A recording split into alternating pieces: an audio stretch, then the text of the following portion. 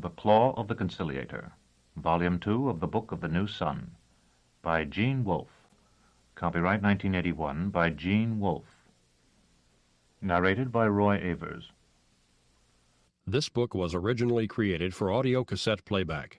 Any announcements concerning cassettes do not apply to this recording. This version contains markers allowing direct access to major portions of the book. Annotation. Continues the odyssey of Severian, the banished torturer in the barbaric world 1,000,000 years in the future. While traveling to his city of exile, he confronts unknown dangers and manages to survive because he carries a magical jewel called the CLAW of the Conciliator. Sequel to The Shadow of the Torturer, RC 17422. From the book jacket. In this breathlessly awaited second volume of Gene Wolfe's masterwork, The Book of the New Sun, Severian, a young torturer banished for the sin of mercy, is now imbued with the powers of an ancient relic as he continues his mythic journey to the city of his exile in a magical and terrifying world 1,000,000 years in the future. About the author. Gene Wolfe was born in New York City and raised in Houston, Texas. He spent 2.5 years at Texas A&M, then dropped out and was drafted. As a private in the 7th Division during the Korean War, he was awarded the Combat Infantry Badge. The GI Bill permitted him to attend the University of Houston after the war, where he earned a degree in mechanical engineering. He is currently a senior editor on the staff of Plant Engineering magazine. Although he has written a mainstream novel, a young adult novel, and many magazine articles, Wolfe is best known as a science fiction writer, the author of over 100 science fiction short stories and of The Fifth Head of Cerberus. In 1973, his The Death of Dr. Island won the Nebula, given by the Science Fiction Writers of America, for the best science fiction novella of the year.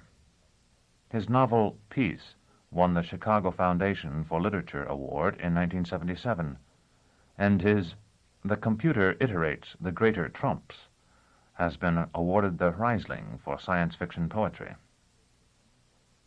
His next collection of short stories will be published under the title The Gene Wolfe Book of Days.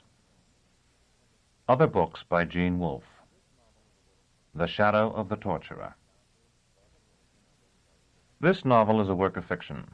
Names, characters, places, and incidents are either the product of the author's imagination or are used fictitiously, and any resemblance to actual persons, living or dead, events or locales, is entirely coincidental. But strength still goes out from your thorns, and from your abysses the sound of music. Your shadows lie on my heart like roses, and your nights are like strong wine. Chapter 1. The Village of Saltus. Morwenna's face floated in the single beam of light, lovely and framed in hair dark as my cloak. Blood from her neck pattered to the stones. Her lips moved without speech. Instead, I saw framed within them, as though I were the increate, peeping through his rent in eternity to behold the world of time, the farm, Stachys, her husband, tossing in agony upon his bed, little Chad at the pond bathing his fevered face. Outside, Eusebia, Morwenna's accuser, howled like a witch. I tried to reach the bars to tell her to be quiet, and at once became lost in the darkness of the cell. When I found light at last, it was the green road stretching from the shadow of the piteous gate.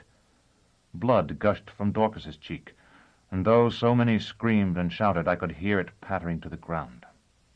Such a mighty structure was the wall that it divided the world as the mere line between their covers does two books. Before us now stood such a wood as might have been growing since the founding of earth, trees as high as cliffs, wrapped in pure green. Between them lay the road, grown up in fresh grass, and on it were the bodies of men and women. A burning carriole tainted the clean air with smoke. 5 riders sat destriers, whose hooked tushes were encrusted with lazulite. The men wore helmets and capes of indanthrene blue, and carried lances whose heads ran with blue fire. Their faces were more akin than the faces of brothers. On these riders, the tide of travelers broke as a wave on a rock, some turning left, some right. Dorcas was torn from my arms, and I drew terminus est to cut down those between us, and found I was about to strike Master Malrubius, who stood calmly, my dog Triskeele at his side in the midst of the tumult. Seeing him so, I knew I dreamed, and from that knew, even while I slept, that the visions I had had of him before had not been dreams. I threw the blankets aside. The chiming of the carillon in the bell tower was in my ears. It was time to rise, time to run to the kitchen, pulling on my clothes, time to stir a pot for Brother Cook and steal a sausage bursting, savory, and nearly burned, from the grill. Time to wash, time to serve the journeymen, time to chant lessons to myself before Master Palamon's examination. I woke in the apprentices' dormitory, but everything was in the wrong place. A blank wall where the round port should have been, a square window that should have been a bulkhead. The row of hard and narrow cots was gone, and the ceiling too low. Then I was awake. Country smells, much like the pleasant odors of flower and tree that used to float across the ruined curtain wall from the necropolis, but mixed now with the hot reek of a stable, drifted through the window. The bells began again, ringing in some campanile not far away, calling the few who retained their faith to beseech the coming of the new sun. Though it was very early still, the old sun had hardly dropped Urth's veil from his face, and save for the bells, the village lay silent. As Jonas had discovered the night before, our water ewer held wine. I used some to rinse my mouth, and its astringency made it better than water, but I still wanted water to splash on my face and smooth my hair. Before sleeping, I had folded my cloak with the claw at the center, to use for a pillow. I spread it now, and remembering how Aja had once tried to slip her hand into the saber-tash on my belt, thrust the claw into my boot-top. Jonas still slept. In my experience, people asleep look younger than they do awake, but Jonas seemed older, or perhaps only ancient. He had the face, with straight nose and straight forehead, that I have often noted in old pictures. I buried the smoldering fire in its own ashes and left without waking him. By the time I had finished refreshing myself from the bucket of the inn-yard well, the street before the inn was no longer silent, but alive with hooves that splashed through the puddles left by the previous night's rain, and the clacking of scimitar horns. Each animal was taller than a man, black or piebald, rolling-eyed, and half-blinded by the coarse hair that fell across its face. Morwenna's father, I remembered, had been a drover. It was possible this herd was his, though it seemed unlikely. I waited until the last lumbering beast had passed and watched the men ride by. There were three, dusty and common-looking, flourishing iron-tipped goads longer than themselves, and with them their hard, watchful, low-bred dogs. Inside the inn once more, I ordered breakfast and got bread warm from the oven, newly churned butter, pickled duck's eggs, and peppered chocolate beaten to a froth. This last a sure sign, though I did not know it then, that I was among people who drew their customs from the north. Our hairless gnome of a host, who had no doubt seen me in conversation with the alcalde the night before, hovered over my table, wiping his nose on his sleeve, inquiring about the quality of each dish as it was served, though they were all, in truth, very good, promising better food at supper, and condemning the cook, who was his wife. He called me Sir, not because he thought, as they sometimes had in Nessus, that I was an exultant incognito, but because a torturer here, as the efficient arm of the law, was a great person. Like most peons, he could conceive of no more than one social class higher than his own. The bed, it was comfortable, plenty of quilts. We will bring more. My mouth was full, but I nodded. Then we shall. Will 3 be enough? You and the other, sir, are you comfortable together? I was about to say that I would prefer separate rooms. I thought Jonas no thief, but I was afraid the claw might be too much of a temptation for any man, and I was unused, moreover, to sleeping double, when it occurred to me that he might have difficulty paying for a private accommodation. You will be there today, sir, when they break through the wall. A mason could take down the ashlars, but Barnock's been heard moving inside and may have strength left. Perhaps he's found a weapon. Why, he could bite the mason's fingers if nothing else. Not in an official capacity. I may watch if I can. Everyone's coming. The bald man rubbed his hands, which slithered together as if they had been oiled. There's to be a fair, you know. The alcalde announced it. He's got a good head for business, our alcalde has. You take the average man. He'd see you here in my parlor and never think of a thing, or at least no more than to have you put an end to Moana. Not ours. He sees things. He sees the possibilities of them. You might say that in the wink of an eye the whole fair sprang up out of his head, coloured tents and ribbons, roast meat and spun sugar all together. Today we'll open the sealed house and pull Barnock out like a badger. That will warm them up. That will draw them for leagues around. Then we'll watch you do for Moana and that country fellow. Tomorrow you'll begin on Barnock.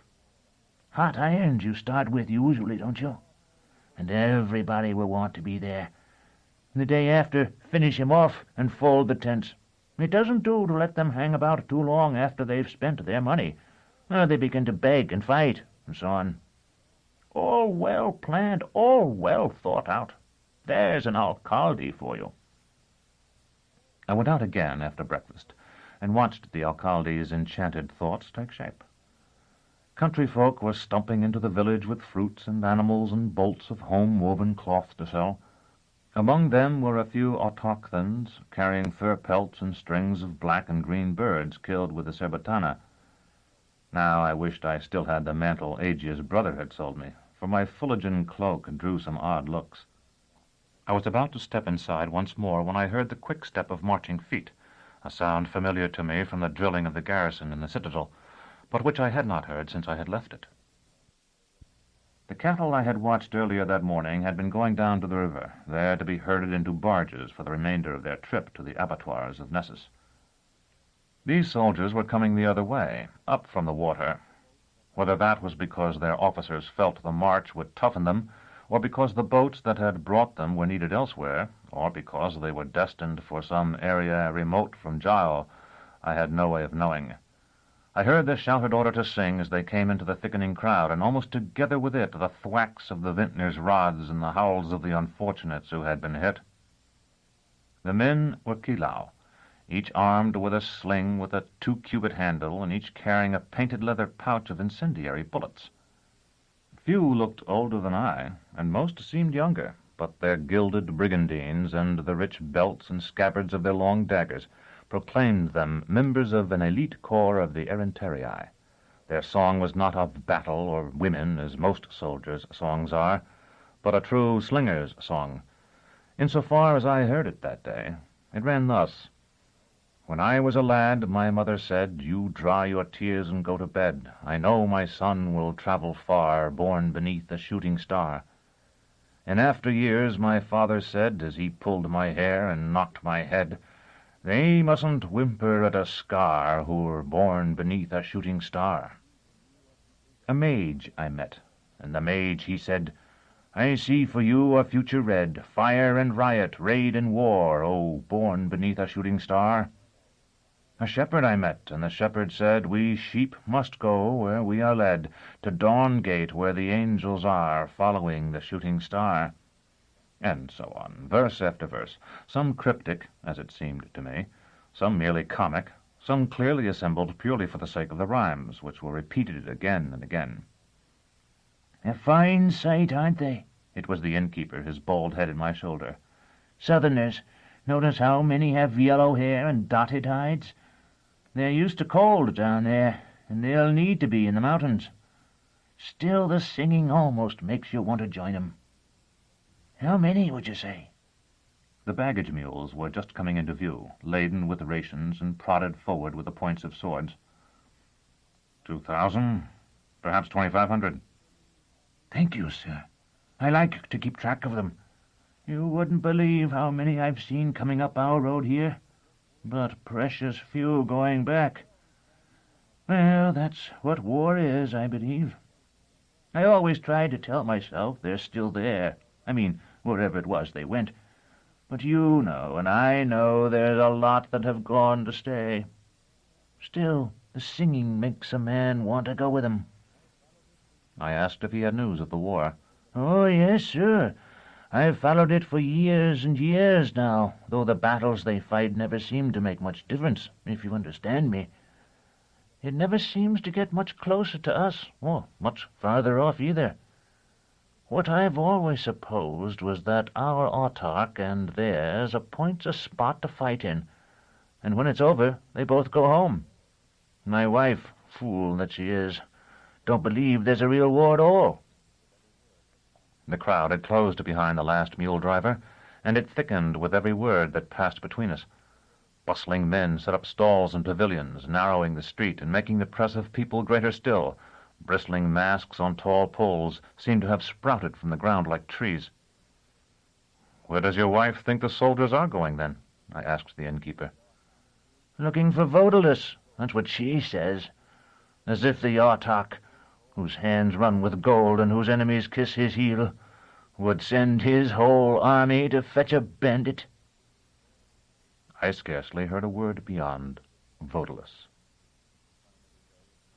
"Whatever I possess I would give to become one of you, who complain every day of memories fading. My own do not. They remain always, and always as vivid as at their first impression, so that once summoned, they carry me off spellbound." I think I turned from the innkeeper and wandered into the crowd of pushing rustics and chattering vendors, but I saw neither them nor him. Instead, I felt the bone-strewn paths of the necropolis under my feet, and saw through the drifting river fog the slender figure of Vodalus as he gave his pistol to his mistress and drew his sword. Now, it is a sad thing to have become a man. I was struck by the extravagance of the gesture. He who had professed in 100 clandestine placards to be fighting for the old ways, for the ancient high civilization Earth has now lost, has discarded the effectual weapon of that civilization. If my memories of the past remain intact, perhaps it is only because the past exists only in memory. Vodalus, who wished, as I did, to summon it again, yet remained a creature of the present. That we are capable only of being what we are remains our unforgivable sin. No doubt, if I had been one of you, whose memories fade, I would have rejected him on that morning as I elbowed my way through the crowd, and so in some fashion would have escaped this death in life that grips me even as I write these words. Or perhaps I would not have escaped at all. Yes, more likely not. And in any case, the old, recalled emotions were too strong. I was trapped in admiration for what I had once admired, as a fly in amber remains the captive of some long-vanished pine. The Man in the Dark. The bandit's house had differed in no way from the common houses of the village. It was of broken mindstone, single-storied, with a flattish, solid-looking roof of slabs of the same material. The door, and the only window I could see from the street, had been closed with rough masonry. 100 or so fair-goers stood before the house now, talking and pointing, but there was no sound from within, and no smoke issuing from the chimney. "Is this commonly done hereabouts?" I asked Jonas. "It's traditional. You've heard the saying, a legend, a lie, and a likelihood make a tradition?" "It seems to me it would be easy enough to get out. He could break through a window or the wall itself by night, or dig a passage. Of course, if he expected something like this, and if it's common and he was really engaged in spying for Vodalus, there's no reason he shouldn't. He could have supplied himself with tools, as well as a quantity of food and drink." Jonas shook his head. "Before they close the openings, they go through the house and take everything they can find in the way of food and tools and lights, besides whatever else may be of value." A resonant voice said, "Having good sense, as we flatter ourselves, we do indeed." It was the alcalde, who had come up behind us without either of us noticing his presence in the crowd. We wished him a good day, and he returned the courtesy. He was a solid, square-built man, whose open face was marred by something too clever about the eyes.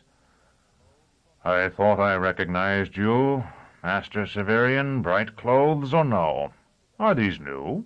They look it. If they don't give satisfaction, speak out to me about it.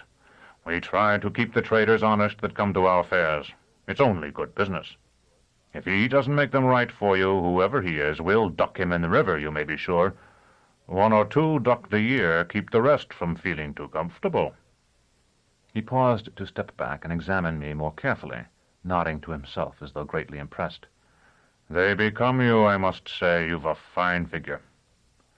A handsome face, too, save perhaps for a bit too much pallor, which our hot northern weather will soon make right.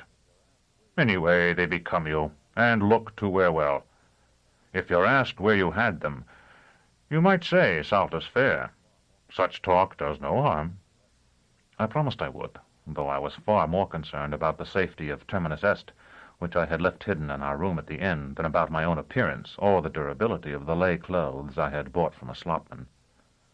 "You and your assistant have come to see us draw out the miscreant, I suppose? We'll be at him as soon as Mesmin and Sebald bring the post. A battering ram is what we called it when we passed the word of what was intended, but I'm afraid the truth is that it's nothing more than a tree trunk, and not a big one either. Otherwise the village would have had to fee too many men to handle it. Yet it should do the work. I don't suppose you've heard of the case we had here 18 years gone?" Jonas and I shook our heads. The alcalde threw out his chest, as politicians do, whenever they see an opportunity to speak for more than a couple of sentences. "I recall it well enough, though I wasn't more than a stripling. A woman. I've forgotten her name, but we called her Mother Pyrexia. The stones were put on her, just like what you see here, for it's largely the same ones doing it, and they did it in the same way. But it was the other end of summer, just at apple-picking time, and that I recall very well because of the people drinking new cider in the crowd, and myself with a fresh apple to eat while I watched. Next year, when the corn was up, someone wanted to buy the house. Property becomes the property of the town, you know. That's how we finance the work. The ones that do it take what they can find for their share, and the town takes the house and ground. To shorten a lengthy tale, we cut a ram and broke through the door in fine fashion, thinking to sweep up the old woman's bones and turn the place over to the new owner." The alcalde paused and laughed, throwing back his head.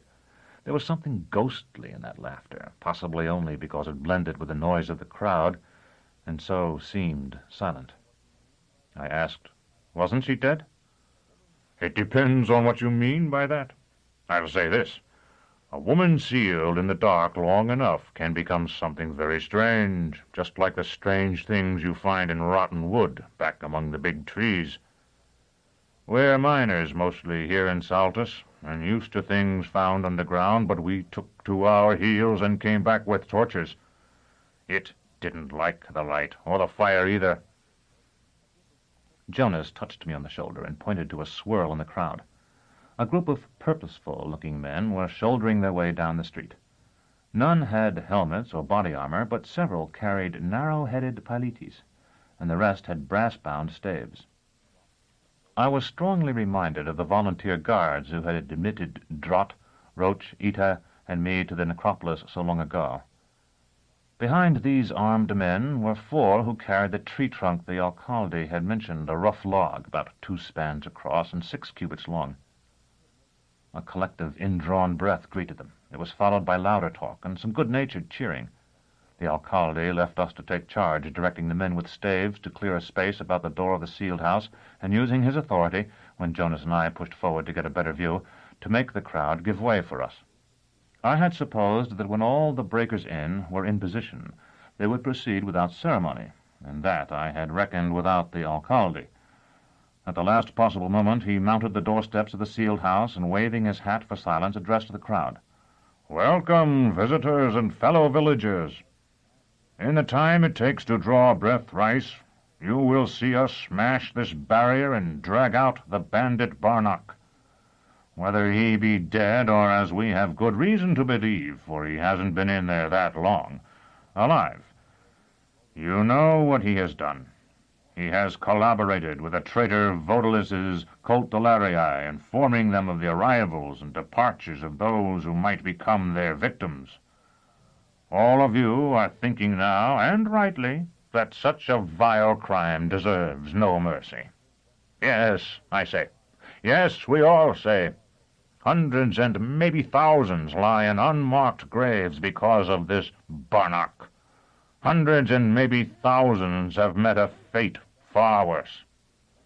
Yet for a moment, before these stones come down, I ask you to reflect. Vodalus has lost a spy. He will be seeking another. On some still night, not long, I think, from now, a stranger will come to one of you. It is certain he will have much talk, like you, someone shouted, to general laughter. Better talk than mine. I'm only a rough miner, as many of you know. Much smooth, persuasive talk, I ought to have said, and possibly some money. Before you nod your head at him, I want you to remember this house of Barnock's the way it looks now, with those astlars where the doors should be. Think about your own house, with no doors and no windows, but with you inside it. Then think about what you're going to see done to Barnock when we take him out, because I'm telling you, you strangers particularly, what you're about to see here is only the beginning of what you'll be seeing at our fair in Saltus. For the events of the next few days, we have employed one of the finest professionals from Nessus. You will see at least 2 persons executed here in a formal style, with a head struck off at a single blow. One's a woman, so we'll be using the chair. That's something a lot of people who boast of their sophistication and the cosmopolitan tincture of their educations have never seen. And you will see this man. Pausing, the alcalde struck the sunlit door-stones with the flat of his hand. This Barnock, led to death by an expert guide. It may be that he has made some sort of small hole in the wall by now. Frequently they do. And if so, he may be able to hear me. He lifted his voice to a shout. If you can, Barnock, cut your throat now, because if you don't, you're going to wish you had starved long ago. For a moment there was silence. I was in agony at the thought that I should soon have to practice the art on a follower of Vodalus's. The alcalde raised his right arm over his head, then brought it down in an emphatic gesture. All right, lads, at it with a will. The 4 who had brought the ram counted 1, 2, 3 to themselves, as if by prearrangement, and ran at the walled-up door, losing some of their impetuosity when the 2 in front mounted the step.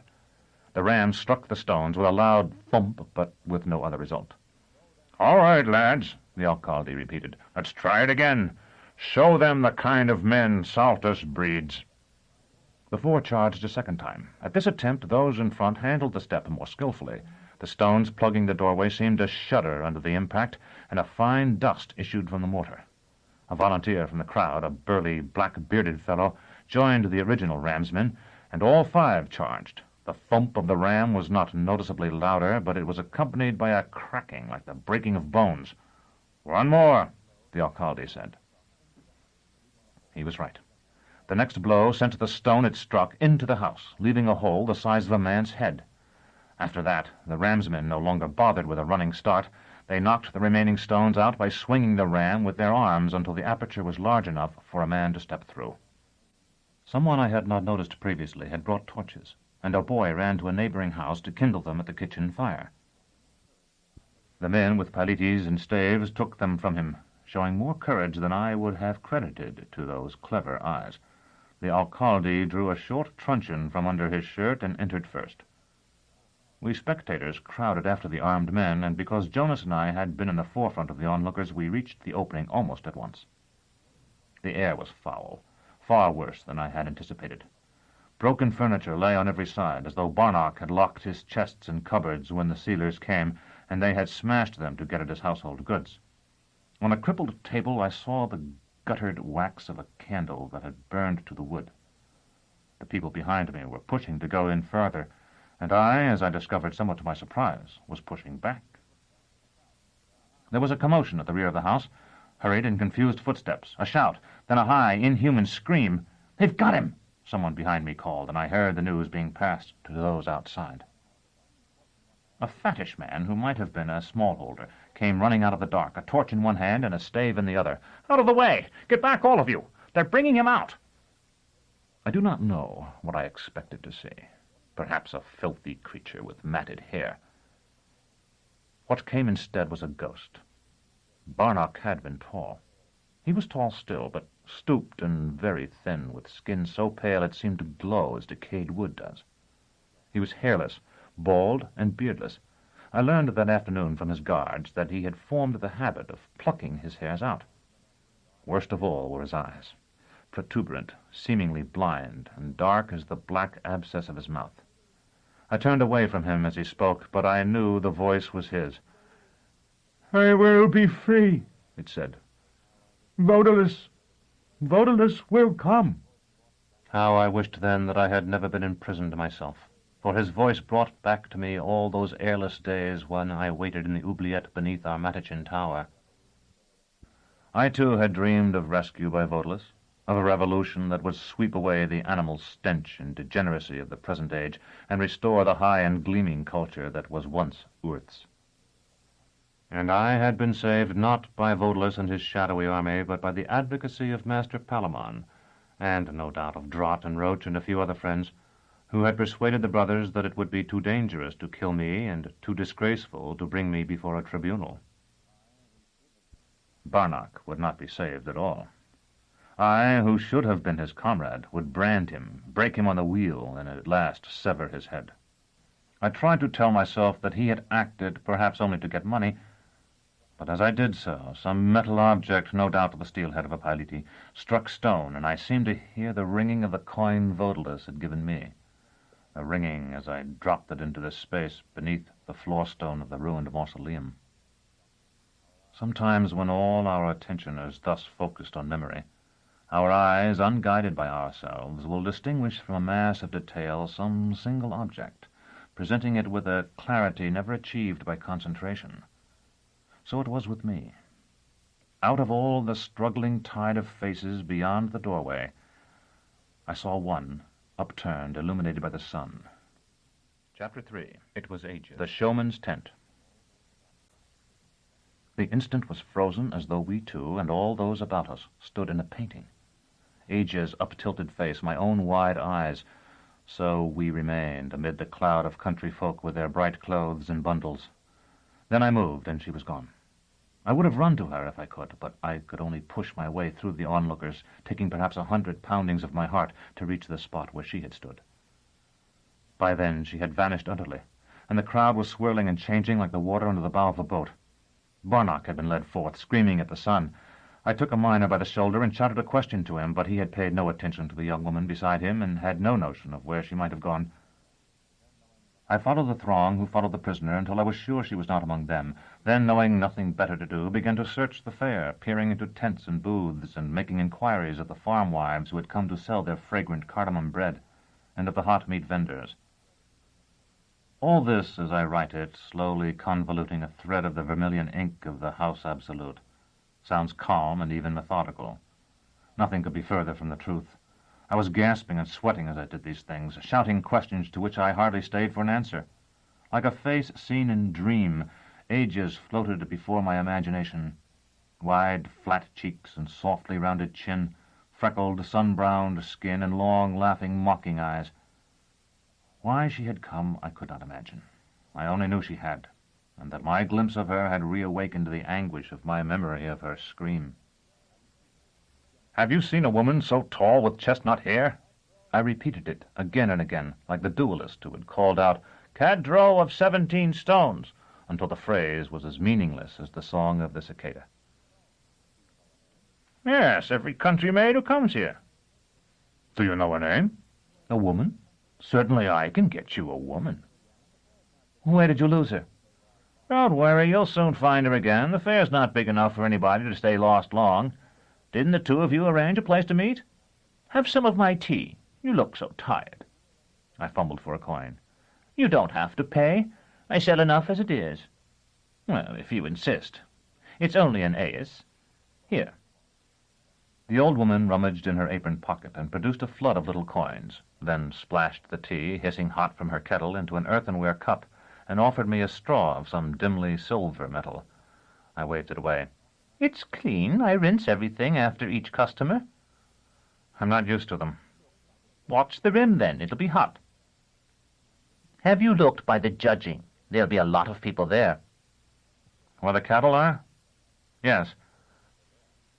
The tea was mate, spicy and a trifle bitter. Does she know you're looking for her? I don't think so.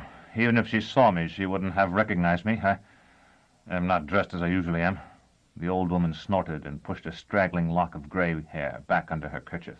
At Saltus Fair? Of course not. Everybody wears his best to a fair, and any girl with sense would know that. How about down by the water where they've got the prisoner chained? I shook my head. She seems to have disappeared. But you haven't given up, I can tell from the way you look at the people going past instead of me. Well, good for you. You'll find her yet, though they do say all manner of strange things have been happening round and about of late. They caught a green man, do you know that? Got him right over there where you see the tent. Green men know everything, people say, if you can but make them talk. Then there's the cathedral. I suppose you've heard about that. The cathedral? I've heard tell it wasn't what city folk call a real one. I know you're from the city by the way you drink your tea. But it's the only cathedral most of us around Saltus ever saw. And pretty, too, with all the hanging lamps and the windows and the sides made of colored silk. Myself, I don't believe, or rather, I think that if the Pan-Creator don't care nothing for me, I won't care nothing for him, and why should I? Still, it's a shame what they did, if they did what's told against them. Set fire to it, you know. Are you talking about the Cathedral of the Pellerines? The old woman nodded sagely. There, you said it yourself. You're making the same mistake they did. It wasn't the Cathedral of the Pellerines, it was the Cathedral of the CLAW, which is to say it wasn't theirs to burn. To myself I muttered, they rekindled the fire. I beg pardon. The old woman cocked an ear. I didn't hear that. I said they burned it. They must have set fire to the straw floor. That's what I heard, too. They just stood back and watched it burn. It went up to the infinite meadows of the new sun, you know.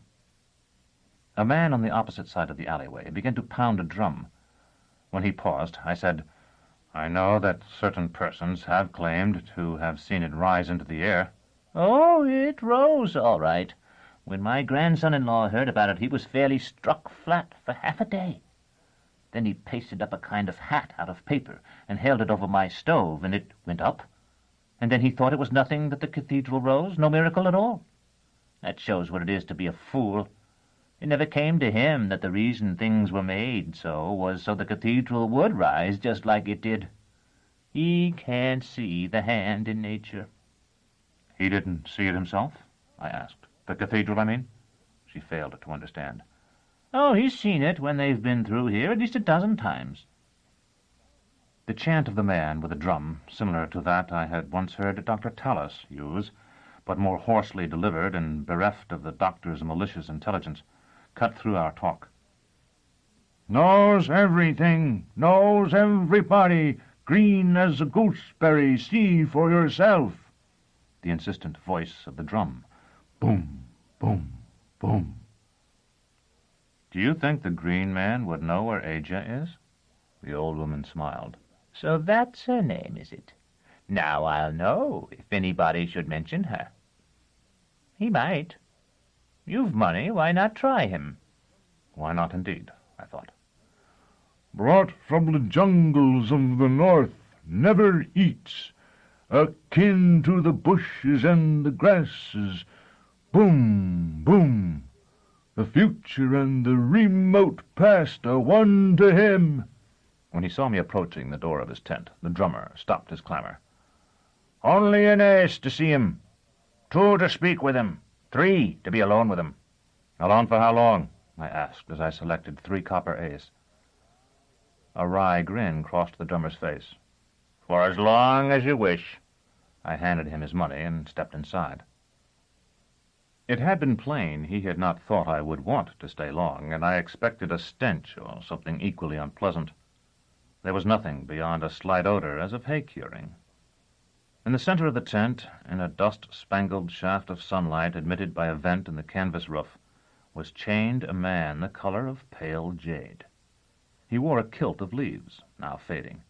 Beside him stood a clay pot filled to the brim with clear water. For a moment we were silent. I stood looking at him. He sat looking at the ground. "That's not paint," I said, "nor do I think it dye.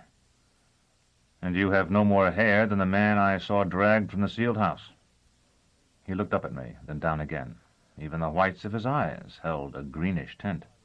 I tried to bait him. "If you are truly vegetable, I would think your hair should be grass." "No." He had a soft voice, saved from womanishness only by its depth. "You are a vegetable, then, a speaking plant." "You are no countryman." "I left Nessus a few days ago." "With some education." I thought of Master Palamon, then of Master Malrubius and my poor Thecla, and I shrugged. "I can read and write." "Yet you know nothing about me. I am not a talking vegetable, as you should be able to see. Even if a plant were to follow the one evolutionary way, out of some many millions that leads to intelligence, it is impossible that it should duplicate in wood and leaf the form of a human being." "The same thing might be said of stones. Yet there are statues."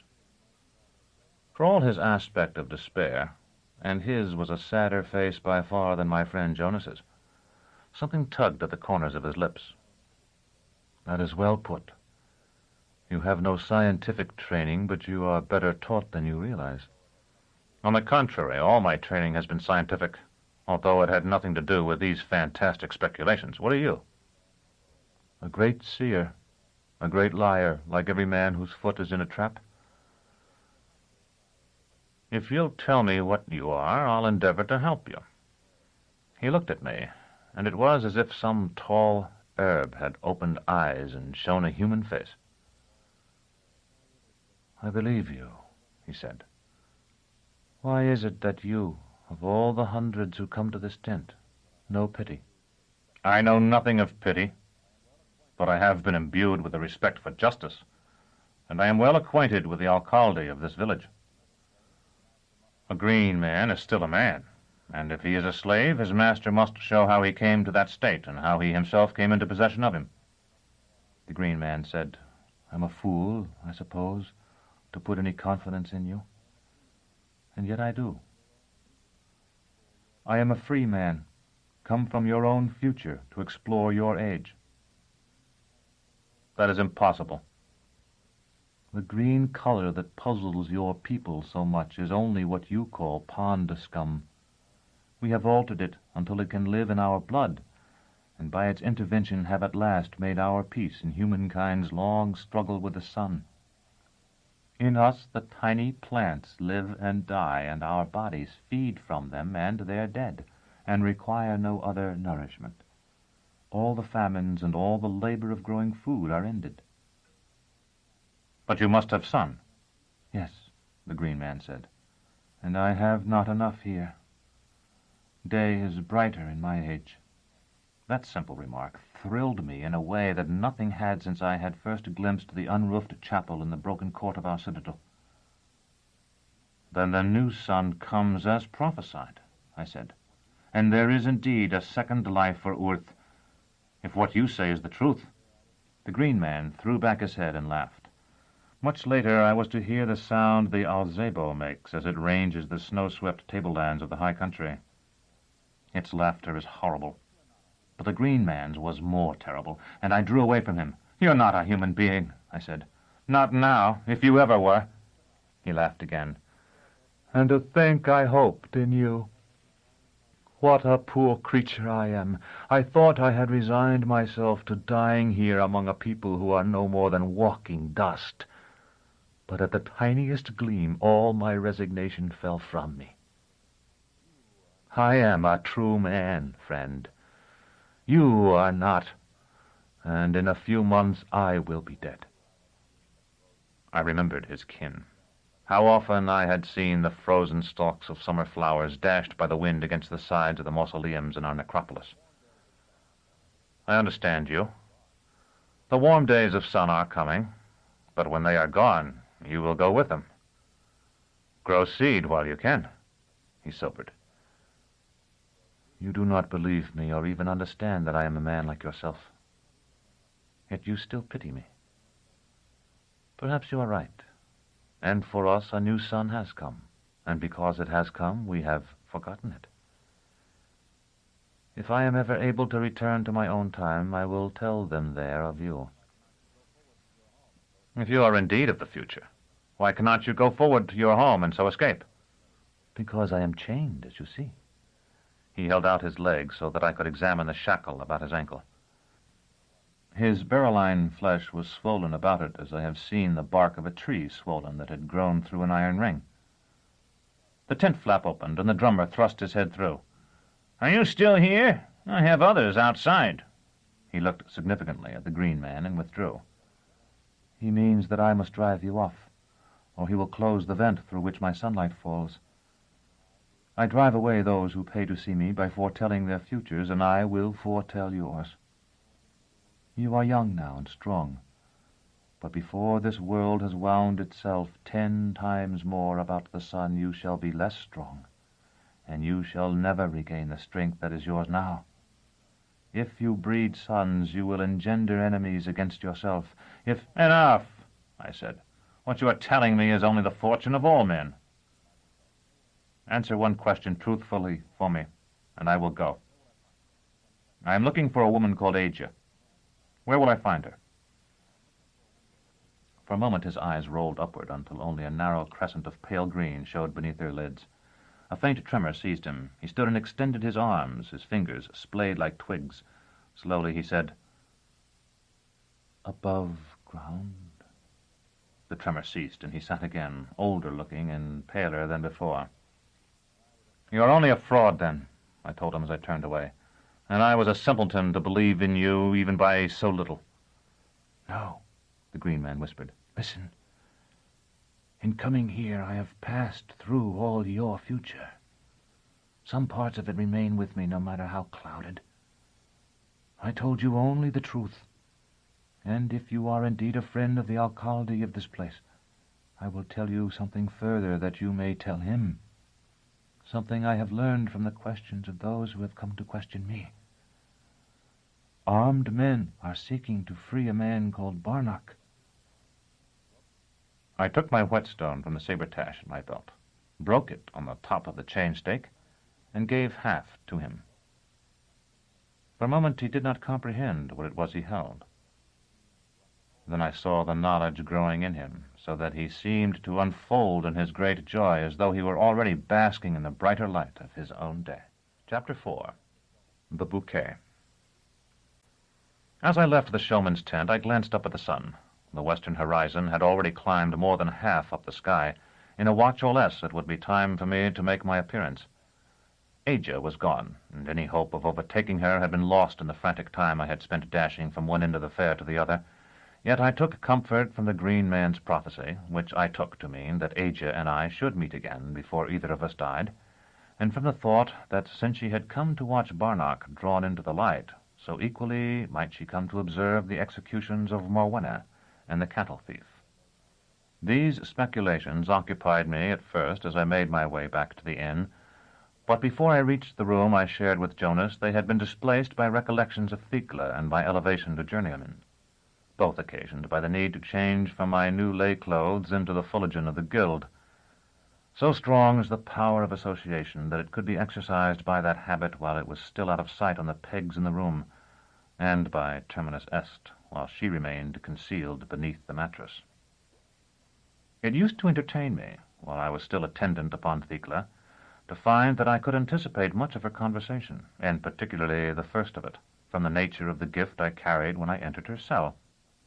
If it were some favorite food thieved from the kitchen, for example, it would elicit a description of a meal at the house absolute, and the kind of food I brought even governed the nature of the repast described. Flesh, a sporting dinner, with a shrieking and trumpeting of game caught alive drifting up from the abattoir below, and much talk of brachets, hawks, and hunting leopards. Sweets, a private repast given by one of the great chatelaines for a few friends, deliciously intimate and soaked in gossip.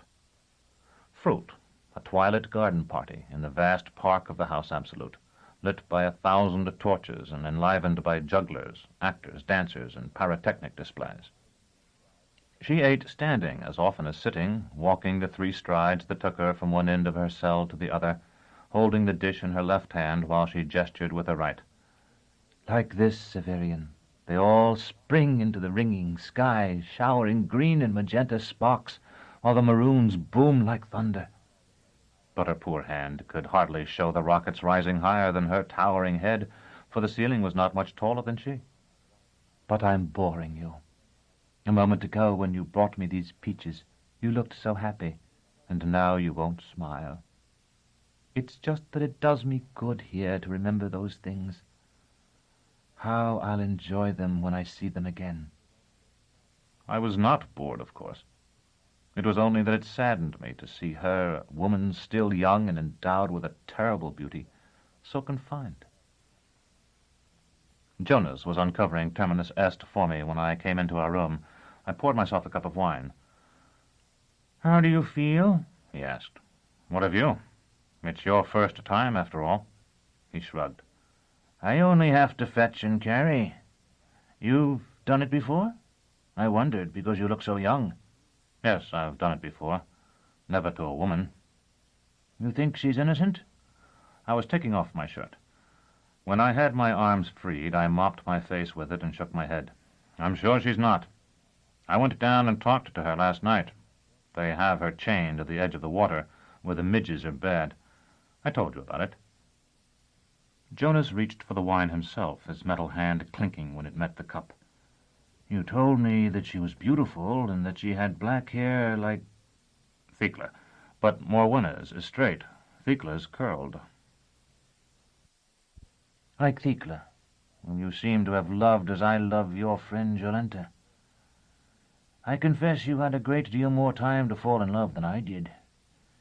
And you told me, she said, her husband and child had died of some sickness, probably from bad water. The husband had been quite a bit older than she." I said, "About your age, I think." "And there was an older woman there who had wanted him too, and now she was tormenting the prisoner." "Only with words." Among the guild, apprentices alone wear shirts. I drew on my trousers and put my cloak, which was of fuligen, the color darker than black, around my bare shoulders. Clients who have been exposed by the authorities like that have usually been stoned. When we see them, they're bruised, and often they've lost a few teeth. Sometimes they have broken bones. The women have been raped." "You say she's beautiful. Perhaps people think she's innocent. Perhaps they took pity on her." I picked up Terminus Est, drew her, and let the soft sheath fall away. "The innocent have enemies. They are afraid of her." We went out together. When I had entered the inn, I had to push my way through the mob of drinkers. Now it opened before me. I wore my mask and carried Terminus Est unsheathed across my shoulder. Outside, the sounds of the fair stilled as we went forward until nothing remained but a whispering, as though we strode through a wilderness of leaves. The executions were to take place at the very center of the festivities, and a dense crowd had already gathered there. A colloyer in red stood beside the scaffold, clutching his little formulary. He was an old man, as most of them are. The 2 prisoners waited beside him, surrounded by the men who had taken forth Barnock. The alcalde wore his yellow gown of office and his gold chain. By ancient custom, we must not use the steps, although I have seen Master Gerlos assist his vault to the scaffold with his sword in the court before the bell tower. I was, very possibly, the only person present who knew of the tradition, but I did not break it, and a great roar like the voice of some beast escaped the crowd as I leaped up with my cloak billowing about me. Increate, read the colloyer. It is known to us that those who will perish here are no more evil in your sight than we. Their hands run with blood, ours also. I examined the block. Those used outside the immediate supervision of the guild are notoriously bad. Wide as a stool, dense as a fool, and dished as a rule. This one fulfilled the first two specifications in the proverbial description only too well. But by the mercy of Holy Catherine, it was actually slightly convex, and though the idiotically hard wood would be sure to dull the male side of my blade, I was in the fortunate position of having before me one subject of either sex, so that I could use a fresh edge on each. By thy will they may in that hour have so purified their spirits as to gain thy favor. We who must confront them then, though we spill their blood today. I posed, legs wide as I leaned upon my sword, as if I were in complete control of the ceremony, though the truth was that I did not know which of them had drawn the short ribbon. You, the hero who will destroy the black worm that devours the sun, you for whom the sky parts as a curtain, you whose breath shall wither vast Erebus, Abia, and Scylla, who wallow beneath the wave, you that equally live in the shell of the smallest seed in the farthest forest, the seed that hath rolled into the dark where no man sees. The woman Morwenna was coming up the steps, preceded by the alcalde and followed by a man with an iron spit who used it to prod her. Someone in the crowd shouted an obscene suggestion. Have mercy on those who had no mercy. Have mercy on us, who shall have none now. The colloyer was finished, and the alcalde began. Most hatefully and unnaturally. His voice was high, quite different both from his normal speaking voice and the rhetorical tone he had adopted for the speech outside Barnock's house. After listening absently for a few moments, I was looking for Aja in the crowd. It struck me that he was frightened. He would have to witness everything that was done to both prisoners at close range. I smiled, though my mask concealed it. Have respect for your sex, but you shall be branded on the right cheek and the left, your legs broken, and your head struck from your body. I hoped they had had sense enough to remember that a brazier of coals would be required. Through the power of the high justice laid upon my unworthy arm by the condescension of the autarch, whose thoughts are the music of his subjects, I do now declare... He had forgotten it. I whispered the words. That your moment has come upon you. I do now declare that your moment has come on you, Morwenna. If you have pleas for the conciliator, speak them in your heart. If you have pleas for the conciliator, speak them. If you have counsels for the children of women, there will be no voice for them after this. The alcalde's self-possession was returning, and he got it all. If you have counsels for the children of women, there will be no voice for them after this. Clearly, but not loudly, Morwenna said, I know that most of you think me guilty. I am innocent. I would never do the horrible things you have accused me of. The crowd drew closer to hear her. Many of you are my witnesses that I loved Stachys. I loved the child Stachys gave me. A patch of color caught my eye, purple-black in the strong spring sunshine. It was such a bouquet of threnotic roses as a mute might carry at a funeral. The woman who held them was Eusebia, whom I had met when she tormented Morwenna at the riverside. As I watched her, she inhaled their perfume rapturously, then employed their thorny stems to open a path for herself through the crowd, so that she stood just at the base of the scaffold. These are for you, Morwenna. Die before they fade. I hammered the planks with the blunt tip of my blade for silence. Morwenna said, The good man who read the prayers for me, and who has talked to me before I was brought here, prayed that I would forgive you if I achieved bliss before you. I have never until now had it in my power to grant a prayer, but I grant his. I forgive you now. Eusebia was about to speak again, but I silenced her with a look. The gap-toothed, grinning man beside her waved, and with something of a start I recognized Hether. "Are you ready?" Morwenna asked me. "I am." Jonas had just set a bucket of glowing charcoal on the scaffold. From it thrust what was presumably the handle of a suitable inscribed iron, but there was no chair. I gave the alcalde a glance I intended to be significant. I might have been looking at a post. At last I said, "Have we a chair, your worship?" "I sent 2 men to fetch one, and some rope." When? The crowd was beginning to stir and murmur. "A few moments ago." The evening before he had assured me that everything would be in readiness, but there was no point in reminding him of that now. There is no one, as I have since found, so liable to fluster on the scaffold as the average rural official. He is torn between an ardent desire to be the center of attention, a position closed to him at an execution, and the quite justified fear that he lacks the ability and training that might enable him to comport himself well. The most cowardly client, mounting the steps in the full knowledge that his eyes are to be plucked out, will in 19 cases from a score conduct himself better.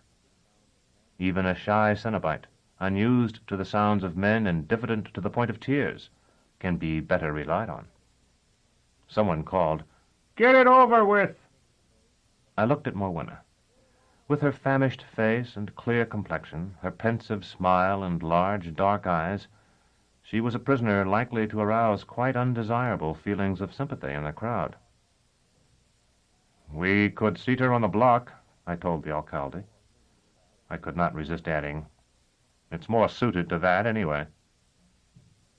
"There's nothing to tie her with."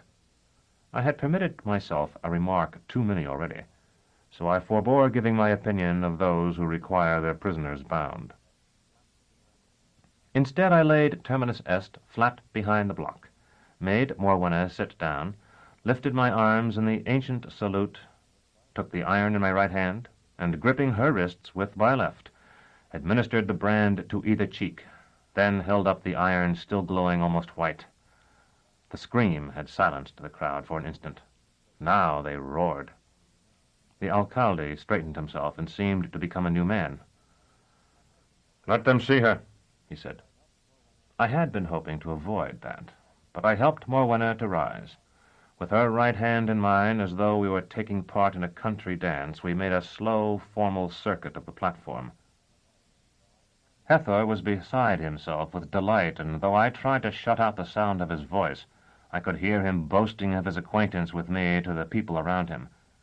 Eusebia held up her bouquet to Morwenna, calling, "Here, you'll need these soon enough." When we had gone once around, I looked at the alcalde, and after the pause necessitated by his wondering at the occasion for the delay, received the signal to proceed. Morwenna whispered, "Will it be over soon?" "It is almost over now." I had seated her on the block again and was picking up my sword. "Close your eyes. Try to remember that almost everyone who has ever lived has died, even the conciliator, who will rise as the new sun." Her pale, long-lashed eyelids fell, and she did not see the upraised sword. The flash of steel silenced the crowd again, and when the full hush had come, I brought the flat of the blade down upon her thighs. Over the smack of it on flesh, the sound of the femurs breaking came as clear as the crack, crack of a winning boxer's left hand, right hand blows. For an instant Morwenna remained poised on the block, fainted but not fallen. In that instant I took a backward step and severed her neck with a smooth horizontal stroke that is so much more difficult to master than the downward. To be candid, it was not until I saw the up-jetting fountain of blood and heard the thud of the head striking the platform that I knew I had carried it off. Without realizing it, I had been as nervous as the alcalde. That is the moment when, again by ancient tradition, the customary dignity of the guild is relaxed. I wanted to laugh and caper. The alcalde was shaking my shoulder and babbling as I wished to myself. I could not hear what he said, some happy nonsense. I held up my sword, and taking the head by the hair, held it up too, and paraded the scaffold. Not a single circuit this time, but again and again, 3 times, 4 times. A breeze had sprung up. It dotted my mask and arm and bare chest with scarlet. The crowd was shouting the inevitable jests.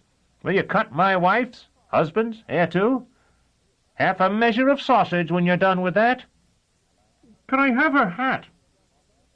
I laughed at them all, and was feigning to toss the head to them when someone plucked at my ankle. It was Eusebia, and I knew before her first word that she was under that compulsion to speak I had often observed among the clients in our tower. Her eyes were sparkling with excitement, and her face was twisted by her attempt to get my attention, so that she looked simultaneously older and younger than she had appeared before. I could not make out what she was shouting, and bent to listen. "Innocent! She was innocent!" This was no time to explain that I had not been Morwenna's judge. I only nodded.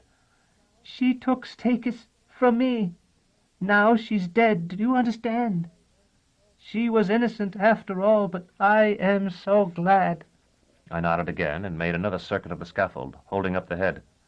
"I killed her!" Eusebia screamed. "Not you!" I called down to her, "If you like." "Innocent! I knew her. So careful. She would have kept something back. Poison for herself. She would have died before you got her." Ether grasped her arm and pointed to me. "My master! Mine! My own!" "So it was somebody else. Or sickness, after all." I shouted, "To the demiurge alone belongs all justice." The crowd was still noisy, though it had quieted a trifle by this time. "But she stole my Stakis, and now she's gone." Louder than ever. "Oh, wonderful! She's gone." With that, Eusebia plunged her face into the bouquet as though to fill her lungs to bursting with the rose's cloying perfume. I dropped Morwenna's head into the basket that awaited it, and wiped my sword blade with the piece of scarlet flannel Jonas handed me. When I noticed Eusebia again, she was lifeless, sprawled among a circle of onlookers. At the time I thought little of it, only supposing that her heart had failed in her excess of joy. Later that afternoon, the alcalde had her bouquet examined by an apothecary who found among the petals a strong but subtle poison he could not identify. Morwenna must, I suppose, have had it in her hand when she mounted the steps, and must have cast it into the blossoms when I led her around the scaffold after the branding. Allow me to pause here and speak to you as one mind to another, though we are separated perhaps by the abyss of eons. Though what I have already written, from the locked gate to the fair at Saltus, embraces most of my adult life, and what remains to be recorded concerns a few months only, I feel I am less than half concluded with my narrative. In order that it shall not fill a library as great as old Oltan's, I will, I tell you now plainly, pass over many things. I have recounted the execution of Aegea's twin brother, Aegelus, because of its importance to my story, and that of Morwenna because of the unusual circumstances surrounding it. I will not recount others unless they hold some special interest. If you delight in another's pain and death, you will gain little satisfaction from me. Let it be sufficient to say that I performed the prescribed operations on the cattle thief, which terminated in his execution. In the future, when I describe my travels, you are to understand that I practiced the mystery of our guild where it was profitable to do so, though I do not mention the specific occasions. Chapter 5. The Bourne. That evening, Jonas and I dined alone in our room. It is a very pleasant thing, I found, to be popular with a mob and known to everyone, but it is tiring, too. And after a time one grows weary of answering the same simple-minded questions again and again, and of politely refusing invitations to drink. There had been a slight disagreement with the alcalde concerning the compensation I was to receive for my work, my understanding having been that in addition to the quarter payment made when I was engaged, I would receive full payment for each client upon death, while the alcalde had intended, so he said, that full payment should be made only after all three were attended to.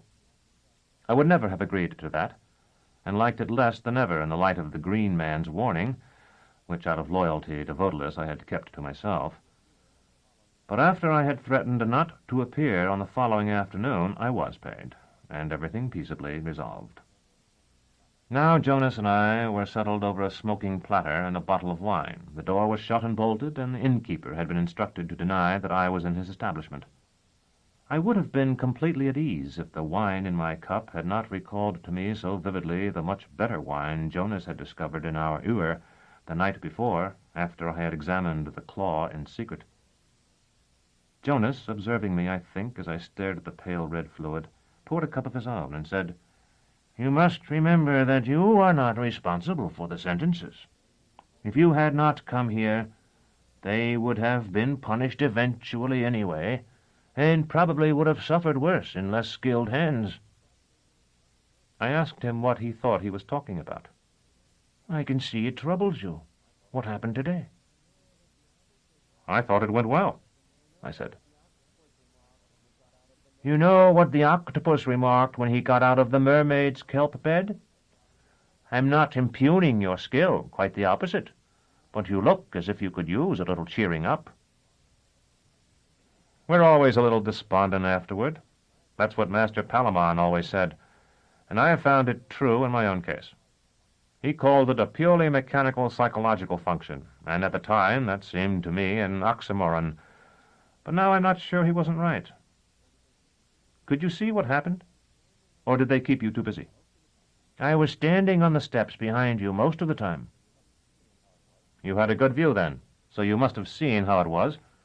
Everything proceeded smoothly after we decided not to wait for the chair. I exercised my skills to applause, and I was the focus of admiration. There's a feeling of lassitude afterward.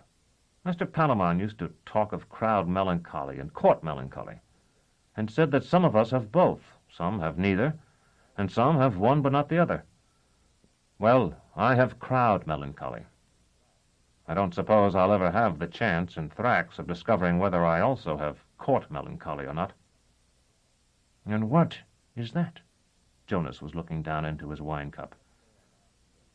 "A torturer, let's say a master at the Citadel, is occasionally brought into contact with exultants of the highest degree. Suppose there's some exceedingly sensitive prisoner who's thought to possess important information. An official of lofty standing is likely to be delegated to attend such a prisoner's examination.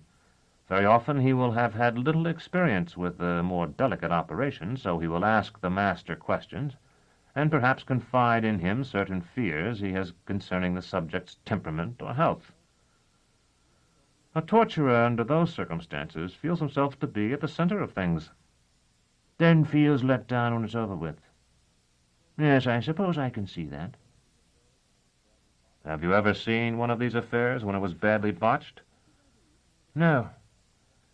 Aren't you going to eat any of this meat?" "Neither have I. But I've heard about them, and that's why I was tense. Times when the client has broken away and fled into the crowd. Times when several strokes were needed to part the neck. Times when a torturer lost all confidence and was unable to proceed. When I vaulted onto that scaffold, I had no way of knowing that none of those things was going to happen to me. If they had, I might have been finished for life." "Still, it's a terrible way to earn a living. That's what the Thornbush said to the Shrike, you know." "I really don't—" I broke off because I had seen something move on the farther side of the room. At first I thought it was a rat, and I have a pronounced dislike of them. I have seen too many clients bitten in the oubliette under our tower. "What is it?" Something white. I walked around the table to see. A sheet of paper. Someone has slipped a note under our door. "Another woman wanting to sleep with you," Jonas said. But by that time I had already picked it up. It was indeed a woman's delicate script, written in grayish ink upon parchment. I held it close to the candle to read. "Dearest Severian, from one of the kind men who are assisting me, I have learned you are in the village of Saltus, not far away. It seems too good to be true, but now I must discover whether you can forgive me. I swear to you that any suffering you have endured for my sake was not by my choice. From the first I wanted to tell you everything, but the others would not hear of it. They judged that no one should know but those who had to know, which meant no one but themselves, and at last told me outright that if I did not obey them in everything, they would forego the plan and leave me to die. I knew you would die for me, and so I dared to hope that you would have chosen, if you could choose, to suffer for me too. Forgive me. But now I am away and almost free, my own mistress, so long as I obey the simple and humane instructions of good Father Aneri. And so I will tell you everything, in the hope that when you have heard it all, you will indeed forgive me. You know of my arrest. You will remember, too, how anxious your master Gerlos was for my comfort, and how frequently he visited my cell to talk to me, or had me brought to him, so that he and the other masters might question me. That was because my patron, the good Father Aneri, had charged him to be strictly attentive to me. At length, when it became clear that the autarch would not free me, Father Aneri arranged to do so himself. I do not know what threats were made to Master Gerlos, or what bribes were offered him, but they were sufficient, and a few days before my death, as you thought, dearest Severian, he explained to me how the matter was to be arranged. It was not enough, of course, that I be freed. I must be freed in such a way that no search should be made for me. That meant it needs appeared that I was dead. Yet the instructions Master Gerlos had received had charged him strictly not to let me die. You will now be able to fathom for yourself how we cut through this tangle of obstructions. It was arranged that I should be subjected to a device whose action was internal only, and Master Gerlos first so disarmed it that I should suffer no real harm. When you thought me in agony, I was to ask you for means of terminating my wretched life.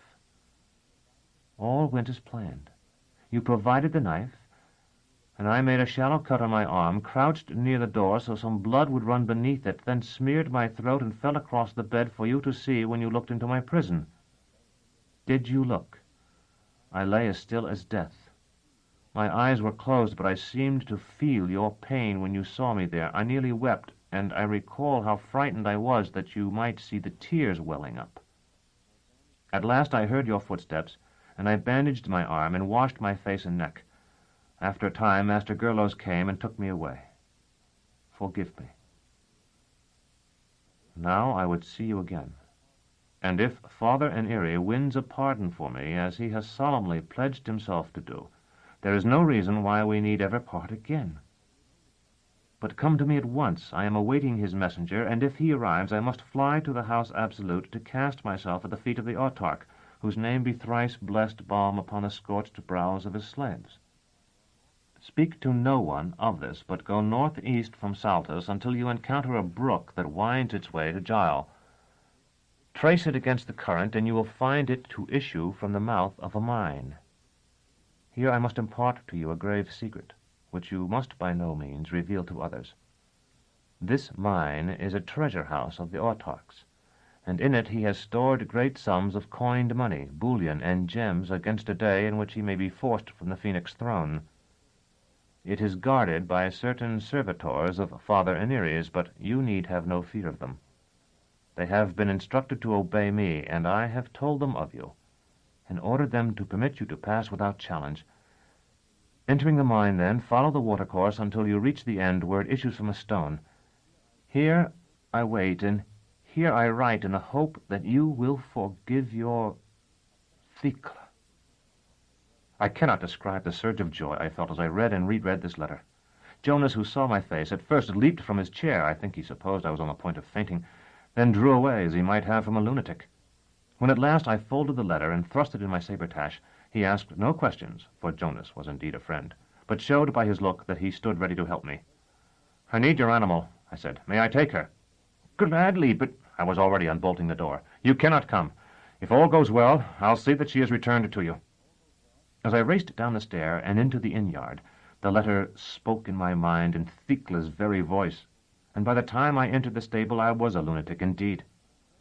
I looked for Jonas's merry-kip, but instead saw before me a great destrier, his back higher than my eyes.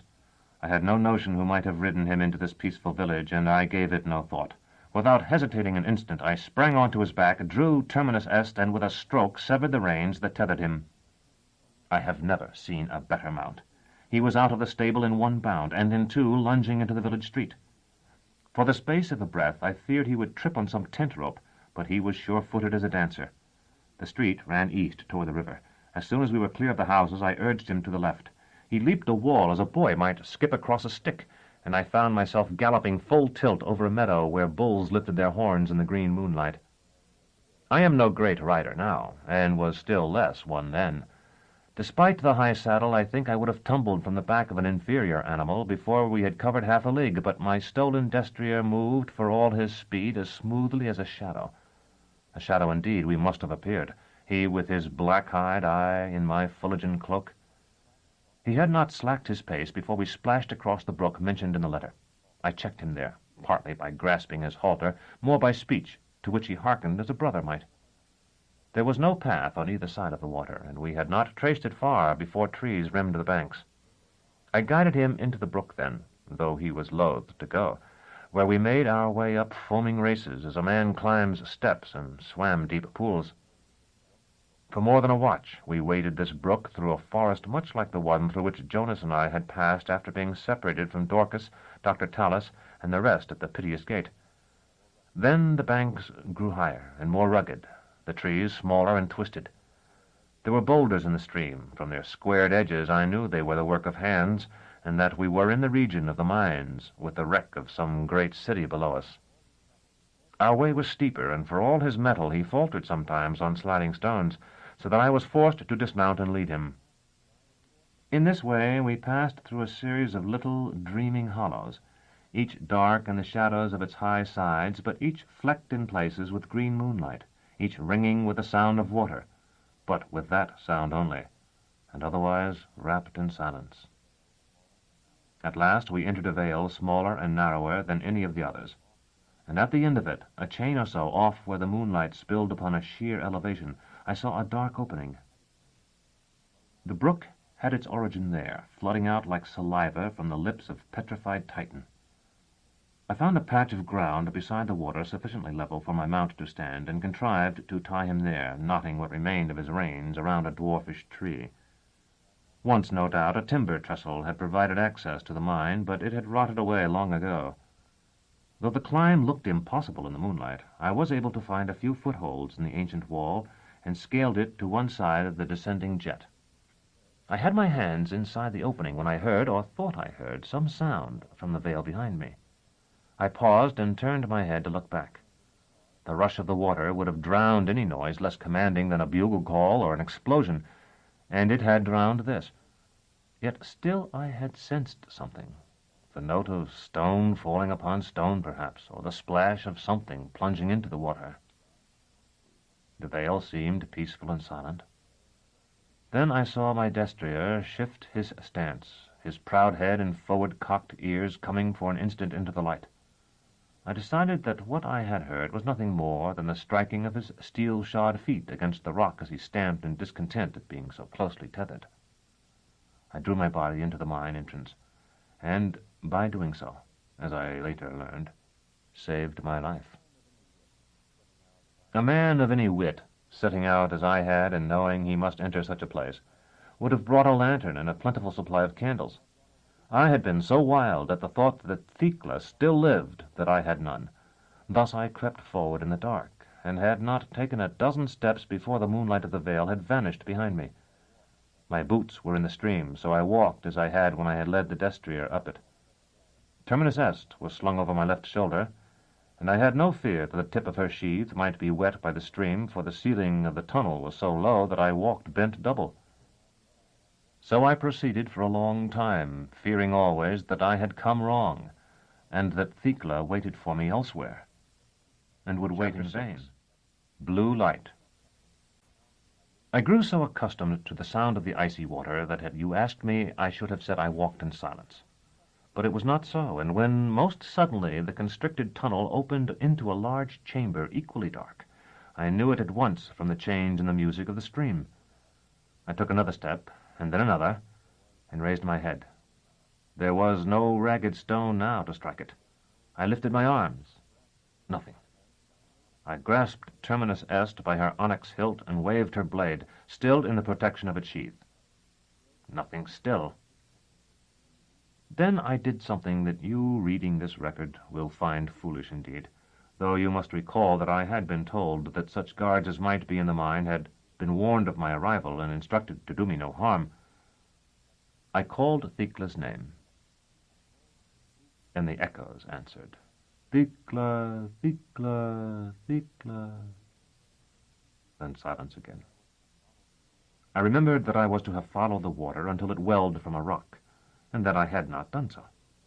Possibly it trickled through as many galleries here beneath the hill as it had through dells outside it. I began to wade again, feeling my way at each step for fear I might plunge over my head with the next. I had not taken 5 strides when I heard something, far off, yet distinct, above the whispering of the now smoothly flowing water. I had not taken 5 more when I saw light. It was not the emerald reflection of the fabled forests of the moon, nor was it such a light as guards might carry with them, the scarlet flame of a torch, the golden radiance of a candle, or even the piercing white beam I had sometimes glimpsed by night when the flyers of the autarchs soared over the citadel. Rather it was a luminous mist, sometimes seeming of no color, sometimes of an impure yellowish green. It was impossible to say how far it was, and it seemed to possess no shape. For a time it shimmered before my sight, and I, still following the stream, splashed toward it. Then it was joined by another. It is difficult for me to concentrate on the events of the next few minutes.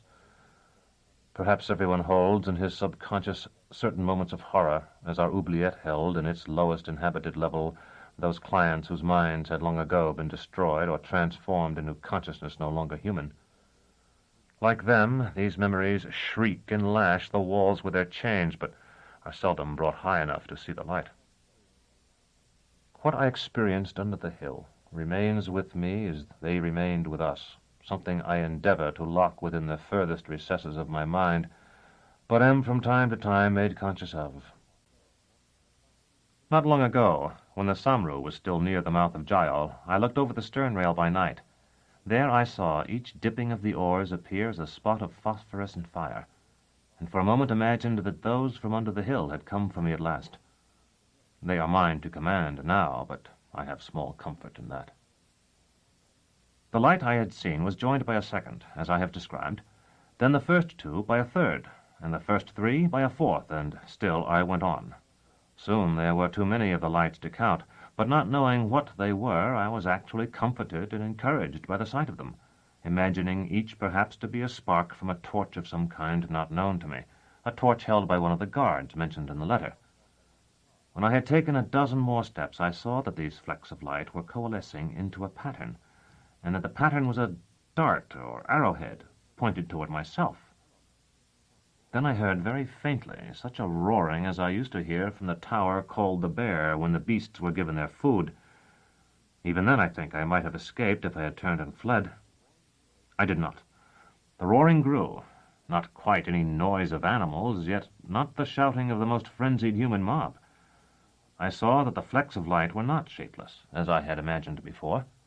Rather, each was of that figure called in art a star, having 5 unequal points. It was then much too late that I halted. By this time the uncertain hueless light these stars shed had increased enough for me to see as looming shadows the shapes about me. To either side were masses whose angular sides suggested they were works of men. It seemed I walked in the buried city, here not collapsed under the weight of the overlaying soil, from which the miners of Saltus delved their treasures. Among these masses stood squat pillars of an ordered irregularity, such as I have sometimes noticed in ricks of firewood, from which every stick protrudes yet goes to make the whole. These glinted softly, throwing back the corpse light of the moving stars as something less sinister, or at least more beautiful, than they had received. For a moment I wondered at these pillars. Then I looked at the star shapes again, and for the first time saw them. Have you ever toiled by night toward what seemed a cottage window and found it to be the bale fire of a great fortress? Or climbing slipped and caught yourself and looked below and seen the fall 100 times greater than you had believed? If you have, you will have some notion of what I felt. The stars were not sparks of light, but shapes like men, small only because the cavern in which I stood was more vast than I had ever conceived that such a place could be. And the men who seemed not men, being thicker of shoulder and more twisted than men, were rushing toward me. The roar I heard was the sound of their voices. I turned, and when I found I could not run through the water, mounted the bank where the dark structures stood. By that time they were almost upon me, and some were moving wide to my right and left, and cut me off from the outer world. They were terrible in a fashion I am not certain I can explain, like apes in that they had hairy, crooked bodies, long-armed, short-legged, and thick-necked. Their teeth were like the fangs of smilodons, curved and saw-edged, extending a finger's length below their massive jaws. Yet it was not any of these things, nor the noctilucent light that clung to their fur, that brought the horror I felt. It was something in their faces, perhaps in the huge, pale-irised eyes. It told me they were as human as I. As the old are imprisoned in rotting bodies, as women are locked in weak bodies that make them prey for the filthy desires of thousands, so these men were wrapped in the guise of lurid apes, and knew it. As they ringed me, I could see that knowledge, and it was the worse because those eyes were the only part of them that did not glow. I gulped air to shout Thikla once more. Then I knew, and closed my lips, and drew terminus est. One, larger or at least bolder than the rest, advanced on me. He carried a short-hafted mace whose shaft had once been a thigh-bone. Just out of sword reach he threatened me with it, roaring and slapping the metal head of his weapon in a long hand. Something disturbed the water behind me, and I turned in time to see one of the glowing man-apes fording the stream. He leaped backward as I slashed at him, but the square blade tip caught him below the armpit. So fine was that blade, so magnificently tempered and perfectly edged, that it cut its way out through the breastbone. He fell, and the water carried his corpse away. But before the stroke went home, I had seen that he waded in a stream with distaste, and that it had slowed his movements at least as much as it had slowed mine. Turning to keep all my attackers in view, I backed into it, and began slowly to move toward the point where it ran to the outside world. I felt that if I could once reach the constricted tunnel, I would be safe, but I knew, too, that they would never permit me to do so. They gathered more thickly around me until there must have been several hundred. The light they gave was so great, then, that I could see that the squared masses I had glimpsed earlier were indeed buildings, apparently of the most ancient construction, built of seamless gray stone and soiled everywhere by the dung of bats. The irregular pillars were stacks of ingots, in which each layer was laid across the last. From their color I judged them to be silver. There were 100 in each stack, and surely many hundreds of stacks in the buried city. All this I saw while taking a half-dozen steps. At the 7th they came for me, 20 at least, and from all sides. There was no time for clean strokes through the neck. I swung my blade in circles, and its singing filled that underground world and echoed from the stony walls and ceiling, audible over the bellowing and the screams. One's sense of time goes mad at such moments. I recall the rush of the attack and my own frantic blows, but in retrospect everything seems to have happened in a breath. 2 and 5 and 10 were down, until the water around me was blood-black in the corpse light, choked with dying and dead, but still they came. A blow on my shoulder was like the smash of a giant's fist. Terminus est slipped out of my hand, and the weight of the bodies bore me down until I was grappling blind under water. My enemy's fangs slashed my arm as 2 spikes might, but he feared drowning too much, I think, to fight as he would have otherwise. I thrust fingers into his wide nostrils and snapped his neck, though it seemed tougher than a man's. If I could have held my breath then, until I worked my way to the tunnel, I might have escaped.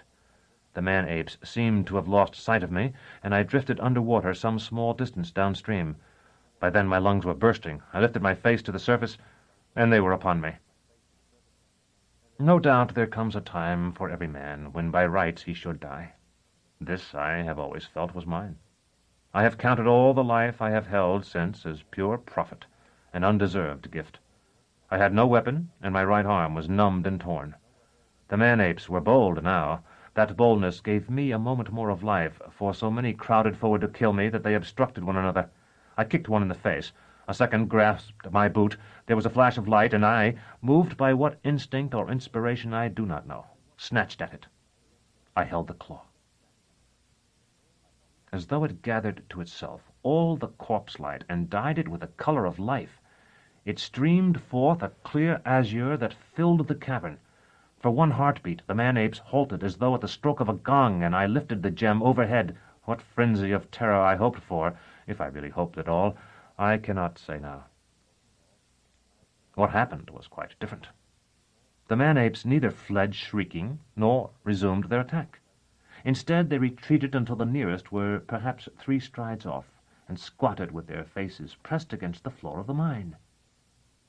There was silence again as there had been when I had first entered it, with no sound but the whispering of the stream.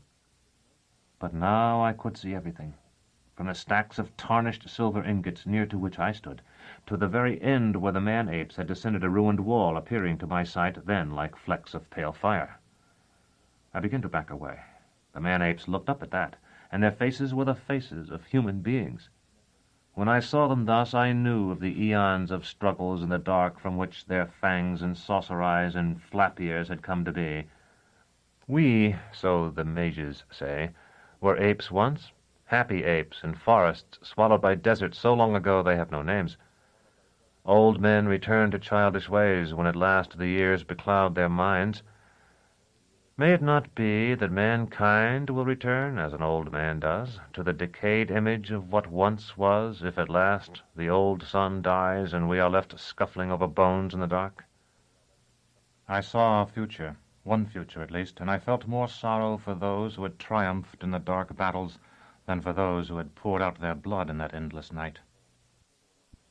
I took a step backward, as I have said, and then another, and still none of the man-apes moved to stop me. Then I remembered Terminus Est. Were I to have made my escape from the most frantic battle, I would have despised myself if I had left her behind. To walk out unmolested without her was more than I could bear. I began to advance again, watching by the light of the claw for her gleaming blade. At this the faces of those strange, twisted men seemed to brighten, and I saw by their looks that they hoped I meant to remain with them, so that the claw and its blue radiance would be theirs always. How terrible it seems now when I set the words on paper. Yet it would not, I think, have been terrible in fact. Bestial though they appeared, I could see adoration on every brute face, so that I thought, as I think now, that if they are worse in many ways than we are, these people of the hidden cities beneath earth are better in others, blessed with an ugly innocence. From side to side I searched, from bank to bank, but I saw nothing, though it seemed to me that the light shone from the claw more brightly, and more brightly still, until at last each tooth of stone that hung from the ceiling of that cavernous space cast behind it a sharp-sided shadow of pitch black. At last I called out to the crouching men, "My sword! Where's my sword? Did one of you take her?" I would not have spoken to them if I had not been half frantic with the fear of losing her, but it seemed they understood. They began to mutter among themselves, and to me, and to make signs to me, without rising, to show they would fight no more, extending their bludgeons and spears of pointed bone for me to take. Then above the murmuring of the water and the muttering of the man-apes, I heard a new sound, and at once they fell silent. If an ogre were to eat of the very legs of the world, the grinding of his teeth would make just such a noise. The bed of the stream, where I still stood, trembled under me, and the water, which had been so clear, received a fine burden of silt, so that it looked as though a ribbon of smoke wound through it. From far below I heard a step that might have been the walking of a tower on the final day, when it is said all the cities of earth will stride forth to meet the dawn of the new sun. And then another. At once the man-apes rose, and crouching low, fled toward the farther end of the gallery, silent now, and swift as so many flitting bats. The light went with them, for it seemed, as I had somehow feared, that the claw had flamed for them and not for me. A third step came from underground, and with it the last gleam winked out. But at that instant, in that final gleam, I saw Terminus Est lying in the deepest water. In the dark I bent, and putting the claw back into the top of my boot, took up my sword, and in so doing I discovered that the numbness had left my arm, which now seemed as strong as it had before the fight. A fourth step sounded, and I turned and fled, groping before me with the blade. What creature it was we had called from the roots of the continent, I think I now know. But I did not know then, and I did not know whether it was the roaring of the man-apes or the light of the claw or some other cause that had waked it. I only knew that there was something far beneath us before which the man-apes, with all the terror of their appearance and their numbers, scattered like sparks before a wind. The assassins. When I recall my second passage through the tunnel that led to the outer world, I feel it occupied a watch or more. My nerves have never, I suppose, been fully sound, tormented as they have always been by a relentless memory. Then they were keyed to the highest pitch, so that to take 3 strides seemed to exhaust a lifetime. I was frightened, of course. I have never been called a coward since I was a small boy, and on certain occasions various persons have commented on my courage. I have performed my duties as a member of the guild without flinching, fought both privately and in war, climbed crags, and several times nearly drowned. But I believe there is no other difference between those who are called courageous and those who are branded craven than that the second are fearful before the danger, and the first after it. No one can be much frightened, certainly, during a period of great and imminent peril. The mind is too much concentrated on the thing itself and on the actions necessary to meet or avoid it. The coward is a coward, then, because he has brought his fear with him. Persons we think cowardly will sometimes amaze us by their bravery if they have had no forewarning of their danger.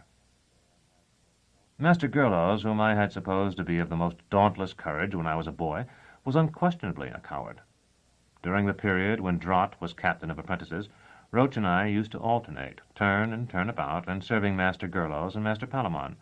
And one night, when Master Gerlows had retired to his cabin, but instructed me to stay to fill his cup for him, he began to confide in me. "Lad, do you know the client Aya? An armiger's daughter and quite good-looking?" As an apprentice, I had few dealings with clients. I shook my head. "She is to be abused." I had no idea what he meant. So I said, "Yes, master." "That's the greatest disgrace that can befall a woman, or a man either, to be abused by the torturer." He touched his chest and threw back his head to look at me. He had a remarkably small head for so large a man. If he had worn a shirt or jacket, which of course he never did, one would have been tempted to believe it padded. "Yes, master." "Aren't you going to offer to do it for me? A young fellow like you, full of juice? Don't tell me you're not hairy yet." At last I understood what he meant, and I told him that I had not realized it would be permissible, since I was still an apprentice, but that if he gave the order, I would certainly obey. "I imagine you would. She's not bad, you know. But tall, and I don't like them tall. There's an exultance bastard in that family, a generation or so back, you may be sure. Blood will confess itself, as they say, though only we know what all that means. Want to do it?" He held out his cup, and I poured. "If you wish me to, master." The truth was that I was excited at the thought. I had never possessed a woman. "You can't. I must. What if I were to be questioned? Then, too, I must certify it, sign the papers. A master of the guild for 20 years, and I've never falsified papers. I suppose you think I can't do it?" The thought had never crossed my mind, just as the opposite thought, that he might still retain some potency, had never occurred to me with regard to Master Palamon, whose white hair, stooped shoulders, and peering lens made him seem like one who had been decrepit always. "Well, look here," Master Gerlows said, and heaved himself out of his chair. He was one of those who can walk well and speak clearly even when they are very drunk, and he strode over to a cabinet quite confidently, though I thought for a moment that he was going to drop the blue porcelain jar he took down. "This is a rare and potent drug." He took the lid off and showed me a dark brown powder. "It never fails. You'll have to use it someday, so you want to know about it. Just take as much as you could get under your fingernail on the end of a knife, you follow me? If you take too much, you won't be able to appear in public for a couple of days." I said, "I'll remember, master."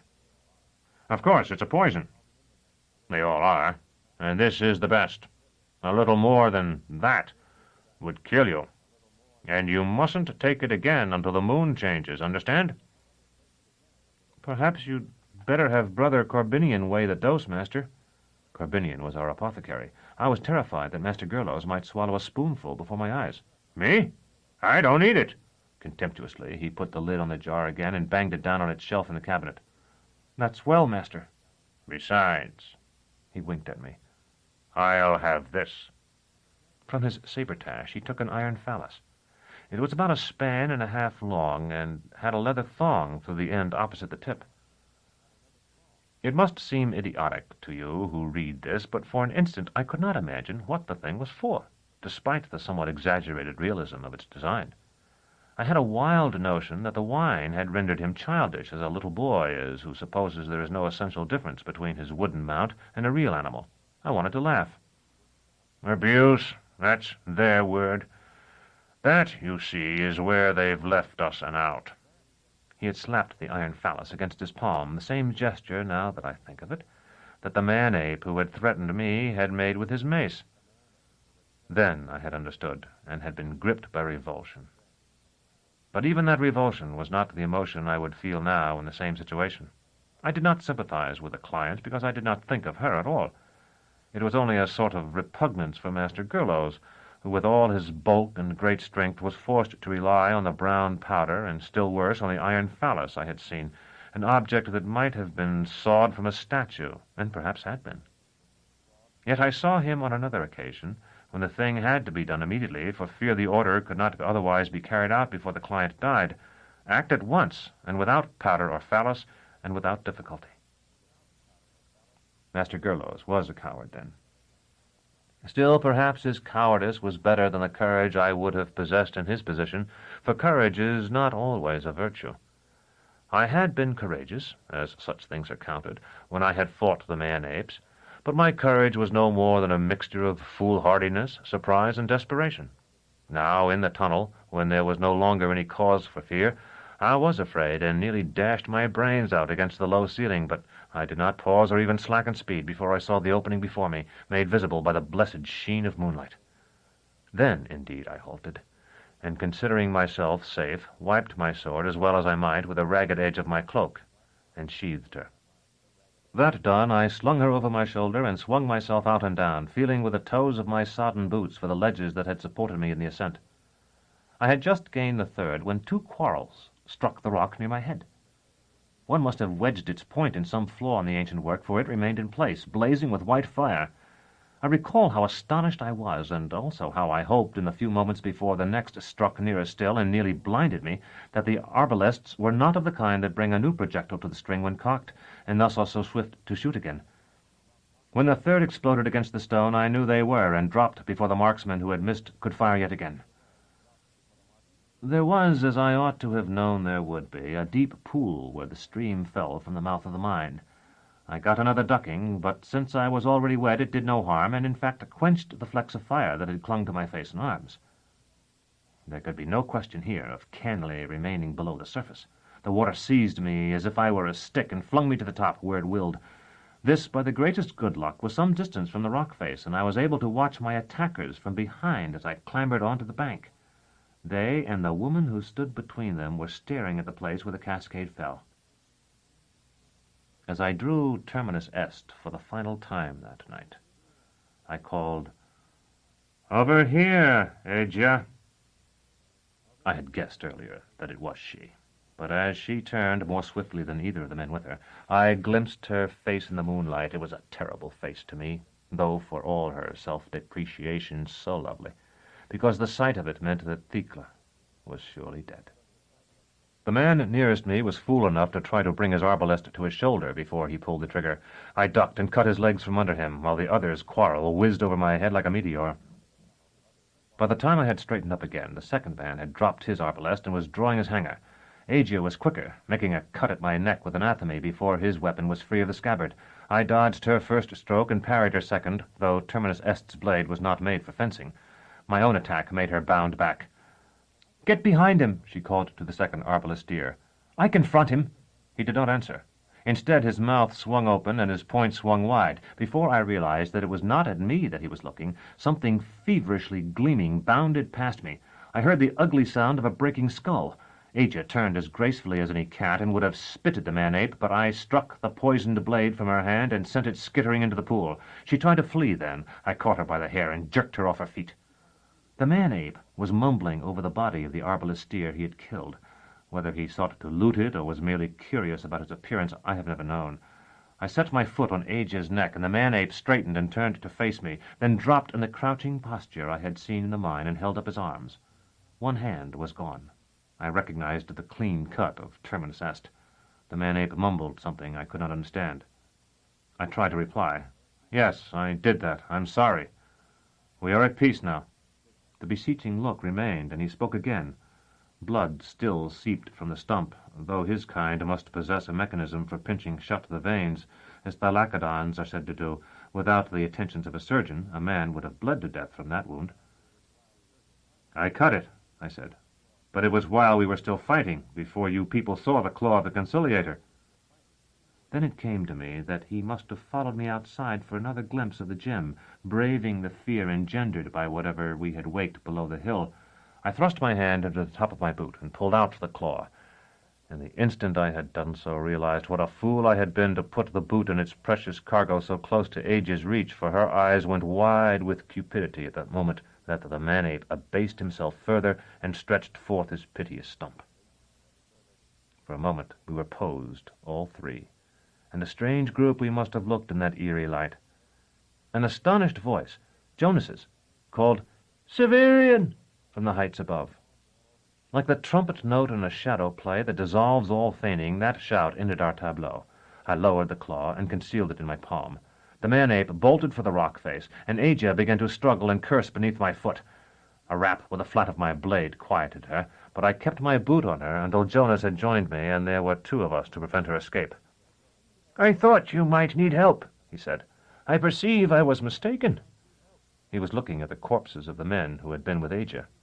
I said, "This wasn't the real fight." Aja was sitting up, rubbing her neck and shoulders.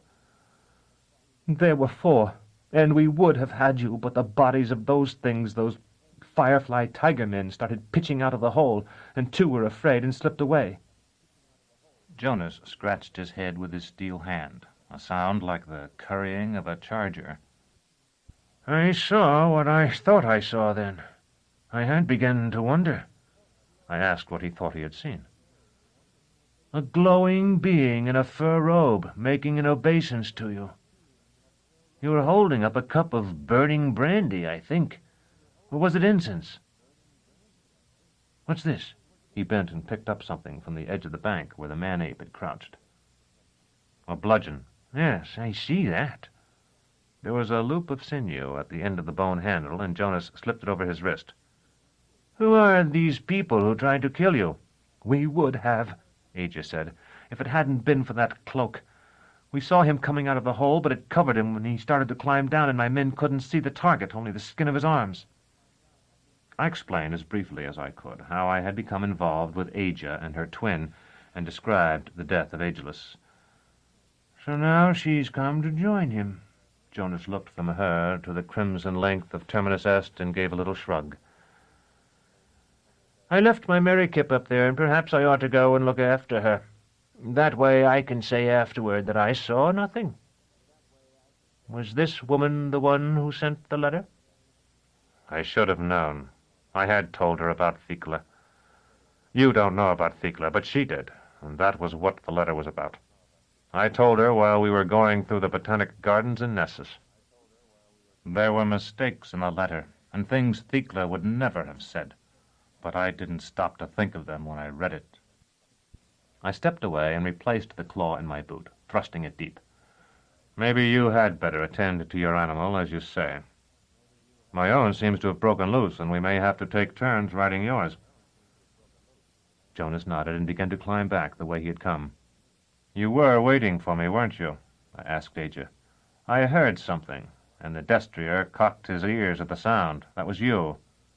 Why didn't you kill me then?" "We were up there," she gestured toward the heights, "and I wanted the men I'd hired to shoot you when you came wading up the brook. They were stupid and stubborn, as men always are, and said they wouldn't waste their quarrels, that the creatures inside would kill you.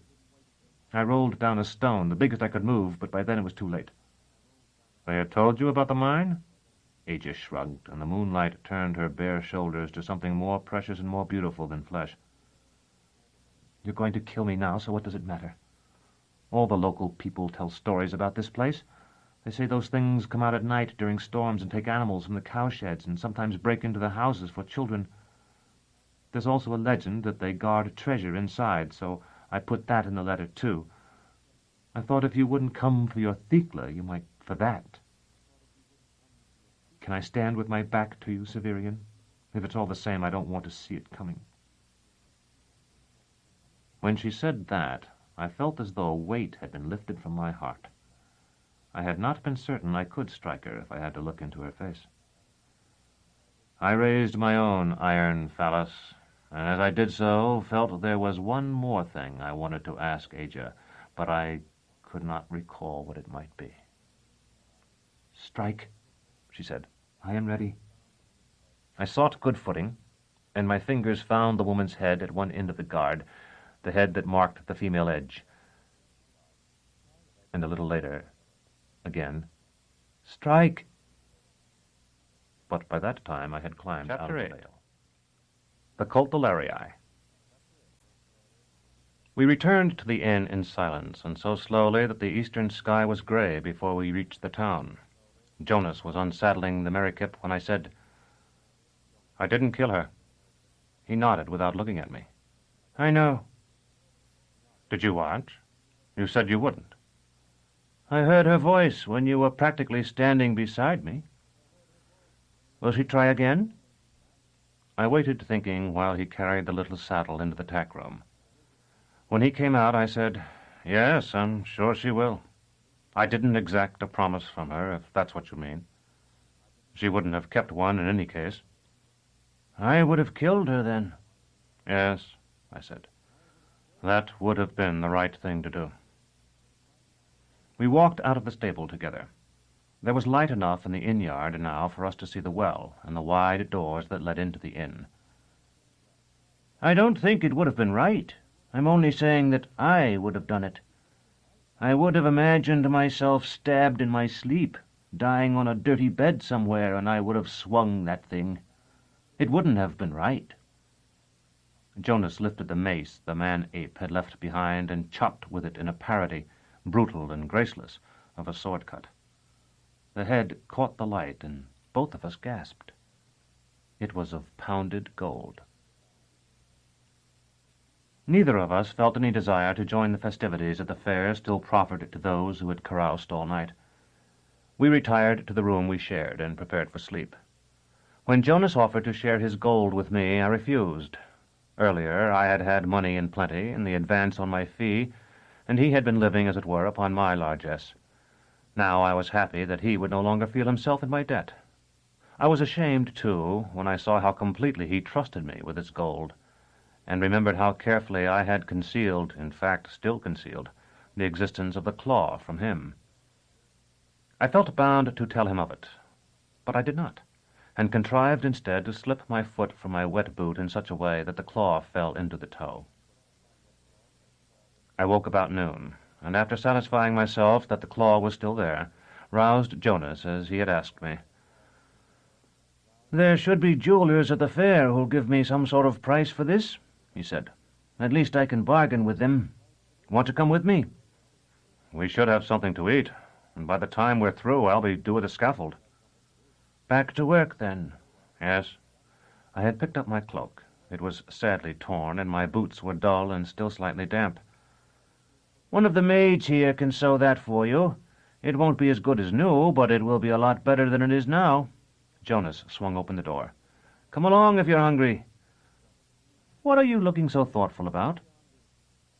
In the inn's parlor, with the good meal between us and the innkeeper's wife exercising her needle on my cloak in another room, I told him what had happened under the hill, ending with the steps I had heard far below ground. "You're a strange man," was all he said. "You are stranger than I. You don't want people to know it, but you're a foreigner of some kind." He smiled. "A Cacajan?" "An outlander." Jonas shook his head, then nodded. "Yes, I suppose I am. But you You have this talisman that lets you command nightmares, and you have discovered a hoard of silver. Yet you talk about it to me as someone else might talk about the weather. I took a bit of bread. It is strange, I agree. But the strangeness resides in the claw, the thing itself, and not in me. As for talking about it to you, why shouldn't I? If I were to steal your gold, I could sell it and spend the money. But I don't think things would go well for someone who stole the claw. I don't know why I think that, but I do. And, of course, Aja stole it. As for the silver... And she put it in your pocket? In the sabretache that hangs from my belt. She thought her brother would kill me, remember? Then they were going to claim my body. They had planned that already, so they'd get Terminus Est and my habit. She would have had my sword and clothes and the gem, too, and meanwhile, if it were found, I would be blamed and not she. I remember... What? The Pellerines. They stopped us as we were trying to get out. Jonas, do you think it's true that some people can read the thoughts of others? Of course. Not everyone is so sure. Master Gerlos used to speak favorably of the idea, but Master Palamon wouldn't hear of it. Still, I think the chief priestess of the Pellerines could, at least to some degree. She knew Aja had taken something, and that I had not.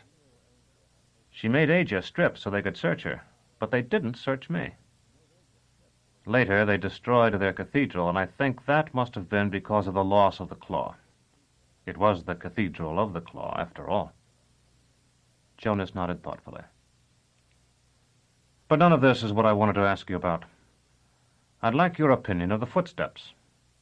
Everyone knows about Erebus and Abaya and the other beings in the sea who will come to land someday.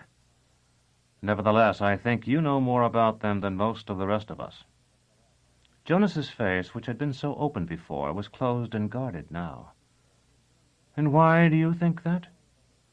Because you've been a sailor, and because of the story about the beans, the story you told at the gate. You must have seen my brown book when I was reading it upstairs. It tells all the secrets of the world, or at least what various mages have said they were. I haven't read it all, or even half of it, though Thecla and I used to read an entry every few days and spend the time between readings arguing about it. But I've noticed that all the explanations in that book are simple and seemingly childish. Like my story? I nodded. Your story might have come out of the book. When I first carried it to Thecla, I supposed it was intended for children, or for adults who enjoyed childish things. But when we had talked about some of the thoughts in it, I understood that they had to be expressed in that way, or they couldn't be expressed at all. If the writer had wanted to describe a new way to make wine, or the best way to make love, he could have used complex and accurate language. But in the book he really wrote, he had to say, in the beginning was only the hexameron, or it is not to see the icon standing still, but to see the still standing. The thing I heard underground, was that one of them? I didn't see it. Jonas rose. I'm going out now to sell the mace, but before I go, I'm going to tell you what all housewives sooner or later tell their husbands. Before you ask more questions, think about whether you really want to know the answers. One last question, I said, and then I promise I won't ask you anything more. When we were going through the wall, you said the things we saw in there were soldiers, and you implied they had been stationed there to resist Abaya and the others. Are the man-apes soldiers of the same kind? And if they are, what good can human-sized fighters do when our opponents are as large as mountains? And why didn't the old autarchs use human soldiers? Jonas had wrapped the mace in a rag and stood now shifting it from one hand to the other. That's 3 questions. And the only one I can answer for certain is the second. I'll guess at the other 2, but I'm going to hold you to your promise. This is the last time we're going to speak of these things. That last question first. The old autarchs who were not autarchs, or called so, did use human soldiers. But the warriors they had created by humanizing animals and perhaps in secret by bestializing men, were more loyal. They had to be, since the populace, who hated their rulers, hated these inhuman servitors more still. Thus the servitors could be made to endure things that human soldiers would not. That may have been why they were used in the wall. Or there may be some other explanation entirely. Jonas paused and walked to the window, looking not into the street, but up at the clouds. I don't know whether your man-apes are the same kind of hybrid. The one I saw looked quite human to me, except for his pelt, so I would be inclined to agree with you that they are human beings who have undergone some change in their essential nature as a result of their life in the mines and their contact with the relics of the city buried there. Earth is very old now. It's very old, and no doubt there have been many treasures hidden in bygone times. Gold and silver do not alter, but their guardians can suffer metamorphoses stranger than those that turn grapes to wine and sand to pearls. I said, But we outside endure the dark each night, and the treasures carried up from the mines are brought to us. Why haven't we changed too? Jonas did not answer, and I remembered my promise to ask him nothing more. Still, when he turned to face me, there was something in his eyes that told me I was being a fool, that we had changed. He turned away again and stared out and up once more. All right, I conceded. You don't have to answer that. But what about the other question you pledged yourself to answer? How can human soldiers resist the monsters from the seas? You were correct when you said Erebus and Abaya are as great as mountains, and I admit that I was surprised you knew it. Most people lack the imagination to conceive of anything so large, and think them no bigger than houses or ships. Their actual size is so great that while they remain on this world they can never leave the water. Their own weight would crush them. You mustn't think of them battering at the wall with their fists or tossing boulders about. But by their thoughts they enlist servants, and they fling them against all rules that rival their own. Jonas opened the inn's door then, and slipped out into the bustle of the street. I remained where I was, resting an elbow on what had been our breakfast table, and recalled the dream I had experienced when I had shared Baldander's bed. The land could not hold us, the monstrous women had said. Now I am come to a part of my story where I cannot help but write of something I have largely avoided mentioning before. You that read it cannot but have noticed that I have not scrupled to recount in great detail things that transpired years ago, and to give the very words of those who spoke to me, and the very words with which I replied. And you must have thought this only a conventional device I had adopted to make my story flow more smoothly. The truth is that I am one of those who are cursed with what is called perfect recollection. We cannot, as I have sometimes heard foolishly alleged, remember everything. I cannot recall the ordering of the books on the shelves in the library of Master Oltan, for example. But I can remember more than many would credit the position of each object on a table I walked past when I was a child, and even that I have recalled some scene to mind previously, and how that remembered incident differed from the memory of it I have now. It was my power of recollection that made me the favorite pupil of Master Palamon, and so I suppose it can be blamed for the existence of this narrative, for if he had not favored me, I would not have been sent to Thrax bearing his sword. Some say this power is linked to weak judgment. Of that I am no judge. But it has another danger, one I have encountered many times. When I cast my mind into the past as I am doing now, and as I did then when I sought to recall my dream, I remember it so well that I seem to move again in a bygone day, a day old new, and unchanged each time I draw it to the surface of my mind, its eidolons as real as I. I can even now close my eyes and walk into Thekla's cell as I did one winter evening, and soon my fingers will feel the heat of her garment, while the perfume of her person fills my nostrils like the perfume of lilies warmed before a fire. I lift her gown from her and embrace that ivory body, feeling her nipples pressed to my face. You see, it is very easy to waste hours and days in such rememberings, and sometimes I fall so deeply into them that I am drugged and drunken. So it was now. The footfalls I had heard in the man-ape's cavern still echoed in my mind, and seeking some explanation I returned to my dream, certain now that I knew from whom it had come, and hoping it had revealed more than its shaper apprehended. Again I bestride the mitred, leather-winged steed.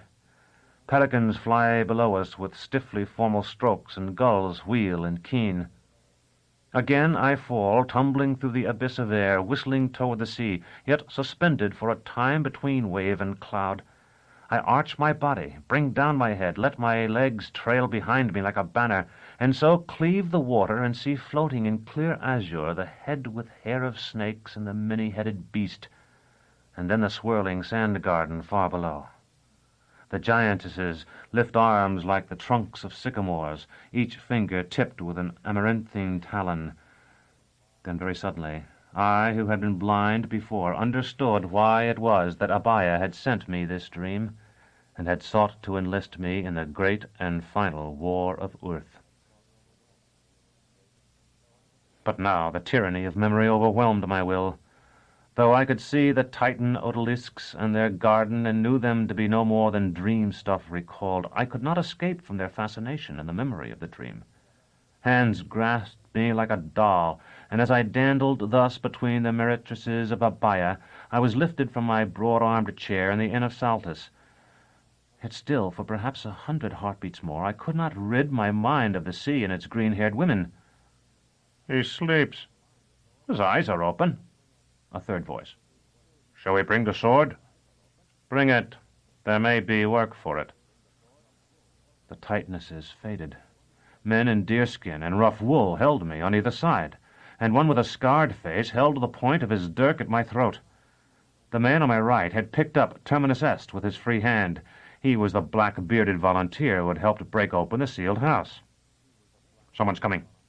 The man with the scarred face glided away. I heard the door rattle, and Jonas's exclamation as he was drawn inside. This is your master, isn't it? Well, don't move, my friend, or cry out. We'll kill you both. The Liege of Leaves. They forced us to stand with our faces to the wall while they bound our hands. Our cloaks were draped over our shoulders afterward to hide the thongs, so that we appeared to walk with our hands clasped behind us, and we were led out into the inn-yard, where a huge Balukathur shifted from foot to foot under a plain howdah of iron and horn. The man who held my left arm reached up and struck the beast the hollow of the knee with the shaft of a goad to make him kneel, and we were driven onto his back. When Jonas and I had come to Saltus, our path had threaded hills of debris from the mines, hills composed largely of broken stone and brick. When I had ridden on the false errand of Aegea's letter, I had galloped past more of these, though my route had lain chiefly through the forest at its nearest approach to the village. Now we went among the heaps of tailings where there was no path. Here, in addition to much rubble, the miners had cast all they had brought forth from the buried past that might otherwise have defamed their village and occupation. Everything foul lay in tumbled heaps 10 times and more the height of the Balukathur's lofty back. Obscene statues, canted and crumbling, and human bones, to which strips of dry flesh and hanks of hair still clung. And with them 10,000 men and women, those who, in seeking a private resurrection, had rendered their corpses forever imperishable, lay here like drunkards after their debauch, their crystal sarcophagi broken, their limbs relaxed in grotesque disarray, their clothing rotted or rotting, and their eyes blindly fixed upon the sky. At first Jonas and I had attempted to question our captors, but they had silenced us with blows. Now that the Balukathur wound his way among this desolation, they seemed easier of mind, and I asked again where they were taking us. The man with the scarred face replied, To the wild, the home of free men and lovely women. I thought of Asia, and asked if he served her. He laughed and shook his head. My master is Vodalus of the Wood. Vodalus? Ah, he said. You know him, then? And he nudged the black-bearded man who rode in the howdah with us.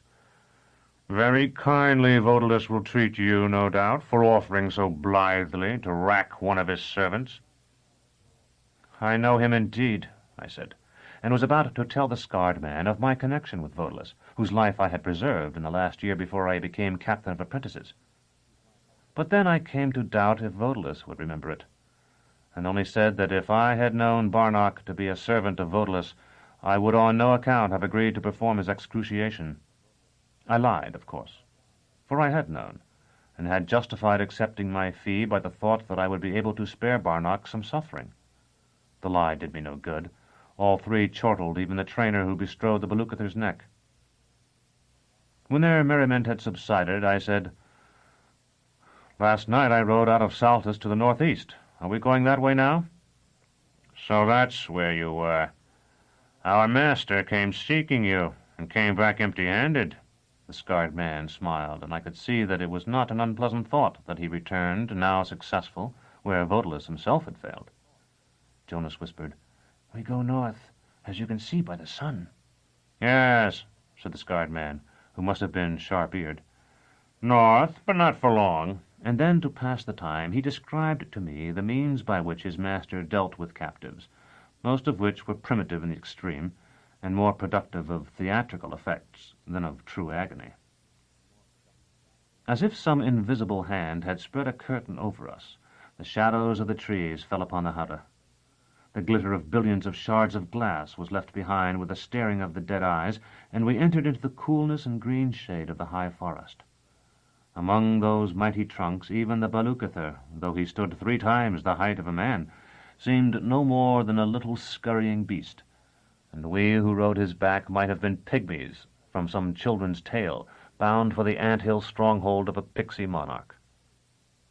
And it came to me that these trees had been hardly smaller when I was yet unborn, and had stood as they stood now when I was a child playing among the cypresses and peaceful tombs of our necropolis, and that they would stand yet, drinking in the last light of the dying sun, even as now, when I had been dead as long as those who rested there. I saw how little it weighed on the scale of things whether I lived or died, though my life was precious to me.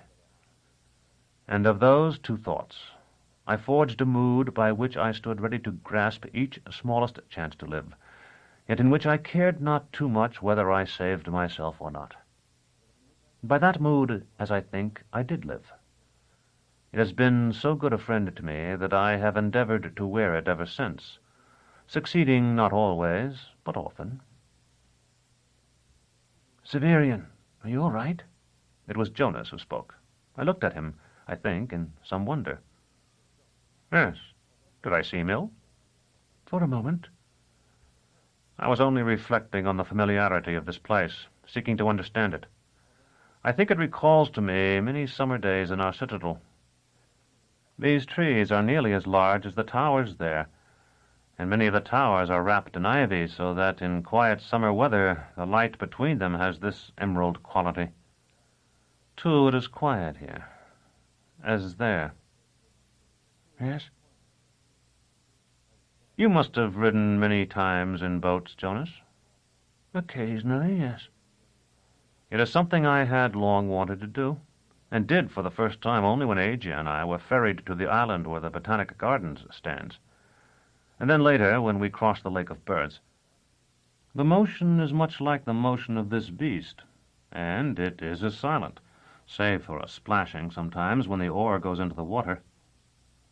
I feel now that I'm traveling through the citadel in a flood, solemnly rowed. At that Jonas looked so grave that I burst out laughing at the sight of his face, and stood up, meaning, I think, to look over the side of the howdah and show by some remark about the forest floor that I was merely indulging my fancy. I had no sooner stood, however, than the scarred man rose too, and holding his dirk's point within a thumb of my throat, told me to sit again.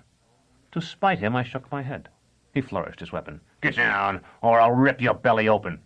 And lose the glory of bringing me back? I don't think so. Wait until the others tell Vodalus that you had me and you stabbed me when my hands were tied. Now came the turn of fate.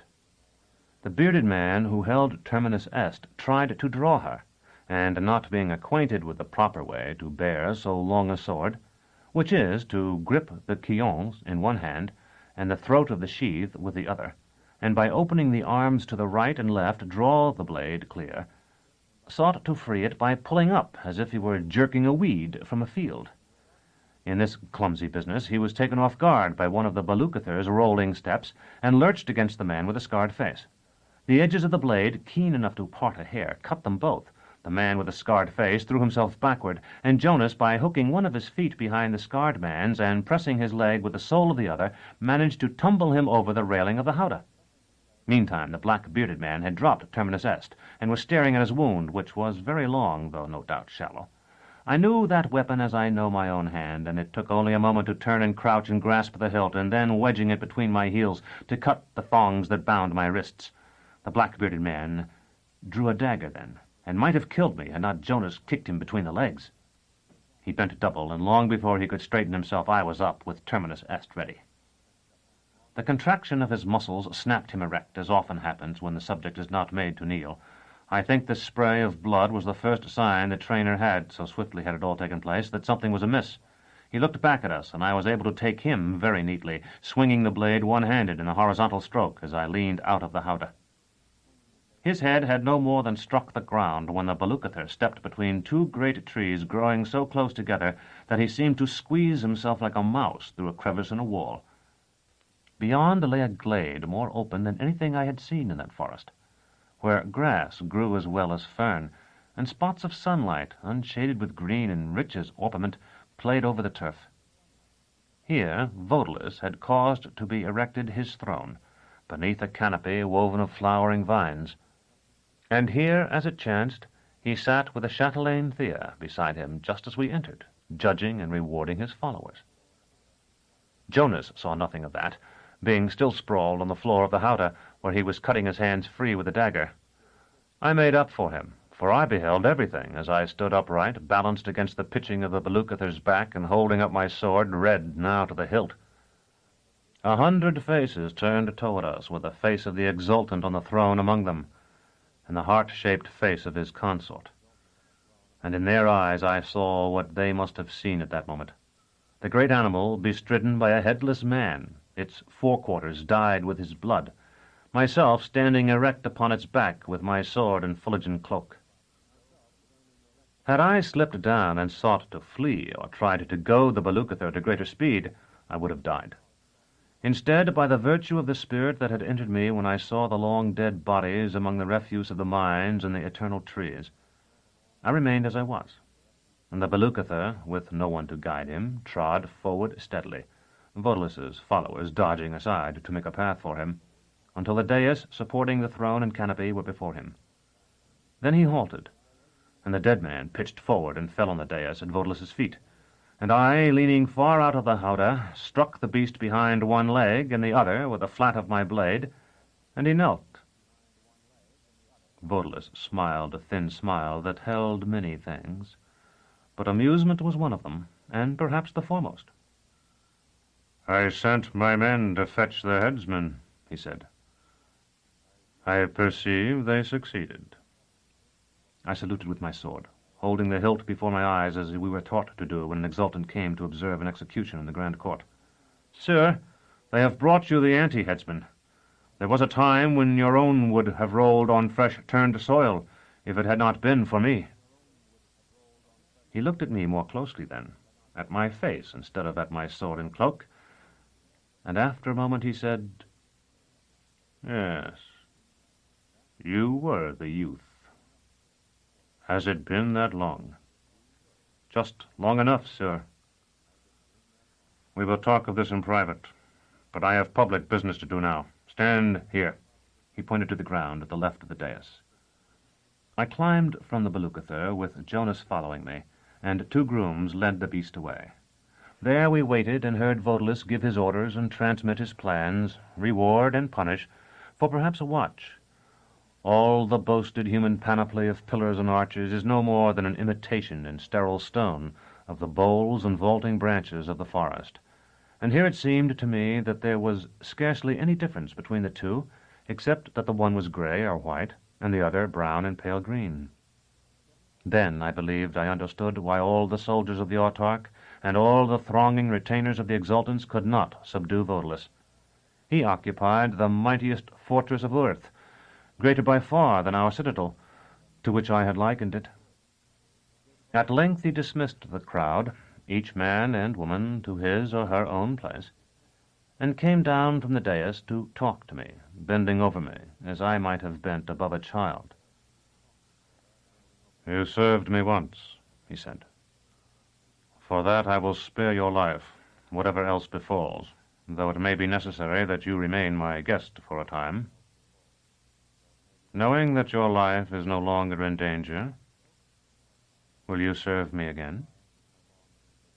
The oath to the autarch I had taken on the occasion of my elevation had not the strength to resist the memory of that misty evening with which I have begun this account of my life. Oaths are only mere weak things of honor compared to the benefits we give to others, which are things of the spirit. Let us once save another, and we are his for life. I have often heard it said that gratitude is not to be found. That is not true. Those who say so have always looked in the mistaken place. One who truly benefits another is for a moment at a level with the Pancreator, and in gratitude for that elevation will serve the other all his days. And so I told Vodalus. "Good," he said, and clapped me on the shoulder. "Come. Not far from here we have a meal prepared. If you and your friend will sit with me and eat, I will tell you what must be done." "Sir, I have disgraced my guild once. I only ask that I may not be made to disgrace it again." "Nothing you do will be known," Vodalus said. And that Chapter 10. Thea. With a dozen or so others, we left the glade on foot, and half a league away found a table set among the trees. I was placed at Vodalus's left hand, and while the others ate, I feigned to, and feasted my eyes on him and his lady, whom I had so often recalled as I lay on my cot among the apprentices in our tower. When I had saved him, mentally at least, I had still been a boy. And to a boy, all grown men appear lofty unless they are of very low stature indeed. I saw now that Vodalus was as tall as Thecla or taller, and that Thecla's half-sister Thea was as tall as she. Then I knew them to be truly of the exalted blood, and not armigers merely, such as Sieur Racho had been. It was with Thea that I had first fallen in love, worshipping her because she belonged to the man I had saved. Thecla I had loved in the beginning because she recalled Thea. Now, as autumn dies, and winter and spring and summer comes again, the end of the year, as it is its beginning, I loved Thea once more, because she recalled Thecla. Vodalus said, "You are an admirer of women," and I lowered my eyes. "I have been little in polite company, sir. Please forgive me." "I share your admiration, so there is nothing to forgive. But you are not, I hope, studying that slender throat with the thought of parting it?" "Never, sir." "I am delighted to hear it." He picked up a platter of thrushes, selected one, and put it upon my plate. It was a sign of special favor. "Still, I own I am a trifle surprised. I would have thought that a man in your profession would look on us poor human beings much as a butcher does on cattle." "Of that I cannot inform you, sir. I have not been bred a butcher." Vodalus laughed. "A touch. I am almost sorry now that you have consented to serve me. If you had only elected to remain my prisoner, we would have had many delightful conversations while I used you, as I had intended to cheap for the unfortunate Barnock's life. As it is, you will be away by morning. Yet I think I have an errand for you that will consort well with your own inclinations." "If it is your errand, sir, it must." "You are wasted on the scaffold," he smiled. We will find better work for you before long. But if you are to serve me well, you must understand something of the position of the pieces on the board and the goal of the game we play. Call the sides white and black, and in honor of your garments, so that you shall know where your interests lie, we shall be black. No doubt you have been told that we blacks are mere bandits and traitors, but have you any notion of what it is we strive to do? To checkmate the Autarch, sir? That would be well enough, but it is only a step and not our final goal. You have come from the Citadel. I know you see something of your journeyings in history, that great fortress of bygone days, so you must possess some feeling for the past. Has it never struck you that mankind was richer by far and happier too, a Chiliad gone, than it is now? Everyone knows, I said, that we have fallen far from the brave days of the past. As it was then, so shall it be again. Men of earth sailing between the stars, leaping from galaxy to galaxy, the masters of the daughters of the sun. The chatelaine Thea, who must have been listening to Vodalus, though she had showed no sign of it, looked across him to me and said in a sweet, cooing voice, "Do you know how our world was renamed, Torturer?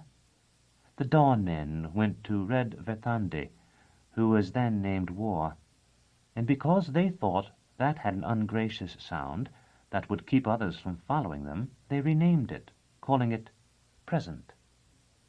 That was a jest in their tongue, for the same word meant now and the gift.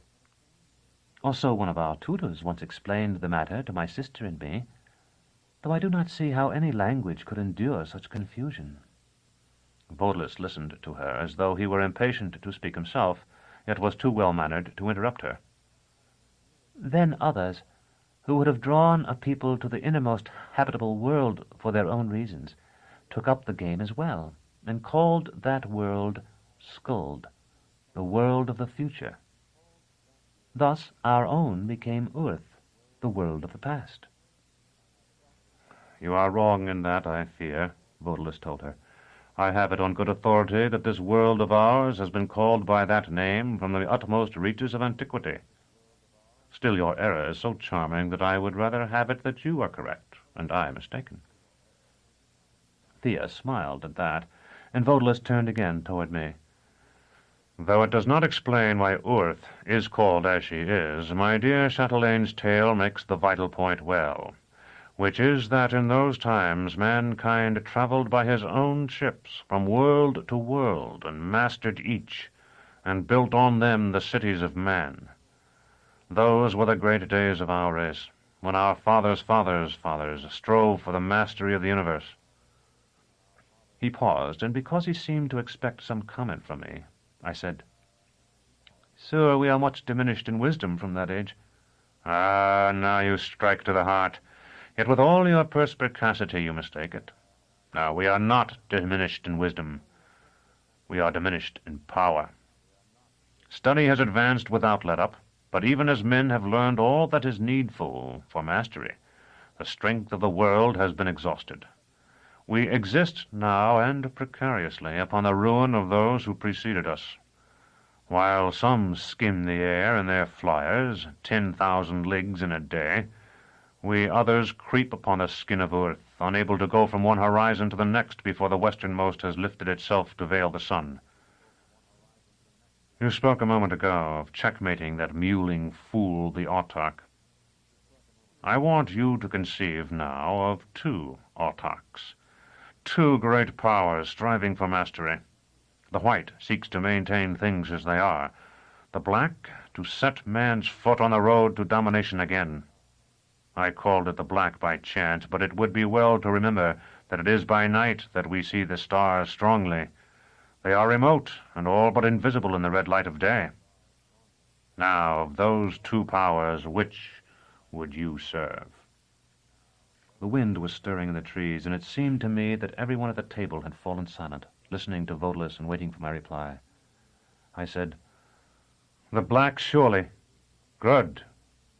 But as a man of sense, you must understand that the way to reconquest cannot be easy. Those who wish no change may sit hugging their scruples forever. We must do everything. We must dare everything." The others had begun to talk and eat again. I lowered my voice until only Vodalus could hear me. "Sir, there is something I have not told you. I dare not conceal it longer for fear you should think me faithless." He was a better intriguer than I, and turned away before he answered, pretending to eat. "What is it? Out with it." "Sir," I said, "I have a relic. The thing they say is the claw of the conciliator." He was biting the roasted thigh of a fowl as I spoke. I saw him pause. His eyes turned to look at me, though he did not move his head. "Do you wish to see it, sir? It is very beautiful, and I have it in the top of my boot." "No," he whispered. "Yes, perhaps, but not here. No, better not at all." "To whom should I give it, then?" Vodalus chewed and swallowed. "I had heard from friends I have in Nessus that it was gone. So you have it. You must keep it until you can dispose of it. Do not try to sell it. It would be identified at once. Hide it somewhere. If you must, throw it into a pit." "But surely, sir, it is very valuable." "It is beyond value, which means it is worthless. You and I are men of sense." Despite his words, there was a tinge of fear in his voice. "But the rabble believe it to be sacred, a performer of all manner of wonders. If I were to possess it, They would think me a desecrator, and an enemy of the Theologomenon. Our masters would think me turned traitor. You must tell me." Just at that moment, a man I had not seen previously came running up to the table with a look that indicated he bore urgent news. Vodalus rose and walked a few paces away with him, looking very much, I thought, like a handsome schoolmaster with a boy, for the messenger's head was no higher than his shoulder. I ate, thinking he would soon return, but after a long questioning of the messenger, he walked away with him, disappearing among the broad trunks of the trees. One by one the others rose too, until no one remained but the beautiful Thea, Jonas, and me, and one other man. "You are to join us," Thea said at last in her cooing voice. "Yet you do not know our ways. Have you need of money?" I hesitated, but Jonas said, "That's something that's always welcome, Chatelaine, like the misfortunes of an older brother." "Shares will be set aside for you from this day of all we take. When you return to us, they will be given to you. Meanwhile, I have a purse for each of you to speed you on your way." "We are going, then?" I asked. "Were you not told so?" "Vodalus will instruct you at the supper." I had supposed the meal we were eating would be the final one of the day, and the thought must have been reflected in my face. "There will be a supper tonight when the moon is bright," Thea said. "Someone will be sent to fetch you. Then she quoted a scrap of verse. Dine at dawn to open your eyes. Dine at noon that you be strong. Dine at eve and then talk long. Dine by night if you'd be wise. But now my servant Chunild will take you to a place where you can rest for your journey." The man, who had been silent until now, stood and said, "Come with me." I told Thea, "I would speak with you, Chatelaine, when we have more leisure. I know something that concerns your schoolmate." She saw that I was serious in what I said, and I saw that she had seen. Then we followed Chunild through the trees for a distance, I suppose, of a league or more, and at length reached a grassy bank beside a stream. "Wait here," he said. "Sleep if you can. No one will come until after dark." I asked, "What if we were to leave?" "There are those all through this wood who know our liege's will concerning you," he said, and turning on his heel, walked away. Then I told Jonas what I had seen beside the opened grave, just as I have written it here. "I see," he remarked when I was finished. "Why, you will join this Vodalus. But you must realize that I am your friend, not his. What I desire is to find the woman you call Jolenta. You want to serve Volus, and to go to Thrax and begin a new life in exile, and to wipe out the stain you say you have made on the honor of your guild, though I confess I don't understand how such a thing can be stained, and to find the woman called Dorcas, and to make peace with the woman called Agia, while returning something we both know of to the women called Pellerines.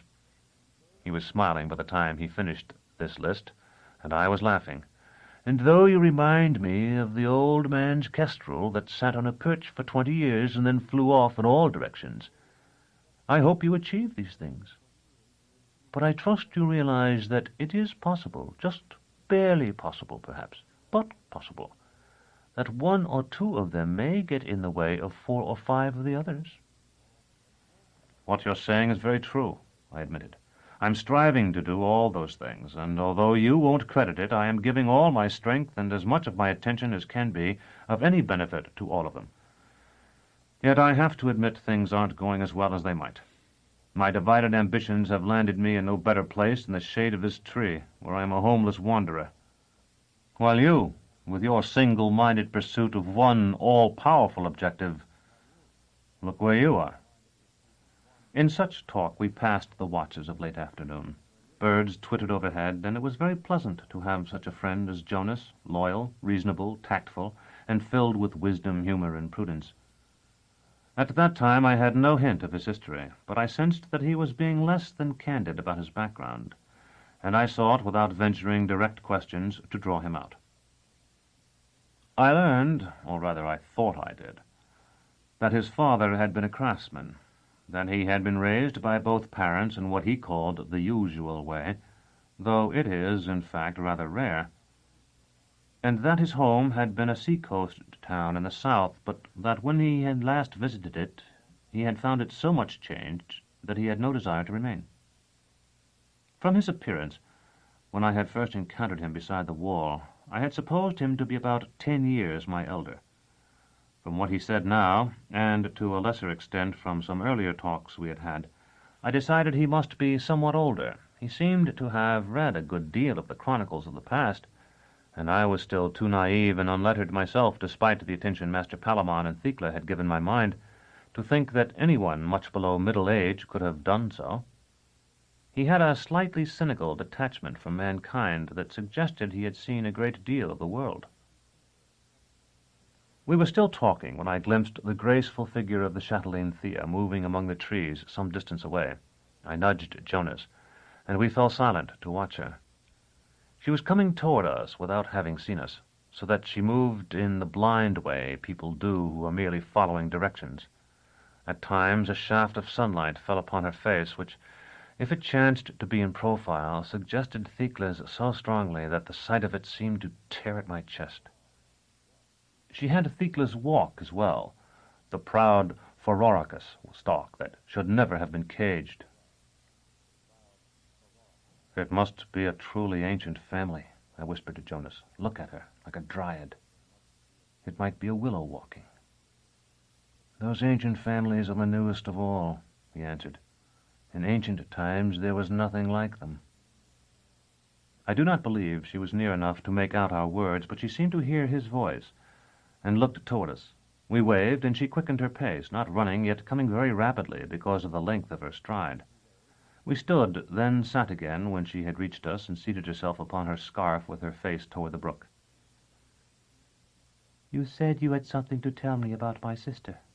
Her voice made her seem less formidable, and seated she was hardly taller than we. "I was her last friend," I said. "She told me they would try to make you persuade Volus to give himself up to save her. Did you know she was imprisoned?" "Were you her servant?" Thea seemed to weigh me with her eyes. "Yes, I heard they took her to that horrible place in the slums of Nessus, where I understand she died very quickly." I thought of the time I had spent waiting outside Thecla's door before the scarlet thread of blood came trickling from under it, but I nodded. "How was she arrested? Do you know?" Thecla had told me the details, and I recounted them just as I had got them from her, omitting nothing. "I see," Thea said, and was silent for a moment, staring at the moving water. I have missed the court, of course. Hearing about those people and that business of muffling her with a tapestry, that's so very characteristic. Calls up the reasons I left it. I think she missed it sometimes, too, I said. At least she talked of it a great deal, but she told me that if she were ever freed, she would not go back. She spoke about the country house from which she took her title, and told me how she would refurnish it and give dinners there for the leading persons of the region, and hunt. Thea's face twisted in a bitter smile. I have had enough of hunting now for 10 lifetimes. But when Vodelus is autarch, I will be his consort. Then I shall walk beside the well of orchids again, this time with the daughters of 50 exultants in my train to amuse me with their singing. Enough of that. It is some months off at least. For the present I have what I have. She looked somberly at Jonas and me, and rose very gracefully, indicating by a gesture that we were to remain where we were. I was happy to hear something now of my half-sister. That house you spoke of is mine now, you know, though I can't claim it. To recompense you, I warn you of the supper we will soon share. You didn't seem receptive of the hints Vodelus flung you. Did you understand them? When Jonas said nothing, I shook my head. If we and our allies and masters who wait in the countries beneath the tides are to triumph, we must absorb all that can be learned of the past. Do you know of the analeptic Alzebo? I said, No, Chatelaine, but I have heard tales of the animal of that name. It is said it can speak, and that it comes by night to a house where a child has died and cries to be let in. Thea nodded. That animal was brought from the stars long ago, as were many other things for the benefit of Earth. It is a beast having no more intelligence than a dog, or perhaps less. But it is a devourer of carrion and a clawer at graves, and when it has fed upon human flesh it knows, at least for a time, the speech and ways of human beings. The analeptic Alzebo is prepared from a gland at the base of the animal's skull. Do you understand me? When she had gone, Jonas would not look at me, nor I at his face. We both knew what feast it was we were to attend. Chapter 11. Thikla. After we had sat, so it seemed to me, for a long time, though it was probably no more than a few moments, I could tolerate what I felt no longer. I went to the margin of the brook, and kneeling there on the soft earth, spewed out the dinner I had eaten with Vodelus. And when there was nothing more to come forth, I remained where I was, retching and shivering, and rinsing my face and mouth, while the cold, clear water washed away the wine and half-digested meat I had brought up. When at last I was able to stand, I returned to Jonas and told him, "We must go." He looked at me as though he pitied me, and I suppose he did. "Vodelus's fighting men are all around us." "You were not sick, I see, the way I was. But you heard who their allies are." Perhaps Chunild was lying. "I've heard our guards walking among the trees. They're not as silent as all that. You have your sword, Severian, and I have a knife, but Vodelus's men will have bows. I noticed that most of those who sat with us at table did. We can try to hide behind the trunks like alouettes." I understood what he meant, and said, "Alouettes are shot every day." "Still, no one hunts them by night. It would be dark in a watch or less." "You will go with me if we wait until then?" I thrust out my hand. Jonas clasped it. "Severian, my poor friend, you told me of seeing Vodelus, and this Chatelaine Thea, and another man, beside a violated grave. Didn't you know what it was they planned to do with what they got there?" I had known, of course. But it had been a remote and seemingly irrelevant knowledge then. Now I found I had nothing to say, and indeed almost no thoughts at all outside the hope that night would come quickly. The men Vodelus sent for us came more quickly still, 4 burly fellows who might have been peasants and carried berdiches, and a 5th with something of the armiger about him who wore an officer's spadroon. Perhaps these men were in the crowd before the dais who had watched us arrive. At any rate, they seemed determined to take no risks with us, and surrounded us with their weapons at the ready, even while they hailed us as friends and comrades in arms. Jonas put as brave a face on it as a man could, and chatted with them while they escorted us down the forest paths. I could think of nothing but the ordeal ahead, and walked as I might have to the end of the world. Earth turned her face from the suns as we traveled. No glimmer of starlight seemed to penetrate the thronging leaves, yet our guides knew the way so well they hardly slowed. With each step I took, I wanted to ask if we would be forced to join in the meal to which we were led, but I knew without asking that to refuse, or even to seem to wish to refuse, would destroy whatever confidence Vodalus had in me, endangering my freedom and perhaps my life. Our 5 guards, who had talked only reluctantly at first in response to Jonas's jests and queries, grew more cheerful as I became more desperate, gossiping as if they were on their way to a drinking bout or a brothel. Yet though I recognized the note of anticipation in their voices, the jibes they made were as unintelligible to me as the banter of libertines is to a little child. "Going far this time? Going to drown yourself again?" This from the man at the back of our party, a mere disembodied voice in the dark. "By Erebus, I'm going to sink so far you won't see me until winter." A voice I recognized as belonging to the armiger asked, "Have any of you seen her yet?" The others had sounded merely boastful, but there was a hunger of a kind I had never heard before behind his simple words. He might have been some lost traveler asking about his home. "No, Waldegrave." Another voice. "Oakman says a good one. Not old or too young." "Not another tribad, I hope." "I don't—" The voice broke off, or perhaps I only stopped attending to what it said. I had seen a glimmer through the trees. After a few strides more, I could make out torches and hear the sound of many voices. Someone ahead called for us to halt, and the armiger went forward and gave a password softly. Soon I found myself sitting on forest duff, with Jonas on my right and a low chair of carved wood at my left. The armiger had taken a position on Jonas's right, and the rest of the people present, almost as though they had been waiting for our arrival, had formed a circle whose center was a smoky orange lantern suspended from the boughs of a tree. No more than a third of those who had been at the audience in the glade were there, but from their dress and weapons it seemed to me that they were largely those of highest rank, together perhaps with members of certain favored fighting cadres. There were 4 or 5 men to every woman, but the women seemed as warlike as the men, and if anything more eager for the feast to begin. We had been waiting for some time when Vodalus stepped dramatically out of the darkness and strode across the circle. All present stood, then resumed their seats as he dropped into the carved chair beside me. Almost at once, a man in the livery of an upper servant in some great house came forward to stand in the center of the circle beneath the orange light. He carried a salver with a large and a small bottle on it, and a crystal goblet. A murmuring began. Not a thing for words, I thought, but the sound of 100 little noises of satisfaction, of quick breathings and tongues on lips. The man with the salver stood motionless until this had run its course, then advanced toward Vodalus with measured steps. Behind me, the cooing voice of Thea said, "The Alzebo of which I told you is in the smaller bottle. The other holds a compound of herbs that soothe the stomach. Take 1 full swallow of the mixture."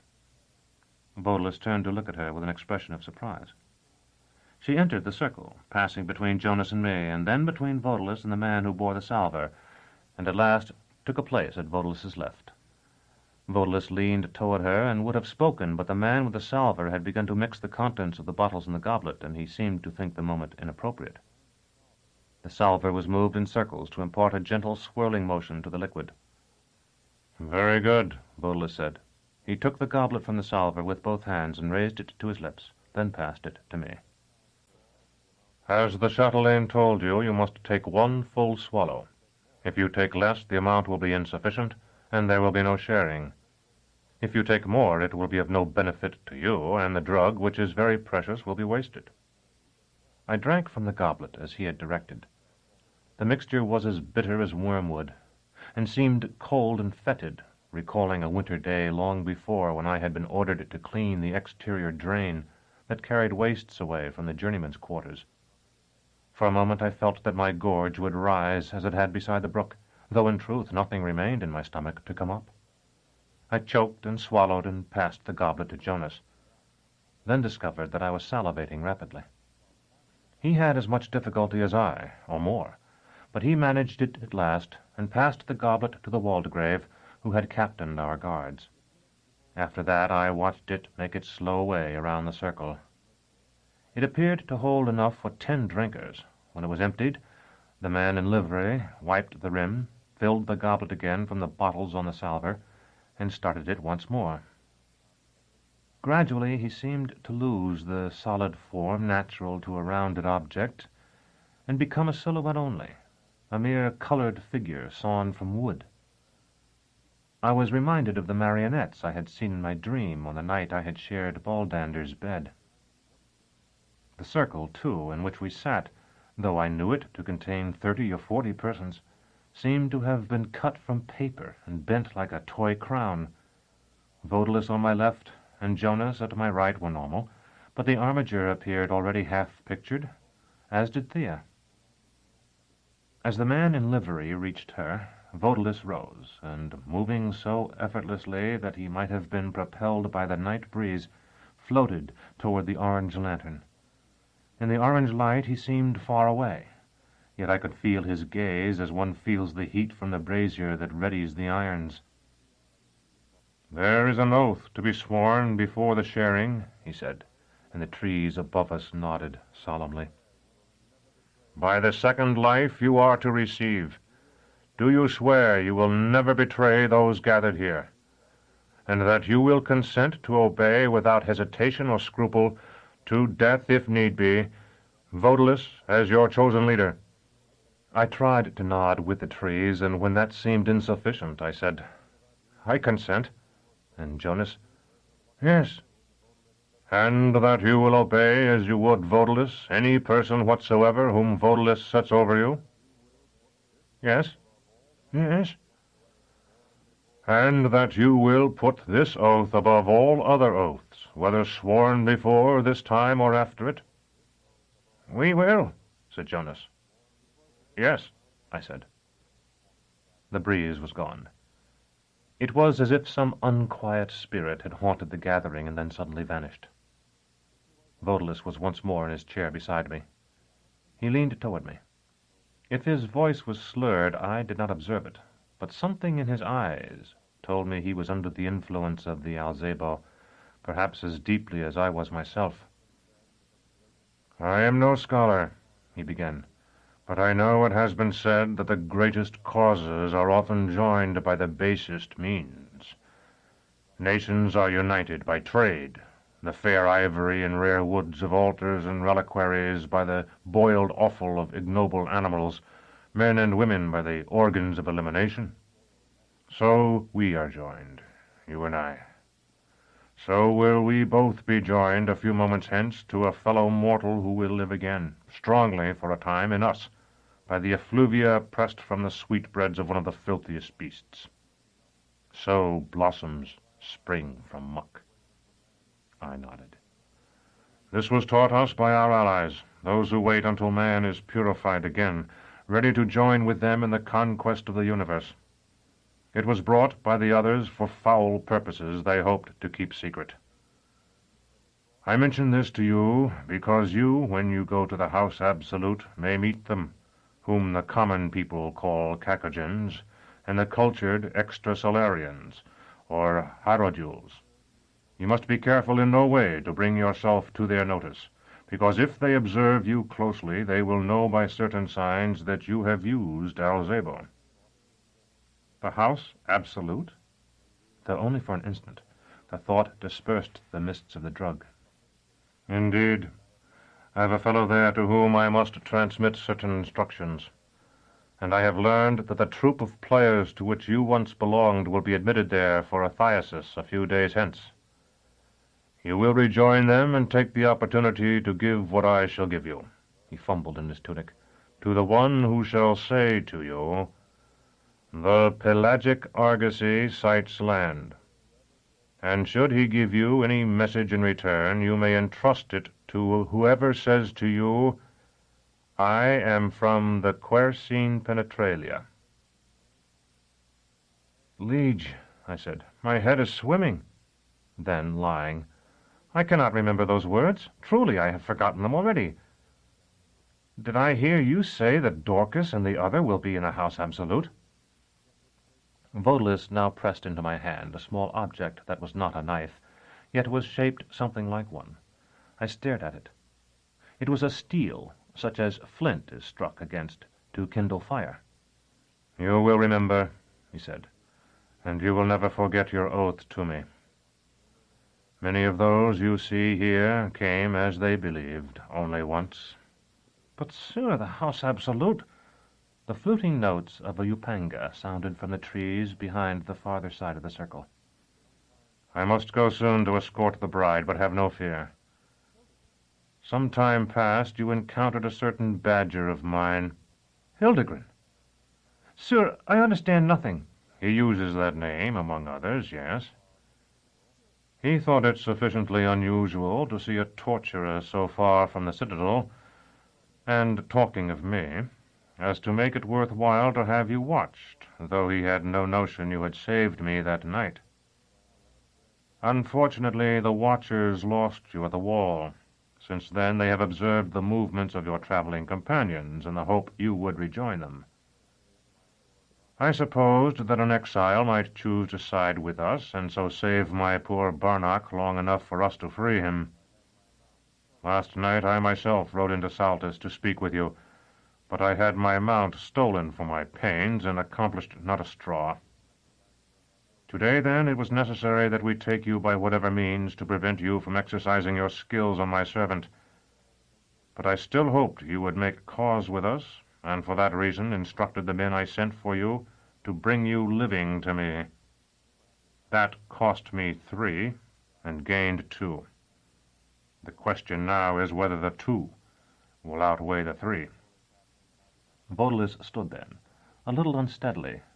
I thanked Holy Catherine that I did not have to stand as well, for I was sure my legs would not hold me. Something dim and white and twice the height of a man was sailing among the trees to the twittering of the upanga. Every neck craned to look at it, and Vodalis drifted to meet it. Thea leaned across his empty chair to speak to me. Lovely, is she not? They have accomplished wonders. It was a woman seated on a silver litter borne on the shoulders of 6 men. For a moment I thought it was Thecla. It looked so like her in the orange light. Then I realized that it was rather her image, made perhaps of wax. It is said to be perilous, Thea cooed, when one has known the shared in life. Memories held together may amaze the mind. Yet I, who loved her, will risk that confusion, and knowing from your look when you spoke of her that you would desire it as well, I said nothing to Vodalis. He had reached up to touch the figurine's arm as it was borne through the circle. With it entered a sweet and unmistakable odor. I recalled the agoutis served at our masking banquets, with their fur of spiced coconut and their eyes of preserved fruits, and knew that what I saw was just such a recreation of a human being in roasted flesh. I think I would have gone mad at that moment if it had not been for the Alzabo. It stood between my perception and reality like a giant of mist, through which everything could be seen but nothing apprehended. I had another ally as well. It was the knowledge growing in me, the certainty that if I were to consent now, and swallow some part of Thecla's substance, the traces of her mind that must otherwise soon fade and decay would enter me and endure, however attenuated, as long as I. Consent came. What I was about to do no longer seemed filthy or frightening. Instead, I opened every part of myself to Thecla, and decked the essence of my being with welcome. Desire came too, born of the drug, a hunger no other food could satisfy, and when I looked around the circle I saw that hunger on every face. The liveried servant, who I think must have been one of Vodalis's old household gone into exile with him, joined the 6 who had borne Thecla into the circle and helped lower the litter to the ground. For the space of a few breaths, their backs blocked my view. When they parted, she was gone. Nothing remained but smoking meats laid upon what might have been a white tablecloth. I ate and waited, begging forgiveness. She deserved the most magnificent sepulchre, priceless marble of exquisite harmony. In its place, she was to be entombed in my torturer's workroom, with the floor scrubbed and the devices half disguised under garlands of flowers. The night air was cool, but I was sweating. I waited for her to come, feeling the drops roll down my bare chest and staring at the ground because I was afraid I would see her in the faces of the others before I felt her presence in myself. Just when I despaired, she was there, filling me as a melody fills a cottage. I was with her, running beside the Acis when we were a child. I knew the ancient villa moated by a dark lake, the view through the dusty windows of the belvedere, and the secret space in the odd angle between two rooms where we sat at noon to read by candlelight. I knew the life of the Autox court, where poison waited in a diamond cup. I learned what it was for one who had never seen a cell or felt a whip to be a prisoner of the torturers, what dying meant, and death. I learned that I had been more to her than I had ever guessed, and at last fell into a sleep in which my dreams were all of her. Not memories merely, memories I had possessed in plenty before. I held her poor cold hands in mine, and I no longer wore the rags of an apprentice nor the fullerton of a journeyman. We were one, naked and happy and clean, and we knew that she was no more, and that I still lived, and we struggled against neither of those things, but with woven hair read from a single book, and talked and sang of other matters. The nuptials. I came from my dreams of Thecla directly to the morning. At one instant we walked mutely together in what surely must have been the paradise the new sun is said to open to all who in their final moments call upon him. And though the wise teach that it is closed to those who are their own executioners, yet I cannot but think that he who forgives so much must sometimes forgive that as well. At the next I was aware of cold and unwelcome light, and the piping of birds. I sat up. My cloak was soaked with dew, and dew lay like sweat upon my face. Beside me Jonas had just begun to stir. 10 paces off, 2 great destriers, one the color of white wine, one of unspotted black, champed their bits and stamped with impatience. Of feast and feasters there was no more sign than of Thecla, whom I have never seen again, and now no longer hope to see in this existence. Terminus Est lay beside me in the grass, secure in her tough, well-oiled sheath. I picked her up and made my way downhill until I found a stream where I did what I might to refresh myself. When I returned, Jonas was awake. I directed him to the water, and while he was gone I made my farewell to dead Thecla. Yet some part of her is with me still. At times I, who remember, am not Severian, but Thecla, as though my mind were a picture framed behind glass, and Thecla stands before that glass and is reflected in it. Too, ever since that night, when I think of her without thinking also of a particular time and place, the Thecla who rises in my imagination stands before a mirror in a shimmering gown of frost white that scarcely covers her breasts, but falls in ever-changing cascades below her waist. I see her poised for a moment there. Both hands reach up to touch our face. Then she is whirled away in a room whose walls and ceiling and floor are all of mirrors. No doubt it is her own memory of her image in those mirrors that I see, but after a step or two she vanishes into the dark, and I see her no more. By the time Jonas returned, I had mastered my grief, and was able to make a show of examining our mounts. "The black for you," he said, "and the cream for me, obviously. Both of them look like they outvalue either of us, though, as the sailor told the surgeon who took off his legs. Where are we going?" "To the House Absolute." I saw the incredulity in his face. "Did you overhear me talking with Vodalis last night?" "I caught the name, but not that we were to go there." I am no rider, as I have said before, but I got one foot into the black's stirrup and swung myself up. The mount I had stolen from Vodalus 2 nights before had worn a lofty war saddle, fiendishly uncomfortable, but very difficult to fall out of. This black carried a nearly flat affair of padded velvet that was both luxurious and treacherous. I had no sooner got my legs around him than he began to dance with eagerness. It was the worst possible time, perhaps, but it was also the only time. I asked, "How much do you remember?" "About the woman last night?" "Nothing." Jonas dodged the black, loosed the cream's reins, and vaulted up. "I didn't eat. Vodalus was watching you, but after they had swallowed the drug, no one was watching me. And anyway, I have learned the art of appearing to eat without actually doing it." I looked at him in astonishment. "I've practiced several times with you. At breakfast yesterday, for example. I don't have much appetite, and I find it socially useful."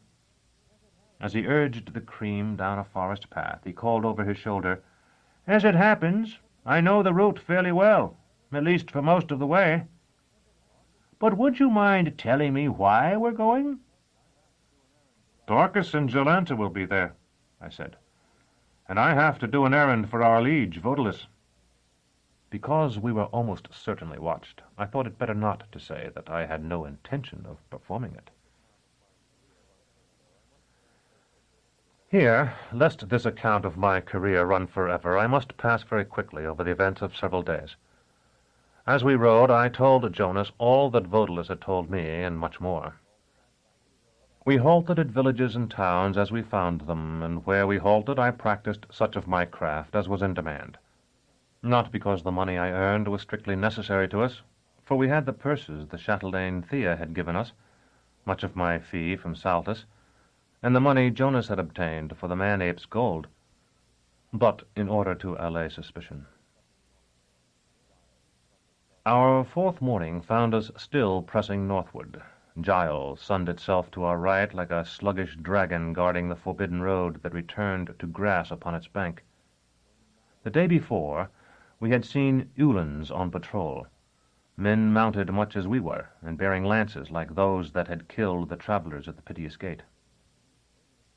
Jonas, who had been ill at ease since we had set out, muttered, "We must hurry if we're to be near the House Absolute tonight. I wish Vodalus had given you the date that celebration begins, and some indication of how long it's to last." I asked, "Is the House Absolute still far off?" He pointed out an isle in the river. "I think I recall that. And when I was 2 days from it, some pilgrims told me the House Absolute was nearby. They warned me of the Praetorians, and seemed to know what they were talking about." Following his example, I had allowed my mount to break into a trot. "You were walking?" "Riding my Mary Kip. I suppose I'll never see the poor creature again. She was slower at her best than these animals at their worst, I'll grant you. But I'm not certain they're twice as fast."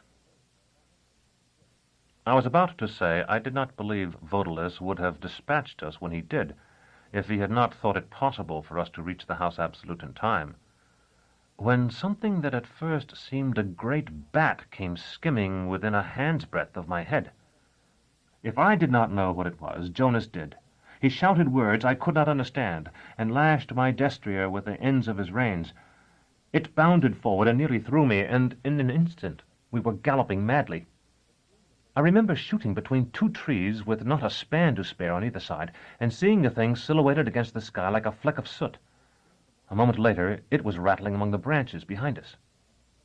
When we cleared the margin of the wood and entered the dry gully beyond, it was not to be seen. But as we reached the bottom and began to climb the farther side, it emerged from the trees, more ragged than ever. For the space of a prayer it seemed to have lost sight of us, soaring at an angle to our own path, then swooping toward us again in a long, flat glide. I had Terminus Est clear of her sheath, and I neck-reined the black between the flying thing and Jonas. Swift though our destriers were, it came far more swiftly.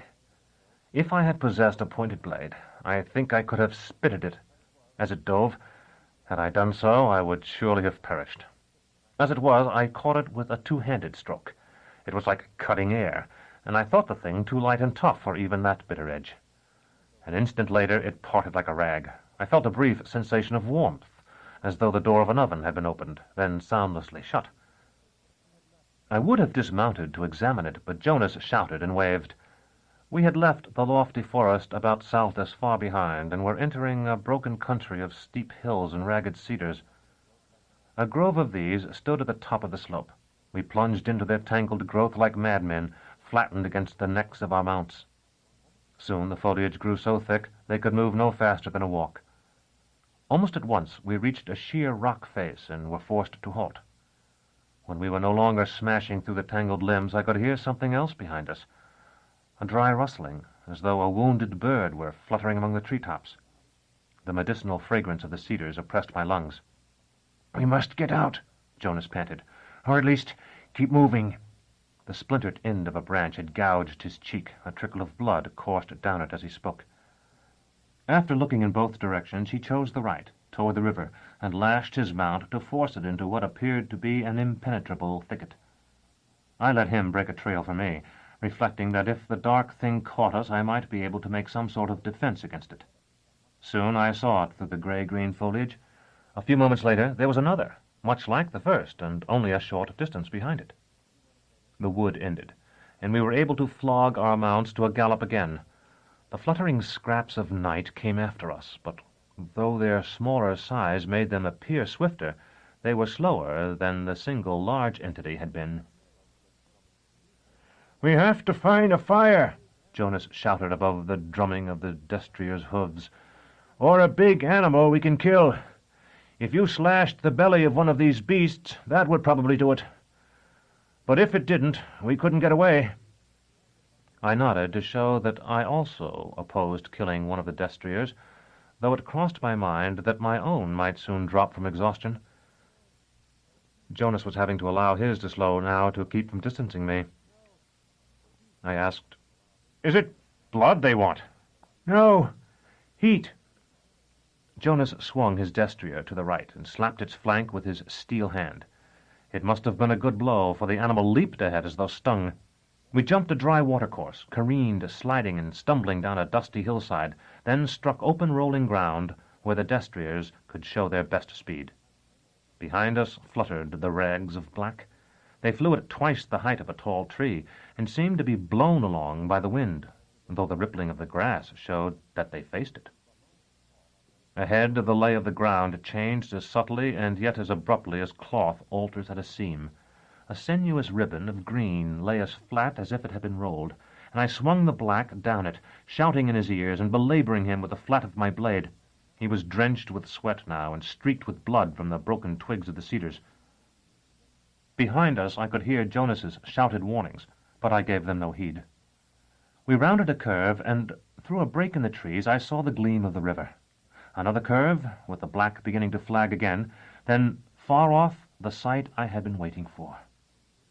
Perhaps I should not tell it, but I lifted my sword to heaven then, to the diminished sun with a worm in his heart, and I called, "His life for mine, new sun, by your anger and my hope."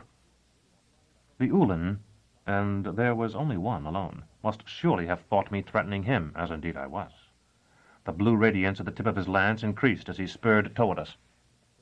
Winded though he was, the black swerved for me like a hunted hare. A twitch of the reins, and he was sliding and turning, his hoofs scarring the green verdure of the road. In no more than a breath, we had reversed our track and were pounding back toward the things that pursued us. Whether Jonas understood my plan then I do not know, but he fell in with it as though he did, never slackening his own pace. One of the fluttering creatures swooped, looking for all earth like a hole torn in the universe, for it was true Fullerton, as lightless as my own habit. It was trying for Jonas, I believe, but it came within sword reach, and I parted it as I had before, and again felt a gust of warmth. Knowing from where that heat came, it seemed more evil to me than any vile odor could. The mere sensation on my skin made me ill. I reined sharply away from the river, fearing a bolt from the Ulan's lance at any moment. We had no more than left the road when it came, searing the ground and setting a dead tree ablaze.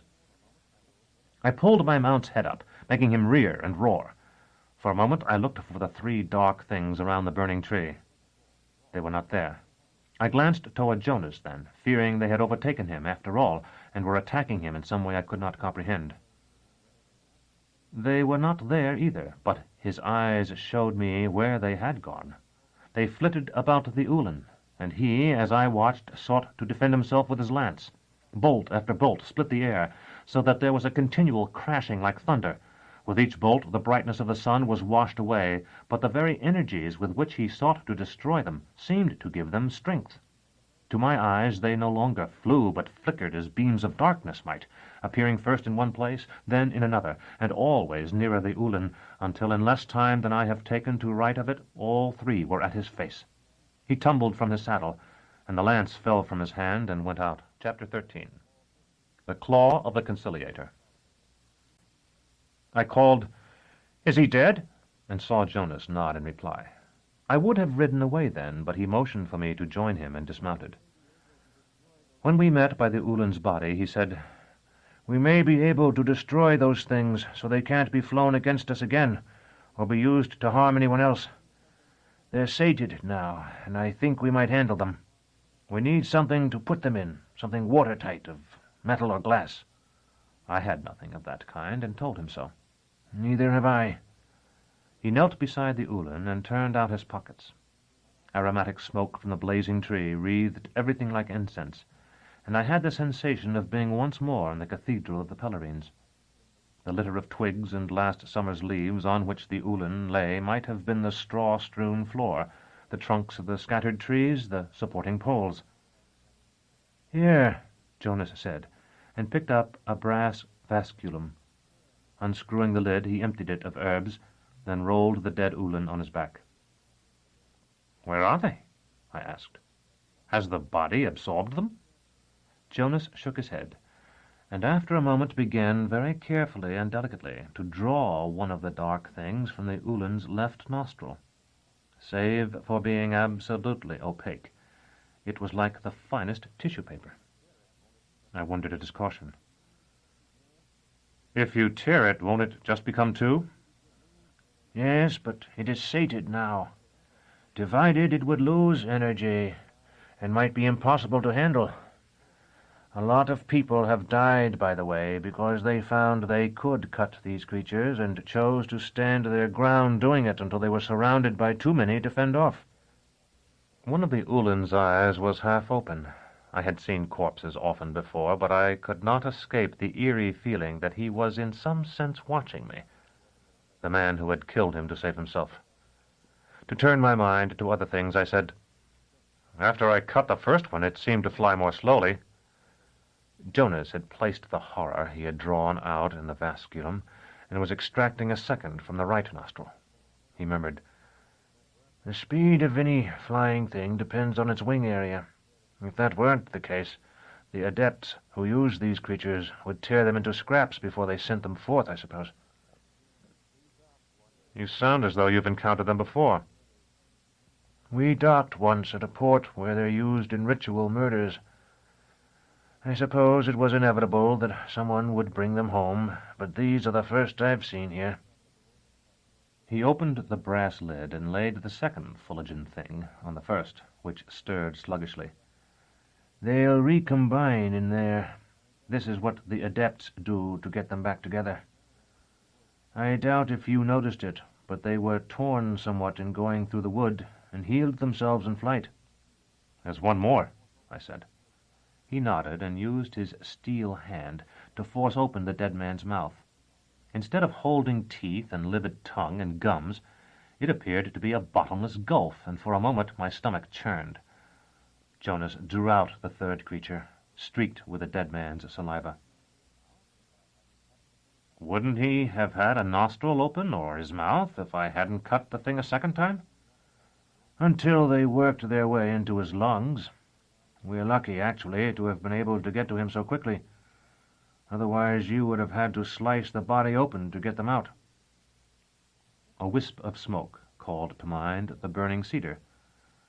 "If it was heat they wanted—" "They prefer life's heat, though they can sometimes be distracted by a fire of living vegetable matter. It's something more than heat, I think, really. Perhaps some radiant energy characteristic of growing cells. Jonas stuffed the third creature into the basculum and snapped it shut. We called them noctules, because they usually came after dark, when they could not be seen, and the first warning we had was a breath of warmth. But I have no idea what the natives call them. Where is this island? He looked at me curiously. Is it far from the coast? I've always wanted to see Ouroboros, though I suppose it is dangerous. Very far, Jonas said in a flat voice. Very far indeed. Wait a moment. I waited, watching as he strode to the riverbank. He threw the basculum hard. It had almost reached midstream when it dropped into the water. When he returned, I asked, couldn't we have used those things ourselves? It doesn't seem likely that whoever sent them is going to give up now, and we might have need of them. They would not obey us, and the world is better without them anyway, as the butcher's wife told him when she cut away his manhood. Now, we'd best be going. There's somebody coming down the road. I looked where Jonas had pointed and saw two figures on foot. He had caught his destrier by the halter as it drank and was ready to climb into the saddle. "Wait," I said. "Or go on a chain or two and wait for me there."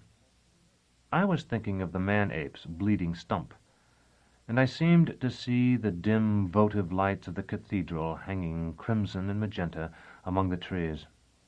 I reached into my boot, far down where I had pushed it for safety, and drew out the claw. It was the first time I had seen it by full daylight. It caught the sun and flashed like a new sun itself, not blue only, but with every color from violet to cyan. I laid it on the Ulin's forehead, and for an instant tried to will him alive.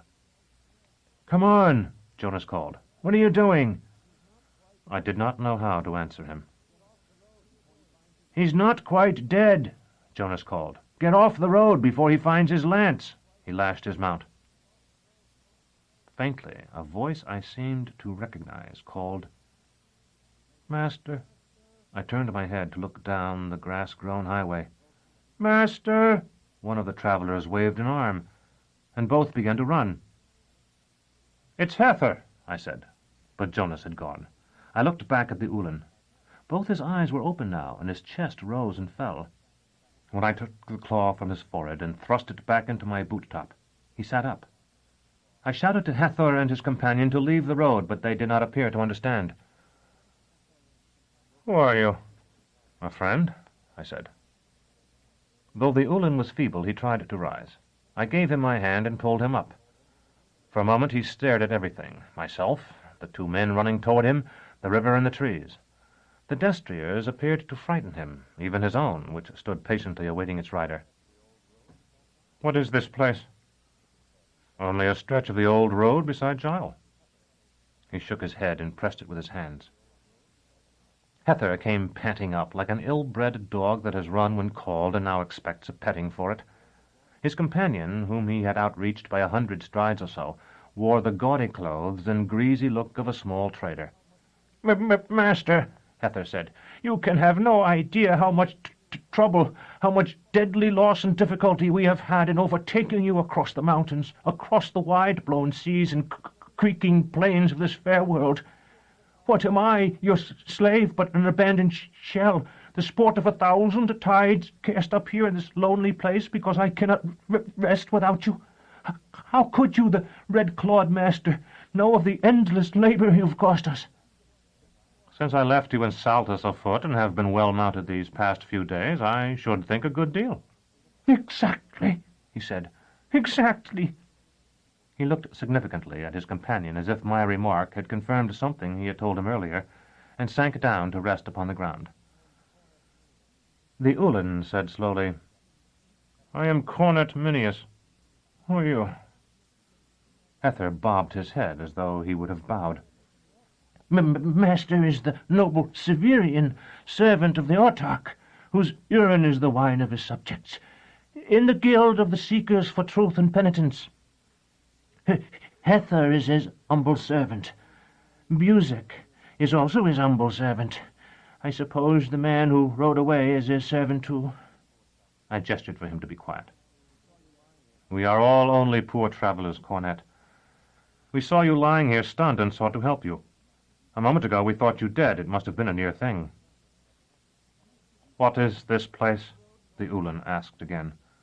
Hether answered eagerly. "The road north of Quaesco. Master, we were on a boat, sailing the wide waters of Gial in the blind night. We disembarked at Quaesco. On her deck and at her sails we worked up passage, Buzek and me. So slowly upriver, while the lucky ones whizzed above on their way to the House Absolute, but made headway whether we woke or slept, and thus we caught up to you." "The House Absolute," the Ulan muttered. I said, "It's not far from here, I think." "I am to be especially vigilant." "I feel sure one of your comrades will be along soon." I caught my mount and clambered onto his lofty back. Master, you're not going to leave us again.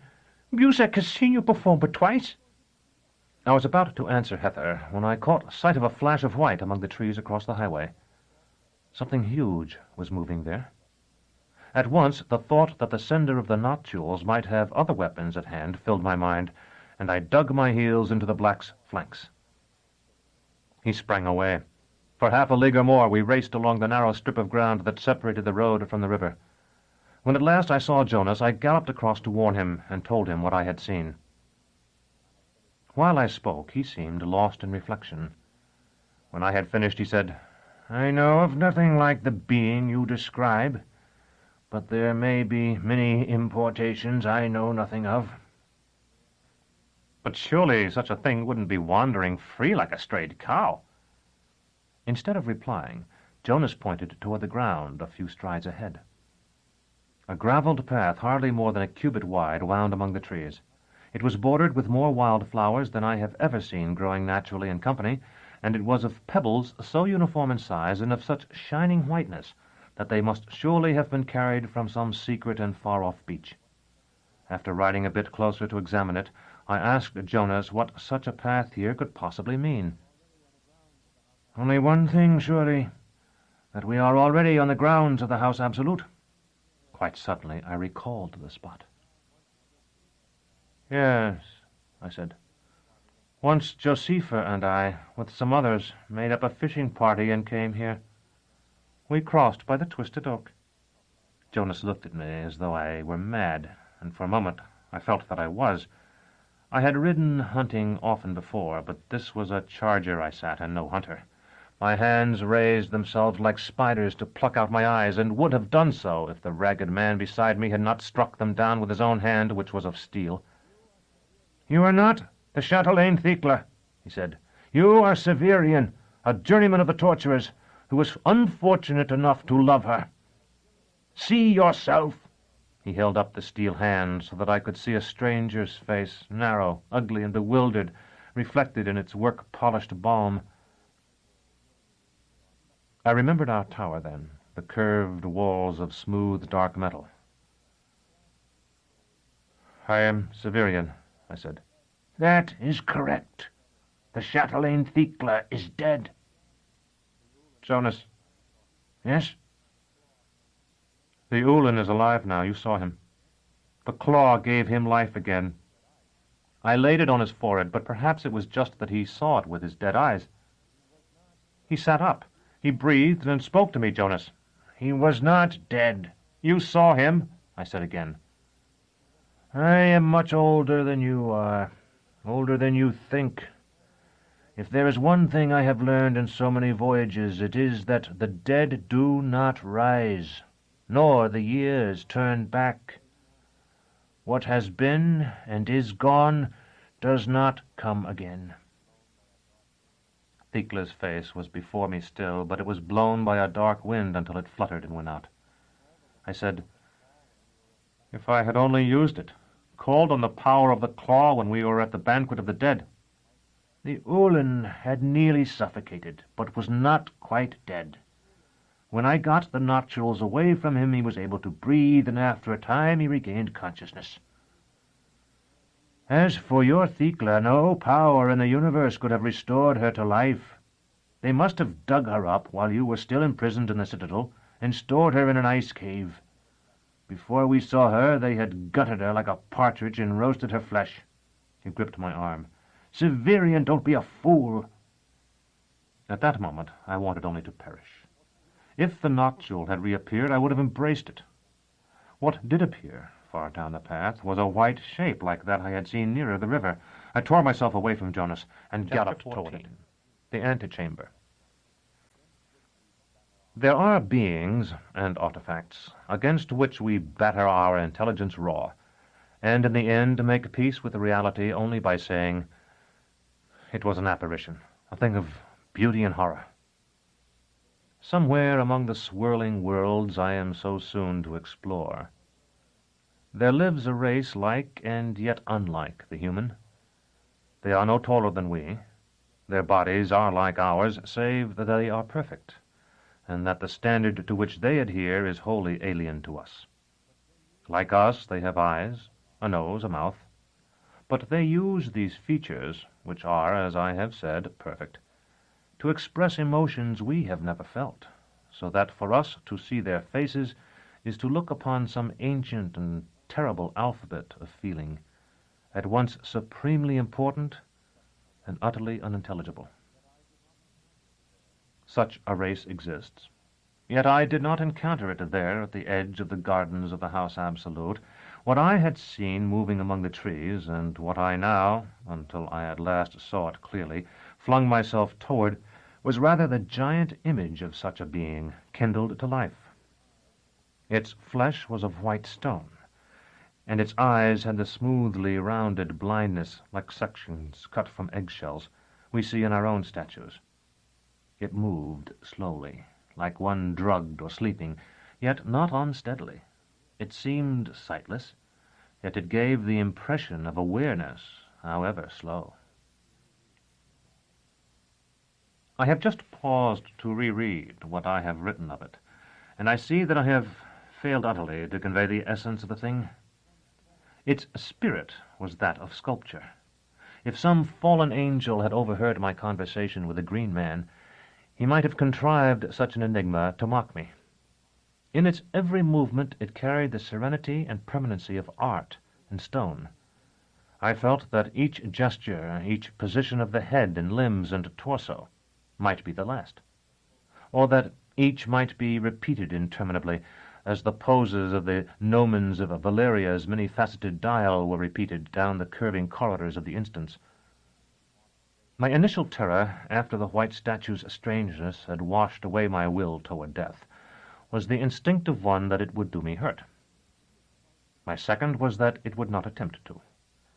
To be as frightened of something as I was of that silent, inhuman figure, and then to discover that it meant no harm, would have been unbearably humiliating. Forgetting for a moment the ruin it would bring her blade to strike that living stone, I drew terminus est and reined in the black. The breeze itself seemed to pause as we stood there, the black hardly quivering, myself with sword upraised, as still almost ourselves as statues. The real statue came toward us, its 3 or 4 times life-size face stamped with inconceivable emotion and its limbs wrapped in terrible and perfect beauty. I heard Jonas shout, and the sound of a blow. I had just time to see him on the ground, grappling with men in tall crested helmets that vanished and reappeared even as I looked at them, when something whizzed past my ear. Another struck my wrist, and I found myself struggling in a web of cords that constricted like little boas. Someone seized my leg and pulled, and I fell.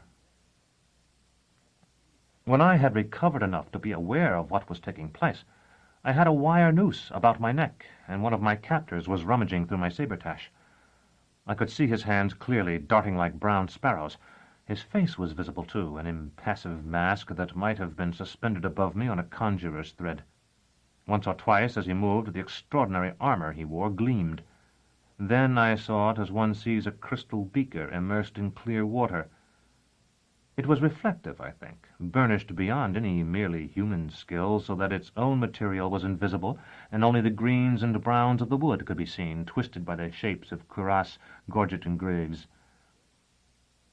Despite my protest that I was a member of the guild, the Praetorian took all the money I had, though he left me Thekla's brown book my fragment of whetstone, oil, and flannel, and the other miscellaneous objects in my sabretache.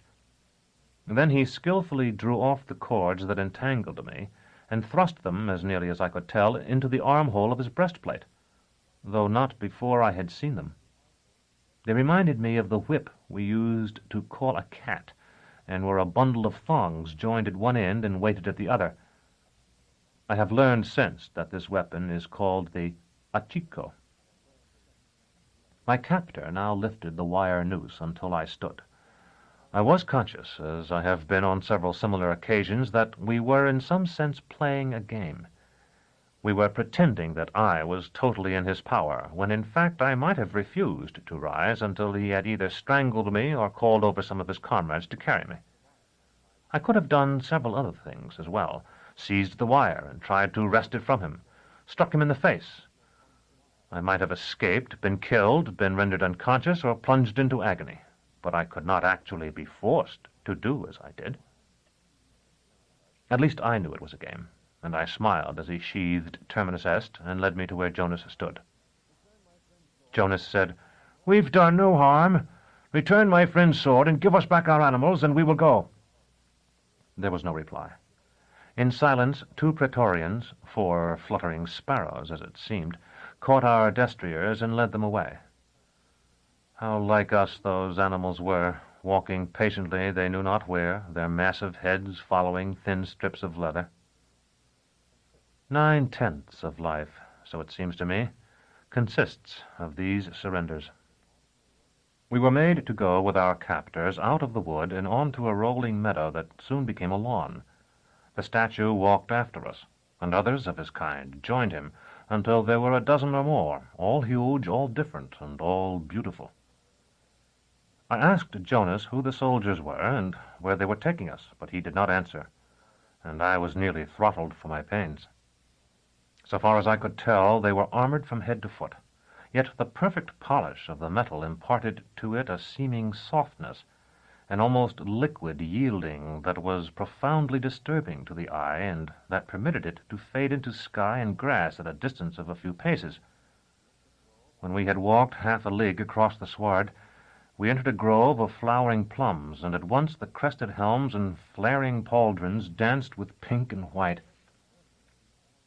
There we struck a path that curved and curved again. Just as we were on the point of emerging from the grove, we halted, and Jonas and I were pushed violently back. I heard the feet of the stony figures that followed us grate on the gravel as they, too, stopped short. One of the soldiers warned them off with what seemed to me a wordless cry. I peered through the blossoms as well as I could to see what lay ahead. Before us was a walk, much broader than the one we trod. It was, in fact, a garden path, grown until it had become a magnificent processional way. The pavement was of white stone, and marble balustrades flanked it to either side. Down it marched a motley company. Most were on foot, but some rode beasts of various sorts. One led a shaggy arctather. Another perched upon the neck of a ground sloth, greener than the lawns. No sooner had this group passed than other groups followed them. While they were still too far for me to distinguish their faces, I noticed one in which the bowed head of a single individual was lifted above the rest by at least 3 cubits. A moment later I had recognized another as Dr. Tallis, strutting along with his chest thrown out and his head well back. My own dear Dorcas followed close behind him, looking more than ever like a forlorn child wandered from some higher sphere. Fluttering with veils and sparkling with bijoux under her parasol, Jolenta rode a diminutive jennet side-saddle. And behind them all, patiently wheeling such properties as he could not shoulder, lumbered he whom I had identified first, the giant Baldanders. If it was painful for me to see them pass without being able to call out, it must have been torment for Jonas. When Jolenta was nearly opposite us, she turned her head. To me, at that moment, it seemed she must have winded his desire, as among the mountains certain unclean spirits are said to be attracted by the odor of meat that has been cast upon a fire for them. No doubt it was really only the flowering trees among which we stood that caught her attention. I heard the inhalation of Jonas's breath, but the first syllable of her name was cut short by the thud of the blow that followed, and he pitched at my feet. When I recall that scene now, the rattle of his metal hand on the gravel of the path is as vivid as the perfume of the plum blossoms. After all the troops of performers had gone, 2 Praetorians picked up poor Jonas and carried him.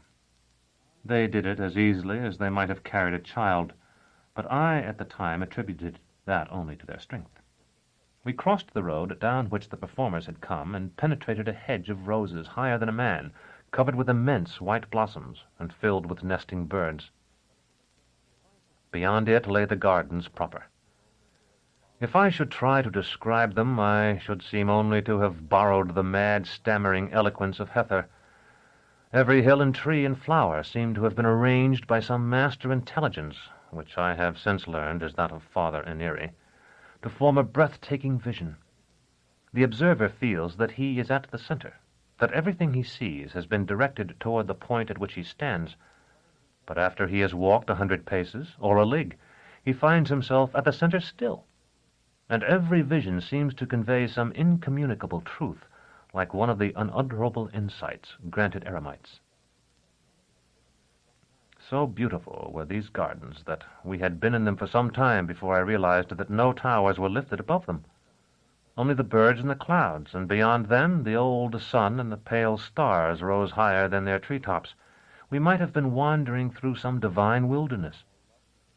Then we reached the crest of a wave of land more lovely than any cobalt wave of Ouroboros's, and with breathtaking suddenness a pit opened at our feet. I have called it a pit, but it was not at all like the dark abyss usually associated with that word. Rather, it was a grotto filled with fountains and night flowers, and dotted with people more brilliant than any flowers, people who loitered beside its waters and gossiped among its shades. At once, as though a wall had collapsed to let light into a tomb, many of the memories of the House Absolute, mine by absorption now from the life of Thecla, coalesced. I understood something that had been implicit in the doctor's play, and in many of the stories Thecla had told me as well, though she had never mentioned it directly. The whole of this great palace lay underground, or rather its roofs and walls were heaped with soil planted and landscaped, so that we had been walking all this time over the seat of the autarch's power, which I had thought still some distance away. We did not go down into that grotto, which no doubt opened onto chambers quite unsuited to the detention of prisoners, or into any of the next score or so we passed. At last, however, we came upon one far more grim, though no less beautiful.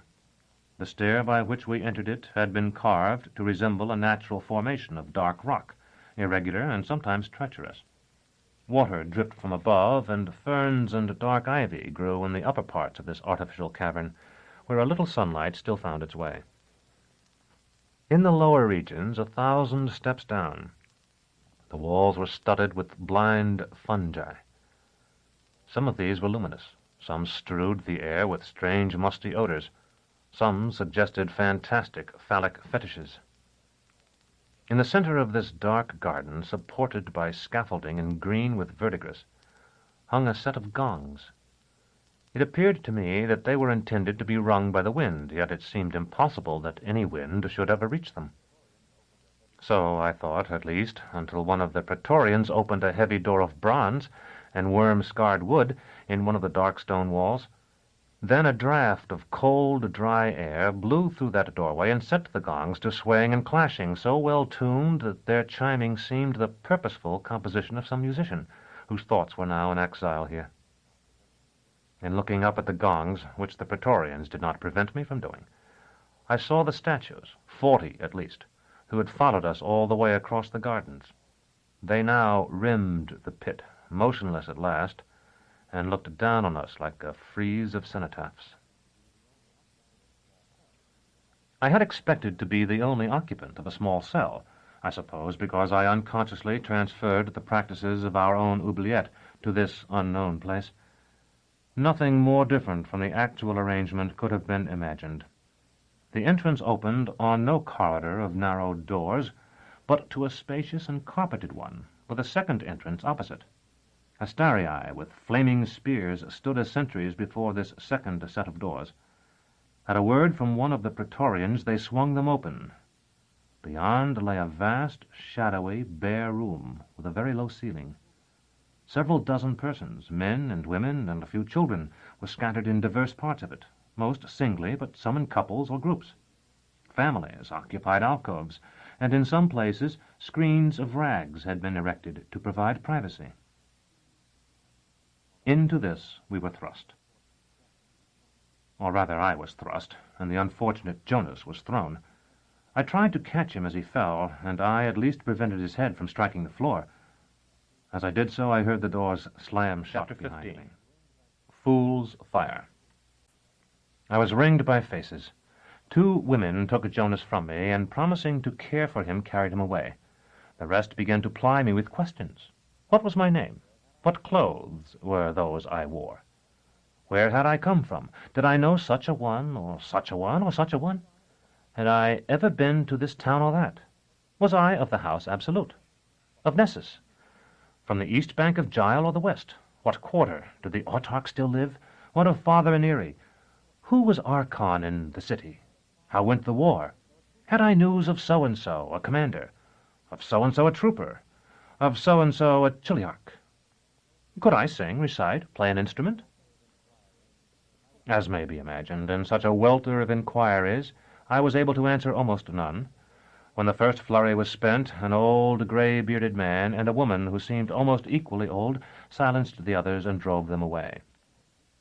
Their method, which would surely have succeeded nowhere but here, was to clap each by the shoulder, point to the most remote part of the room, and say distinctly, "Plenty of time." Gradually the others fell silent and walked to what seemed the limits of hearing, until at last the low room was as still as it had been when the doors opened. "I am Lomer," the old man said. He cleared his throat noisily. "This is Nicariti." I told him my name and Jonas's. The old woman must have heard the concern in my voice. "He will be safe, rest assured. Those girls will treat him as well as they can, in the hope that he'll soon be able to talk to them." She laughed, and something in the way she threw back her well-shaped head told me she had once been beautiful. I began to question them in my turn, but the old man interrupted me.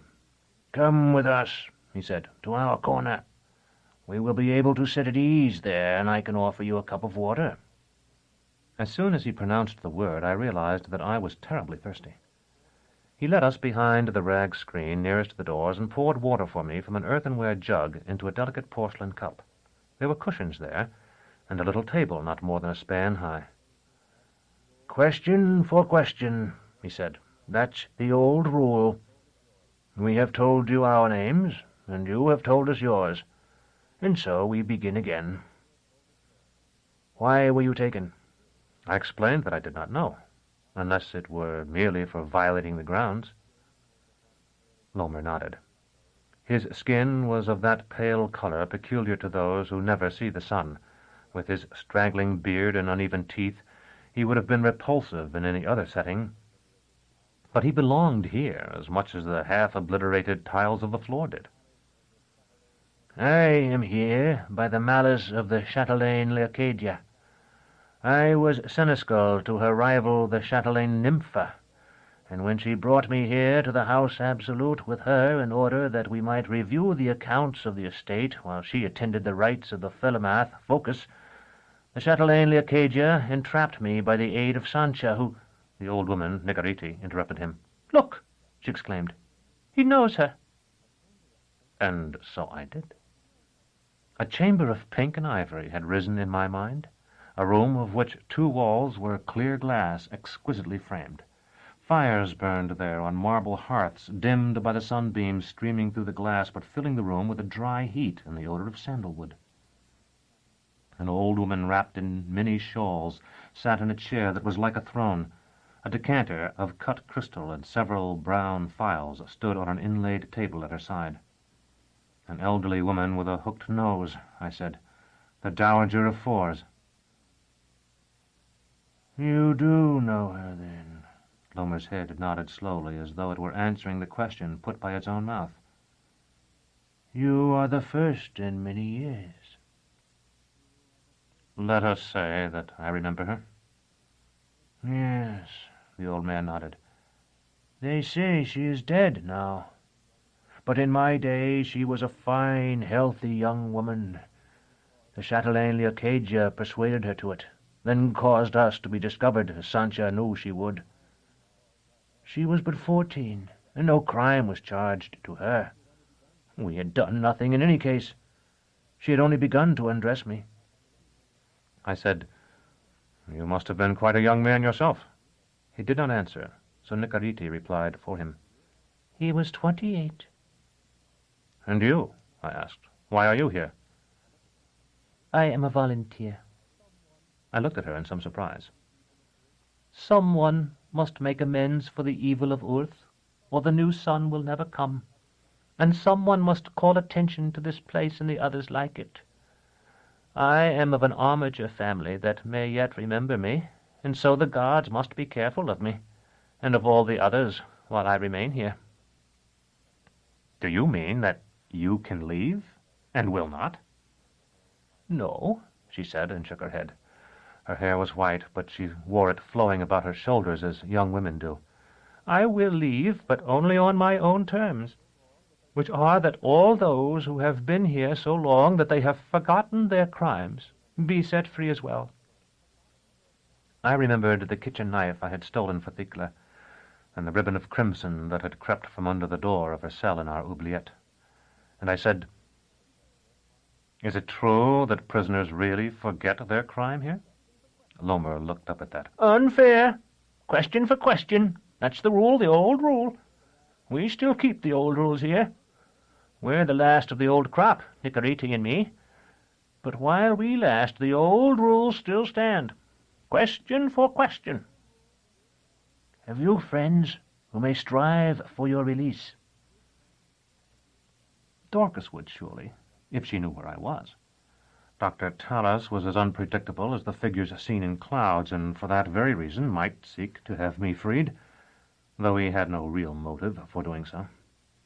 Most importantly, perhaps, I was Vodalus's messenger, and Vodalus had at least one agent in the House Absolute, him to whom I was supposed to deliver his message.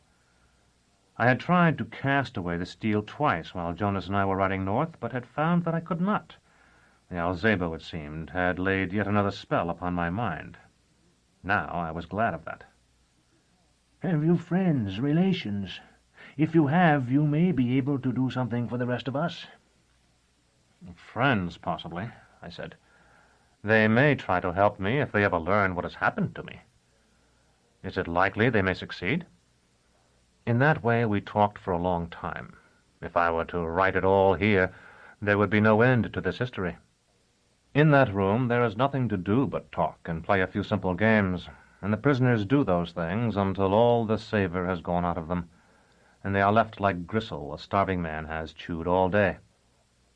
In many respects, these prisoners are better off than the clients beneath our own tower. By day they have no fear of pain, and none is alone.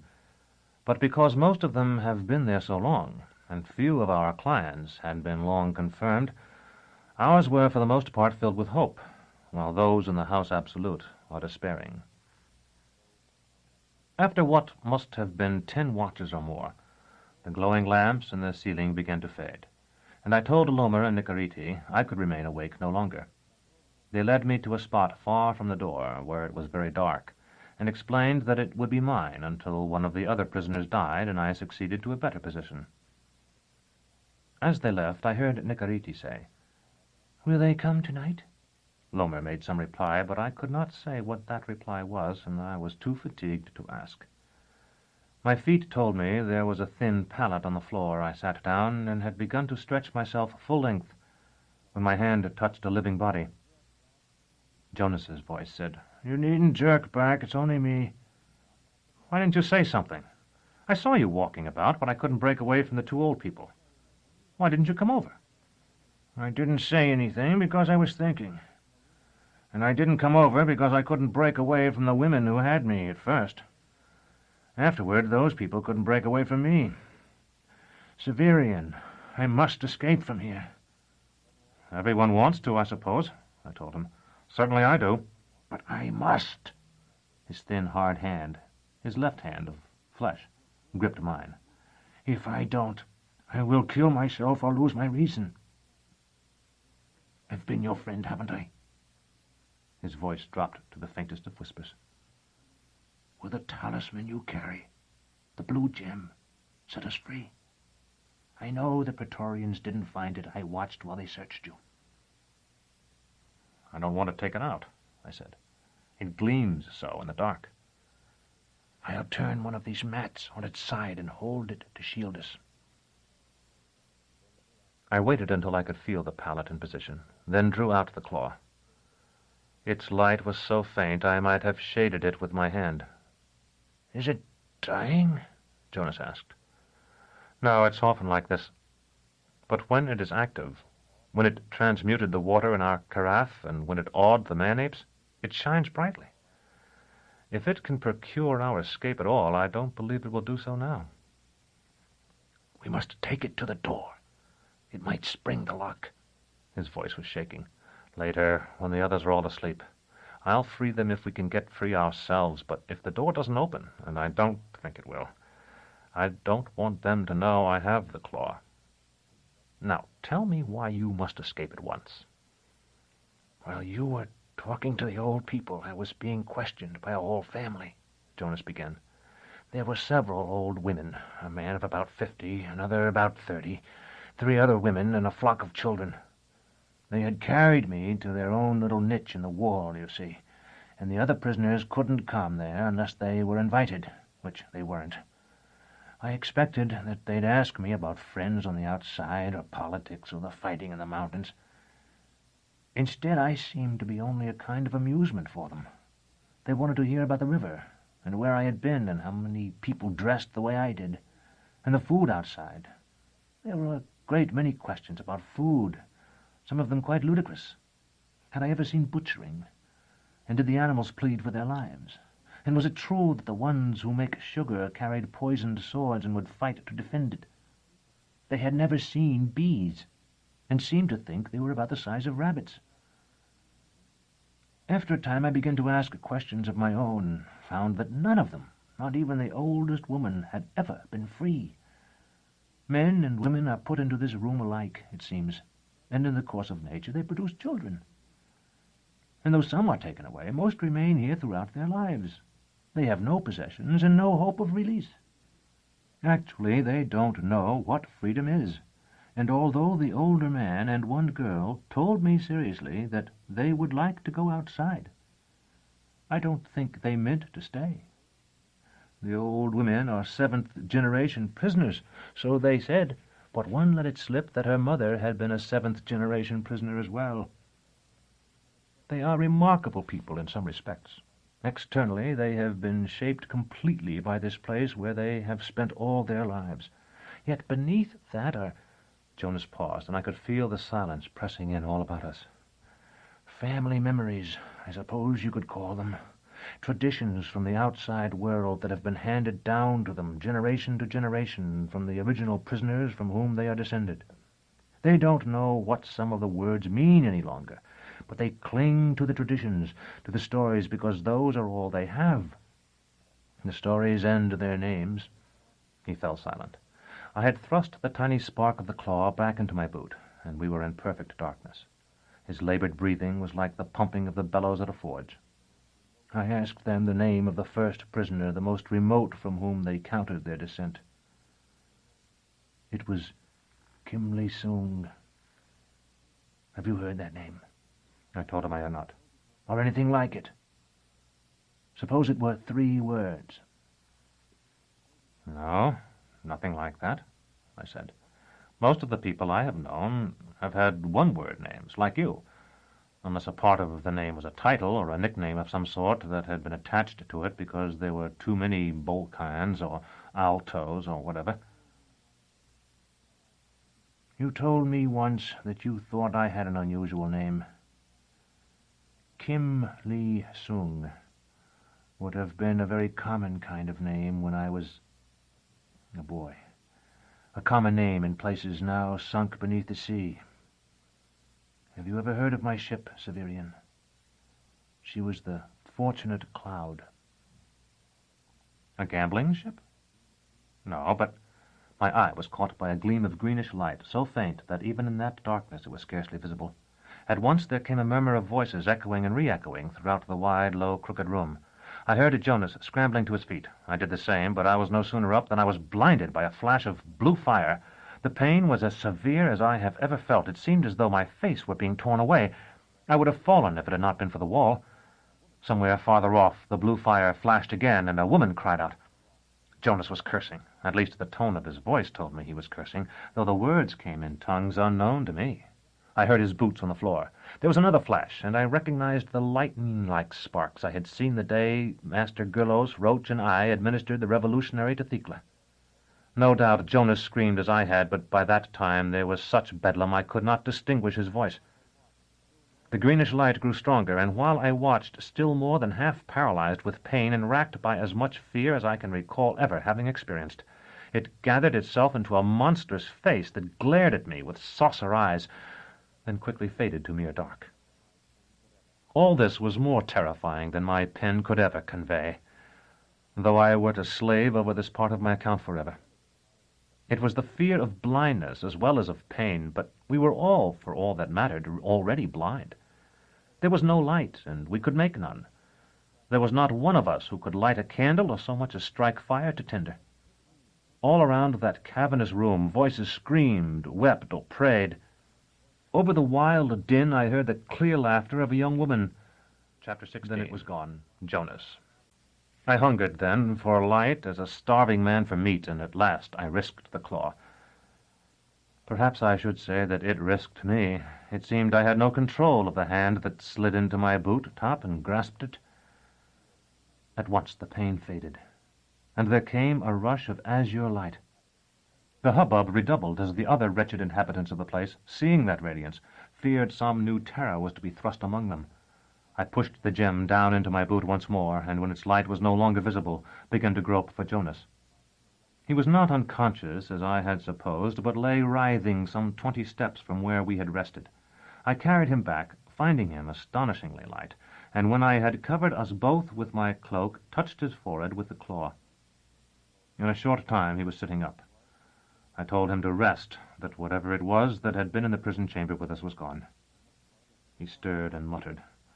"We must get power to the compressors before the air goes bad." "It's all right," I told him. "Everything is all right, Jonas." I despised myself for it, but I was talking to him as if he were the youngest of apprentices, just as years before Master Malrubius had spoken to me. Something hard and cold touched my wrist, moving as if it were alive. I grasped it, and it was Jonas's steel hand. After a moment I realized he had been trying to clasp my own hand with it. "I feel weight." His voice was growing louder. "It must be only the lights." He turned, and I heard his hand ring and scrape as it struck the wall. He began talking to himself in a nasal, monosyllabic language I did not understand. Greatly daring, I drew out the claw again and touched him with it once more. It was as dull as it had been when we had first examined it that evening, and Jonas became no better. But in time I was able to calm him.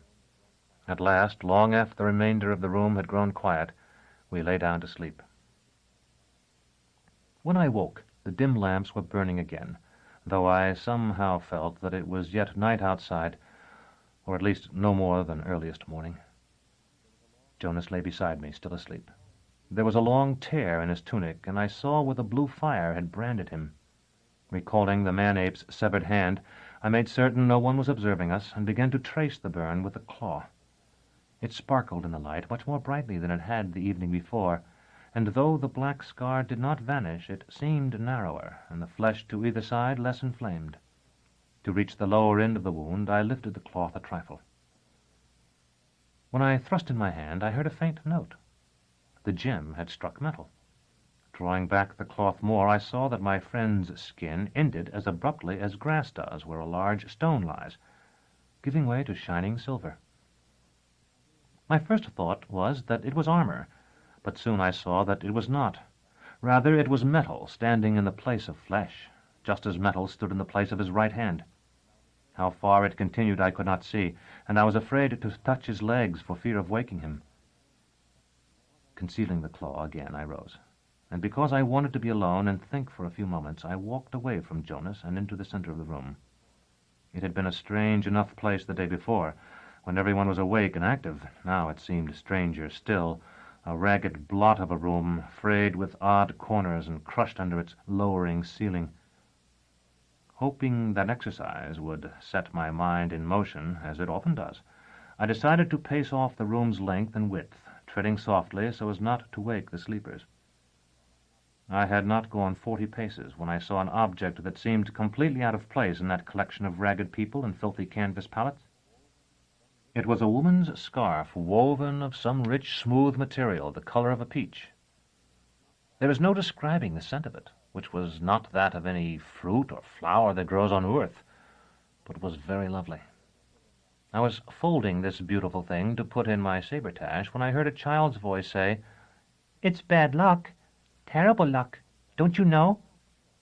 Looking around, then down, I saw a little girl with a pale face and sparkling midnight eyes that seemed too large for it, and I asked, "What's bad luck, mistress?" "Keeping findings. They come back for them later. Why do you wear those black clothes?" "They're Fullerton, the hue that is darker than black. Hold out your hand and I'll show you. Now, do you see how it seems to disappear when I trail the edge of my cloak across it?"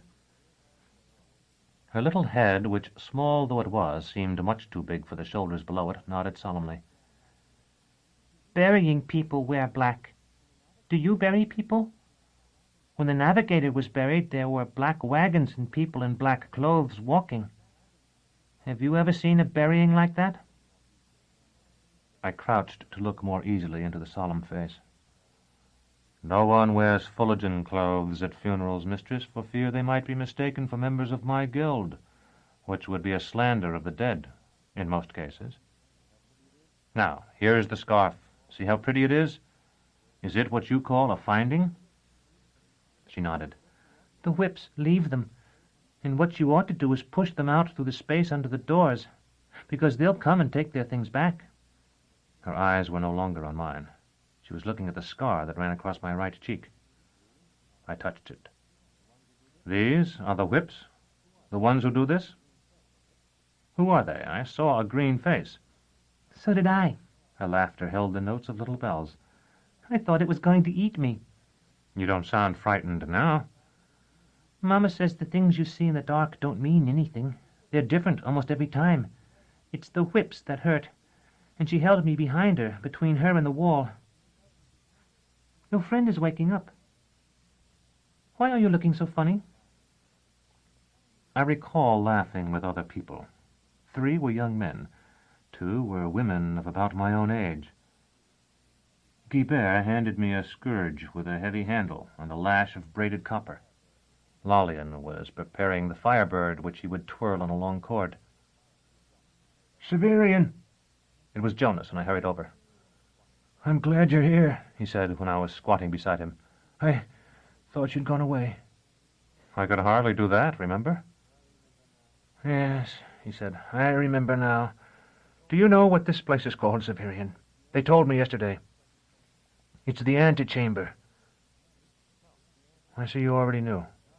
"No." "You nodded." "I recalled the name when you pronounced it, and I knew it was the right one. Thecla was here, I think. She never considered it a strange place for a prison, I suppose because it was the only one she had ever seen before she was taken to our tower. But I find I do. Individual cells, or at least several separate rooms, seem more practical to me. Perhaps I'm only prejudiced." Jonas pulled himself up until he was sitting with his back to the wall. His face had gone pale under the brown, and it shone with perspiration as he said, "Can't you imagine how this place came to be? Look around you." I did so, seeing no more than I had seen before, the sprawling room with its dim lamps. "This used to be a suite. Several suites, probably. The walls have been torn away, and a uniform floor laid over all the old ones. I'm sure that's what we used to call a drop ceiling. If you were to lift one of those panels, you'd see the original structure above it."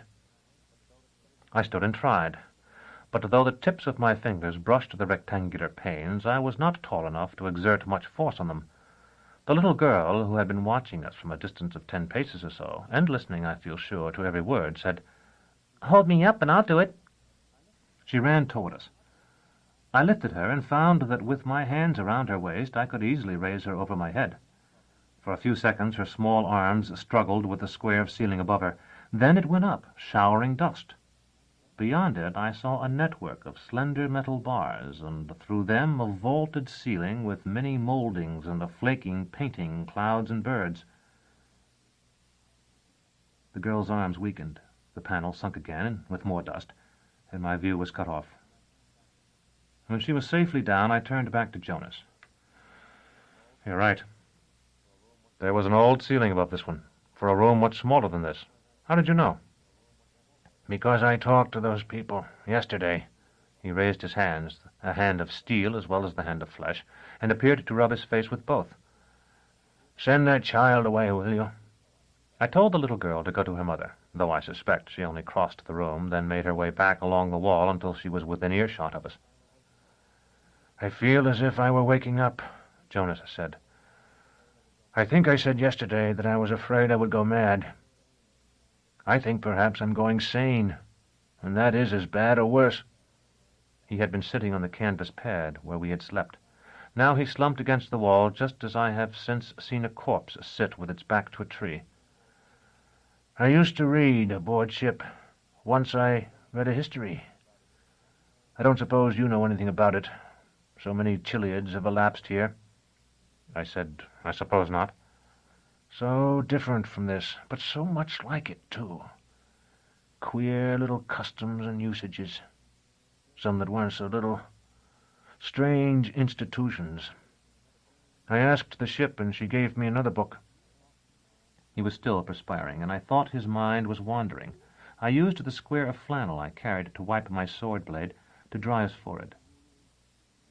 "Hereditary rulers and hereditary subordinates, and all sorts of strange officials. Lancers with long white mustaches." For an instant the ghost of his old humorous smile appeared. "The White Knight is sliding down the poker. He balances very badly, as the king's notebook told him." There was a disturbance at the farther end of the room. Prisoners who had been sleeping or talking quietly in small groups were rising and walking toward it. Jonas seemed to assume that I would go as well, and gripped my shoulder with his left hand. It felt as weak as a woman's. "None of it began so." There was a sudden intensity in his quavering voice. "Severian, the king was elected at the Marchfield. Counts were appointed by the kings. That was what they called the Dark Ages. A baron was only a freeman of Lombardy."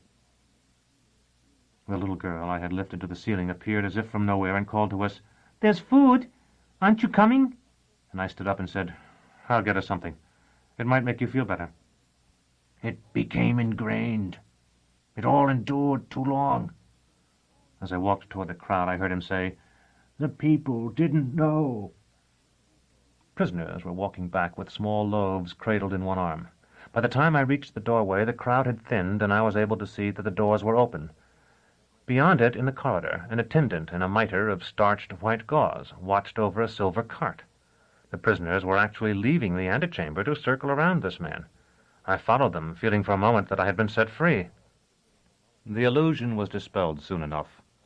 Astarii stood at either end of the corridor to bar it, and two more crossed their weapons before the door leading to the well of green chimes. Someone touched my arm, and I turned to see the white-haired Nigariti.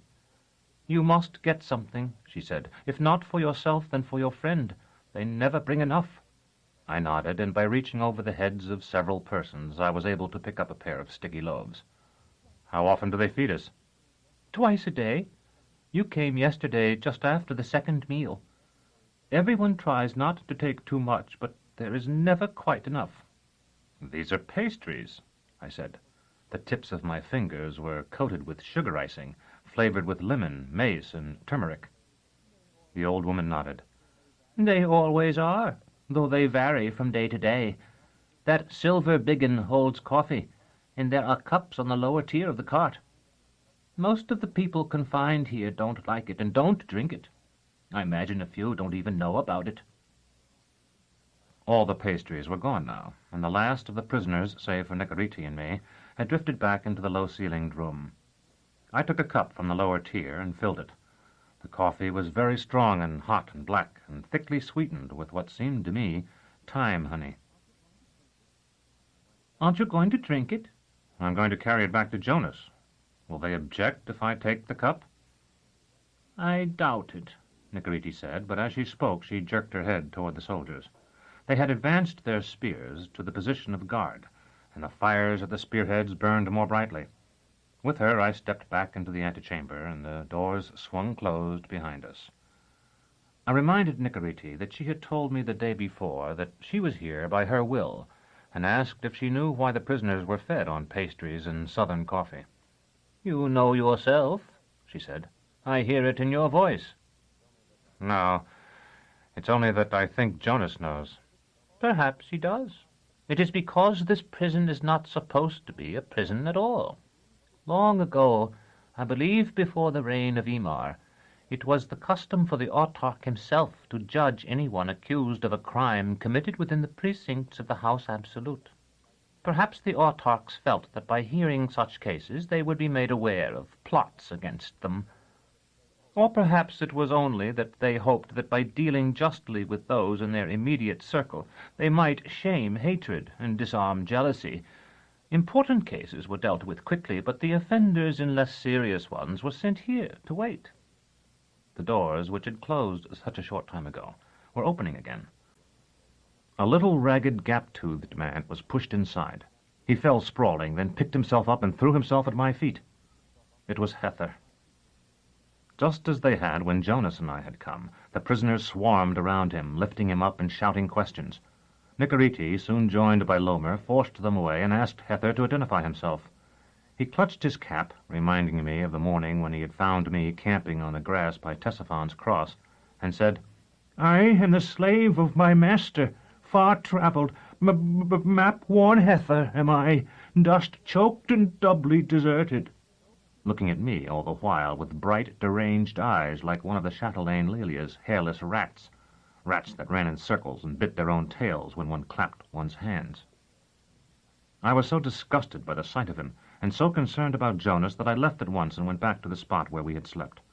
The image of a shaking, grey-fleshed rat was still vivid as I sat down.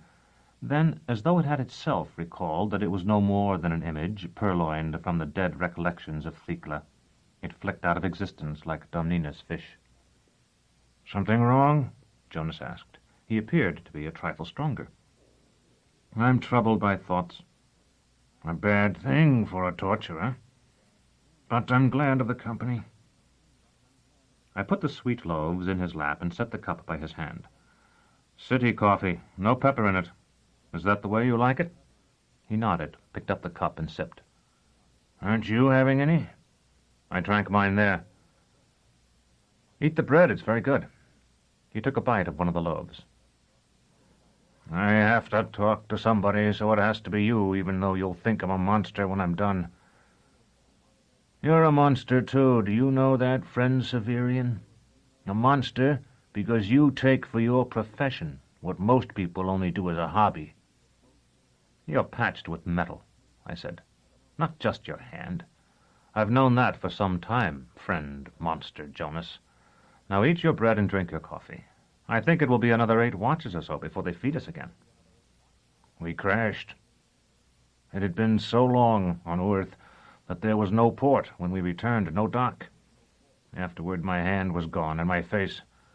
My shipmates repaired me as well as they could, but there were no parts anymore, only biological material.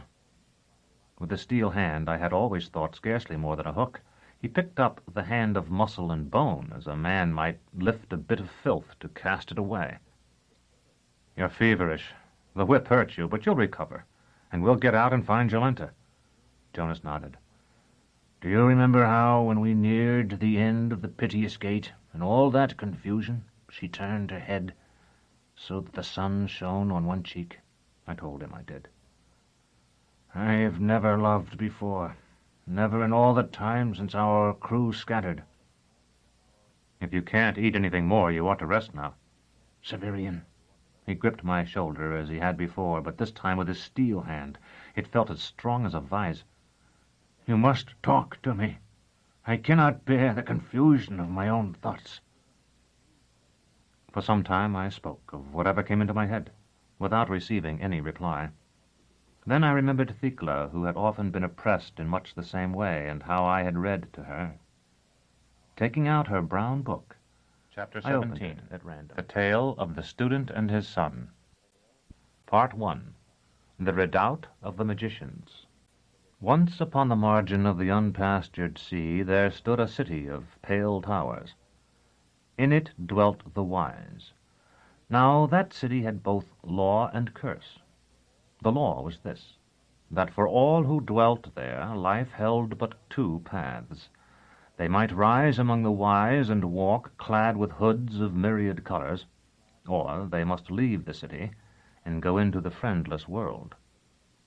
Now one there was who had studied long all the magic known in the city, which was most of the magic known in the world, and he grew near the time at which he must choose his path.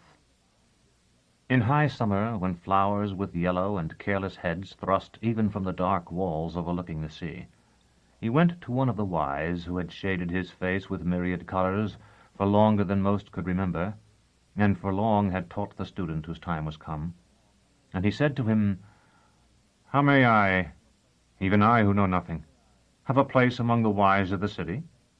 For I wish to study spells that are not sacred all my days, and not go into the friendless world to dig and carry for bread." Then the old man laughed and said, Do you recall how, when you were hardly more than a boy, I taught you the art by which we flesh suns from dream stuff? How skillful you were in those days, surpassing all the others. Go now, and flesh such a sun, and I will show it to the hooded ones, and you will be as we. But the student said, "Another season. Let pass another season, and I will do everything you advise." Autumn came, and the sycamores of the city of pale towers, that was sheltered from the sea winds by its high wall, dropped leaves like the gold manufactured by their owners, and the wild salt geese streamed among the pale towers, and after them the ossifrage and the lammergeier. Then the old man sent again for him who had been his student, and said, "Now surely you must flesh for yourself a creation of dream as I have instructed you, for the others among the hooded ones grow impatient. Save for us, you are the eldest in the city, and it may be that if you do not act now, they will turn you out by winter."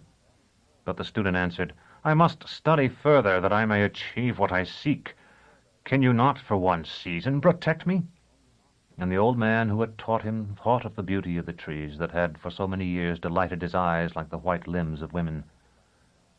At length the golden autumn wore away, and winter came stalking into the land from his frozen capital, where the sun rolls along the edge of the world like a trumpery gilded ball, and the fires that flow between the stars and earth kindle the sky.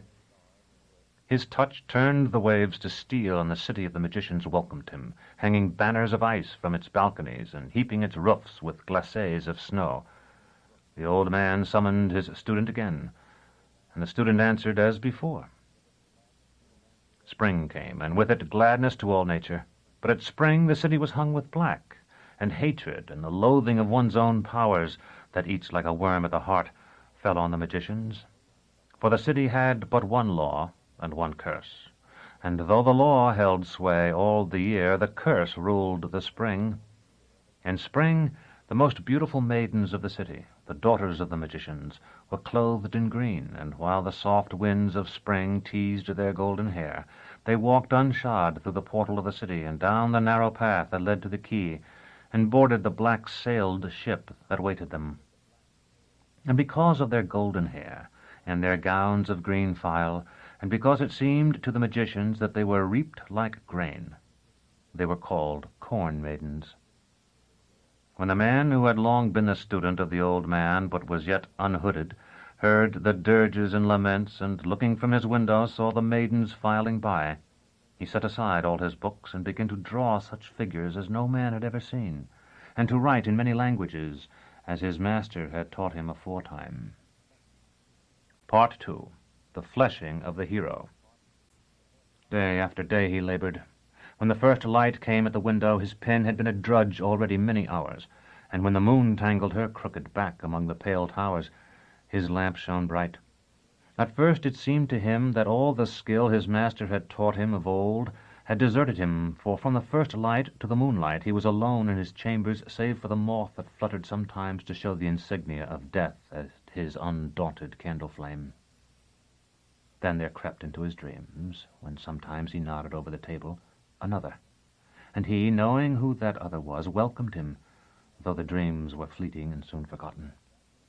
He labored on, and that which he strove to create gathered about him as smoke collects about the new fuel thrown upon a fire almost dead. At times, and particularly when he worked early or late, and when, having at long last laid aside all the implements of his art, he stretched himself at length upon the narrow bed provided for those who had not yet earned the many-colored hood, he heard the step, always in another room, of the man he hoped to call into life. In time, these manifestations, originally rare, and indeed at first limited almost entirely to those nights when thunder rumbled among the pale towers, became common, and there were unmistakable signs of the other's presence, a book he had not unshelved in decades lying beside a chair. Windows and doors that unlocked as it seemed of themselves, an ancient alfange, for years past an ornament hardly more deadly than a trompeur picture, found cleansed of its patina, gleaming and newly sharp. One golden afternoon, when the wind played the innocent games of childhood with the fresh-fledged sycamores, there came a knock at the door of his study.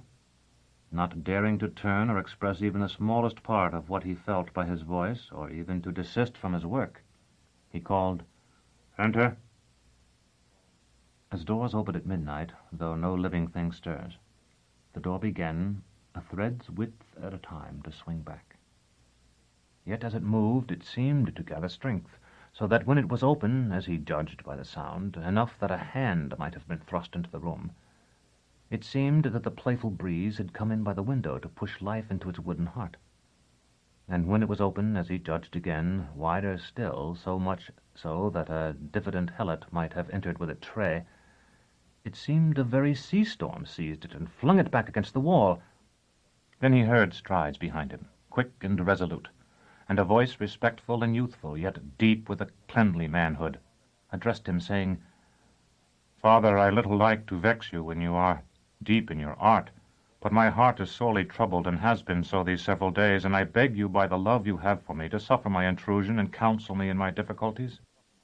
Then the student dared turn himself where he sat, and he saw standing before him a youth, haughty of port, wide of shoulder, and mighty of thew. Command was in his firm mouth, knowing wit in his bright eyes, and courage in all his face. Upon his brow sat that crown that is invisible to every eye, but can be seen even by the blind, the crown beyond price, that draws brave men to a paladin, and makes weak men brave. Then the student said, "My son, have no fear of disturbing me now or ever, for there is nothing under heaven that I should rather see than your face. What is it that troubles you?" "Father," the young man said, "every night for many nights my sleep has been rent with the screams of women, and often I have seen, like a green serpent called by the notes of a pipe, a column of green slip down the cliff below our city to the quay. And sometimes it is vouchsafed me in my dream to go near, and then I see that all who walk in that column are fair women, and that they weep and scream and stagger as they walk, so that I might think them a field of young grain beaten by a moaning wind. What is the meaning of this dream?"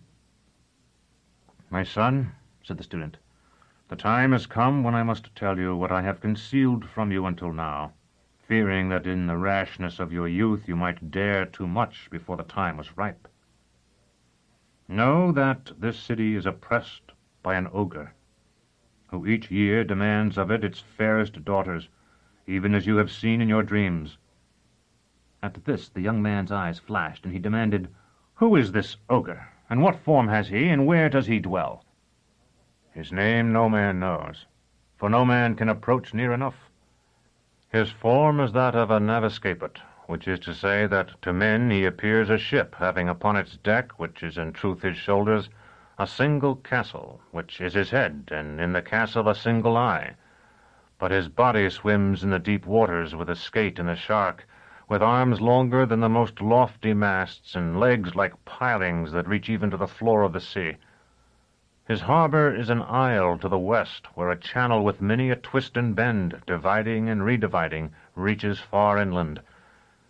It is on this isle, so my lore teaches me, that the corn maidens are made to dwell, and there he rides at anchor in the midst of them, turning his eye ever to left and right to watch them in their despair. Part 3. The Encounter with the Princess.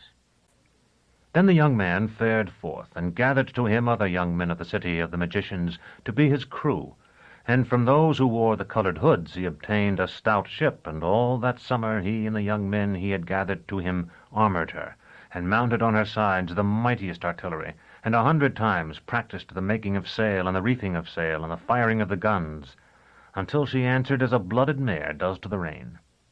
For the pity they felt for the corn maidens, they christened her Land of Virgins.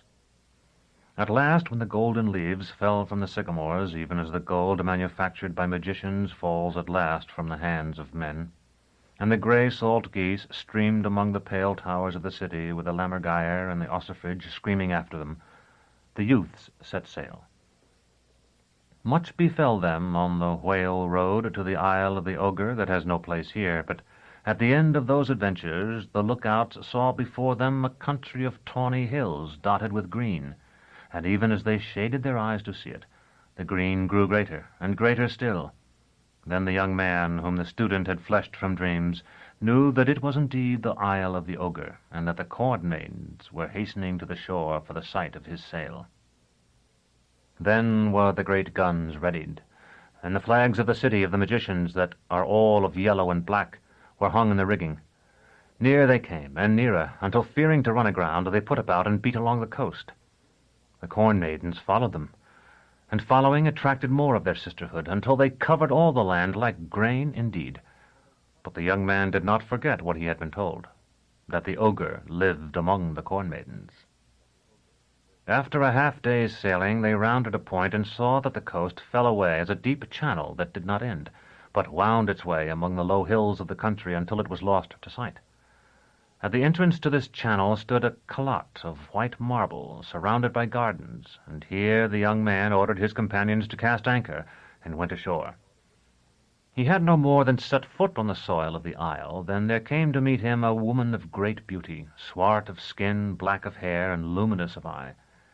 He bowed before her, saying, "Princess or queen, I see that you are not of the corn maidens.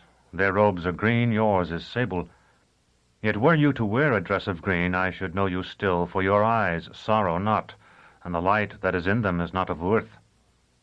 "You speak truly," the princess said, "for I am Noctua, the daughter of the night, and the daughter, too, of him who you have come to slay." "Then we cannot be friends, Noctua," said the young man.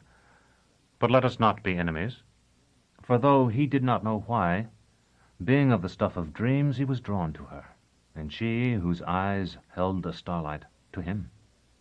At this the princess spread her hands and declared, "Know that my father took my mother by force, and here holds me against my wishes, where I would soon go mad were it not that she comes to me at each day's end. If you do not see sorrow in my eyes, it is only because it lies upon my heart. That I may be free, I shall willingly counsel you how you may engage my father in triumph." All the young men of the city of the magicians grew quiet and gathered to listen to her. "First, you must understand that the waterways of this isle turn and turn again in such a way that they can never be charted. You can by no means use sail as you wander them, but must kindle your furnaces ere you go farther." "I have no fear of that," said the young man, fleshed from dreams. "Half a forest was laid waste to fill our bins, and those great wheels you see shall walk these waters with a tread of giants." At that the princess trembled and said, "Oh, speak not of giants, for you know not what you say. Many ships have come as you have, until the oozy bottoms of all these measureless channels are white with skulls.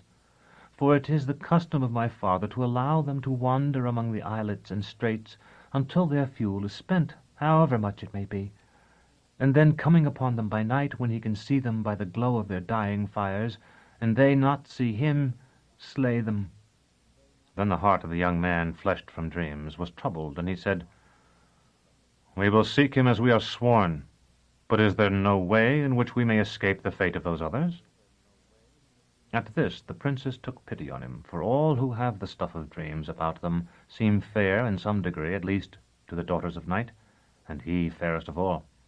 Thus she said, "To find my father before your last stick is burned, you need only search out the darkest water, for wherever he passes his great body raises a foul mud, and by observing it you may discover him.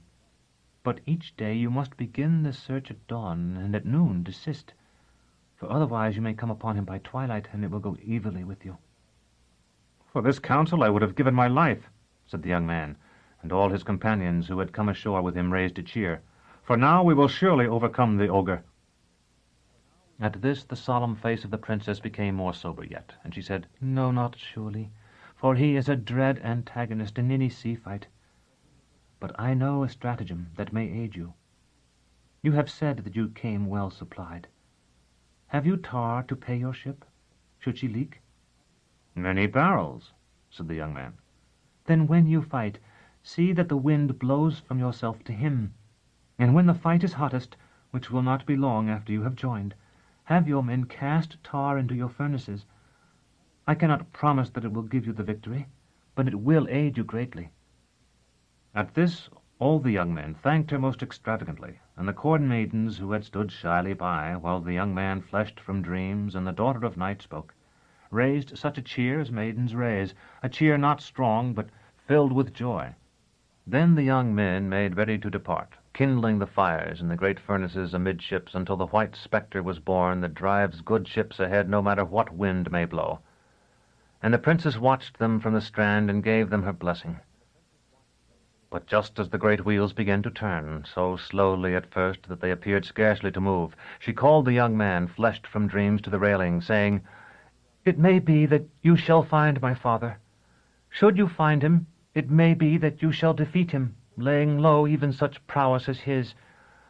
Yet even so, you may be sorely vexed to find your way to the sea once more, for the channels of this isle are most wondrously wrought. Yet there is a way. From my father's right hand you must flay the tip of the first finger. There you will see 1,000 tangled lines. Be not discouraged, but study it closely, for it is the map he followed in webbing the waterways, that he himself might always have it by him." Part 4. The Battle with the Ogre. Inland they turned their bow, and even as the princess had foretold, the channel they followed soon divided, and divided again, until there were 1,000 forking channels and 10,000 islets. When the shadow of the mainmast was no larger than a hat, the young man, fleshed from dreams, gave orders that the anchors be cast and the fires banked, and there for a long afternoon they waited, oiling the guns and readying the powder, and preparing all that might be needful in the hardest fought battle. At length night came, and they saw her striding from islet to islet with her bats about her shoulders and her dire wolves dogging her steps. No more than an easy carronade shot from their anchorage she seemed, yet they all observed that she passed not before Hesperus or even Sirius, but they before her. For a moment only she turned her face toward them, and none could be certain what her look conveyed. But all of them wondered if indeed the ogre had taken her without her will, as her daughter had said. And if so, if she had not lost the resentment she might be imagined to have felt. With the first light the trumpet sounded from the quarter-deck, and the banked fires were fed new fuel. But as the dawn breeze stood fair for the channel they held, the young man ordered all plain sail set before the great wheels were ready to take their first step. And when the white spectre wakened, the ship pressed forward at double speed. For many leagues that channel ran, not straight, but near enough that there was no need to furl the sails or even put about. 100 others crossed it, and at each they studied the water, but each was translucent as crystal. To tell the strange sights they beheld on the islets they passed would require a dozen tales as long as this. Women stem-grown like flowers overhung the ship, and in kissing them sought to smear their faces with the powder from their cheeks. Men to whom wine had brought death long before lay by springs of wine and drank still, too stupefied to know their lives were past. Beasts that would be omens to future times, with twisted limbs and fur of colours never seen, waited the nearer approach of battles, earthquakes, and the murders of kings. At last the youth who stood first mate to the young man, fleshed from dreams, approached him where he waited near the steersman, saying, "Far we have travelled on this channel already, and the sun, that had not shown his face when we bent our sails, approaches his zenith. Following it, we have crossed 1,000 others, and none has shown a trace of the ogre. May it not be that it is an unlucky course we take? Would not it be wiser to turn aside soon and try another?" Then the young man answered, "Even now we pass a channel to starboard. Look down and tell me if its waters are more soiled than our own." The youth did as he was bid, and said, "Nay, clearer." "Soon now another opens to port. To what depth can you see?" The youth waited until the ship stood opposite the channel of which the young man spoke, and then he answered, "To the utmost. I see the wreck of a ship of long time past, many a fathom down." "And can you see so far in this channel we sail now?" Then the youth looked at the waters they cleaved, and they were become as ink, and the very splatters that flew from the labouring wheels might have been rooks and ravens. At once understanding came to him, and he shouted to all the others to stand by the guns, for he could not tell them to make ready who had made ready so long before. Ahead lay an islet, higher than most, crowned with tall and sombre trees, and here the channel bent gently, so that the wind that had been dead astern was at the quarter. The steersman shifted his grip on the wheel, and the watch paid out certain sheets and tightened others, and the ship's prow came around the quick curve of the cliff, and there before them lay a long hull of narrow beam, with a single castle of iron amidships, and a single gun larger than any they carried, thrusting from its one embrasure. Then the young man, fleshed from dreams, opened his lips to shout to the bow-chaser crews that they should fire. Before the words could be spoken, the great gun of their enemy roared, and its sound was not as thunder or as any other sound familiar to the ears of men, but rather it seemed that they had stood in a tall tower of stone, and it had fallen all around them in a moment. And the ball of that shot struck the breech of the first gun of their starboard battery, and striking it, broke it to pieces, and shattered itself as well, so that the fragments of the breaking of both scattered through the ship like dark leaves before a great wind, and many died thereby. Then the steersman, waiting no order, swung the ship about until her port battery bore, and the guns fired each by the will of the man that pointed it, as wolves howl at the moon. And their shots flew about the single castle of the enemy to either side, and some struck it, so that it tolled knells for those who had perished a moment before, and some struck the water before the hull that bore it, and some struck the deck, which was of iron also, and at that contact fled shrieking into the sky. Then the single gun of their enemies spoke again. And so it continued, in moments that seemed whole years of time. At last the young man bethought him of the advice of the princess, the daughter of night. But though the wind blew strong, it was hardly more than astern of his ship, and if he were to shift until it blew from him to his enemy, as the princess had counselled, for many moments no gun would bear but the bow-chasers, and then, when a battery might be brought to bear, it would be the starboard, of which one gun was destroyed and so many men dead. But it came to him in that moment that they fought as 100 others had fought, and that these 100 others were all dead, their ships sunk, and their bones scattered among the myriad channels that whirled and tangled the face of the Isle of the Ogre. Then he gave his order to the steersman, but none answered, for he was dead, and the wheel he had held him. So seeing, the young man, fleshed from dreams, took the spokes in his own hands, and presented to their enemy the ship's narrow bow. Then it was seen how the three sisters favor the bold, for the next shot from their enemy, that might have raked her from stem to stern, went to port by the length of an oar, and the next to starboard by the width of a boat. Now their enemy, who had stood fast before, neither seeking to fly nor to close, swung about. Seeing that he would escape them if he could, the crew raised a great shout, as though already they had won the victory. But marvellous to see, the single castle, which all had until then believed fixed, swung about the other way, so that its great gun, that was greater than any of their own, still bore. A moment later, and its ball had struck them amidships, dashing a gun of the starboard battery from its truck as a drunken man might fling an infant from its cradle, and sending it skittering across the deck and smashing everything in its path.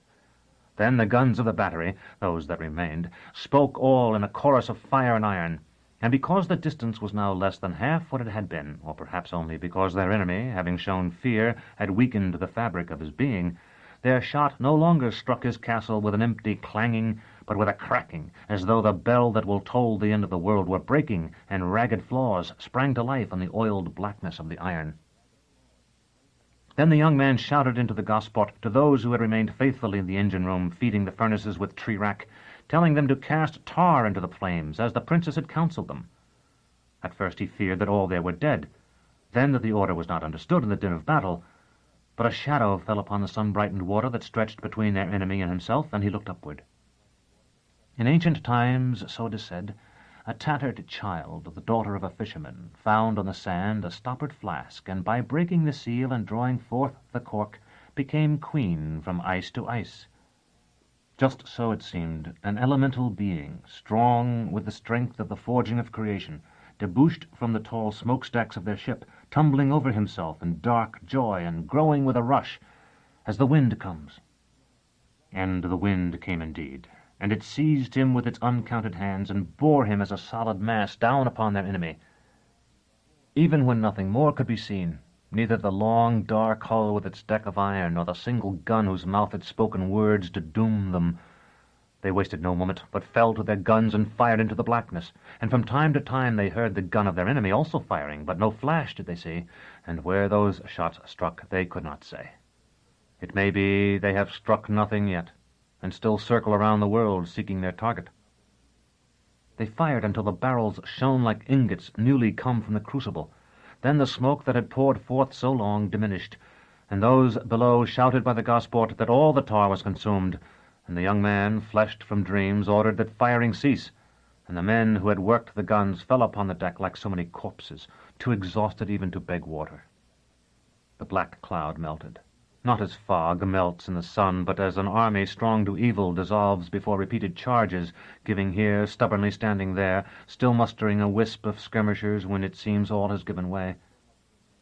In vain, then, they searched the new polished waves for their enemy. Nothing could they see, not his hull, nor his castle, nor his gun, nor any plank or spar. Slowly, so cautiously it might have been thought they feared an unseen foe, they advanced to the very spot where he had lain at anchor, noting the shattered trees and furrowed ground of the islet beyond, where their shot had spent its energies. When they were over the point at which that long iron hull had lain, the young man, fleshed from dreams, ordered the great wheels reversed, and at last halted, so that they rested as quietly as their opponent had. Then he strode to the rail and looked down, but with such an expression that no one, not even the most brave, dared to look at him. When he lifted his eyes at last, his face was set and grim, and with no word to any man he took himself to his cabin and barred the door. Then the youth that was second to him ordered the ship put about, that they might return to the white calotte of the princess, and he ordered also that wounds be bandaged and pumps set in motion, and such repairs as could be made begun. But the dead he kept with them, that they might be buried on the high sea. Part 5. The Death of the Student. It may be that the channel was not so straight as they believed, or that they had lost their bearings in the fight without being aware thereof, or that the channels twisted, as some alleged, like worms in a lich, when no eye was upon them. Whatever the truth might be, all day they steamed, for the wind had died away, and by the last light saw only that they cruised among islets unknown. All night they lay to. When morning came, the youth called to him such others as he felt might offer the most valuable counsel, but none of them could suggest anything save calling upon the young man fleshed from dreams, which they were loath to do, or pressing onward until they reached open waters or the calotte of the princess. That they did all day, striving to hold a straight course, but winding against their will among the many turnings of the channels, and when night came again their position was no better than before. But on the morning of the third day, the young man, fleshed from dreams, came out of his cabin and began to walk up and down the decks as he was wont to do, examining such repairs as they had made to their damage, and asking those wounded who by the pain of their wounds were awake early how they fared. Then the youth and those who had advised him came to him, and they explained all that they had done, and asked how they might find the sea again, that they might bury the dead and return to their homes in the city of the magicians. At this he looked up into the very vault of the firmament, and some thought he prayed, and some that he sought to restrain the anger he felt against them, and some only that he hoped to gain inspiration there. But so long did he stare that they waxed afraid, even as they had when he had peered into the water, and one or two began to creep away. Then he said to them, "Behold, do you not see the sea-birds? From every corner of the sky they stream. Follow them." Until morning was nearly done, they followed the birds in so far as the winding channels permitted, and at last they saw them wheeling and diving at the water ahead, so their white wings and ebon heads seemed a cloud low hung in their course, a cloud fair without, but thunderous within. Then the young man, fleshed from dreams, told them to load a carronade with powder only, and to fire it. And at the crash of the gun, all those sea-birds rose, mewing and crying, and where they had been, the crew saw a great piece of carrion floating, which seemed to them to have been a beast of the land, for it had, as they thought, a head and legs 4. But it was greater than many elephants. When they were near, the young man ordered the boat put into the water, and when he climbed aboard, they saw that he had thrust into his belt a great alfange whose blade caught the sun. For a time he labored over the carrion, and when he returned he carried a chart, the largest any of them had seen, drawn upon untanned hide. By dark they reached the calotte of the princess. All waited on board while her mother visited her, but when that terrible woman was gone, all who could walk went ashore, and the corn maidens crowded about them, 100 to each youth, and the young man, fleshed from dreams, took the daughter of night into his arms, and led them all in dances. None of them ever forgot that night. The dew found them beneath the trees of the princess's garden, half smothered in flowers. For a time they slept so, but when afternoon threw backward the shadows of their masts, they were awake. Then the princess bade farewell to the isle, and swore that though she might visit every country over which her mother strode, she never would return there, and the corn maidens swore likewise. Too many of them there were perhaps for the ship to hold, yet it held them, so that all the decks were green with their gowns and gold with their hair. Many adventures they had in making their way back to the city of the magicians. This tale might tell how they cast their dead into the sea with prayers, yet afterwards saw them in the rigging by night, or how certain of the corn maidens wed those princes who, having spent years so long enchanted that they were loath to leave that life, and have in that time learned much of gramarye, build palaces on lily pads and are seldom seen by men. But all those things have no place here. Be it sufficient to say that as they neared the cliff at whose top stands the city of the magicians, the student who had fleshed the young man from dreams stood on the battlements, watching for them over the sea, and when he beheld their dark sails, smutted by the burning tar that had blinded their enemy, he believed them blackened in mourning for the young man, and he threw himself down, and so perished. For no man lives long when his dreams are dead. Mirrors. As I read this idle tale, I looked at Jonas from time to time, but I never saw the least flicker of expression on his face, though he did not sleep. When it was complete, I said, "I'm not certain I understand why the student at once assumed his son was dead when he saw the black sails. The ship the ogre sent had black sails, but it came only once a year, and had already come." "I know," Jonas said. His voice held a flatness I had not heard before. "Do you mean you know the answers to those questions?" He did not reply, and for a time we sat in silence, I with the brown book, so insistently evocative of Thecla and the evenings we had shared, still held open by a forefinger, he with his back to the cold wall of the prison room, and his hands, one of metal, one of flesh, lying to either side as though he had forgotten them. At last a small voice ventured to say, "That must be a really old story." It was the little girl who had lifted the ceiling tile for me. I was so concerned for Jonas that for a moment I was angry at her for interrupting us, but Jonas muttered, "Yes, it is a very old story.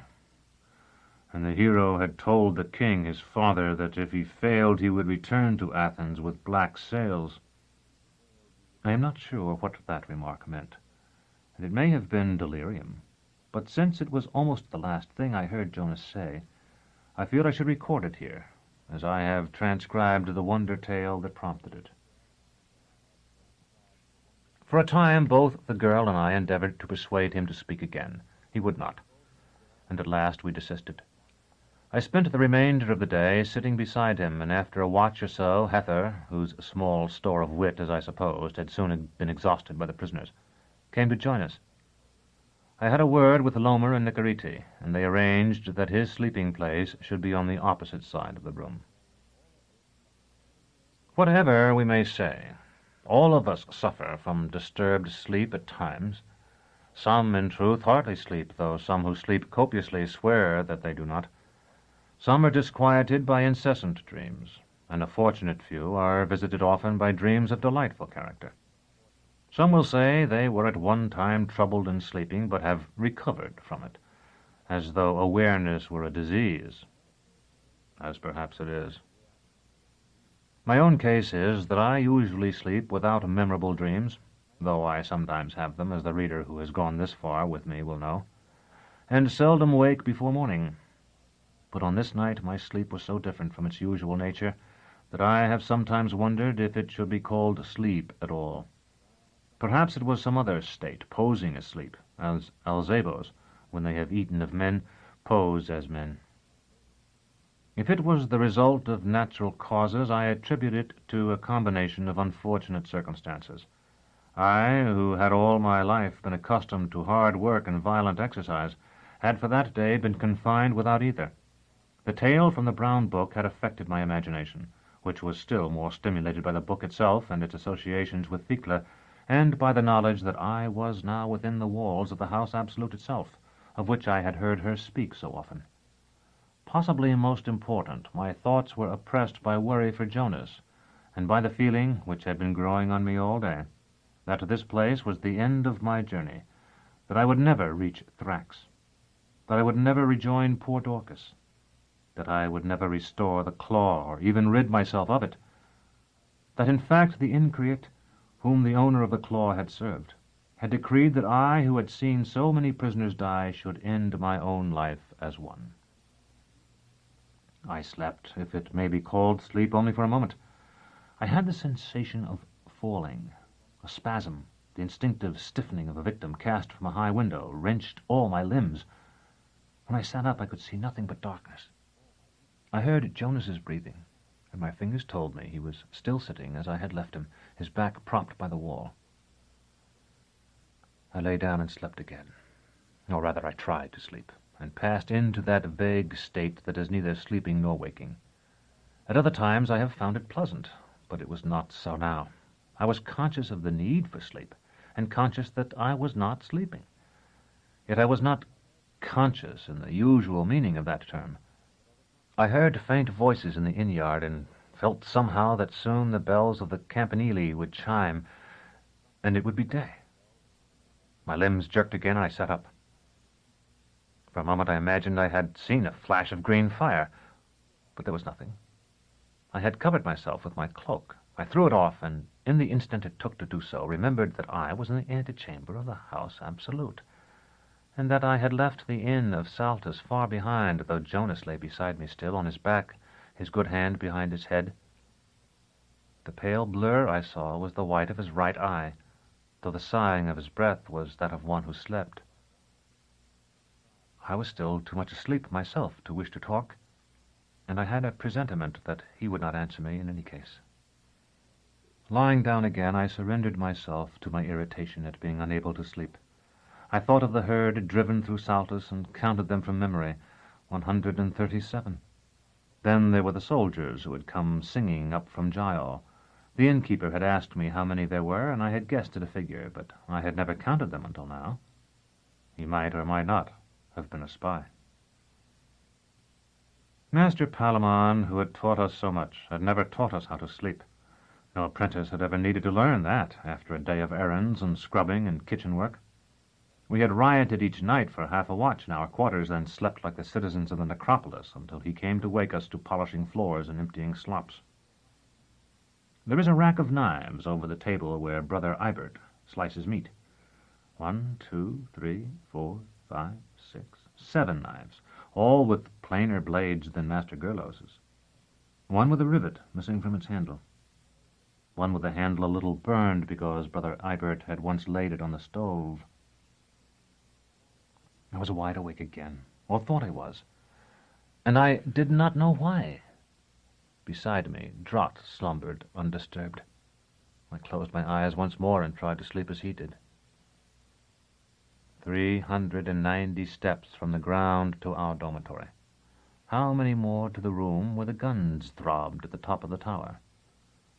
1, 2, 3, 4, 5, 6 guns. 1, 2, 3 levels of cells in use in the oubliette. 1, 2, 3, 4, 5, 6, 7, 8 wings on each level. 1, 2, 3, 4, 5, 6, 7, 8, 9, 10, 11, 12, 13, 14, 15, 16, 17 cells on each wing. 1, 2, 3 bars on the little window of my cell's door. I woke with a start and a sensation of cold, but the sound that had disturbed me was only the slamming of one of the hatches far down the corridor. Beside me, my boy lover, Severian, lay in the easy sleep of youth. I sat up thinking I would light my candle and look for a moment at the fresh coloring of that chiseled face. Each time he returned to me, he carried a speck of freedom glowing on that face. Each time I took it and blew upon it and held it to my breast, and each time it pined and died. Yet sometime it would not, and then, instead of sinking deeper under this load of earth and metal, I would rise through metal and earth to the wind and the sky. Or so I told myself. If it was not true, still the only joy remaining to me was to gather in that speck. But when I groped for the candle, it was gone, and my eyes and my ears and the very skin of my face told me that my cell itself had vanished with it.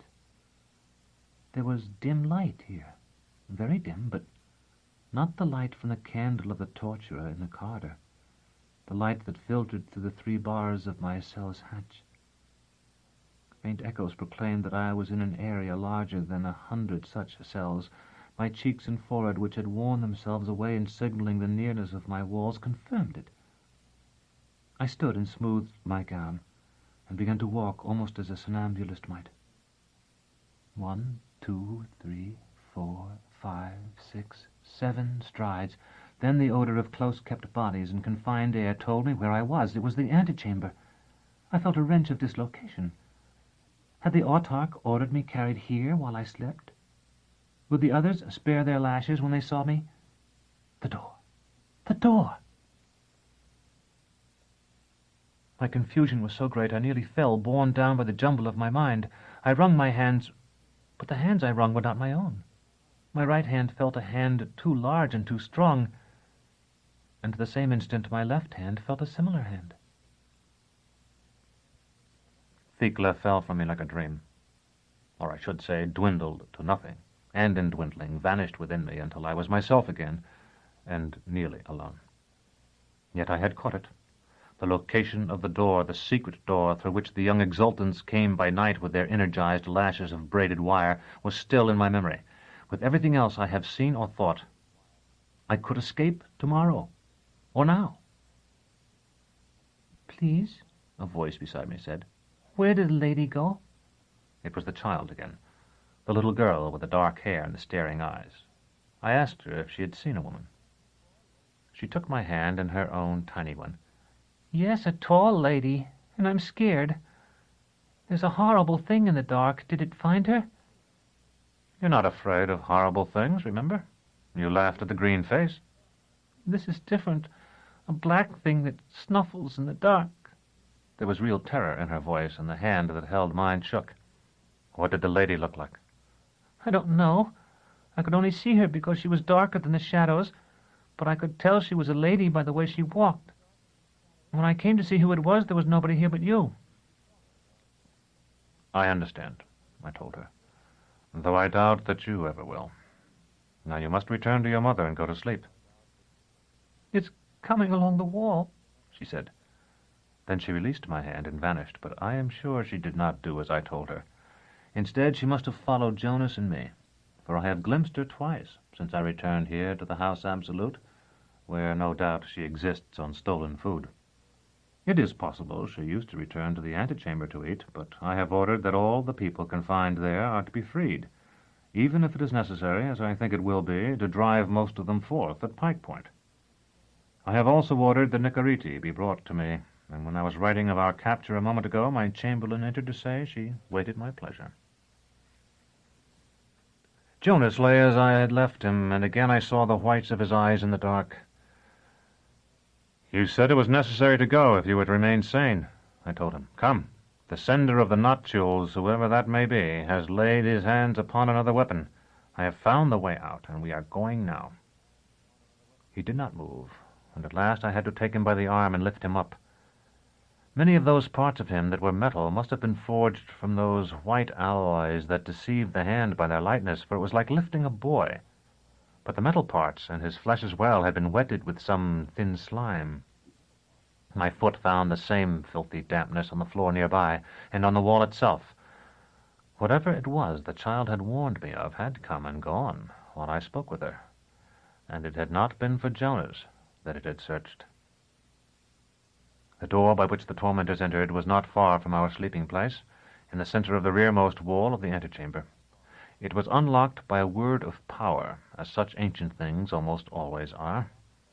I whispered, and we passed through the hidden portal and left it standing open, poor Jonas striding beside me like a thing wholly metal. A narrow stairway, festooned with the webs of pale spiders and carpeted with dust, led by circuitous turnings downward. That much I recalled, but beyond the stair I could remember nothing. Whatever might come, the stale air tasted of freedom, so that merely to breathe it was pleasure. Worried though I was, I could have laughed aloud. Secret doors opened at many landings, but there seemed a chance, and more than a chance, that we might encounter someone as soon as we entered one, and the stair seemed deserted. Before I was seen by any resident of the House Absolute, I wished to be as far from the antechamber as possible. We had descended perhaps 100 steps when we reached a door painted with a crimson terratoid sign that appeared to me to be a glyph from some tongue beyond the shores of earth. At that moment I heard a tread upon the stair. There was neither knob nor latch, but I threw myself against the door, and after an initial resistance it flew open.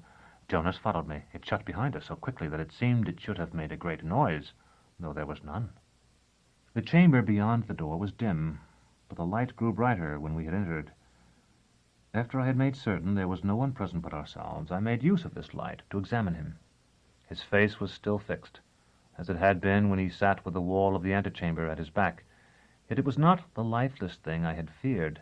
It was the face almost of a man about to wake, and tears had left moist furrows down his cheeks. "Do you know me?" I asked, and he nodded without speaking. "Jonas, I must recover Terminus Est, if I can. I've run like any coward, but now that I've had a chance to think, I see I must go back for her. My letter to the Archon of Thrax is in her scabbard pocket, and I couldn't bear to part with her anyway. But if you want to try to escape this place, I'll understand. You're not bound to me." He did not appear to have heard. "I know where we are," he said, and raised one arm stiffly to point toward something I had taken to be a folding screen. I was delighted to hear his voice, and largely in the hope that he would speak again, I asked, "Where are we, then?" "On Earth," he answered, and strode across the room to the folded panels. Their backs were set with clustered diamonds, as I now saw, and enameled with such twisted signs as had been on the door. Yet these signs were no stranger than the actions of my friend Jonas when he threw the panels open. The rigidity I had remarked in him only a moment before was gone, yet he had not returned to his old self. It was then that I knew. We have all watched someone who has lost one hand, as he had, and replaced it with a hook or some other artificial contrivance, perform some task that involves both his real hand and the artificial one. So it was with Jonas when I watched him pull back the panels. But the prosthetic hand was the hand of flesh. When I understood that, I understood what he had said much earlier, that in the wreck of his ship his face had been destroyed. I said, "The eyes. They could not replace your eyes. Is that right? And so they gave you that face. Was he killed, too?" He looked about at me in a way that told me he had forgotten I was present. "He was on the ground," he said, We killed him by accident coming in. I needed his eyes and larynx, and I took some other parts. That was why you were able to tolerate me, a torturer. You are a machine. You are no worse than the rest of your kind. Remember that for years before I met you, I had become one of you. Now I am worse than you.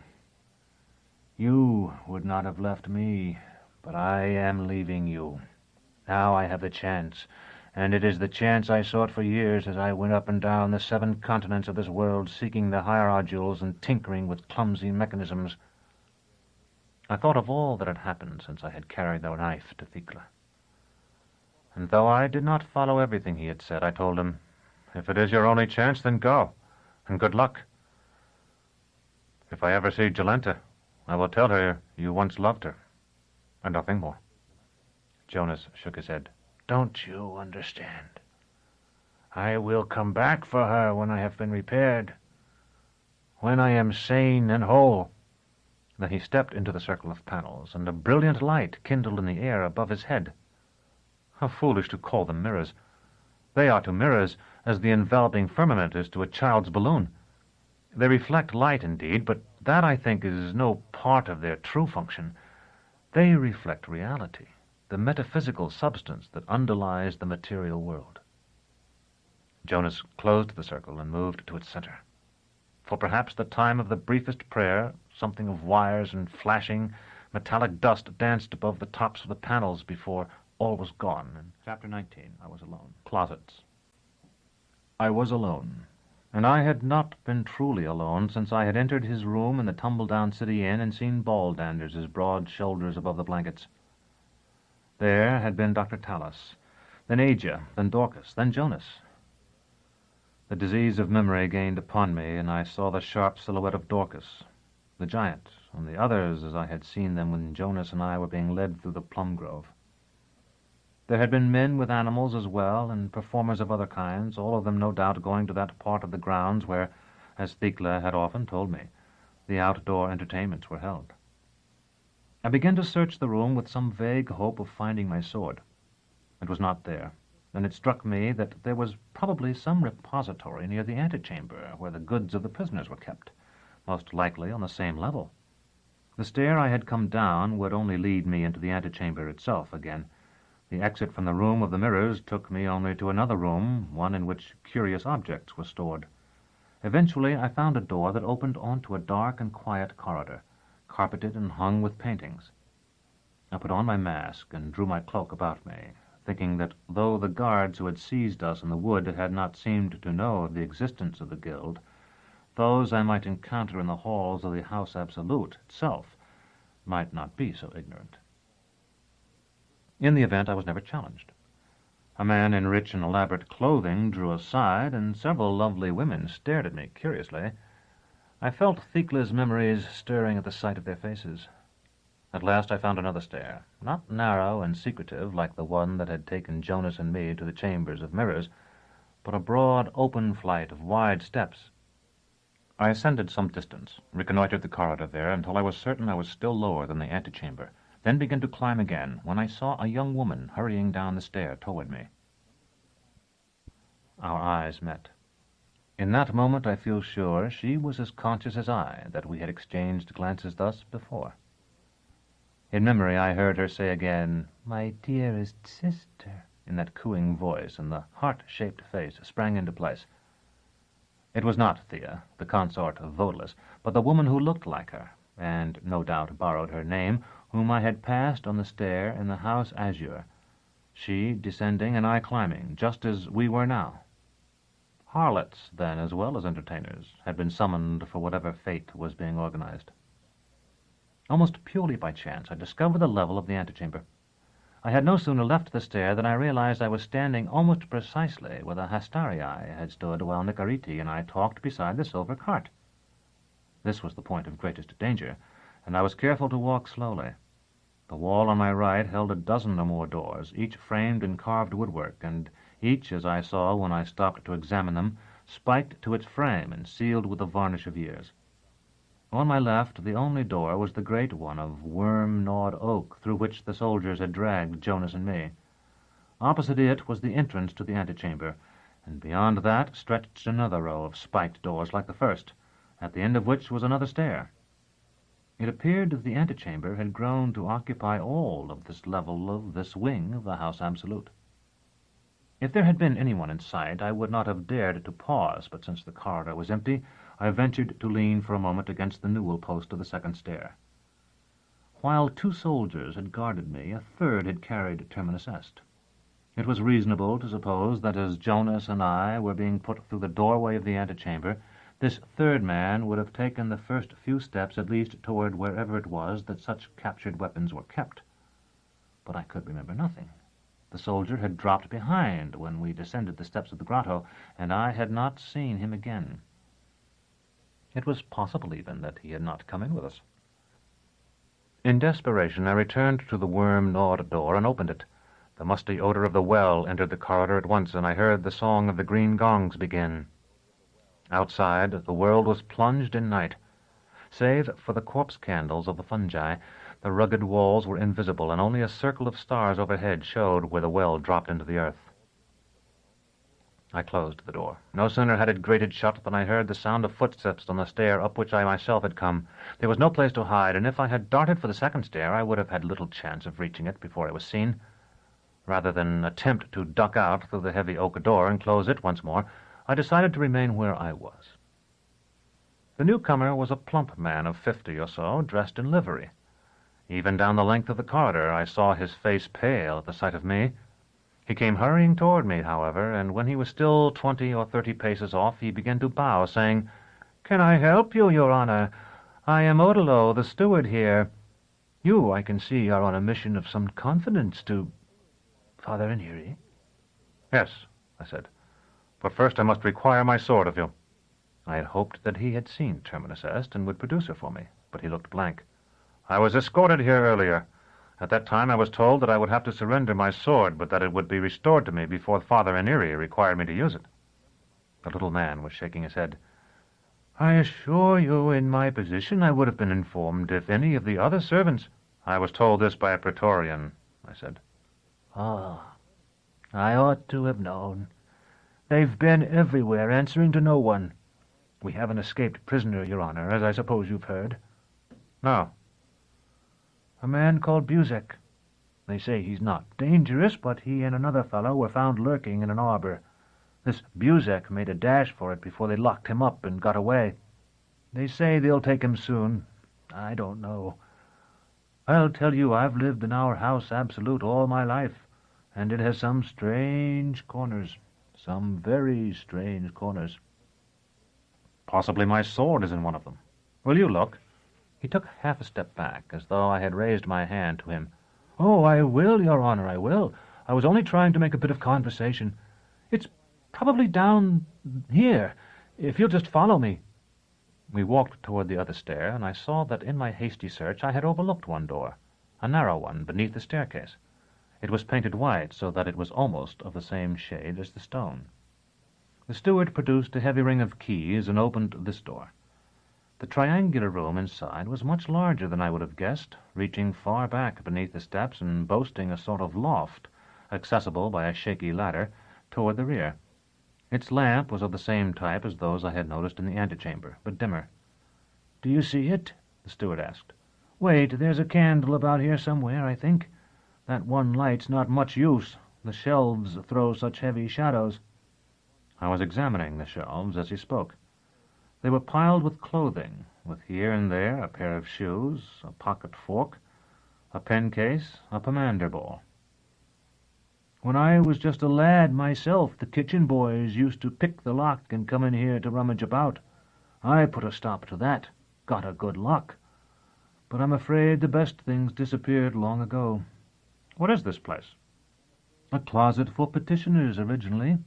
Coats, hats, and boots, you know. Those places always fill up with the things the lucky ones forget to take with them when they go. And then this wing has always been Father Aniri's, and I suppose there's always been some that came to see him that never came back out, as well as the ones that come out what never came in. He paused and glanced around. I had to give the soldiers keys to keep them from kicking down the doors when they were searching for this Buzek, so I suppose they might have put your sword in here. If they didn't, they probably took it up to their guardroom. This wouldn't be it, I don't imagine. From a corner he drew out an ancient spadone. Hardly. It seems to be the only sword here, I'm afraid. I can give you directions for getting to the guardroom, or I can wake up one of the pages to go and ask if you like. The ladder to the loft was shaky, but I scrambled up it after borrowing the steward's candle.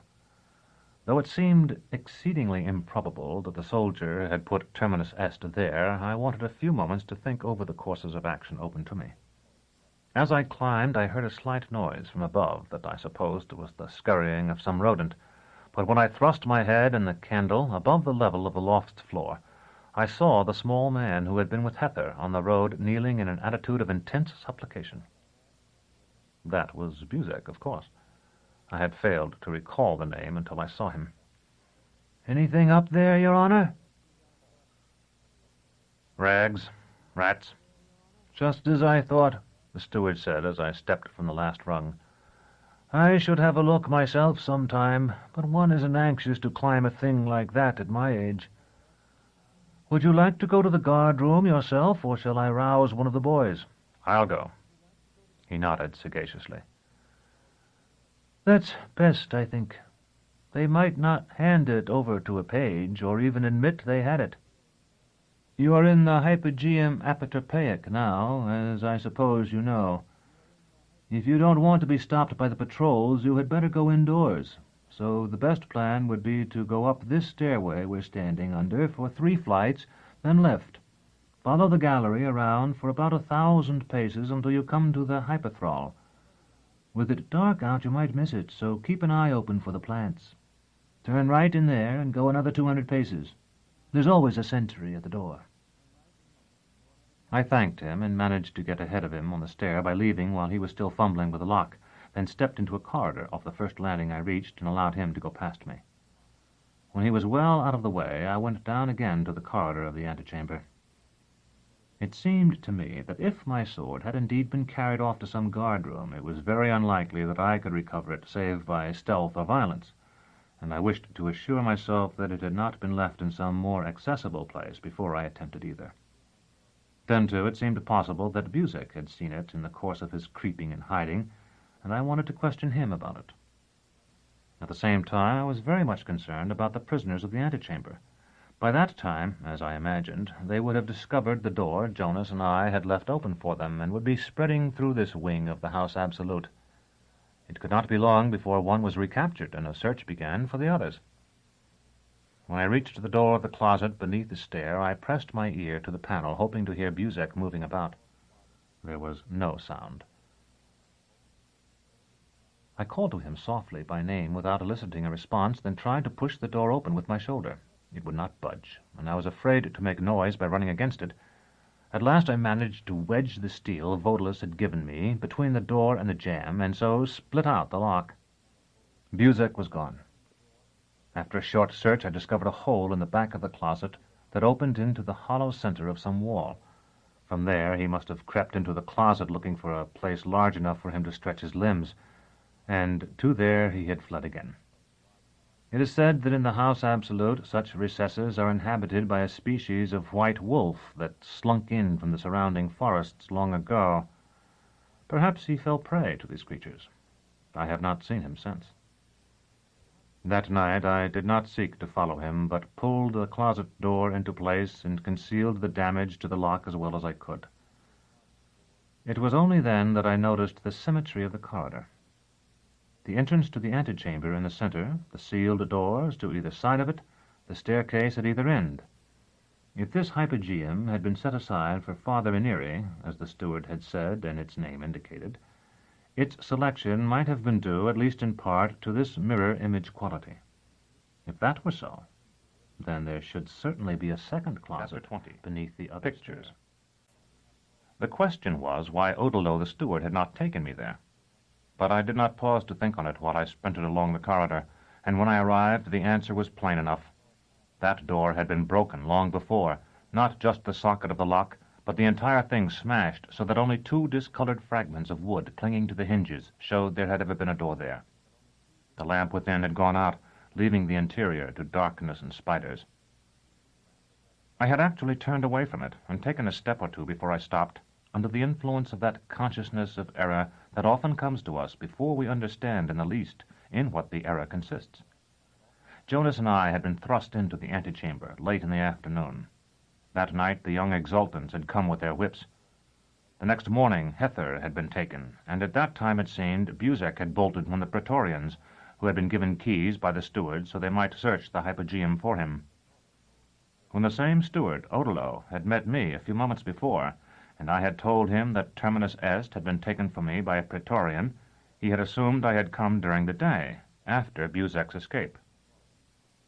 In point of fact, I had not, and therefore the Praetorian who had been carrying Terminus Est could not have put her in the locked closet beneath the second stair.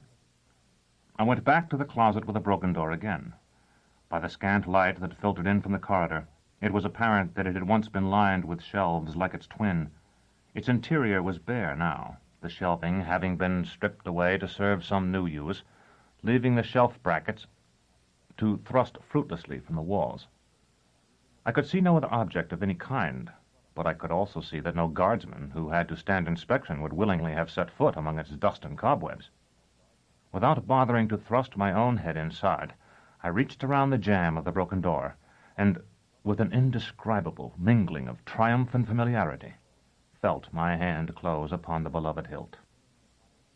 I was a whole man again, or rather more than a man, a journeyman of the guild.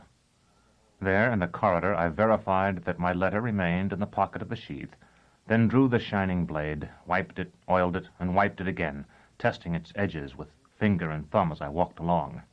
Now let the hunter in the dark appear. My next objective was to rejoin Dorcas, but I knew nothing of the location of Dr. Tallis's company except that they were to perform at a thyasis held in a garden, no doubt one of many gardens. If I went outside now by night, it would perhaps be as difficult for the Praetorians to see me in my fullerton as for me to see them. But I was unlikely to find any aid, and when the eastern horizon dropped below the sun, I would no doubt be apprehended as promptly as Jonas and I had been when we rode on to the grounds. If I stayed within the house absolute itself, my experience with the steward indicated I might well pass unchallenged, and I might even come across someone who would give me information. Indeed, I hit upon the plan of telling anyone I met that I had been summoned to the celebration myself. I supposed it was not unlikely that an excruciation would be a part of the festivities, and that I had left the sleeping quarters assigned to me and lost my way. In that fashion I might discover where Dorcas and the rest were staying. Thinking upon this plan, I mounted the stair, and at the second landing turned off down a corridor I had not seen previously. It was far longer and more sumptuously furnished than the one before the antechamber. Dark pictures in gold frames hung on the walls, and urns and busts and objects for which I knew no names stood on pedestals between them. The doors opening off the corridor were 100 or more paces apart, indicating huge rooms beyond, but all were locked, and when I tried their handles I found that they were of a form and metal unknown to me, not shaped to be grasped by human fingers. When I had walked down this corridor for what seemed at least half a league, I saw someone ahead of me, sitting, as I first thought, upon a high stool. As I drew nearer, I found that what I had taken to be a stool was a step-ladder, and that the old man perched on it was cleaning one of the pictures. "Excuse me," I said. He turned and peered down at me in puzzlement. "Know your voice, don't I?" Then I knew his, and his face as well. It was Rudisind the curator, the old man I had met so long before, when Master Gerlos had first sent me to fetch books for the Chatelaine Thecla. "While ago you come looking for Old Han. Didn't you find him?" "Yes, I found him," I said, "but it wasn't a short time ago." He seemed to grow angry at that. "I didn't mean today, but it wasn't long. Why, I recollect the landscape I was working on, so it couldn't have been that long." "So do I told him. Brown desert reflected in the gold visor of a man in armor. He nodded, and his anger seemed to melt away. Gripping the sides of the ladder, he began to descend, his sponge still in his hand. Exactly. Exactly the one. Want me to show it to you? It'd come out very nice. We're not in the same place, Master Rudescent. That was in the Citadel. This is the House Absolute. The old man ignored that. Come out nice. It's down here a ways, somewhere. Those old artists, you couldn't beat 'em for drawing, though their colours has gone off now. And let me tell you, I know art. I've seen armigers and exultants, too, that come and look at them and say this and that, but they don't know a thing. Who's looked at every little bit of these pictures up close? He thumped his own bosom with a sponge, then bent close to me, whispering, though there was no one but ourselves in the long corridor. Now I'll tell you a secret. They don't none of them know. One of these is me. To be polite, I said I would like to see it. I'm looking for it, and when I find it, I'll tell you where. They don't know, but that's why I clean them all the time. Why, I could have retired. But I'm still here, and I work longer than any, except maybe Old Tan. He can't see the watch glass. The old man gave a long, cracked laugh. I wonder if you could help me. There are performers here who have been summoned for the thyiasis. Do you know where they're quartered? I've heard tell of it, he said doubtfully. The green room is what they call it. Can you take me there? He shook his head. There's no pictures there, so I've never been, though there's a picture of it. Come and walk a ways with me. I'll find the picture and point it out to you. He pulled the edge of my cloak, and I followed him. I'd rather you took me to someone who could guide me there. I can do that, too. Old Tan has a map somewhere in his library. That boy of his will get it for you. This isn't the Citadel, I reminded him again. How did you come to be here, anyway? Did they bring you here to clean these? That's right. That's right. He leaned on my arm.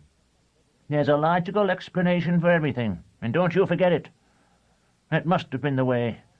Father Ranieri wanted me to clean his, so here I am. He paused, considering. Wait a bit. I've got it wrong. I had talent as a boy, that's what I'm supposed to say. My parents, always encouraged me, and I'd draw for hours. I recollect one time I spent all one sunny day sketching in chalk on the back of our house. A narrower corridor had opened to our left, and he pulled me down it.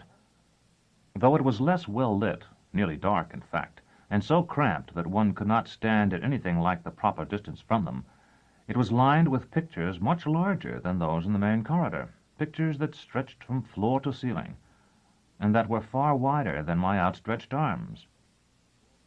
From what I could see of them, they appeared very bad, mere daubs. I asked Rudescent who it was who had told him he must tell me about his childhood. Why, Father Ranieri, he said, cocking his head up to look at me. Who do you suppose? He dropped his voice. Senile, that's what they say. Been vizier to I don't know how many autarchs since Emar. Now you be quiet and let me talk. I'll find old Tan for you. An artist, a real one, came by where we lived. My mother, being so proud of me, showed him some of the things I'd done. It was Fichin himself, and the portrait he made of me hangs here to this day, looking out at you with my brown eyes. I'm at a table with some brushes and a tangerine on it. I'd been promised them when I was through sitting. I said, I don't think I have time to look at it right now. So I became an artist myself.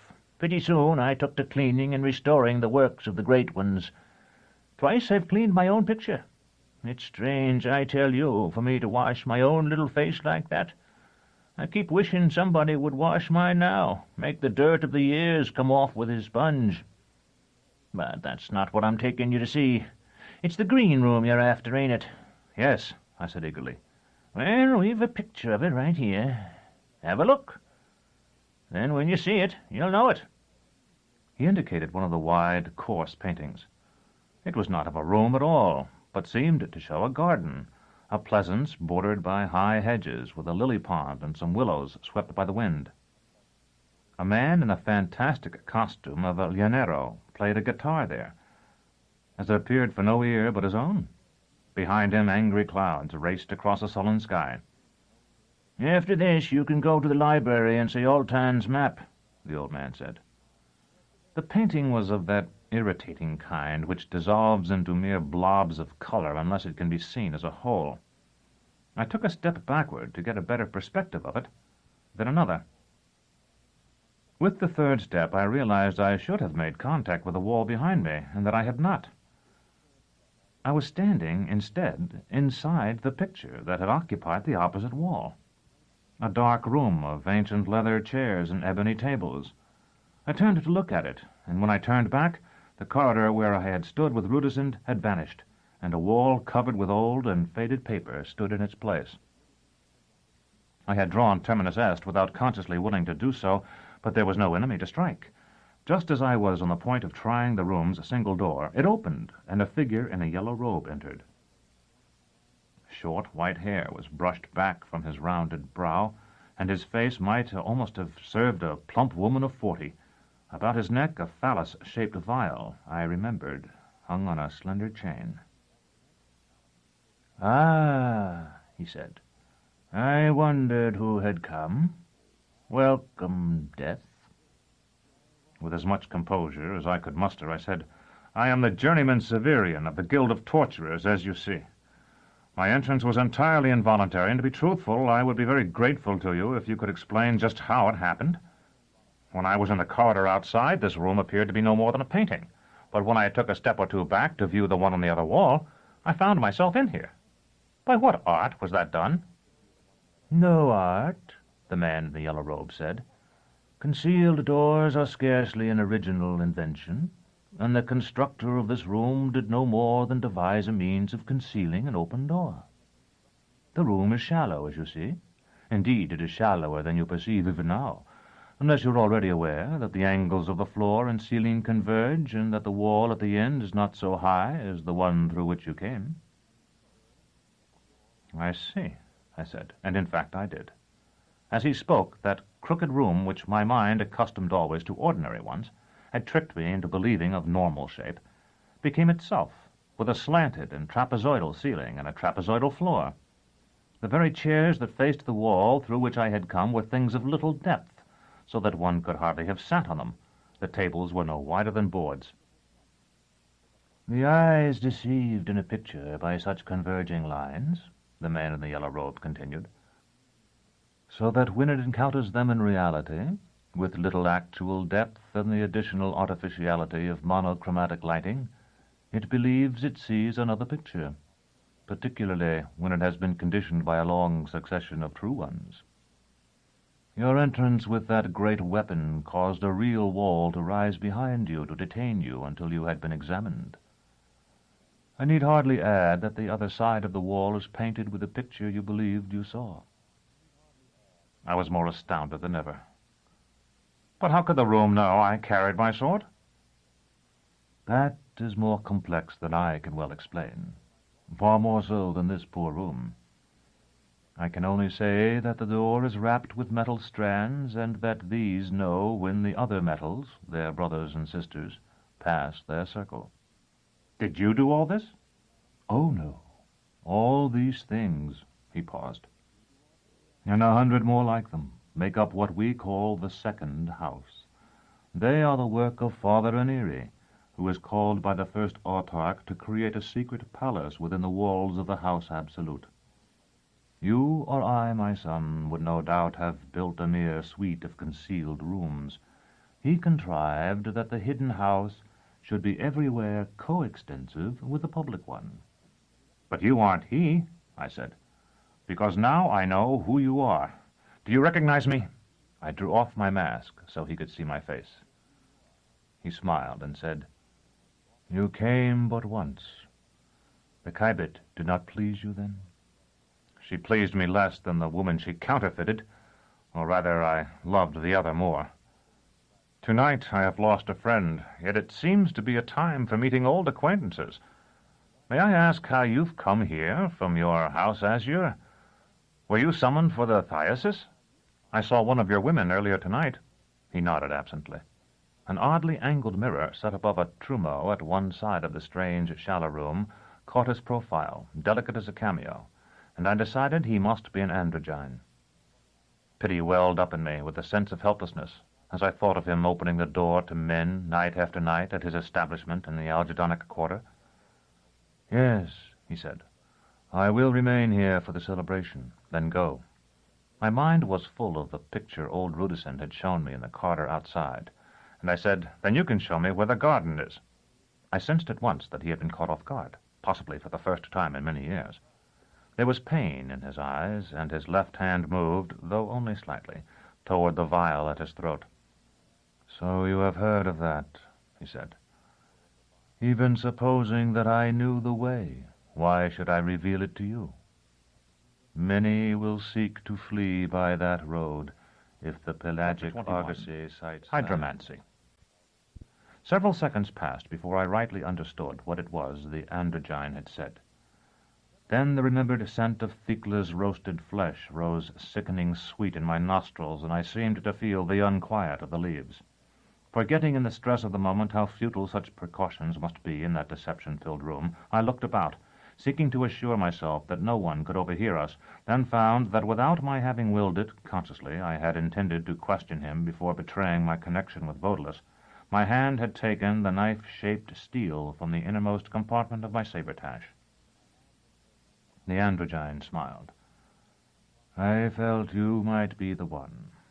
For days now I have been expecting you, and I have kept the old man outside and many others under instructions to bring promising strangers to me." "I was imprisoned in the antechamber," I said, "and so lost time." "But you escaped, I see. It isn't likely you'd be released before my men came to search it. It's well you did. There isn't much time left. The 3 days of the thyasis, then I must go. Come, and I will show you the way to the garden, though I am by no means sure you will be permitted to enter." He opened the door by which he had come in, and this time I saw that it was not truly rectangular. The room beyond was hardly larger than the one we had left, but its angles seemed normal, and it was richly furnished. "You came to the correct part of the secret house, at least," the androgyne said. "Otherwise we would have had to walk a weary way. Your pardon when I read the message you brought." He crossed to what I at first supposed was a glass-topped table, and put the steel under it on a shelf. At once a light kindled, shining down from the glass, though there was no light above it. The steel grew until it seemed a sword, and its striations, in place of mere teeth on which to strike sparks from a flint, I saw to be lines of flowing script. "Stand back," the androgyne said. "If you have not read this before, you must not read it now." I did as he bid, and for some time watched him bending over the little object I had carried away from Baudelaire glade. At last he said, "There is no help for it, then. We must fight on 2 flanks. But this is none of your affair. Do you see that cabinet with the eclipse carved on its door? Open it and lift down the book you find there. Here, you may put it on this stand." Although I feared some trap, I opened the door of the cabinet he had indicated. It held one monstrous book, a thing nearly as tall as I, and a good 2 cubits wide, that stood with its cover of mottled blue-green leather facing me, much as a corpse might, had I opened the lid of an upright casket. Sheathing my sword, I gripped this great volume with both hands and placed it on the stand. The androgyne asked if I had seen it previously, and I told him I had not. "You looked fearful of it, and tried, as it appeared to me, to keep your face from it when you carried it." He threw back the cover as he spoke. The first page, thus revealed, was written in red in a character I did not know. "This is a warning to the seekers of the path," he said. "Shall I read it to you?" I blurted, "It seemed to me that I saw a dead man in the leather, and that he was myself." He closed the cover again and ran his hand over it. These Pavonine dyings are but the work of craftsmen long gone. The lines and swirls beneath them, only the scars of the suffering animal's back, the marks of ticks and whips. But if you are fearful, you need not go. Open it, I said. Show me the map. There is no map. This is the thing itself, he said, and with that he threw back the cover, and the first page as well. I was blinded almost, as I have been on dark nights by a discharge of lightning. The inner pages seemed of pure silver, beaten and polished, that caught every wisp of illumination in the room and flung it back, amplified 100 times. "They're mirrors," I said, and in saying it realized that they were not. But those things for which we have no word but mirrors, those things that less than a watch before had returned Jonas to the stars. But how can they have power when they do not face each other? The androgyne answered, "Consider how long they faced each other when the book was closed. Now the field will withstand the tension we put on it for some time. Go, if you dare." I did not dare. As he spoke, something shaped itself in shining air above the open pages. It was neither a woman nor a butterfly, but it partook of both, and just as we know when we look at the painted figure of a mountain in the background of some picture that it is in reality as huge as an island, so I knew that I saw the thing only from far off. Its wings beat, I think, against the proton winds of space, and all earth might have been a mote disturbed by their motion. Then, as I had seen it, so it saw me, much as the androgyne a moment before had seen the swirls and loops of writing on the steel through his glass. It paused and turned to me, and opened its wings that I might observe them. They were marked with eyes. The androgyne closed the book with a crash, like a door slammed shut. "What did you see?" he asked. I could think only that I no longer had to look into the pages, and said, "Thank you, sir. Whoever you may be, I am your servant from this time forward." He nodded. "Perhaps sometime I may remind you of that. But I will not ask you again what it was you saw. Here, wipe your forehead. The sight has marked you."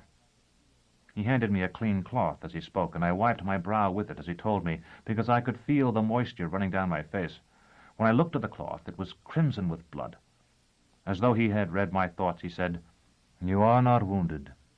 The physician's term is hematidrosis, I believe. Under the stress of strong emotion, minute veins in the skin of the afflicted part, of the skin everywhere, sometimes, rupture during a profuse sweating. You will have a nasty bruise there, I'm afraid." "Why did you do that?" I asked. "I thought you were going to show me a map. I only want to find the green room, as old Rudison out there says it's called, where the players are quartered. Did Vodalus's message say you were to kill the bearer?" I was fumbling for my sword as I spoke, but when my hands gripped the familiar hilt, I found I was too weak to draw the blade. The androgyne laughed. It was pleasant laughter at first, wavering somewhere between a woman's and a boy's, but it trailed off into tittering, as a drunken man's sometimes does. Thekla's memories stirred in me. Almost they woke. "Was that all you wished?" he said when he had control of himself again. "You asked me for a light for your candle, and I tried to give you the sun, and now you are burned. The fault was mine. I sought perhaps to postpone my time, yet even so I would not have let you travel so far had I not read in the message that you have carried the claw. And now I am most truly sorry, but I cannot help but laugh. Where will you go when you have found the green room, Severian?" "Where you send me. As you remind me, I have sworn service to Vodalus. In fact, I feared him, and feared that the androgyne would inform him if I professed disobedience. But if I have no orders for you, have you already disposed of the claw?" "I could not," I said. There was a pause. He did not speak. "I'll go to Thrax," I said. "I have a letter to the Archon there. He's supposed to have work for me. For the honor of my guild, I would like to go." "That is well. How great, in truth, is your love of Vodalus?" Again I felt the haft of the axe in my hand. "For you others, as I am told, memory dies, mine scarcely dims. The mist that shrouded the necropolis that night blew against my face again, and everything I had felt when I received the coin from Vodalus and watched him walk away to a place where I could not follow returned to me. "I saved him once," I said. The androgyne nodded. "Then here is what you are to do. You must go to Thrax as you planned, telling everyone, even yourself, that you are going to fill the position that waits you there. The claw is perilous. Are you aware of it?" "Yes. Vodalus told me that if it became known we possess it, we might lose the support of the populace." For a moment the androgyne stood silent again. Then he said, "The Pellerines are in the north. If you are given the opportunity, you must restore the claw to them." "That is what I had hoped to do." "Good. There is something else you must do as well. The autarch is here, but long before you reach Thrax, he will be in the north, too, with the army. If he comes near Thrax, you are able to go to him. In time you will discover the way in which you must take his life." His tone betrayed him as much as Thecla's thoughts. I wanted to kneel, but he clapped his hands, and a bent little man slipped silently into the room. He wore a cowled habit, like a Cenobite's.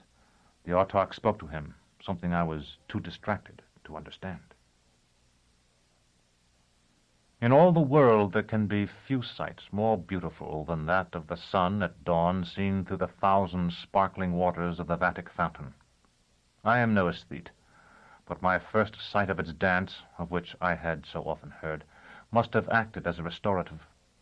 I still recall it for my pleasure, just as I saw it when the cowled servitor opened a door for me, after so many leagues of the contrived corridors of the second house, and I watched the silver streams trace ideographs across the solar disk. "Straight ahead," the cowled figure murmured. "Follow the path through the gate of trees. You will be safe among the players." The door shut behind me and became the grassy slope of a hillock. I stumbled toward the fountain, which refreshed me with wind-blown spray. I was surrounded by a pavement of serpentine. For a time I stood there, seeking to read my fortune in the dancing shapes, and at last I fumbled in my sabretache for an offering. The Praetorians had taken all my money, but while I felt among the few possessions I yet carried there, a flannel, a fragment of whetstone, and a flask of oil for Terminus Est, a comb and the brown book for myself, I spied a coin wedged between the green blocks at my feet. After only a little effort, I was able to draw it out, a single assimi, worn so thin that hardly a trace of the imprint remained. With a whispered wish, I threw it into the very center of the fountain. A jet caught it there and tossed it skyward so that it flashed for a moment before it fell. I began to read the symbols the water made against the sun. A sword. That seemed clear enough. I would continue a torturer. A rose, then, and beneath it a river.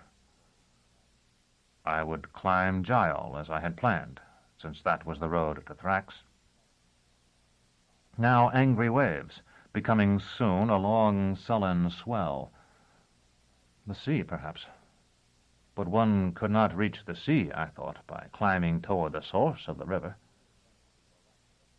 A rod, a chair, a multitude of towers, and I began to think the oracular powers of the fountain, in which I had never greatly believed, to be wholly false. I turned away, but as I turned, I glimpsed a many-pointed star, growing even larger.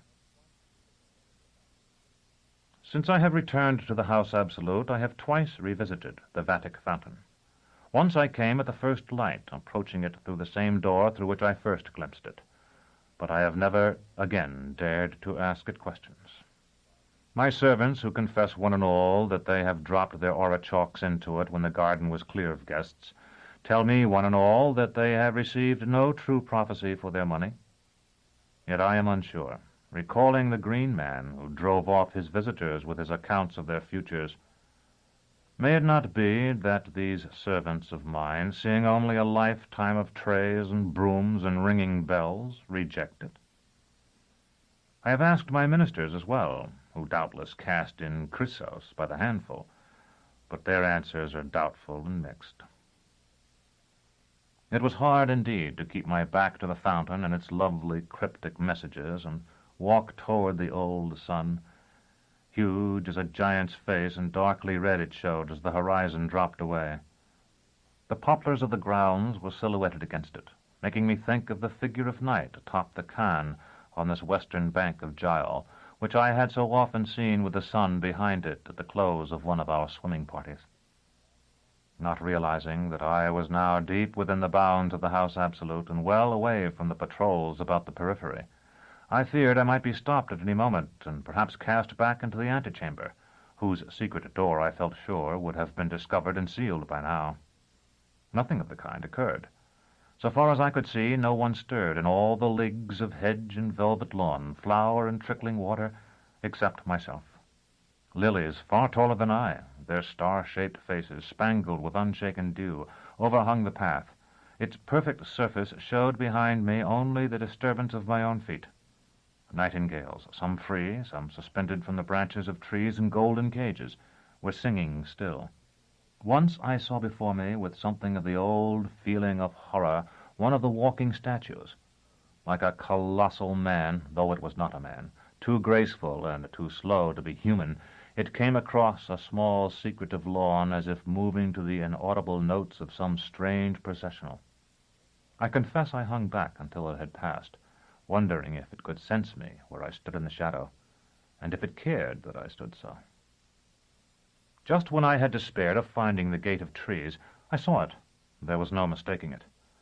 Even as lesser gardeners espalier pears against a wall, the greater gardeners of the House Absolute, who have generations in which to complete their work, had molded the huge limbs of oaks until every twig conformed to an inspiration wholly architectural, and I, walking on the rooftops of the greatest palace of earth, with not a stone in sight, saw looming to one side that great green entranceway built of living wood, as if of masonry. Chapter 22. I ran, then. Personifications. Through the wide, dripping arch of the gate of trees I ran, and out onto a broad expanse of grass, now spangled with tents. Somewhere a megatherium roared and shook its chain. There seemed to be no other sound. I halted and listened, and the megatherium, no longer disturbed by my footfalls, settled back into the death-like sleep of its kind. I could hear the dew running from the leaves and the faint, interrupted twitter of birds. Something else there was as well. A faint quick and irregular, that grew louder as I listened for it. I began to thread a path among the silent tents, following the sound. I must have misjudged it, however, for Dr. Tallis saw me before I saw him. "My friend, my partner, they are all asleep, your Dorcas and the rest, all but you and I. Over here." He flourished his cane as he spoke. The whick had been his chopping at the heads of flowers. "You have rejoined us just in time. We performed tonight, and I would have been forced to hire one of these fellows to take your part. I am delighted to see you. I owe you some money, do you recall?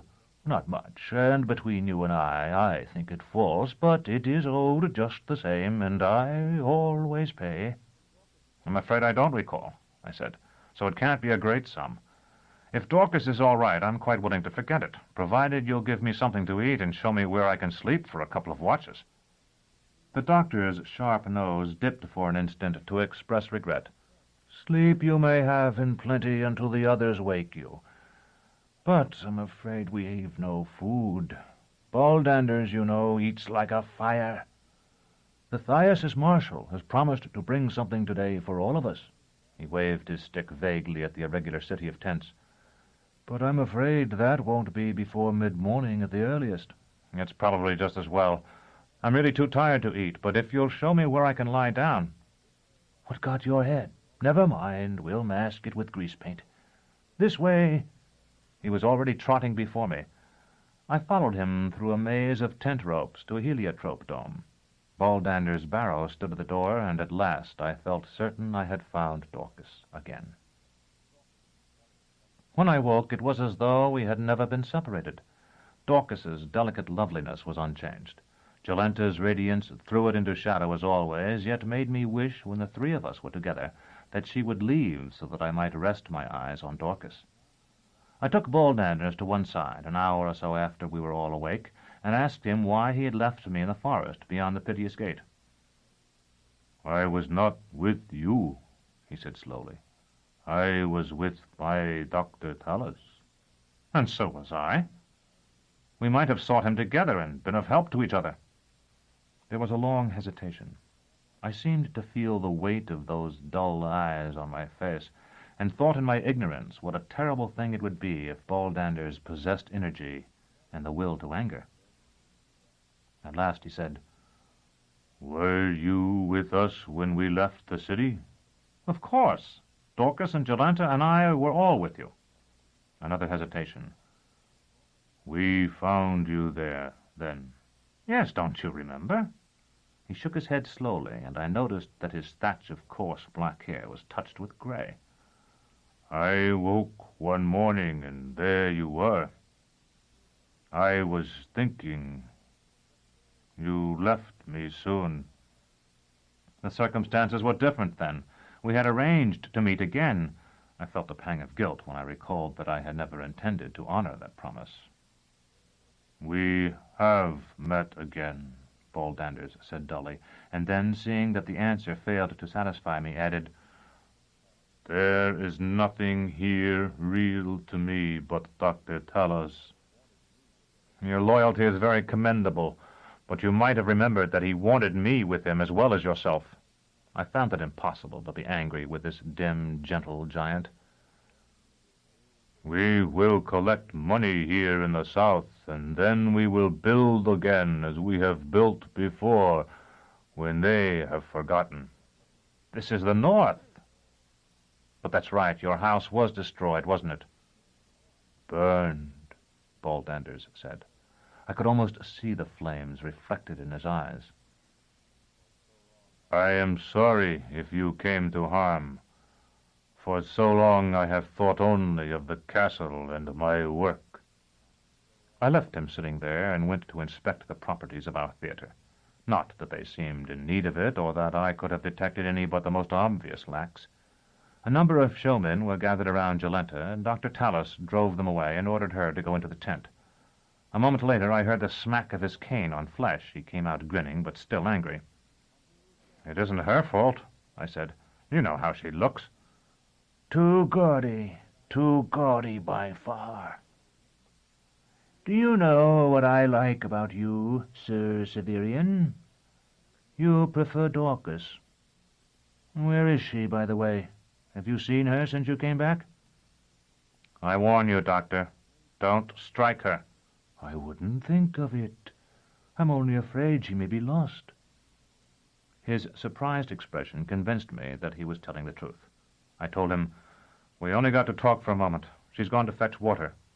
"That's courageous of her," he said, and when I looked puzzled, he added, "She's afraid of it. Surely you've noticed? She's clean, but even when she washes, the water is only thumb deep. When we cross bridges, she holds on to Jolenta and trembles." Dorcas returned then, and if the doctor said anything more, I did not hear it.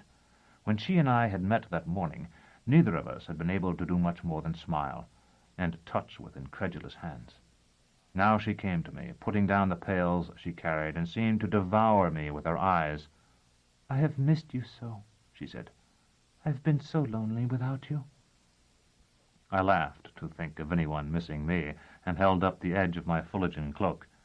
"You missed this?" "Death, you mean? Did I miss death?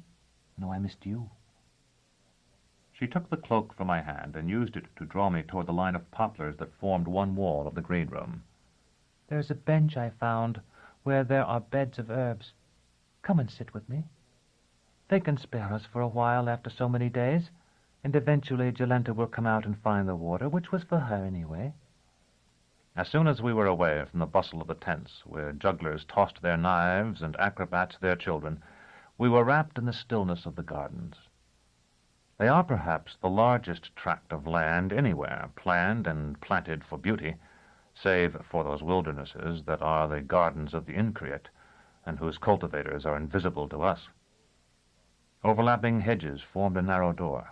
We passed into a grove of trees with white perfumed boughs that reminded me sadly of the flowering plums through which the Praetorians had dragged Jonas and me, though those had seemed planted for ornament, and these, I thought, for the sake of their fruit. Dorcas had broken a twig bearing half a dozen of the blossoms and thrust it into her pale golden hair. Beyond the orchard was a garden so old that I felt sure it had been forgotten by everyone save the servants who tended it. The stone seat there had been carved with heads, but they had worn away until they were almost featureless. A few beds of simple flowers remained, and with them fragrant rows of kitchen herbs, rosemary, angelica, mint, basil, and rue, all growing in a soil black as chocolate from the labor of countless years. There was a little stream, too, where Dorcas had no doubt drawn her water. Its source may once have been a fountain. Now it was only a species of spring, rising in a shallow stone bowl to splash over the lip and eventually wind its way through little canals lined with rough masonry to water the fruit trees. We sat in the stone seat. I leaned my sword against its arm, and she took my hands in hers. "I am afraid, Severian," she said. "I have such terrible dreams." "Since I've been gone?" "All the time." "When we slept side by side in the field, you told me you had awakened from a good dream. You said it was very detailed and seemed real." "If it was good, I have forgotten it now." I had already noticed that she was careful to keep her eyes away from the water spilling from the ruined fountain. "Every night I dream I am walking through streets of shops. I am happy, or at least content. I have money to spend, and there is a long list of things I wish to buy. Again and again I recite the list to myself, and I try to decide in what parts of the quarter I can get each in the best quality for the lowest price. But gradually, as I go from shop to shop, I grow aware that everyone who sees me hates me and holds me in contempt, and I am aware that it is because they believe me to be an unclean spirit who has wrapped itself in the woman's body they see. At last I enter a tiny shop conducted by an old man and an old woman. She sits making lace while he spreads their wares on the counter for me. I hear the sound her thread makes behind me as it is pulled through the work. I asked, "What is it you have come to buy?" "Tiny clothes." Dorcas held her small white hands half a span apart. "Dolls' clothing, perhaps. I particularly remember little shirts of fine wool. At last I choose one and hand the old man money. But it is not money at all, only a lump of filth." Her shoulders were shaking, and I put my arm about her to comfort her. I want to scream, then, that they are wrong, that I am not the foul spectre they take me for. Yet I know that if I do, whatever I may say will be taken as the final proof that they are right, and the words choke me. The worst part is that just then the hissing of the thread stops. She had taken my free hand again, and now she gripped it as though to drive her meaning into me. I know that no one could understand who has not had the same dream, but it is terrible, terrible. Perhaps now that I am here with you again, these dreams will end. And then I sleep, or at least fall into blackness. If I do not wake, then there is a second dream. I am in a boat, pulled across a spectral lake. "There is no mystery in that, at least," I said. "You rowed in such a boat with Aja and me. It belonged to a man named Hildegren. Surely you must remember that trip?" Dorcas shook her head. "It is not that boat, but a much smaller one. An old man poles it, and I lie at his feet. I am awake, but I cannot move. My arm trails in the black water. Just as we are about to touch shore, I fall from the boat, but the old man does not see me, and as I sink through the water, I know that he has never known I was there at all. Soon the light is gone, and I am very cold. Far above me I hear a voice I love, calling my name, but I cannot remember whose voice it is." "It's my voice calling to wake you." "Perhaps." The whip mark Dorcas had carried from the piteous gate burned on her cheek like a brand. For a while we sat without speaking. The nightingales were silent now, but linnets were singing in all the trees, and I saw a parrot clad in scarlet and green like a little messenger in livery flash among the branches. At last Dorcas said, "What a frightful thing water is! I should not have brought you here, but it was the only place nearby where I could think to go. I wish we had sat on the grass under those trees. Why do you hate it?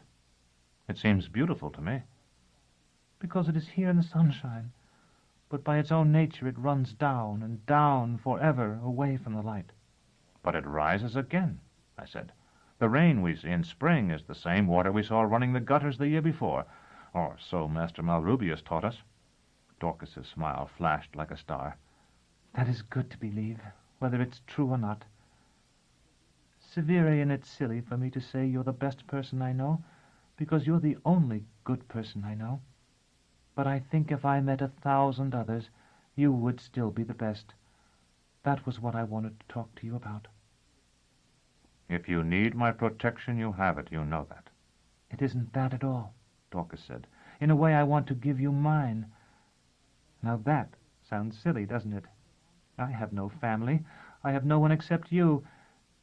And yet I think I can protect you. You know Jolenta and Dr. Tallis and Baldanders. They are no one.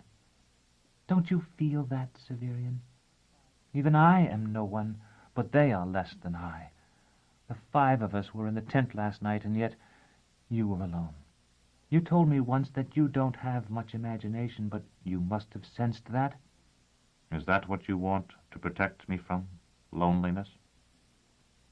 I would welcome such protection. Then I will give you all I can, for as long as I can. But most of all, I want to protect you from the opinion of the world. Severian, do you remember what I told you of my dream? How all the people in the shops and on the street believed that I was only some hideous ghost? They may be right. She was shaking, and I held her. That is part of the reason the dream is so painful. The other part comes from knowing that in some other way they are wrong. The foul spectre is in me. It is me. But there are other things in me, too, and they are what I am as much as it is. You could never be a foul spectre, or anything foul. Oh, yes, she said seriously, and looked up at me. Her small, tilted face was never more beautiful than it was then in the sunlight, or more pure. Oh, yes, I could, Severian. Just as you can be what they call you. What you sometimes are. Do you remember how we saw the cathedral leap into the sky and burn away in an instant? And how we went walking down a road between trees until we saw a light ahead, and it was Dr. Tallis and Baldanders ready to put on their show with Jolenta? You held my hand, I said, and we talked about philosophy. How could I forget? When we came to the light and Dr. Tallis saw us, do you remember what he said? I cast my mind back to that evening, the end of the day on which I had executed Ageless. In memory, I heard the roar of the crowd, Age's scream, and then the roll of Baldanders's drum. He said that everyone had come now, and that you were innocence, and I was death. Dorcas nodded solemnly. That's right. But you're not really death, you know. No matter how often he calls you that, you're no more death than a butcher is because he cuts the throats of steers all day. To me, you're life, and you're a young man named Severian. And if you wanted to put on different clothes and become a carpenter or a fisherman, no one could stop you. I have no desire to leave my guild. But you could. Today. That's the thing to remember. People don't want other people to be people. They throw names over them and lock them in, but I don't want you to let them lock you in. Dr. Tallis is worse than most. In his own way, he's a liar. She left the accusation unfinished, and I ventured, I once heard Baldanders say he seldom lied. In his own way, I said. Baldanders is right. Dr. Tallis doesn't lie the way other people understand lying. Calling you death wasn't a lie, it was a metaphor, I suggested. But it was a dangerous, bad metaphor, and it was aimed at you like a lie. Do you think Dr. Tallis hates me, then?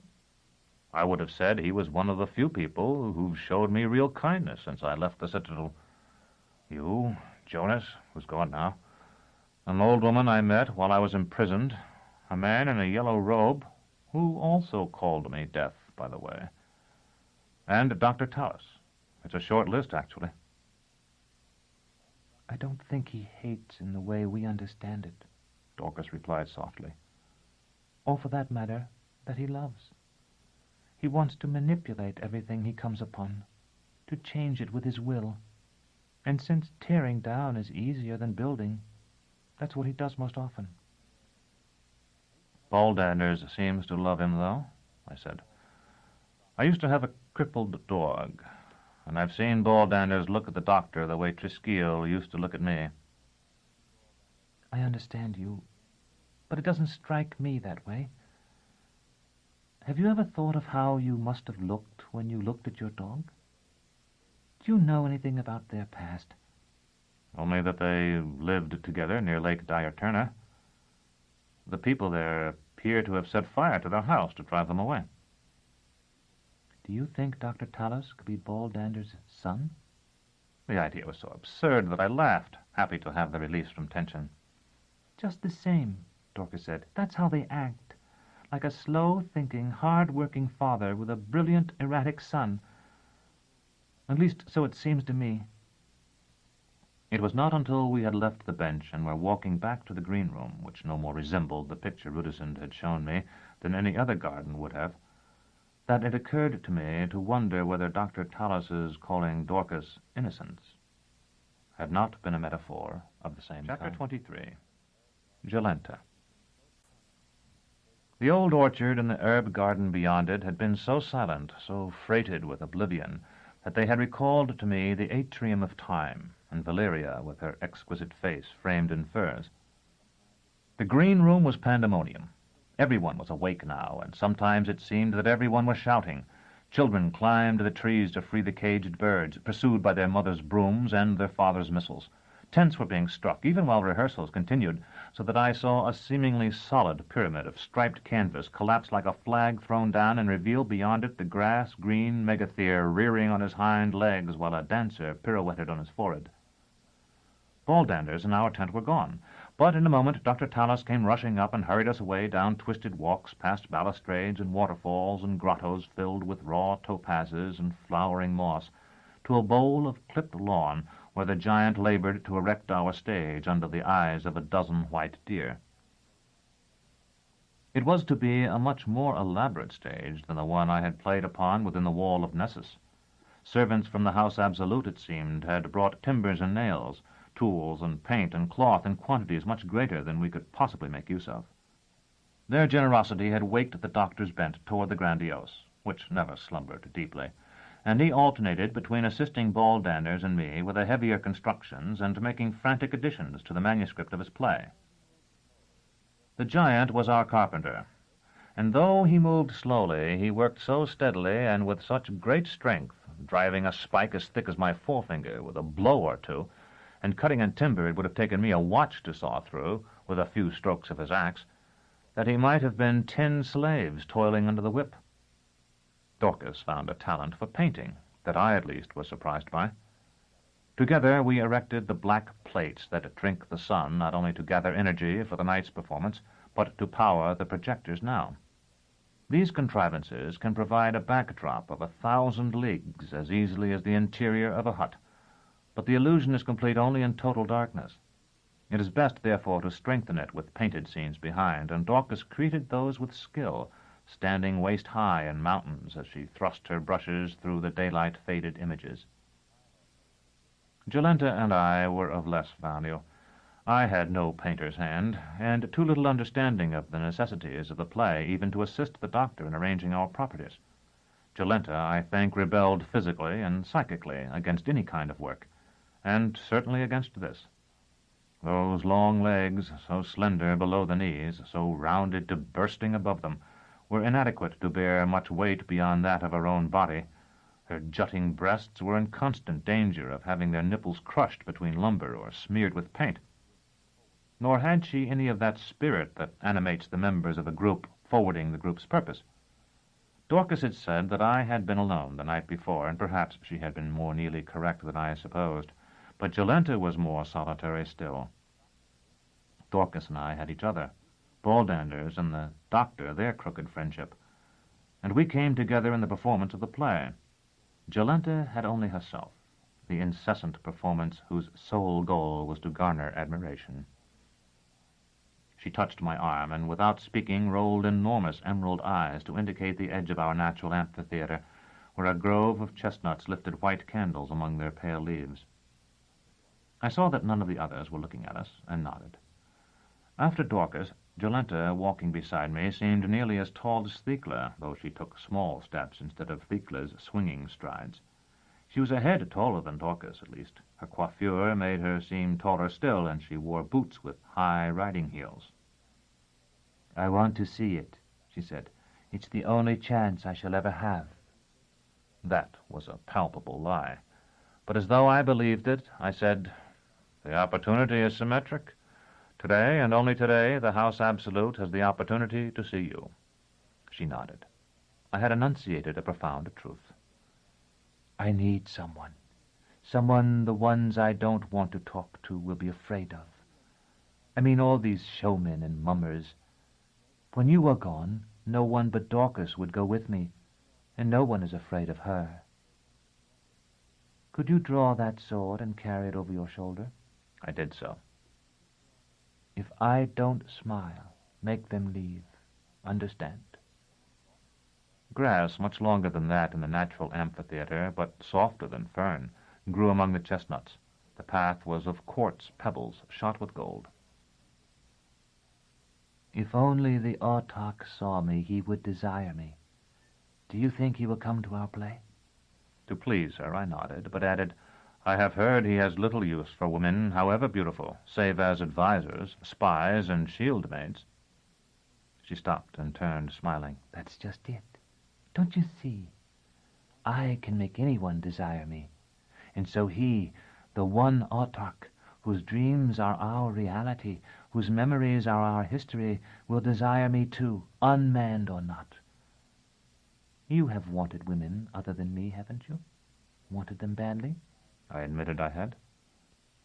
"And so you think you desire me as you wished for them?" She turned and began to walk again, hobbling a little, as it seemed she always did, but invigorated for the moment by her own argument. "But I make every man stiffen and every woman itch.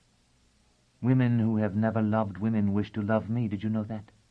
The same ones come to our performances again and again and send me their food and their flowers, scarfs, shawls, and embroidered kerchiefs with such sisterly, motherly notes.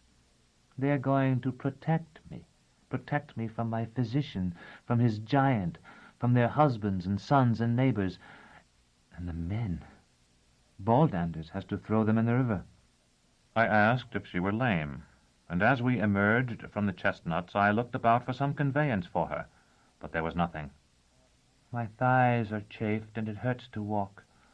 I have an unguent for them that helps a bit, and the man bought a jennet for me to ride, but I don't know where it's pastured now. I'm really only comfortable when I can keep my legs apart." "I could carry you." She smiled again, displaying perfect teeth. "We'd both enjoy that, wouldn't we? But I'm afraid it wouldn't look dignified. No, I'll walk. I just hope I don't have to walk far. I won't walk far. In fact, no matter what happens. No one seems to be about but the mummers anyway. Perhaps the important people are sleeping late to prepare for the night's festivities. I'll have to sleep myself, 4 watches at least before I go on." I heard the sound of water sliding over stones, and having no better goal to seek, made for it.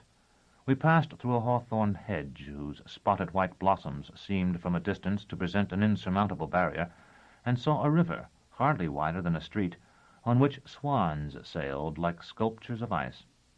There was a pavilion there, and beside it 3 boats, each shaped like the wide flower of the nenufar. Their interiors were lined with the thickest silk brocade, and when I stepped into one I found that they exuded the odor of spices. "Wonderful," Jolenta said. "They won't mind if we take one, will they? Or if they do, I'll be brought before someone important, just as it is in the play, and when he sees me he'll never let me leave. I'll make Dr. Tallis stay with me, and you if you want. They'll have some use for you." I told her I would have to continue my journey north, and lifted her into the boat, putting my arm about a waist quite as slender as Dorcas's. She lay down at once upon the cushions, where the uplifted petals gave her perfect complexion shade. It made me think of Asia, laughing in the sun as we descended the Adamnian steps and boasting of the wide-brimmed hat she would wear next year. Asia had no feature that was not inferior to Jolenta's. She had been hardly taller than Dorcas, with hips over-wide and breasts that would have seemed meager beside Jolenta's overflowing plenitude. Her long brown eyes and high cheekbones were more expressive of shrewdness and determination than passion and surrender. Yet Asia had engendered a healthy rut in me. Her laughter, when it came, was often tinged with spite, but it was real laughter. She had sweated with her heat. Jolenta's desire was no more than the desire to be desired, so that I wished not to comfort her loneliness as I had wished to comfort Valeria's, nor to find expression for an aching love like the love I had felt for Thecla, nor to protect her as I wished to protect Dorcas, but to shame and punish her, to destroy her self-possession, to fill her eyes with tears, and tear her hair as one burns the hair of corpses to torment the ghosts that have fled them. She had boasted that she made tributists of women. She came near to making an algophist of me. This is my last performance. I know. I feel it. The audience is sure to hold someone. She yawned and stretched. It appeared so certain her straining bodice would be unable to contain her that I averted my eyes. When I looked again, she was sleeping. A slender oar trailed behind the boat. I took it and found that despite the circularity of the hull above the water, there was a keel below. In the center of the river, the current ran strongly enough that I needed only to steer our slow progress along a series of gracefully sweeping meanders. Just as the hooded servant and I had passed unseen through suites and alcoves and arcades when he had escorted me along the hidden ways of the second house, so now the sleeping Jolenta and I passed without noise or effort, almost completely unobserved, through leagues of garden. Couples lay on the soft grass beneath the trees and in the more refined comfort of summer houses, and seemed to think our craft hardly more than a decoration sent idly downstream for their delectation, or if they saw my head above the curved petals, assumed us intent upon our own affairs. Lone philosophers meditated on rustic seats, and parties, not invariably erotic, proceeded undisturbed in clear stories and arboreums. Eventually I came to resent Jolenta's sleep. I abandoned the oar and knelt beside her on the cushions. There was a purity in her sleeping face, however artificial, that I had never observed when she was awake. I kissed her, and her large eyes, hardly open, seemed almost Asia's long eyes as her red-gold hair appeared almost brown. I loosened her clothing. She seemed half drugged, whether by some soporific in the heaped cushions or merely by the fatigue induced by our walk in the open and the burden of so great a quantity of voluptuous flesh. I freed her breasts, each nearly as large as her own head, and those wide thighs, which seemed to hold a new-hatched chick between them. When we returned, everyone knew where we had been, though I doubt that Baldanders cared. Dorcas wept in private, vanishing for a time, only to emerge with inflamed eyes and a heroine's smile. Dr. Tallis, I think, was simultaneously enraged and delighted. I received the impression, which I hold to this day, that he had never enjoyed Jolenta, and that it was only to him of all the men of worth that she would have given herself entirely willingly. We spent the watches that remained before nightfall in listening to Dr. Tallis chaffer with various officials of the House Absolute, and in rehearsal. Since I have already said something of what it was to act in Dr. Tallis's play, I propose to give an approximation of the text here, not as it existed on the fragments of soiled paper we passed from hand to hand that afternoon, which often contained no more than hints for improvisations, but as it might have been recorded by some diligent clerk in the audience. and as it was, in fact, recorded by the demonic witness who dwells behind my eyes. But first you must visualize the theater.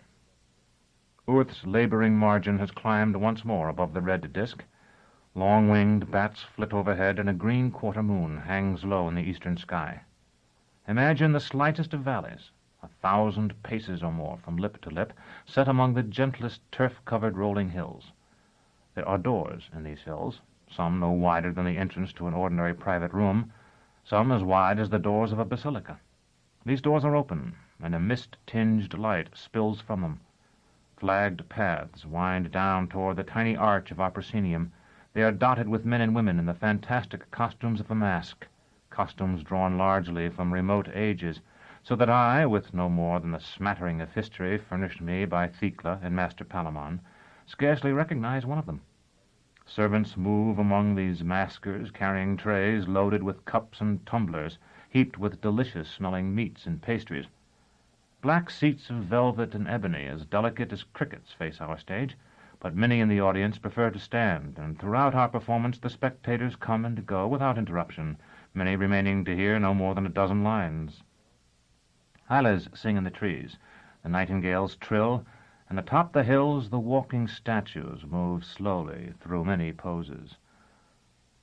All the parts in the play are taken by Dr. Tallis, Baldanders, Dorcas, Jolenta. Chapter 24. Dr. Tallis's play, Eschatology and Genesis.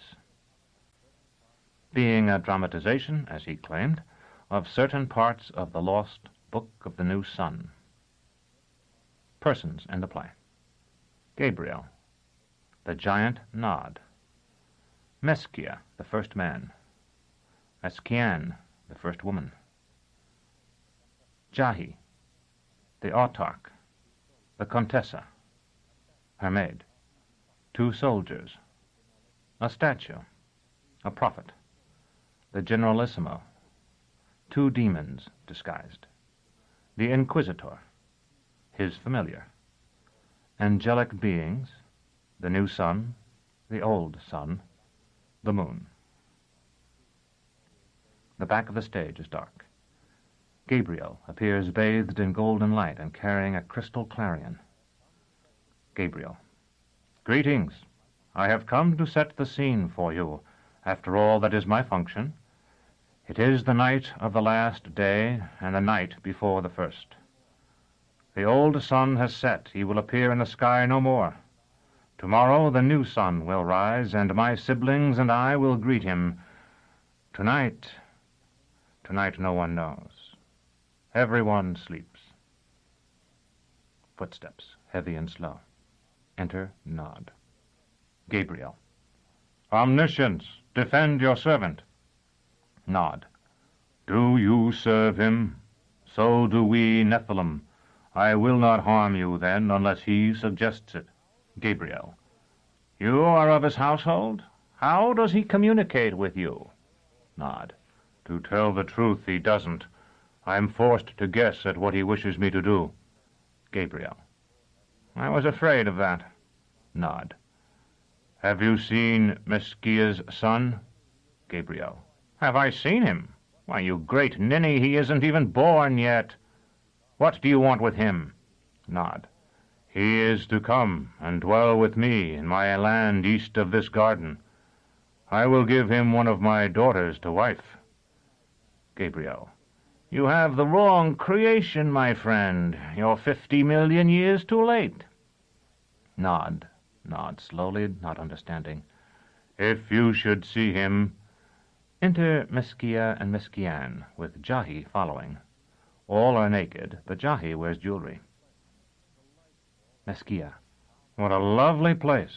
Delightful. Flowers, fountains, and statues. Isn't it wonderful? Meskian, timidly: I saw a tame tiger with fangs longer than my hand. What shall we call him? Meskia: Whatever he wants. To Gabriel: Who owns this beautiful spot? Gabriel: The autarch. Meskia: And he permits us to live here. That's very gracious of him. Gabriel: Not exactly. There's someone following you, my friend. Do you know it? Meskia, not looking: There's something behind you, too. Gabriel, flourishing the clarion, that is his badge of office. Yes, he is behind me. Mesquia. Close, too. If you're going to blow that horn to call help, you'd better do it now. Gabriel. Why, how perceptive of you. But the time is not quite ripe.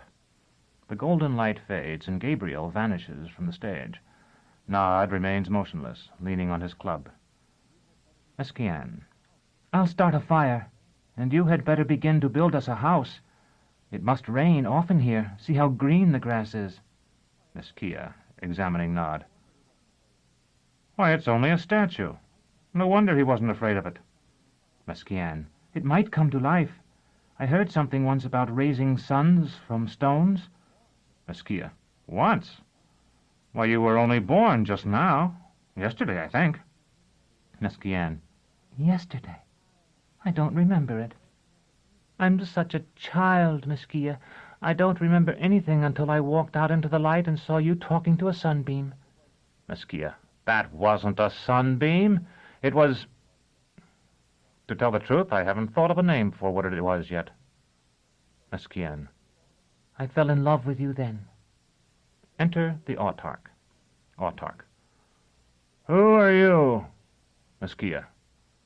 As far as that goes, who are you? Autarch. The owner of this garden. Mesquia bows, and Mesquian curtsies, though she has no skirt to hold. Mesquia. We were speaking to one of your servants only a moment ago. Now that I come to think of it, I am astonished at how much he resembled your august self, save that he was... autarch.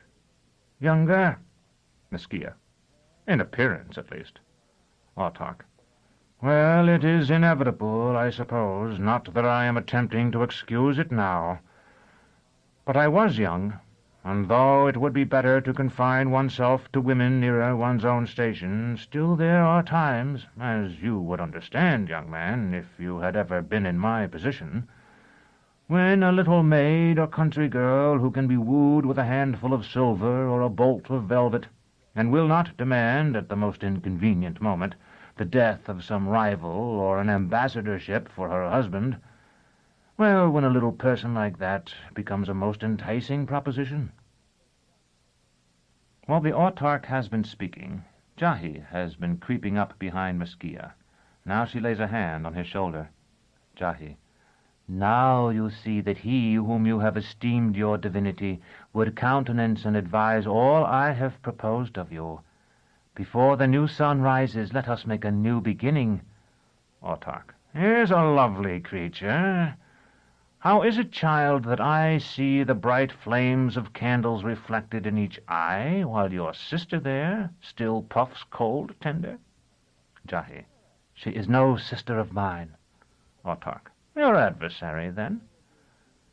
But come with me.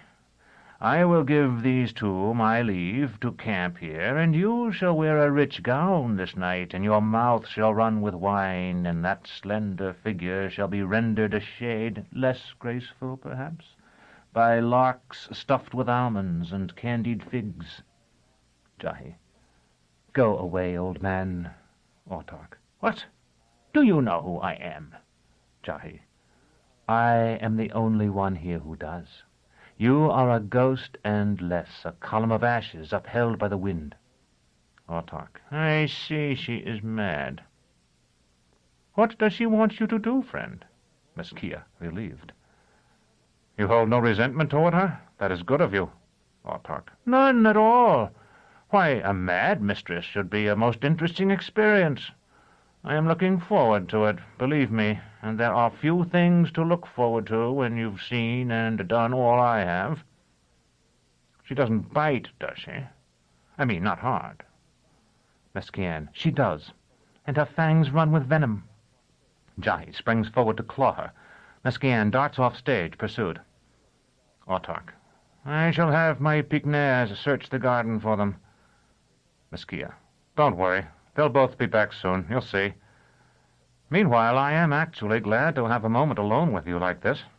There are some things I've been wanting to ask you. Autarch.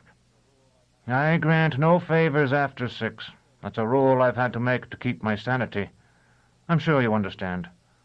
Askia, somewhat taken aback. That's good to know. But I wasn't going to ask for something, really. Only for information. For divine wisdom. Autarch. In that case, go ahead. But I warn you, you must pay a price. I mean to have that demented angel for my own tonight. Askia drops to his knees. Askia. There is something I have never understood. Why must I talk to you when you know my every thought? My first question was, knowing her to be of that brood you have banished, should I not still do what she proposes? For she knows I know, and it is in my heart to believe that she puts forward right action in the thought that I will spurn it because it comes from her. Autarch, aside. He is mad too, I see, and because of my yellow robes, thinks me divine. To Askia.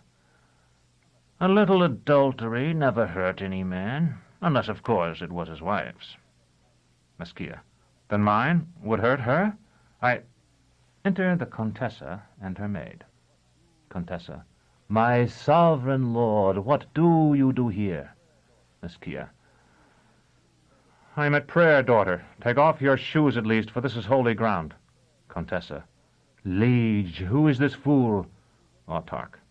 A madman I found wandering with 2 women as mad as he. Contessa. Then they outnumber us, unless my maid be sane. Maid. Your grace. Contessa. Which I doubt. This afternoon she laid out a purple stole with my green capote. I was to look like a post decked with morning glories, it would seem. Askia, who has been growing angrier as she speaks, strikes her, knocking her down. Unseen behind him, the Autarch flees. Askia. Brat! Don't trifle with holy things when I am near, or dare do anything but what I tell you. Maid. Who are you, sir? Askia. I am the parent of the human race, my child. And you are my child, as she is. Maid. I hope you will forgive her, and me. We had heard you were dead. Askia. That requires no apology. Most are, after all. But I have come round again, as you see, to welcome the new dawn. Nod, speaking and moving after his long silence and immobility. We have come too early. Askia, pointing. A giant! A giant! Contessa. Oh, Solange, Keinberger. Maid. I'm here, your grace. Libby is here. Nod. Too early for the new sun by some time still. Contessa, beginning to weep. The new sun is coming. We shall melt like dreams. Askia, seeing that Nod intends no violence. Bad dreams. But it will be the best thing for you. You understand that, don't you? Contessa, recovering a little. What I don't understand is how you, who suddenly seem so wise, could mistake the Autarch for the universal mind. Askia. I know that you are my daughters in the old creation. You must be, since you are human women, and I have had none in this. Nod. His son will take my daughter to wife. It is an honor our family has done little to deserve. We are only humble people, the children of Gaia, but we will be exalted. I will be... What will I be, Askia? The father-in-law of your son. It may be, if you don't object, that some day my wife and I will visit our daughter on the same day you come to see him. You wouldn't refuse us, would you, a place at the table? We would sit on the floor naturally. Askia. Of course not. The dog does that already, or will, when we see him.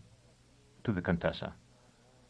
Has it not struck you that I may know more of him you call the universal mind than your Autarch does of himself? Not only your universal mind, but many lesser powers wear our humanity like a cloak when they will, sometimes only as concerns 2 or 3 of us. We who are worn are seldom aware that, seeming ourselves to ourselves, we are yet demiurge, paraclete, or fiend to another. Contessa. That is wisdom I have gained late, if I must fade with the new sun's rising. Is it past midnight? Maid. Nearly so, Your Grace. Contessa, pointing to the audience. All these fair folk, what will befall them? Meskia. What befalls leaves when their year is past, and they are driven by the wind? Contessa. If Meskia turns to watch the eastern sky, as though for the first sign of dawn. Contessa. If... Meskia. If what? Contessa. If my body held a part of yours, drops of liquescent tissue locked in my loins. Meskia. If it did, you might wander earth for a time longer, a lost thing that could never find its way home. But I will not bid you. Do you think that you are more than a corpse? You are less. Maid faints. Contessa. You say you are the father of all things human. It must be so, for you are death to woman. The stage darkens. When the light returns, Meskian and Jahi are lying together beneath the rowan tree. There is a door on the hillside behind them. Jahi's lip is split and puffed, giving her a pouting look. Blood trickles from it to her chin. Meskian. How strong I would be still to search for him, if only I knew you would not follow me. Jahi. I move with the strength of the world below, and will follow you to the second ending of earth if need be. But if you strike me again, you will suffer for it. Meskian lifts her fist, and Jahi cowers back. Meskian. Your legs were shaking worse than mine when we decided to rest here. Jahi. I suffer far more than you. But the strength of the world below is to endure past endurance. Even as I am more beautiful than you, I am a more tender creature by far. Meskian. We've seen that, I think. Jahi.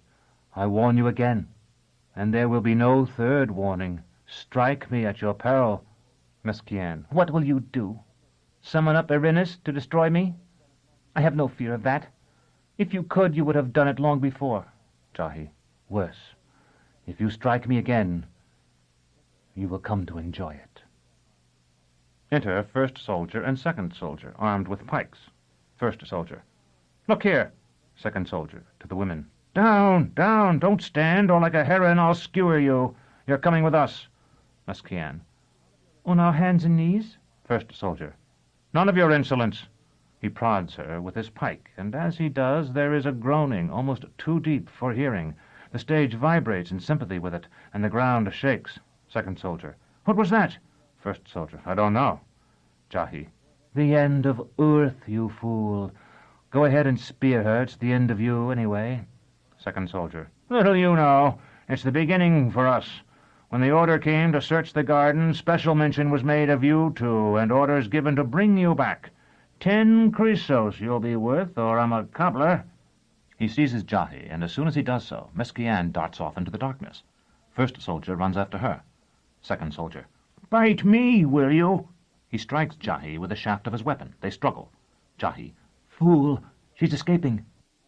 Second soldier. That's Evo's worry. I've got my prisoner, and he let his escape, if he doesn't catch her. Come on, we're going to see the Kiliarch. Jahi. Will you not love me before we leave this winsome spot? Second soldier. And have my manhood cut off and shoved into my mouth? Not I. Jahi. They'd have to find it first.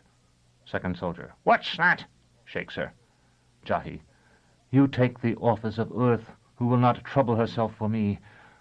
But wait. Release me only for a moment, and I will show you wonderful things.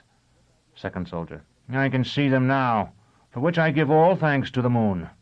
Jahi. I can make you rich. 10 chrysos will be as nothing to you. But I have no power while you grasp my body. Second soldier.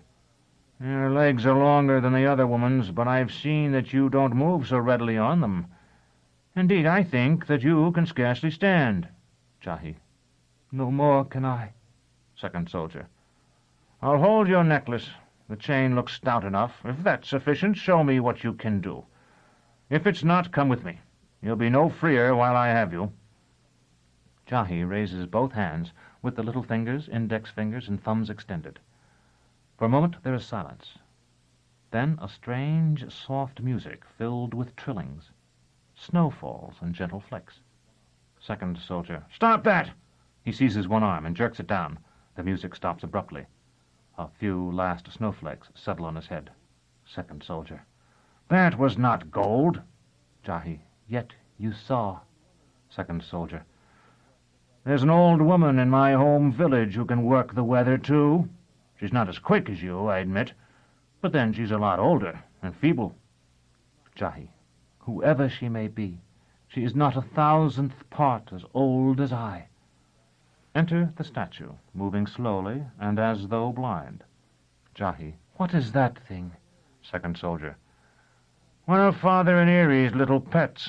It can't hear you or make a sound. I'm not even sure it's alive. Jahi. Why, neither am I, for all of that. As the statue passes near her, she strokes its cheek with her free hand. Jahi. Lover, lover, lover, have you no greeting for me? Statue. Hey. Second soldier. What's this? Stop! Woman, you said you had no power while I held you. Jahi. Behold my slave. Can you fight him? Go ahead, break your spear on that broad chest. The statue kneels and kisses Jahi's foot. Second soldier. No, but I can outrun him. He throws Jahi across his shoulder and runs.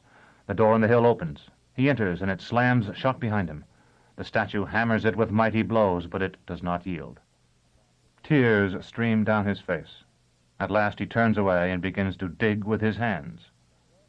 Gabriel, offstage. Thus stone images keep faith with a departed day, alone in the desert when man has fled away. As the statue continues to dig, the stage grows dark. When the lights come up again, the autarch is seated on his throne. He is alone on stage, but silhouettes projected on screens to either side of him indicate that he is surrounded by his court. Autarch. Here I sit as though the lord of 100 worlds, yet not master even of this. The tramp of marching men is heard off stage. There is a shouted order. Autarch. Generalissimo! Enter a prophet. He wears a goatskin and carries a staff whose head has been rudely carved into a strange symbol. Prophet. 100 portents are abroad. At Incasus a calf was dropped that had no head, but mouths in his knees. A woman of known propriety has dreamed she is with child by a dog. Last night a shower of stars fell hissing on to the southern ice. And prophets walk abroad in the land. Autarch. You yourself are a prophet. Prophet. The autarch himself has seen them.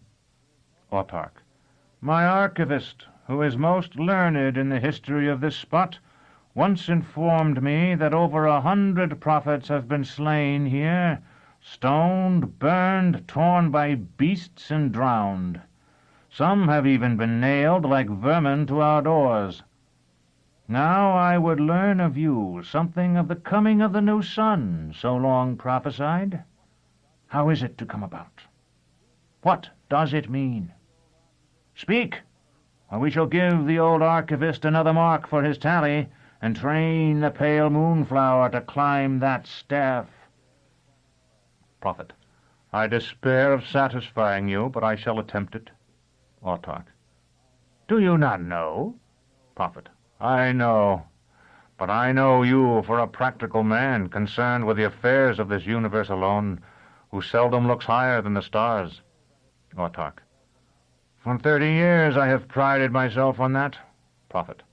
Yet even you must know that cancer eats the heart of the old sun. At its center, matter falls in upon itself as though there were there a pit without bottom, whose top surrounds it. Autarch. My astronomers have long told me so. Prophet. Think on an apple rotten from the bud, fair still without, until it collapses into foulness at last. Autarch. Every man who finds himself still strong in the latter half of life has thought on that fruit. Prophet. So much then for the old sun. But what of its cancer? What know we of that, save that it deprives the earth of heat and light, and at last of life. Sounds of struggle are heard off stage. There is a scream of pain and a crash as though a large vase had been knocked from its pedestal. Autarch. We will learn what that commotion is soon enough, Prophet. Continue. Prophet. We know it to be far more, for it is a discontinuity in our universe, a rent in its fabric, bound by no law we know. From it nothing comes. All enters in, naught escapes. Yet from it anything may appear, for it alone of all the things we know is no slave to its own nature. Enter Nod, bleeding, prodded by pikes held off stage. Autarch. What is this miscreation? Prophet. The very proof of those portents I spoke to you. In future times, so it has long been said, the death of the old sun will destroy earth, but from its grave will rise monsters, a new people, and the new sun. Old earth will flower then as a butterfly from its dry husk, and the new earth shall be called Ushas. Autarch. Yet all we know will be swept aside? This ancient house in which we stand? Yourself? Me? Nod. I have no wisdom. Yet I heard a wise man, soon to be a relative of marriage, say not long ago that all that is for the best. We are but dreams, and dreams possess no life by their own right. See, I am wounded, holds out his hand. When my wound heals, it will be gone. Should it with its bloody lips say it is sorry to heal? I am only trying to explain what another said, but that is what I think he meant. Deep bells toll off stage. Autarch. What's that? You, Prophet, go and see who's ordered that clamor, and why. Exit Prophet. Nod. I feel sure your bells have begun the welcome of the new sun. It is what I came to do myself. It is our custom, when an honored guest arrives, to roar and beat our chests, and pound the ground and the trunks of trees all about with gladness, and lift the greatest rocks we can, and send them down the gorges in honor of him. I will do that this morning, if you will set me free, and I feel sure Earth herself will join me. The very mountains will leap into the sea when the new sun rises up today. Autarch. And from where did you come? Tell me, and I'll release you. Nod. Why, from my own country, to the east of paradise. Autarch. And where's that? Nod points to the east. Autarch. And where is paradise? In the same direction? Nod. Why, this is paradise. We are in paradise, or at least under it. Enter the Generalissimo, who marches to the throne and salutes. Generalissimo. Autarch, we have searched all the land above this house absolute as you ordered. The Contessa Karina has been found, and her injuries not being serious, escorted to her apartments. We have also found the Colossus you see before you, the bejeweled woman you described, and 2 merchants. Autarch. What of the other 2, the naked man and his wife? Generalissimo. There is no trace of them. Autarch. Repeat your search, and this time look well. Generalissimo salutes. As my Autarch wills. Autarch. And have the jeweled woman sent to me. Nod begins to walk off stage, but is stopped by pikes. The Generalissimo draws his pistol. Nod. Am I not free to leave? Generalissimo. By no means. Nod to Autarch. I told you where my country lies, just east of here. Generalissimo. More than your country lies. I know that area well. Autarch, fatigued. He has told the truth as he knows it. Perhaps the only truth there is. Nod. Then I am free to go. Autark. I think that he whom you came to welcome will arrive whether you are free or not. Yet there is a chance, and such creatures as you cannot be allowed to roam abroad in any case. Now you are not free, nor ever again will be. Nod rushes from the stage, pursued by the Generalissimo. Shots, screams, and crashes. The figures around the Autark fade. In the midst of the uproar, the bells toll again. Nod re-enters with a laser burn across one cheek. The Autark strikes him with his scepter. Each blow produces an explosion and a burst of sparks. Nod seizes the Autark and is about to dash him to the stage when two demons disguised as merchants enter, throw him down, and restore the Autark to his throne. Autark. Thank you. You will be richly rewarded. I had given up hope of being rescued by my guards, and I see I thought rightly. May I ask who you are? First Demon. Your guards are dead. That giant has smashed their skulls against your walls and broken their spines upon his knees. Second Demon. We are two traders merely. Your soldiers took us up. Autark. Would that they were traitors, and in their places I had such soldiers as you. And yet you are in appearance so slight I would think you incapable of even ordinary strength. First Demon, bowing. Our strength is inspired by the master we serve. Second Demon. You will wonder why we, two commonplace traders and slaves, should have been found wandering your grounds by night. The fact is that we came to warn you. Our travels but lately took us to the northern jungles, and there, in a temple older than man, a shrine overgrown with rank vegetation until it seemed hardly more than a leafy mound, we spoke to an ancient shaman who foretold great peril to your realm. First Demon. With that intelligence, we hastened here to give you the alarm before it should be too late, arriving at the very wince of time. Autark. What must I do? Second Demon. This world that you and we treasure has now been driven round to the sun so often that the warp and woof of its space grow threadbare and fall as dust and feeble lint from the loom of time. First Demon. The continents themselves are old as raddled women, long since stripped of beauty and fertility. The new sun comes. Autark. I know. First Demon. And he will send them crashing into the sea like foundered ships. Second Demon. And from the sea lift new, glittering with gold, silver, iron, and copper, with diamonds, rubies, and turquoises, lands wallowing in the soil of 1,000,000 millennia so long ago washed down to the sea. First Demon. To people these lands a new race is prepared. The humankind you know will be shouldered aside even as the grass, that has prospered on the plains so long, yields to the plough, and so gives way to wheat. Second Demon. But what if the seed were burned? What then? The tall man and the slight woman you met not long ago are such seed. Once it was hoped that it might be poisoned in the field, but she who was dispatched to accomplish it has lost sight of the seed now among the dead grass and broken clods, and for a few sleights of hand has been handed over to your inquisitor for strict examination. Yet the seed might be burned still. Autark.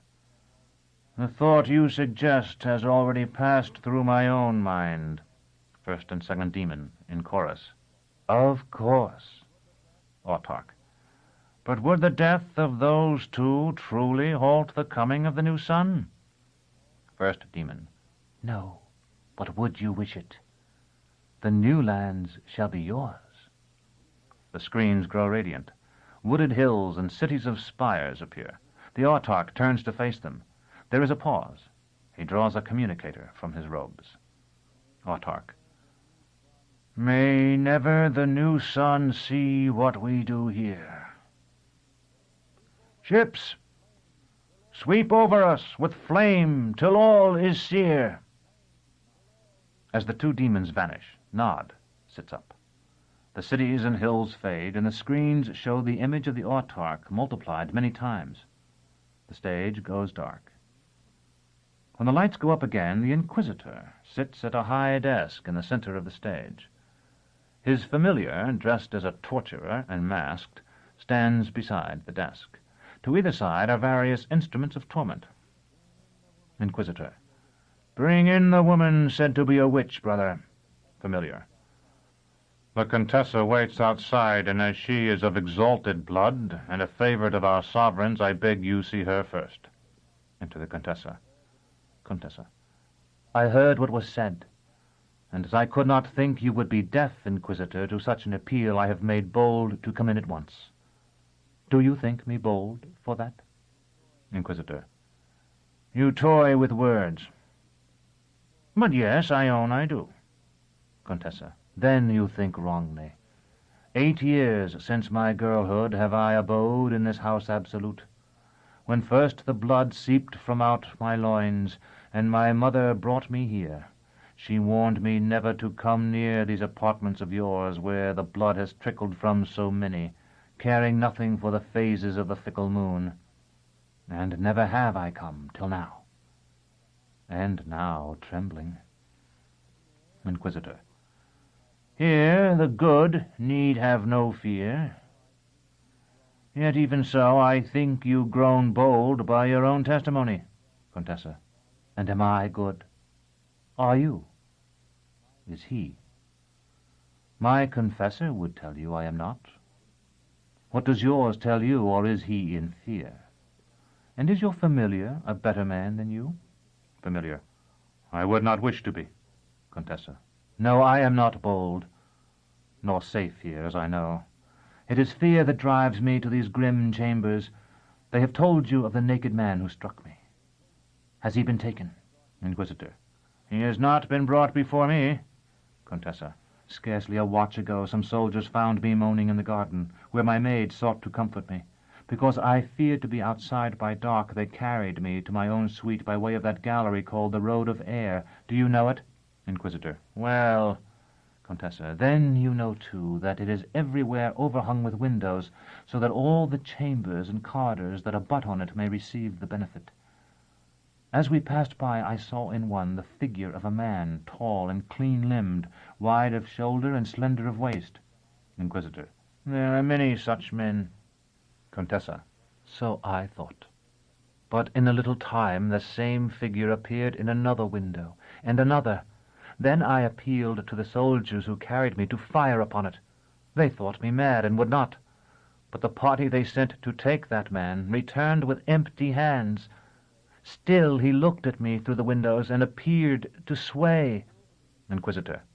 And you believe this man you saw to be the man who struck you? Contessa. Worse, I fear it was not he, though it resembled him. Besides, he would be kind to me, I am sure, if only I treated his madness with respect. No, on this strange night, when we, who are the winter-killed stalks of man's old sprouting, find ourselves so mixed with next year's seed, I fear that he is something more we do not know. Inquisitor. That may be so, but you will not find him here, nor the man who struck you. To his familiar. Bring in the witch-woman, brother. Familiar. Such are they all, though some are worse than others. He exits and returns, leading Mesquian by a chain. Inquisitor. It is alleged against you that you so charmed 7 of the soldiers of our sovereign, the autarch, that they betrayed their oath and turned their weapons upon their comrades and their officers.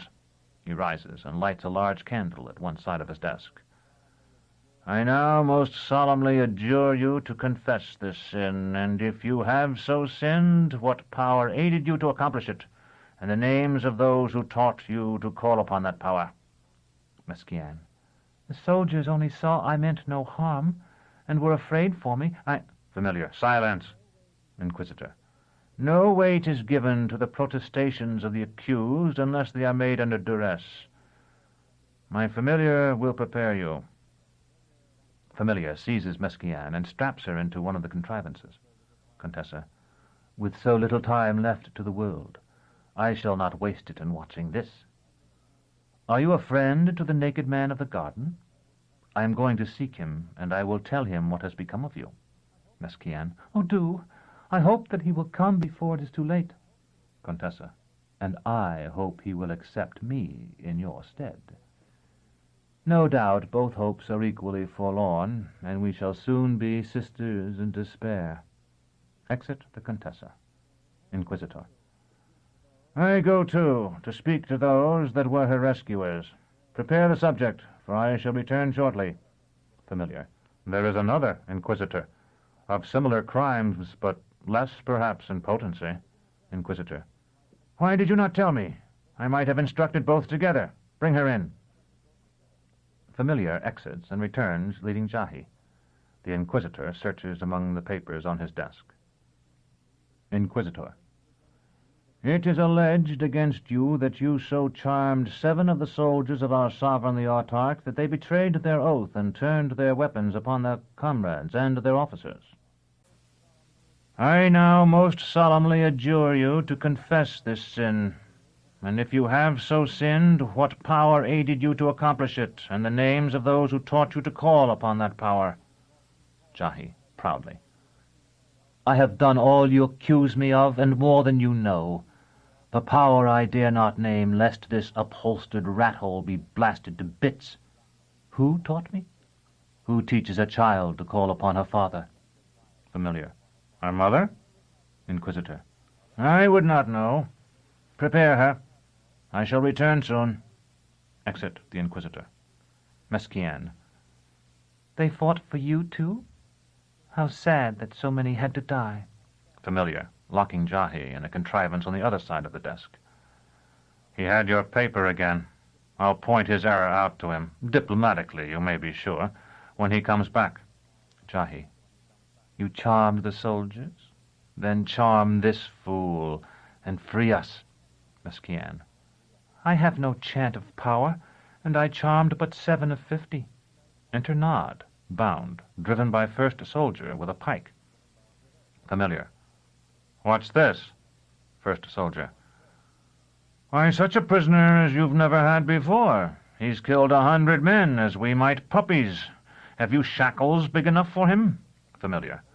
I'll have to link several pairs together, but I'll contrive something. Nod. I am no man, but less and more, being born of the clay of Mother Gaia, whose pets are the beasts. If your dominion is over men, then you must let me go. Jahi. We're not men either. Let us go too. First soldier, laughing.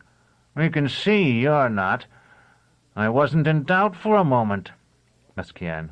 She's no woman. Don't let her trick you. Familiar, snapping the last fetter on Nod. She won't.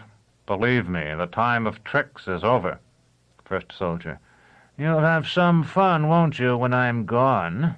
He reaches for Jahi, who spits like a cat. First soldier. I don't suppose you'd be a good fellow and turn your back for a moment? Familiar, preparing to torture Mesquian. If I were such a good fellow as that, I'd find myself broken on my own wheel soon enough.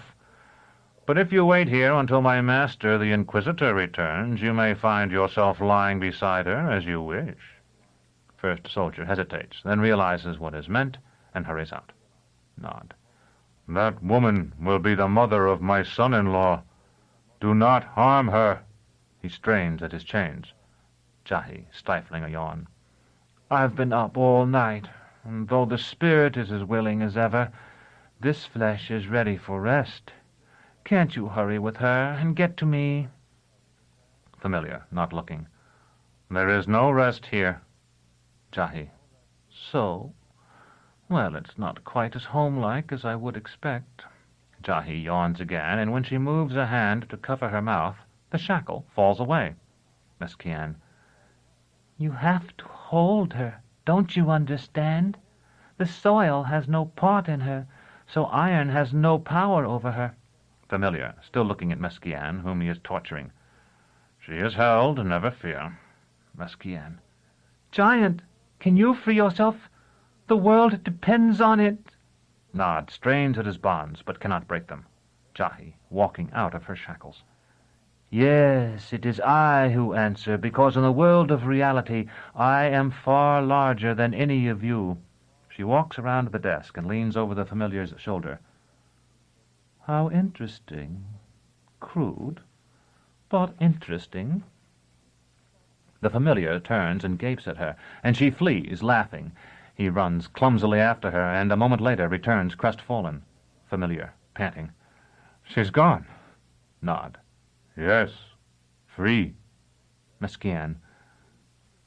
Free to pursue Mesquia and ruin everything as she did before. Familiar. You don't realize what this means. My master will return soon, and I am a dead man. Nod. The world is dead. So she has told you. Mesquian. Torturer, you have one chance yet. Listen to me. You must free the giant as well. Familiar. And he will kill me and release you. I will consider it. At least it will be a quick death. Mesquian. He hates Jahi, and though he isn't clever, he knows her ways, and he is very strong. What's more, I can tell you an oath that he will never break. Give him the key to his shackles, then stand by me with your sword at my neck. Make him swear to find Jahi, return her here, and bind himself again. The familiar hesitates. Mesquian. You've nothing to lose. Your master doesn't even know he's supposed to be here. But if she's gone when he returns... Familiar. I'll do it. He detaches a key from the ring at his belt. Nod. I swear, as I hope to be linked by marriage to the family of man, so that we giants may be called the sons of the Father, that I will capture the succubus for you, and return her here, and hold her so that she shall not escape again, and bind myself as I am bound now. Familiar. Is that the oath? Mesquian. Yes. The familiar throws the key to Nod, then draws his sword and holds it ready to strike Mesquian. Familiar. Can he find her? Mesquian. He must find her. Nod, unlocking himself. I will catch her. That body weakens, as she said. She may whip it far, but she will never learn that whipping will not do everything. Exits. Familiar. I must continue with you. I hope you understand. The familiar tortures Mesquian, who screams. Familiar, sotto voce. How fair she is. I wish that we were met when better things might be. The stage darkens. Jahi's running feet are heard. After a time, a faint light shows Nod loping through the corridors of the House Absolute. Moving images of urns, pictures, and furniture behind him show his progress. Jahi appears among them, and he exits stage right in pursuit. Jahi enters stage left, with second demon walking in lockstep behind her. Jahi. Where can he have gone? The gardens are burned black. You have no flesh beyond a seeming... Cannot you make yourself an owl and seek him out for me? Second demon, mocking. Who? Jahi. Mesquia. Wait until the Father hears how you have treated me and betrayed all our efforts. Second demon. From you?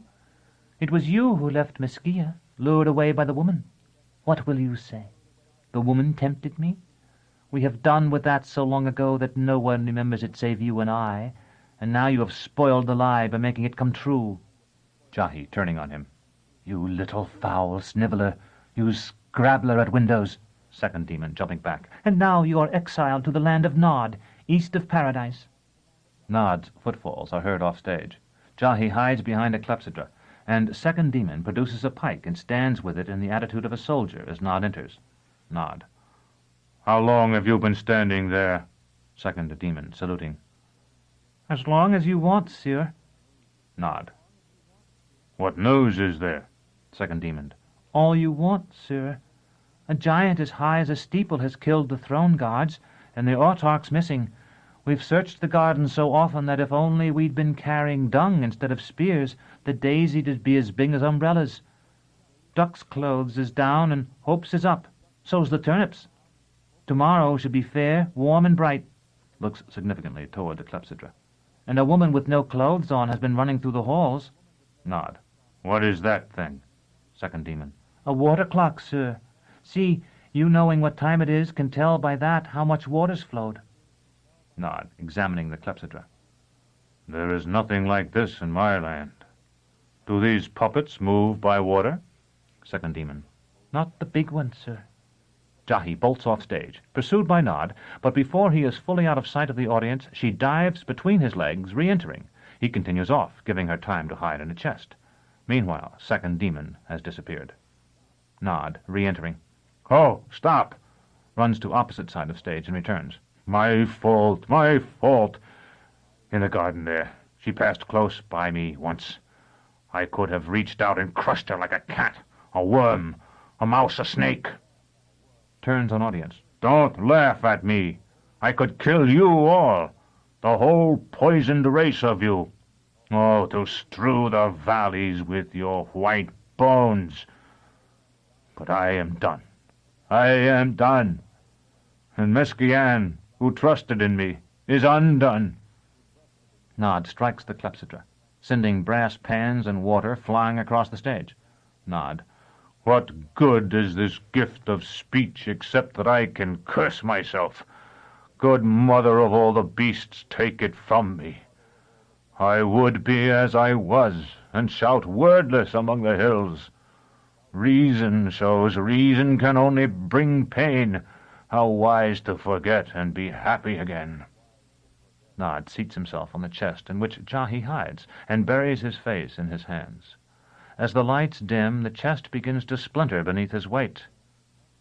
When the lights come up again, the scene is once more the Inquisitor's chamber. Mesquian is on the rack. The familiar is turning the wheel. She screams. Familiar. That made you feel better, didn't it? I told you it would. Besides, it lets the neighbors know we're awake in here. You wouldn't believe it, but this whole wing is full of empty rooms and sinecures. Here the master and I do our business still. We do it still, and that's why the Commonwealth stands, and we want them to know it. Enter the autarch. His robes are torn and stained with blood. Autarch. What place is this? He sits on the floor, his head in his hands, in an attitude reminiscent of Nod's.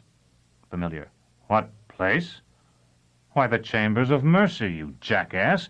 Can you come here without knowing where you are? Autarch. I have been so hunted through my house this night that I might be anywhere. Bring me some wine, or water, if you've no wine here, and bar the door. Familiar. We have claret, but no wine. And I can hardly bar the door, since I expect my master back. Autarch, more forcefully. Do as I tell you. Familiar, very softly. You are drunk, friend. Go out. Autarch. I am. What does it matter? The end is here. I am a man neither worse nor better than you. Nod's heavy tread is heard in the distance. Familiar. He has failed. I know it. Mesquian. He has succeeded. He would not come back so soon with empty hands. The world may yet be saved. Autarch. What do you mean? Enter Nod. The madness he prayed for is upon him, but he drags Jahi behind him. The familiar runs forward with shackles. Mesquian. Someone must hold her, or she will escape as she did before. The familiar drapes chains on Nod and snaps closed to the locks, then chains one of Nod's arms across his body in such a way that he holds Jahi. Nod tightens the grip. Familiar. He's killing her. Let go, you great booby. The familiar snatches up the bar with which he has been tightening the rack and belabors Nod with it. Nod roars, tries to grasp him, and lets the unconscious Jahi slip down. The familiar seizes her by the foot and pulls her to where the autarch sits. Familiar. Here, you'll do. He jerks the autarch erect and swiftly imprisons him in such a way that one hand is clamped about Jahi's wrist, then returns to torture Mesquian. Unseen behind him, Nod is freeing himself of his chains. Chapter 25. The Attack on the Hierogils. Though we were outdoors, where sounds are so easily lost against the immensity of the sky, I could hear the clatter Baldanders made as he feigned to struggle with his bonds. There were conversations in the audience, and I could hear those as well, one about the play, which discovered in it significances I had never guessed, and which Dr. Tallis, I would say, had never intended. and another about some legal case that a speaker with the drawling intonation of an exultant seemed certain the autarch was about to judge wrongly. As I turned the windlass of the rack, letting the pall drop with a satisfying clack, I risked a sidelong look at those who watched us. No more than 10 chairs were in use, but lofty figures stood at the sides of the seating area and behind it. There were a few women in court dresses, much like the ones I had once seen in the House Azure, dresses with very low décolletages and full skirts that were often slit or relieved with panels of lace. Their hair was simply dressed, but it was set off with flowers, jewels, or brilliantly luminous larvae. Most of those in our audience seemed men, and more arrived momentarily. Many were as tall or as taller than Vaudelis. They stood wrapped in their cloaks as though they were chilled by the soft spring air. Their faces were shadowed beneath broad-brimmed, low-crowned petacises. Baldanders's chains fell with a crash, and Dorcas shrieked to let me know he was free. I turned toward him, then cowered away, wrenching the nearest flambeau from its socket to fend him off. It guttered as the oil in its bowl nearly drowned the flames, sputtering to renewed life when the brimstone and mineral salts Dr. Tallis had gummed around the rim took fire.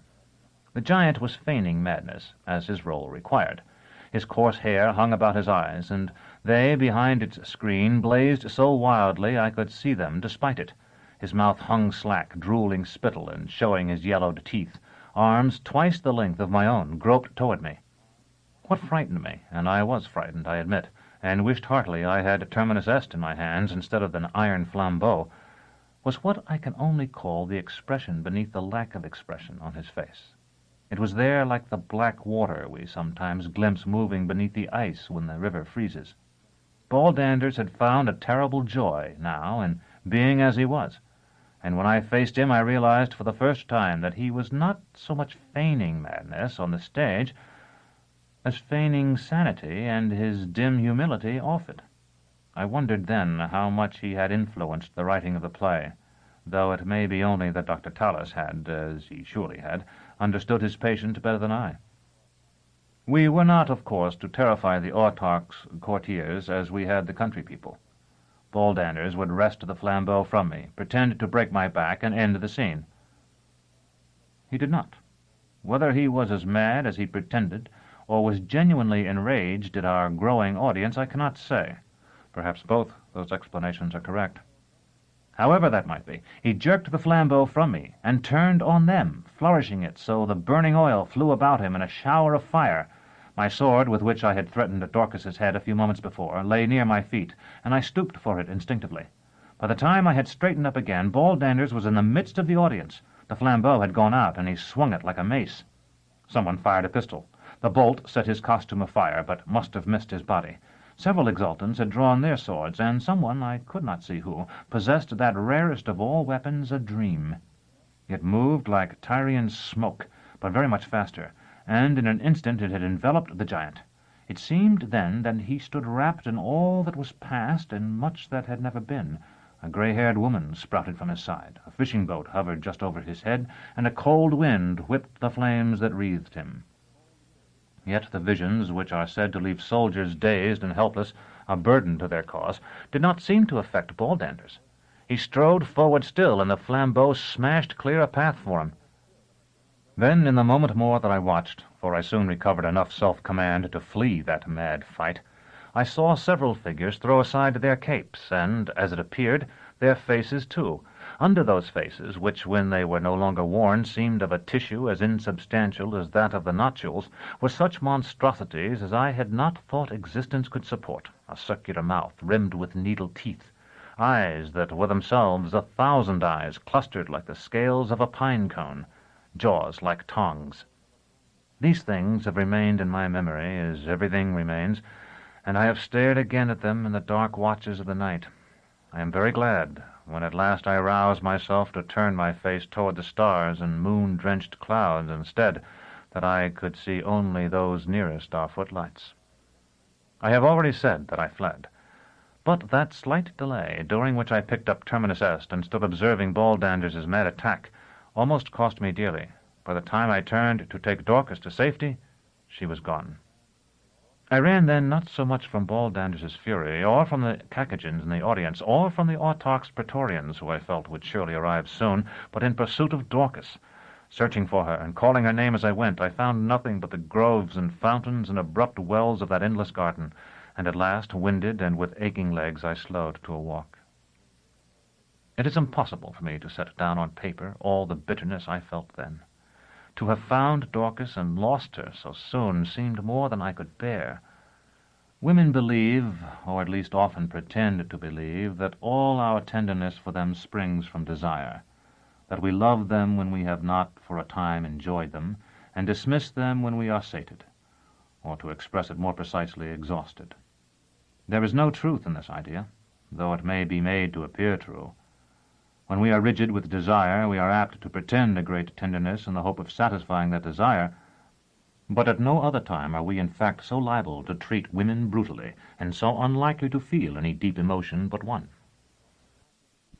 As I wandered through the nighted gardens, I felt no physical need for Dorcas, though I had not enjoyed her since we had slept in the fortress of the Demarchi beyond the sanguinary fields, because I had poured out my manhood again and again with Jolenta in the Nenufar boat. Yet if I had found Dorcas, I would have smothered her with kisses, and for Jolenta, whom I had been prone to dislike, I now had conceived a certain affection. Neither Dorcas nor Jolenta appeared, nor did I see hastening soldiers, or even the revellers we had come to entertain. The thyasis, it seemed clear, had been confined to some certain part of the grounds, and I was now far from that part. Even now I am unsure how far the house absolute extends. There are maps, but they are incomplete and contradictory. There are no maps of the second house, and even Father Aneri tells me that he has long ago forgotten many of its mysteries. In wandering its narrow corridors, I have seen no white wolves, but I have found stairs leading to domes beneath the river, and hatches opening into what appears to be untouched forest. Some of these are marked above ground by ruinous, half-overgrown marble steles. Some are not. When I have closed such hatches and retreated regretfully into an artificial air still laced with the odors of vegetable growth and decay, I have often wondered whether some passage or other does not reach the citadel. Old Oltan hinted once that his library stacks extended to the house absolute. What is that but to say that the house absolute extended to his library stacks? There are parts of the second house that are not unlike the blind corridors in which I searched for Triskeila. Perhaps they are the same corridors, though if they are, I ran a greater risk than I then knew. Whether these speculations of mine are rooted in fact or not, I had no notion of them at the time of which I write now. In my innocence, I supposed that the borders of the house absolute, which extended both in space and in time so much further than the uninformed would guess, could be strictly delimited, and that I was approaching or would soon approach, or had already passed them. Thus I walked all that night, directing my course northward by the stars, and as I walked I reviewed my life in just the way I have so often attempted to prevent myself from doing while I waited for sleep. Again, draught and roach, and I swam in the clammy cistern beneath the bell-keep. Again I replaced Josephina's toy imp with the stolen frog. Again I stretched forth my hand to grasp the haft of the axe that would have slain the great Vodulus, and so saved Thecla, not yet imprisoned. Again I saw the ribbon of crimson creep from under Thecla's door, Malrubius bending over me, Jonas vanishing into the infinity between dimensions. I played again with pebbles in the courtyard beside the fallen curtain wall as Thecla dodged the hoofs of my father's mounted guard. Long after I had seen the last balustrade, I feared the soldiers of the Autarch, but after some time, when I had not so much as glimpsed a distant patrol, I grew contemptuous of them, believing their ineffectiveness to be a part of that general disorganization I had observed in the Commonwealth so often. With or without my help, Vodulus, I felt, would surely destroy such bunglers, indeed could do so now if he would only strike. And yet the androgyne in the yellow robe, who had known Vodulus's password and received his message as if expecting it, was unquestionably the Autarch, the master of those soldiers, and in fact of the entire Commonwealth in so far as it recognized a master. Thecla had seen him often. Those memories of Thecla's were now my own, and it was he. If Vodulus had won already, why did he remain in hiding? Or was Vodulus merely a creature of the Autarch's? If so, why did Vodulus refer to the Autarch as though he were a servitor? I tried to persuade myself that everything that had passed in the chamber of the picture and the rest of the second house had been a dream, but I knew it was not so, and the steel was gone. Thinking of Vaudelis reminded me of the claw which the autarch himself had urged me to return to the order of priestesses called Pelerines. I drew it out. Its light was soft now, neither flashing as it had been in the mine of the man-apes, nor dull as it had been when Jonas and I had examined it in the antechamber. Though it lay upon the palm of my hand, it seemed to me now a great pool of blue water, purer than a cistern, purer far than Gile, into which I might dive, though in doing so I should in some incomprehensible fashion be diving up. It was at once comforting and disquieting, and I pushed it into my boot top again and walked on. Dawn found me on a narrow path that straggled through a forest more sumptuous in its decay even than that outside the wall of Nessus. The cool fern arches I had seen there were absent here, but fleshy-fingered vines clung to the great mahoganies and rain trees like heterae, turning their long limbs to clouds of floating green and lowering rich curtains spangled with flowers. Birds unknown to me called overhead, and once a monkey who might, save for his 4 hands, have been a wizened, red-bearded man in fur, spied on me from a fork as high as a spire. When I could walk no farther, I found a dry, well-shaded spot between pillar-thick roots and wrapped myself in my cloak. Often I have had to hunt down sleep as though it were the most elusive of chimeras, half legend and half air. Now it sprang upon me. I had no sooner closed my eyes than I faced the maddened giant again. This time I held terminus est, but she seemed no more than a wand. Instead of the stage, we stood upon a narrow parapet. To one side flamed the torches of an army. On the other, a sheer drop terminated in a spreading lake that at once was and was not the azure pool of the claw. Baldanders lifted his terrible flambeau, and I had somehow become the childish figure I had seen beneath the sea. The gigantic women, I felt, could not be far away. The mace crashed down. It was broad afternoon, and flame-colored ants were making a caravan across my chest. After 2 or 3 watches spent in walking among the pale leaves of that noble yet doomed forest, I struck a broader path, and in another watch, when the shadows were lengthening, I halted, sniffed the air, and found that the odor I had detected was indeed the reek of smoke. I was racked with hunger by that time, and I hurried forward, parting. Where the path crossed another, 4 people sat on the ground around a tiny fire. I recognized Jolenta first. Her aura of beauty made the clearing seem a paradise. At almost the same moment, Dorcas recognized me and came running to kiss me, and I glimpsed Dr. Talus's fox-like face over Baldander's massive shoulder. The giant, whom I ought to have known at once, was changed almost out of recognition. His head was swathed in dirty bandages, and in place of the baggy black coat he had worn, his wide back was covered with a sticky ointment that resembled clay and smelled like stagnant water. "Well met, Dr. Talus called. "We've all been wondering what became of you." Baldanders indicated with a slight inclination of his head that it was actually Dorcas who had been wondering, which I think I might have guessed without the hint. "I ran," I said. "So did Dorcas, I know. I'm surprised the rest of you weren't killed."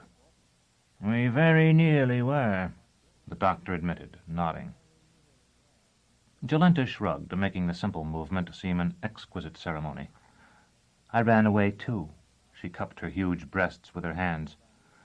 "But I don't think I'm well suited to running, do you?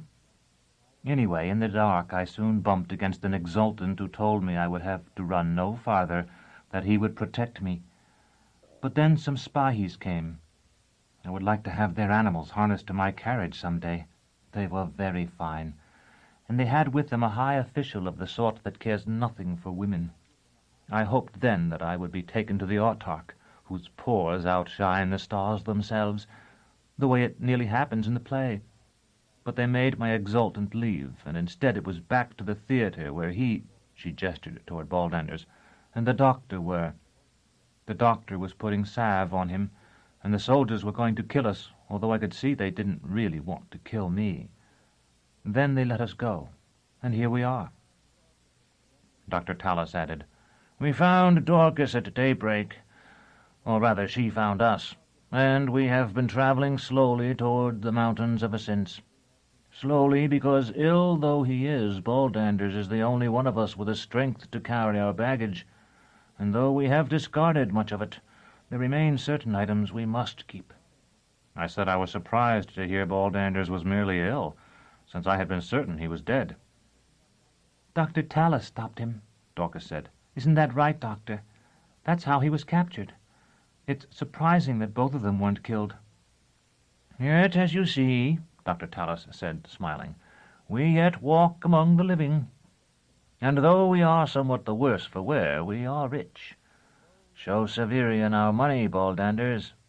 Painfully, the giant shifted his position and took out a bulging leather purse. After looking at the doctor as though for additional instructions, he loosened the strings and poured into his huge hand a shower of new minted chrysos. Dr. Tallis took one of the coins and held it up so it caught the light.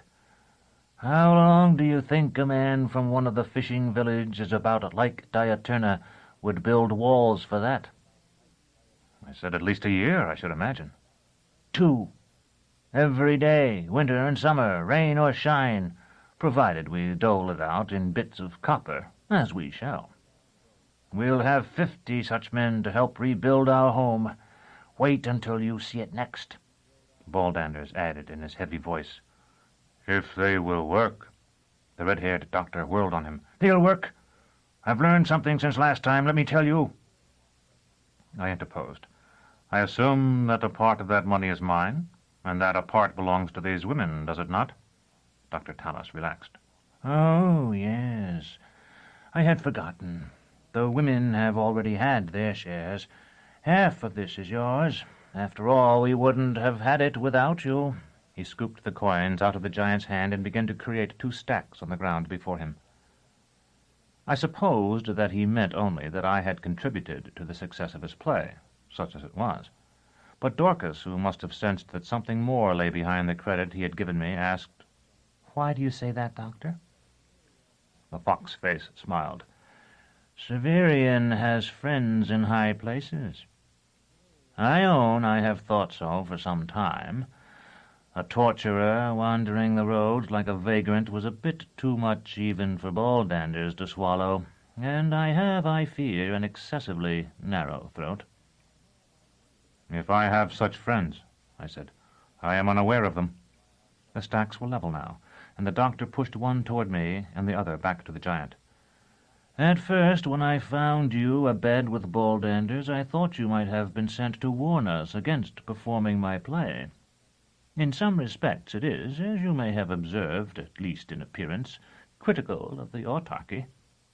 Somewhat, Jolenta lisped sarcastically. Yet surely to send a torturer from the citadel to frighten a couple of strolling mountebanks would be an absurd overreaction. Then I realized that we, by the very fact that we were staging the play, served to conceal you. Few would suspect that a servant of the autarch would associate himself with such an enterprise. I wrote in the familiar's part so that we should hide you better by giving your habit a reason for existence. I know nothing of this, I said. Of course. I have no desire to force you to violate your trust. But as we were setting up our theatre yesterday, a highly placed servant from the House Absolute, an Agamite, I think, and they are always close to the ear of authority, came asking if our troupe was the one in which you performed, and if you were with us. You and Jolenta had absented yourselves, but I answered in the affirmative. He asked then how great a share you had of what we made, and when I told him, said that he was instructed to pay us now for the night's performance. Very fortunate that proved, since this great ninny went charging out into our audience. It was one of the few times I saw Baldanders appear hurt by his physician's jibes. Though it clearly cost him pain to do so, he swung his big body about until he faced away from us. Dorcas had told me that when I had slept in Dr. Tallis's tent I had slept alone. Now I sensed that the giant felt so, that for him the clearing held only himself and certain small animals, pets of whom he was tiring. He has paid for his rashness, I said. He looks badly burned. The doctor nodded. Actually, Baldanders was fortunate. The hierodules dialed down their beams and tried to turn him back instead of killing him. He lives now through their forbearance and will regenerate, Dorcas murmured. Heal, you mean? I trust so. I feel more pity for him than I can say. Yours is a tender heart.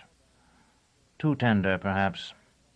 But Baldanders is still growing, and growing children have great recuperative powers. Still growing? I asked. His hair is partly gray. The doctor laughed. Then perhaps he is growing grayer. But now, dear friends, he rose and dusted his trousers, now we have come, as some poet aptly puts it, to the place where men are pulled apart by their destinations. We had halted here, Severian, not only because we were fatigued, but because it is here that the route toward Thrax, where you are going, and that toward Lake Diaturna and our own country diverge. I was loath to pass this point, the last at which I had hopes of seeing you, without making a fair division of our gains. But that is accomplished now. Should you communicate again with your benefactors in the House Absolute, will you own that you have been equitably dealt with? The stack of chrysos was still on the ground before me. There is 100 times more here than I ever expected to receive. I said, yes, certainly. I picked up the coins and put them into my sabretache. A glance passed between Dorcas and Jolenta, and Dorcas said, I am going to Thrax with Severian, if that is where Severian is going. Jolenta held up a hand to the doctor, obviously expecting that he would help her to rise. Baldanders and I will be traveling alone, he said, and we will walk all night. We will miss all of you, but the time of parting is upon us. Dorcas, my child, I am delighted that you will have a protector. Jolenta's hand was by this time on his thigh.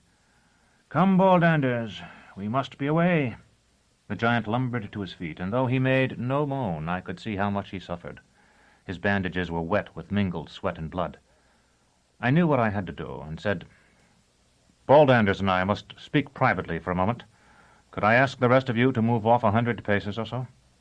The women began to do as I had asked, Dorcas walking down one path, and Jolenta, whom Dorcas had helped up, down another, but Dr. Tallis remained where he was until I repeated my request that he go. You wish me to leave as well? It's quite useless. Baldanders will tell me anything you tell him as soon as we are together again. Jolenta, come here, dear. She is leaving at my request, just as I asked you to. Yes, but she is going the wrong way, and I cannot have it. Jolenta! Doctor, I only wish to help your friend, or your slave, or whatever he is. Quite unexpectedly, Baldander's deep voice issued from beneath his swirl of bandages.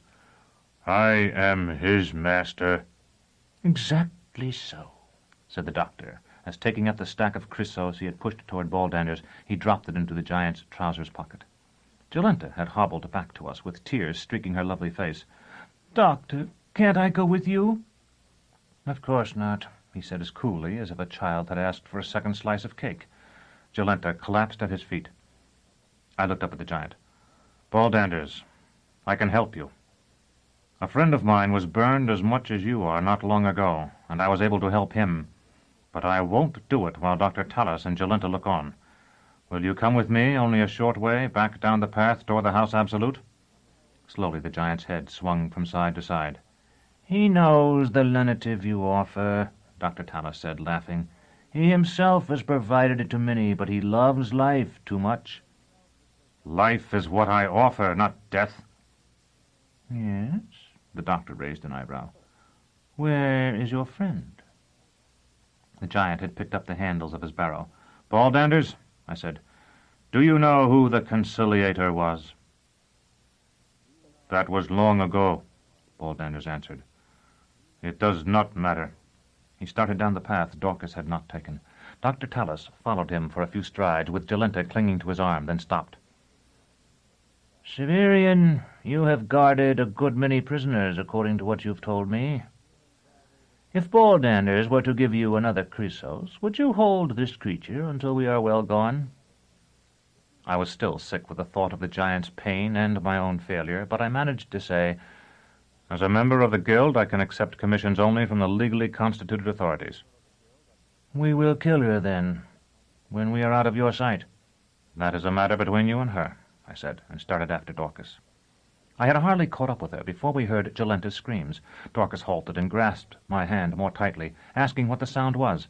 I told her of the doctor's threat. And you let her go? I didn't believe he meant it. As I said that, we had turned and were already retracing our way. We had not gone a dozen strides before the screams were succeeded by a silence so profound we could hear the rustling of a dying leaf. We hurried on, but by the time we reached the crossing I felt certain we were too late, and so I was, if the truth be known, only hurrying because I knew Dorcas would be disappointed in me if I did not. I was wrong in thinking Jolenta dead. As we rounded a turn in the path, we saw her running toward us, her knees together as if her legs were hampered by her generous thighs, her arms crossed over her breasts to steady them. Her glorious red-gold hair fell across her eyes, and the thin organza shift she wore had been slashed to tatters. She fainted when Dorcas embraced her. "Those devils, they've beaten her," Dorcas said. A moment ago we were afraid they would kill her. I looked at the welts on the beautiful woman's back. These are the marks of the doctor's cane, I think. She's lucky he didn't set bulldanders on her. "But what can we do?" We can try this. I fished the claw from my boot top and showed it to her. Do you remember the thing we found in my sabretache? That you said was no true gem? This is what it was, and it seems to help injured people sometimes. I wanted to use it on bulldanders, but he wouldn't let me. I held the claw over Jolenta's head, then ran it along the bruises on her back, but it flamed no brighter, and she seemed no better. It isn't working, I said. I'll have to carry her. "Put her over your shoulder, or you'll be holding her just where she's been hurt worst." Dorcas carried Terminus Est, and I did as she suggested, finding Jolenta nearly as heavy as a man. For a long while we trudged thus beneath the pale green canopy of the leaves before Jolenta's eyes opened. Even then she could hardly walk or stand without help, however, or so much as comb back that extraordinary hair with her fingers to let us better see the tear-stained oval of her face. "The doctor won't let me come with him," she said. Dorcas nodded. "It seems not." She might have been talking to someone far younger than herself. "I will be destroyed." I asked why she said that, but she only shook her head. After a time she said, "May I go with you, Severian? I don't have any money. Bulldanders took away what the doctor had given me." She shot a sidelong glance at Dorcas. "She has money, too. More than I got. As much as the doctor gave you." "He knows that," Dorcas said, "and he knows any money I have is his if he wants it." I changed the subject. Perhaps both of you should know that I may not be going to Thrax, or at least not directly. Not if I can discover the whereabouts of the Order of Pellerines. Jolenta looked at me as if I were mad. "I've heard they roam the whole world. Besides, they accept only women." I don't want to join them, only to find them. The last news I had was that they were on the way north. But if I can find out where they are, I'll have to go there, even if it means turning south again. "I'm going where you go," Dorcas declared. "Not to Thrax." "And I'm going nowhere," Jolenta sighed. As soon as we no longer had to support Jolenta, Dorcas and I drew somewhat ahead of her. When we had been walking for some time, I turned to look back at her. She was no longer weeping, but I hardly recognized the beauty who had once accompanied Dr. Tallis. She had held her head proudly, and even arrogantly. Her shoulders had been thrown back, and her magnificent eyes had flashed like emeralds. Now her shoulders drooped with weariness, and she looked at the ground. "What was it you spoke of with the doctor and the giant?" Dorcas asked as we walked. "I've already told you," I said. "Once you called out so loudly that I could hear what you said. It was, 'Do you know who the conciliator was?' But I couldn't tell if you didn't know yourself or were only seeking to discover if they knew." "I know very little. Nothing, really. I've seen pictures that are supposed to be of him, but they differ so much they can hardly be of the same man." "There are legends?" "Most of them I've heard sound very foolish. I wish Jonas were here. He would take care of Jolenta, and he would know about the conciliator. Jonas was the man we met at the Piteous Gate, the man who rode the Merrykip. For a time he was a good friend to me." "Where is he now?" "That's what Dr. Tallis wanted to know. I don't know, and I don't wish to speak of it. Tell me about the conciliator, if you want to talk." No doubt it was foolish, but as soon as I mentioned that name I felt the silence of a forest like a weight. The sighing of a little wind somewhere among the uppermost branches might have been the sigh from a sick-bed. The pale green of the light-starved leaves suggested the pallid faces of starved children. "No one knows much about him," Dorcas began, "and I probably know less than you do. I don't even remember now how I learned what I know. Anyway, some people say he was hardly more than a boy. Some say he was not a human being at all. Not a Caucasian, but the thought, tangible to us, of some vast intelligence to whom our actuality is no more real than the paper theaters of the toy sellers. The story goes that he once took a dying woman by the hand and a star by the other, and from that time forward he had the power to reconcile the universe with humanity, and humanity with the universe, ending the old breach. He had a way of vanishing, then reappearing when everyone thought he was dead, reappearing sometimes after he had been buried. He might be encountered as an animal, speaking the human tongue, and he appeared to some pious woman or other in the form of roses." I recalled my masking. Holy Catherine, I suppose, at her execution. "There are darker legends, too." Tell them to me. "They frightened me," Dorcas said. "Now I don't even remember them. Doesn't that brown book you carry with you make any mention of him?" I drew it out and saw that it did. And then, since I could not comfortably read while we walked, I thrust it back in my sabretache again, resolving to read that section when we camped, as we would have to. Chapter 27. Toward Thrax. Our path ran through the stricken forest for as long as the light lasted. A watch after dark, we reached the edge of a river, smaller and swifter than Gile, where by moonlight we could see broad cane fields on the farther side, waving in the night wind. Jolenta had been sobbing with weariness for some distance, and Dorcas and I agreed to halt. Since I would never have risked Terminus Est's honed blade on the heavy limbs of the forest trees, we would have had little firewood there. Such dead branches as we had come across had been soaked with moisture and were already spongy with decay. The river bank provided an abundance of twisted, weathered sticks, hard and light and dry. We had broken a good many and laid our fire before I remembered I no longer had my striker, having left it with the autarch, who must also, I felt certain, have been the highly placed servant who had filled Dr. Talus's hands with Chrysos. Dorcas had flint, steel, and tinder among her scant baggage, however, and we were soon comforted by a roaring blaze. Jolenta was fearful of wild beasts, though I labored to explain to her how unlikely it was that the soldiers would permit anything dangerous to live in a forest that ran up to the gardens of the House Absolute. For her sake we burned 3 thick brands at one end only, so that if need arose we could snatch them from the fire and threaten the creatures she dreaded. No beasts came. Our fire drove off the mosquitoes, and we lay upon our backs and watched the sparks mount into the air. Far higher the lights of flyers passed to and fro, filling the sky for a moment or two with a ghostly false dawn, as the ministers and generals of the autarch returned to the House Absolute or went forth to war.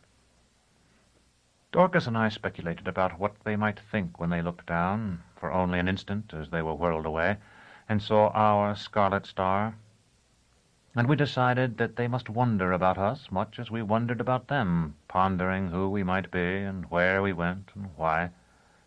Dorcas sang a song for me, a song about a girl who wanders through a grove in spring, lonely for her friends of the year before, the fallen leaves.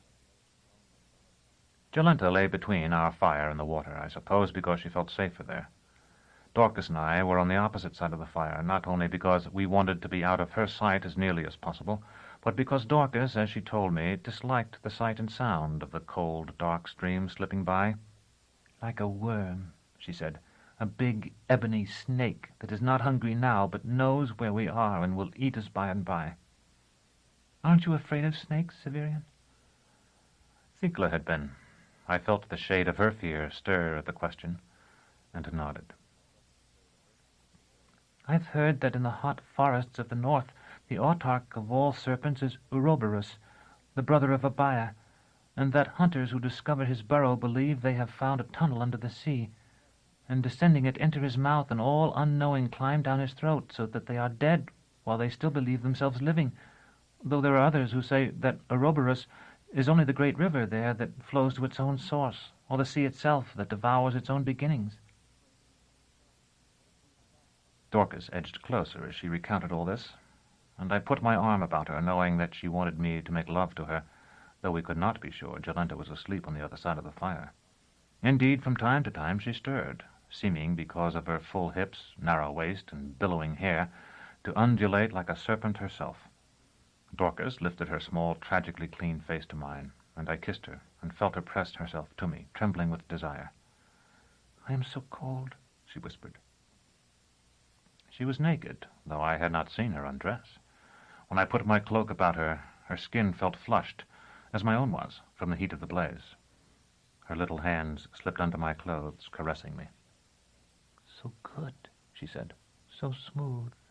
And then, though we had coupled before, "Won't I be too small?" like a child. When I woke, the moon, it was almost beyond belief that it was the same moon that had guided me through the gardens of the House Absolute, had nearly been overtaken by the mounting horizon of the west. Its beryl light streamed down the river, giving to every ripple the black shadow of a wave. I felt uneasy without knowing why. Jolenta's fears of beasts no longer seemed so foolish as they had, and I got up, and after making certain she and Dorcas were unharmed, found more wood for our dying fire. I remembered the noctules, which Jonas had told me were often sent forth by night, and the thing in the antechamber. Night birds sailed overhead, not only owls, such as we had in plenty nesting in the ruined towers of the citadel, birds marked by their round heads and short, broad, silent wings, but birds of other kinds, with two-forked and three-forked tails, birds that stooped to skim the water and twittered as they flew. Occasionally, moths vastly larger than any I had seen before passed from tree to tree. Their figured wings were as long as a man's arms, and they spoke among themselves as men do, but in voices almost too high for hearing. After I had stirred the fire, made sure of my sword, and looked for a time on Dorcas's innocent face with its great tender eyelashes closed in sleep, I lay down again to watch the birds voyage among the constellations and enter that world of memory that, no matter how sweet or how bitter it may be, is never wholly closed to me.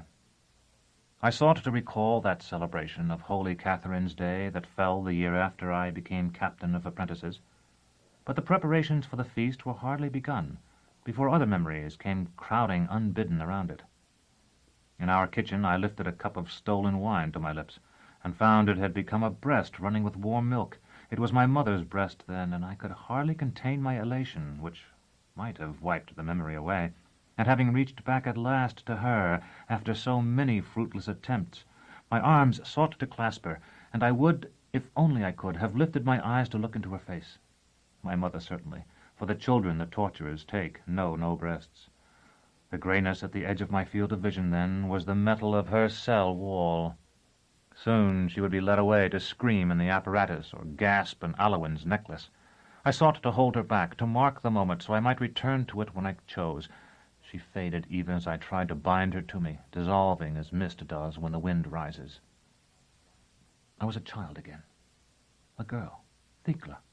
I stood in a magnificent chamber whose windows were mirrors that at once illuminated and reflected. Around me were beautiful women twice my height or more, in various stages of undress. The air was thick with scent. I was searching for someone, but as I looked at the painted faces of the tall women, lovely and indeed perfect, I began to doubt if I should know her. Tears rolled down my cheeks. 3 women ran to me, and I stared from one to another. As I did, their eyes narrowed to points of light, and a heart-shaped patch beside the lips of the nearest spread web-fingered wings. "Severian." I sat up, uncertain of the point at which memory had become dream. This voice was sweet, yet very deep, and though I was conscious of having heard it before, I could not at once recall where. The moon was nearly behind the western horizon now, and our fire was dying a second death. Dorcas had thrown aside her ragged bedding, so that she slept with her sprite's body exposed to the night air. Seeing her thus, her pale skin rendered more pale still by the waning moonlight, save where the glow of the embers flushed it with red, I felt such desire as I had never known, not when I had clasped Asia to me on the Adamnian steps, not when I had first seen Jolenta on Dr. Talus's stage, not even on the innumerable occasions when I had hastened to Thecla in her cell. Yet it was not Dorcas I desired. I had enjoyed her only a short time ago, and though I fully believed she loved me, I could not be certain she would have given herself so readily if she had not more than suspected I had entered Jolenta on the afternoon before the play, and if she had not believed Jolenta to be watching us across the fire. Nor did I desire Jolenta, who lay upon her side and snored. Instead, I wanted them both, and Thecla, and the nameless Meretrix who had feigned to be Thecla in the House Azure, and her friend who had taken the part of Thea, the women I had seen on the stair in the House Absolute, and Asia, Valeria, Morwenna, and 1,000 more. I recalled the witches, their madness, and their wild dancing in the old court on nights of rain, the cool, virginal beauty of the red-robed Pellerines. Severian. It was no dream. Sleepy birds perched on branches at the margin of the forest had stirred at the sound. I drew terminus est and let her blade catch the cold dawn light so that whoever had spoken should know me armed. All was quiet again, quieter now than it had ever been by night. I waited, turning my head slowly in my attempt to locate the one who had called my name, though I was conscious it would have been better if I could have appeared to know the correct direction already. Dorcas stirred and moaned, but neither she nor Jolenta woke. There was no other sound but the crackling of the fire, the dawn wind among the leaves, and the lapping water. "Where are you?" I whispered, but there was no reply. A fish jumped with a silver splash, and all was silent again. Severian. However deep, it was a woman's voice, throbbing with passion, moist with need. I remembered Asia and did not sheathe my sword. The sandbar. Though I feared it was merely a trick to make me turn my back on the trees, I let my eyes search the river until I saw it, about 200 paces from our fire. Come to me. It was no trick, or at least not the trick I had at first feared. It was from downstream that the voice spoke. Come, please. I cannot hear you where you stand. I said I did not speak, but there was no reply. I waited, reluctant to leave Dorcas and Jolenta alone. Please, when the sun reaches this water I must go. There may be no other chance. The little river was wider at the sandbar than below or above it, and I could walk upon the yellow sand itself, dry-shod, nearly to the center. To my left the greenish water gradually narrowed and deepened. To my right lay a deep pool, perhaps 20 paces wide, from which water flowed swiftly yet smoothly. I stood on the sand with terminus est gripped in both hands, her square point buried between my feet. I'm here, I said. Where are you? Can you hear me now? As though the river itself were replying, 3 fish leaped at once, then leaped again, making a series of soft explosions on the surface. A moccasin, his brown back marked with linked rings of gold and black, glided up almost at my boot-toes, turned as if to menace the jumping fish, and hissed, then entered the ford on the upper side of the bar and swam away in long undulations. Through the body he had been as thick as my forearm. Do not fear. Look, see me. Know that I will not harm you. Green though the water had been, it grew greener still. 1,000 jade tentacles writhed there, never breaking the surface. As I watched, too fascinated to be afraid, a disk of white, 3 paces across, appeared among them, rising slowly toward the surface. It was not until it was within a few spans of the ripples that I understood what it was, and then only because it opened its eyes. A face looked through the water at me, the face of a woman who might have dandled ball-danders like a toy. Her eyes were scarlet, and her mouth was bordered by full lips so darkly crimson I had not at first thought them lips at all. Behind them stood an army of pointed teeth. The green tendrils that framed her face were her floating hair. I have come for you, Severian, she said. No, you are not. Chapter 28. The Odalisque of Abaya. I said, once before I dreamed of you. Dimly I could see her naked body in the water, immense and gleaming. We watched the giant and so found you. Alas, we lost sight of you too soon when you and he separated. You believed then that you were hated and did not know how much you were loved. The seas of the whole world shook with our mourning for you, and the waves wept salt tears and threw themselves despairing upon the rocks. And what is it you want of me? Only your love. Only your love. Her right hand came to the surface as she spoke, and floated there like a raft of 5 white logs. Here truly was the hand of the ogre, whose fingertip held the map of his domain. Am I not fair? Where have you beheld skin clearer than mine, or redder lips? You are breathtaking, I said truthfully. But may I ask why you were observing Baldanders when I met him? And why you were not observing me, though it seems you wished to? We watch the giant because he grows, in that he is like us and like our father husband Abaya. Eventually he must come to the water when the land can bear him no longer. But you may come now, if you will. You will breathe by our gift as easily as you breathe the thin, weak wind here, and whenever you wish you shall return to the land and take up your crown. This river Cephasus flows to Gial, and Gial to the peaceful sea. There you may ride dolphin back through current-swept fields of coral and pearl. My sisters and I will show you the forgotten cities built of old, where 100 trapped generations of your kin bred and died when they had been forgotten by you above. I have no crown to take up, I said. You mistake me for someone else. All of us will be yours there, in the red and white parks where the lionfish school. As the Undine spoke, she slowly lifted her chin, allowing her head to fall back until the whole plane of face lay at an equal depth, and only just submerged. Her white throat followed, and crimson-tipped breasts broke the surface so that little lapping waves caressed their sides. 1,000 bubbles sparkled in the water. In the space of a few breaths she lay at full length upon the current, 40 cubits at least from alabaster feet to twining hair. No one who reads this, perhaps, will understand how I could be drawn to so monstrous a thing, yet I wanted to believe her, to go with her, as a drowning man wants to gasp air. If I had fully credited her promises, I would have plunged into the pool at that moment, forgetting everything else. You have a crown, though you know not of it yet. Do you think that we, who swim in so many waters, even between the stars, are confined to a single instant? We have seen what you will become, and what you have been.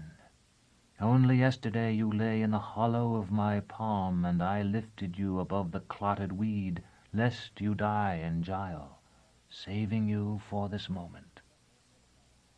Give me the power to breathe water, I said, and let me test it on the other side of the sandbar. If I find you have told the truth, I will go with you. I watched those huge lips part. I cannot say how loudly she spoke in the river, that I should hear her where I stood in air, but again fish leaped at her words. It is not so easily done as that. You must come with me, trusting, though it is only a moment. Come. She extended her hand toward me, and at the same moment I heard Dorcas's agonized voice crying for help. I turned to run to her, yet if the Undine had waited, I think I might have turned back. She did not. The river itself seemed to heave from its bed with a roar like breaking surf. It was as though a lake had been flung at my head, and it struck me like a stone and tumbled me in its wash like a stick. A moment later, when it receded, I found myself far up the bank, soaked and bruised and swordless. 50 paces away, the Undine's white body rose half out of the river. Without the support of the water, her flesh sagged on bones that seemed ready to snap under its weight, and her hair hung lank to the soaking sand. Even as I watched, water mingled with blood ran from her nostrils. I fled, and by the time I reached Dorcas at our fire, the Undine was gone, save for a swirl of silt that darkened the river below the sandbar. Dorcas's face was nearly as white. "What was that?" she whispered. "Where were you?" You saw her, then. I was afraid— "How horrible!" Dorcas had thrown herself into my arms, pressing her body to mine. "Horrible!" That wasn't why you called, though, was it? You couldn't have seen her from here until she rose out of the pool. Dorcas pointed mutely toward the farther side of the fire, and I saw the ground was soaked with blood where Jolenta lay.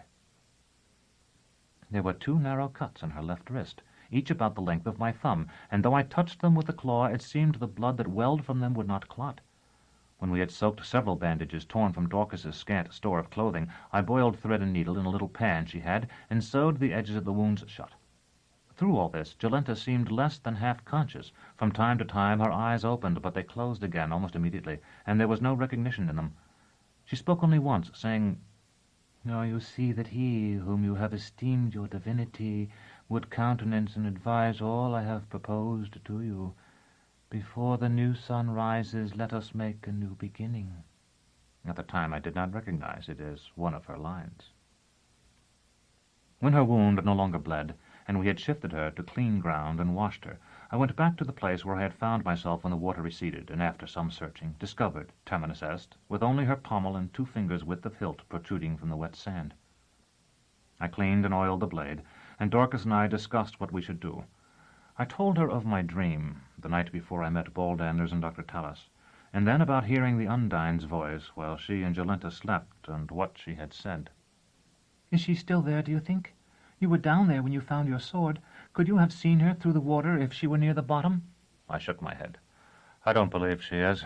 She injured herself in some way when she tried to leave the river to stop me, and from the pallor of her skin I doubt she would stay long in any water shallower than Giles under the sun of a clear day.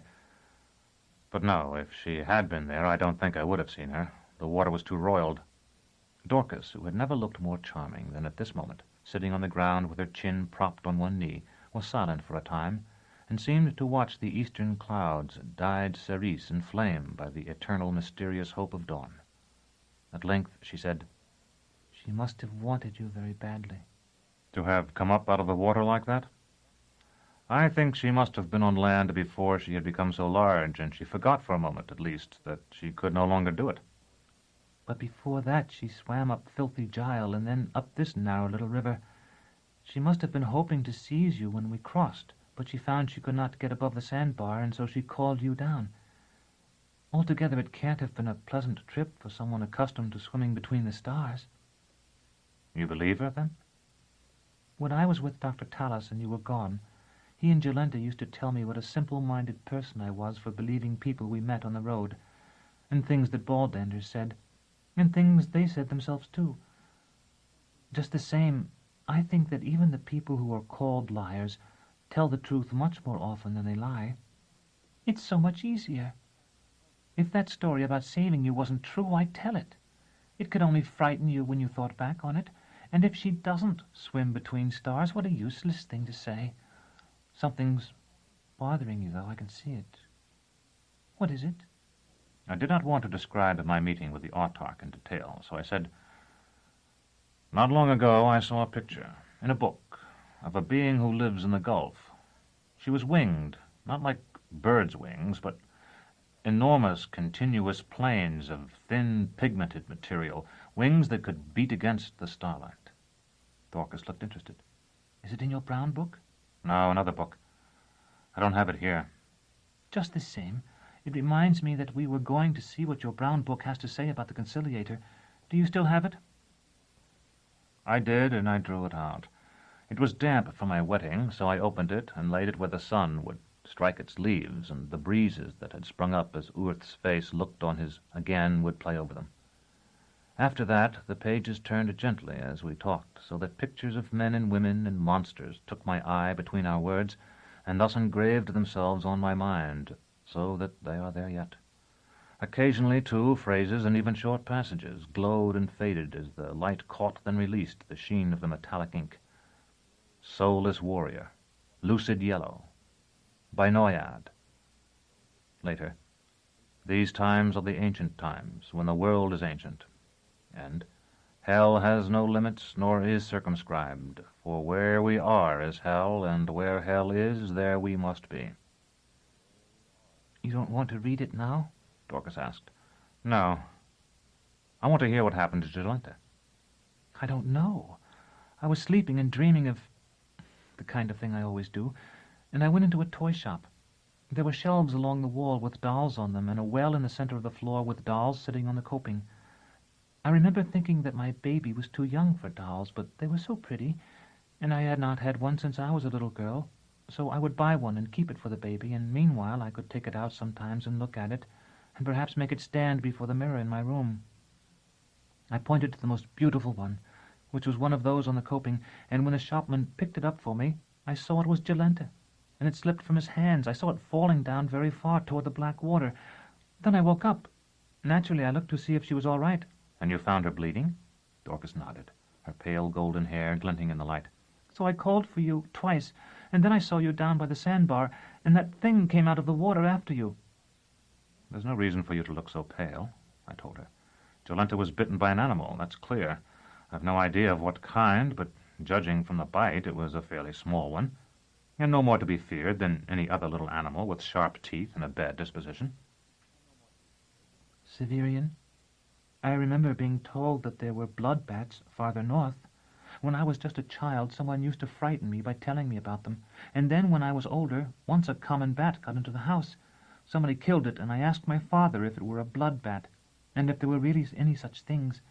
He said there were, but they lived in the north, in the steaming forests at the center of the world. They bit sleeping people and grazing animals by night, and their spittle was poisoned so that the wounds of their teeth bled on. Dorcas paused, looking up into the trees. My father said that the city had been creeping northward along the river for all of history, having begun as an autochthon village where Gile joins the sea, and how terrible it would be when it entered the region where the blood bats fly and they could roost in the derelict buildings. It must be terrible already for the people of the House Absolute. We cannot have walked so very far from there. The autarch has my sympathy, I said. But I don't think I have ever heard you talk so much about your past life before. Do you remember your father now, and the house where the bat was killed? She stood. Though she tried to look brave, I could see that she was trembling. I remember more each morning, after my dreams. But, Severian, we must go now. Jolenta will be weak. She must have food and clean water to drink. We can't stay here. I was ravenously hungry myself. I put the brown book back into my sabretache and sheathed Terminus Est's freshly oiled blade. Dorcas packed her little bundle of belongings. Then we set out, fording the river well above the sandbar. Jolenta was unable to walk alone. We had to support her on either side. Her face was drawn, and though she had regained consciousness when we lifted her, she seldom spoke. When she did, it was only a word or two. For the first time I noticed how thin her lips were, and now the lower lip had lost its firmness and hung away from her teeth, showing the livid gums. It seemed to me that her entire body, yesterday so opulent, had softened like wax, so that instead of appearing, as she once had, a woman to Dorcas's child, she seemed a flower too long blown, the very end of summer, to Dorcas's spring. As we walked thus along a narrow, dusty track with sugar cane already higher than my head to either side, I found myself thinking over and over of how I had desired her in the short time I had known her.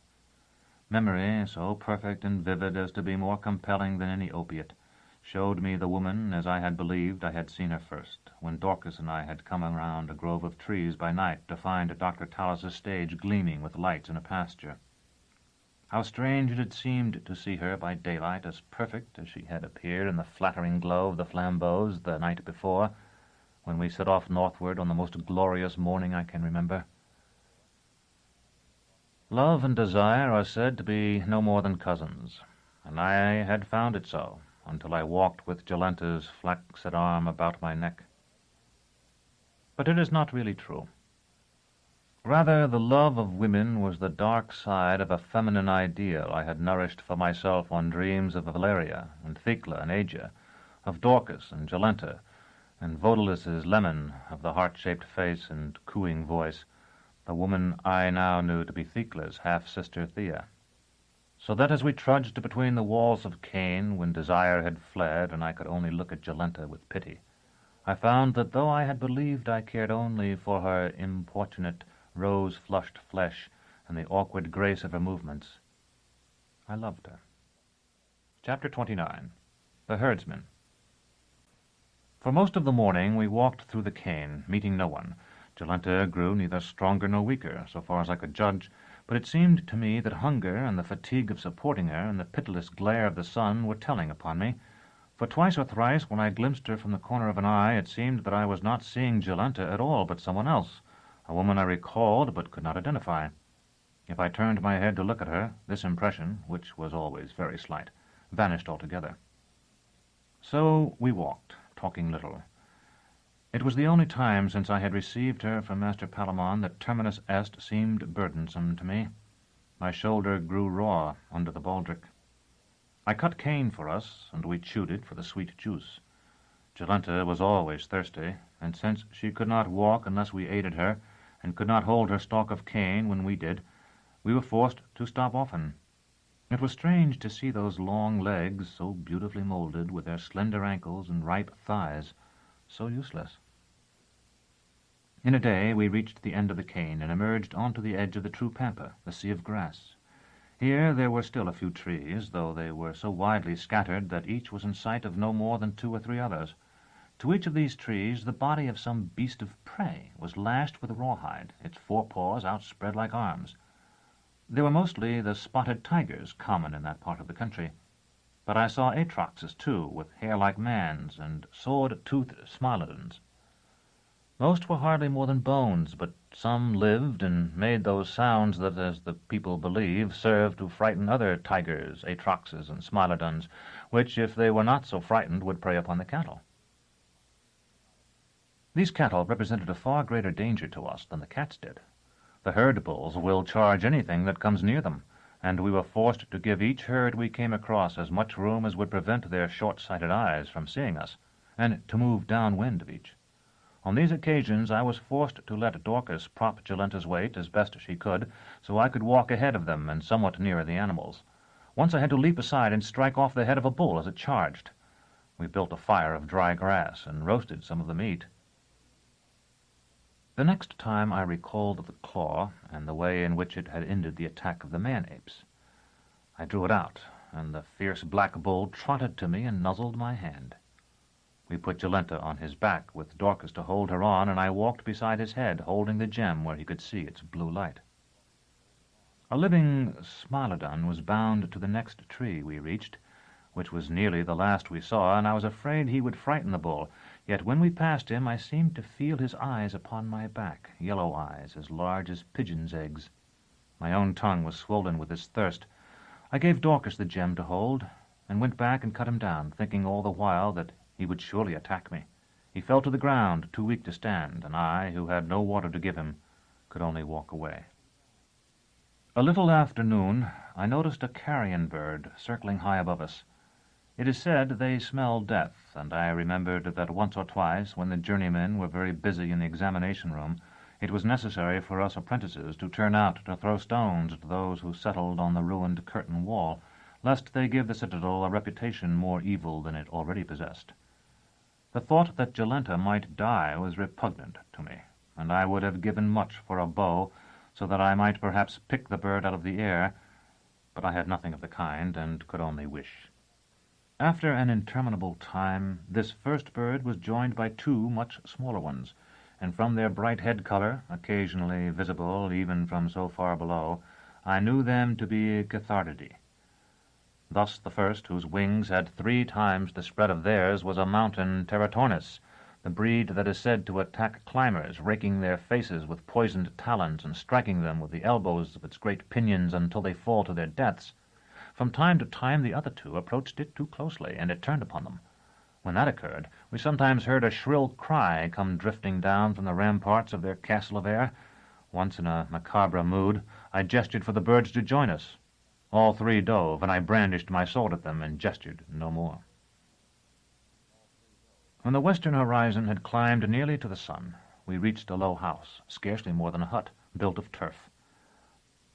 A wiry man in leather leggings sat on a bench before it, drinking maté and pretending to watch the colors in the clouds. In truth, he must have seen us long before we saw him, for he was small and brown, and blended well with his small brown home, while we had been silhouetted against the sky. I thrust away the claw when I saw this herdsman, though I was not certain what the bull would do when it was no longer in his sight. In the event, he did nothing. plodding ahead with the 2 women on his back as before. When we reached the sod house, I lifted them down, and he raised his muzzle and sniffed the wind, then looked at me from one eye. I waved toward the undulating grass, both to show him I had no more need of him, and to let him see that my hand was empty. He wheeled and trotted away. The herdsman took his pewter straw from between his lips. "That was an ox," he said. I nodded. "We needed him to carry this poor woman who was ill, and so we borrowed him. Is he yours? We hoped you wouldn't mind, and after all, we did him no harm." No. The herdsman made a vaguely deprecating gesture. "I only asked because when I first saw you, I thought he was a destrier. My eyes are not as good as they once were." He told us how good they once were, which was very good indeed. "But, as you say, it was an ox." This time Dorcas and I nodded together. "You see what it is to become old. I would have lit the blade of this knife," he slapped the metal hilt that protruded above his broad belt, "and pointed it to the sun to swear that I saw something between the ox's legs. But if I were not such a fool, I would know that no one can ride the bulls of the pampas. The Red Panther does it, but then he holds on with his claws, and sometimes he dies even so. No doubt it was an udder the ox inherited from his mother. I knew her, and she had one." I said I was a city man, and very ignorant of everything that concerned cattle. "Ah," he said, and sucked his maté. "I am a man more ignorant than you. Everyone around here but me is one ignorant eclectic. You know these people they call eclectics? They don't know anything. How can a man learn with neighbors like that?" Dorcas said, "Please, won't you let us take this woman inside where she can lie down? I'm afraid she's dying." "I told you I don't know nothing. You should ask this man here. He can lead an ox. I almost said a bull. Like a dog." "But he can't help her, only you can."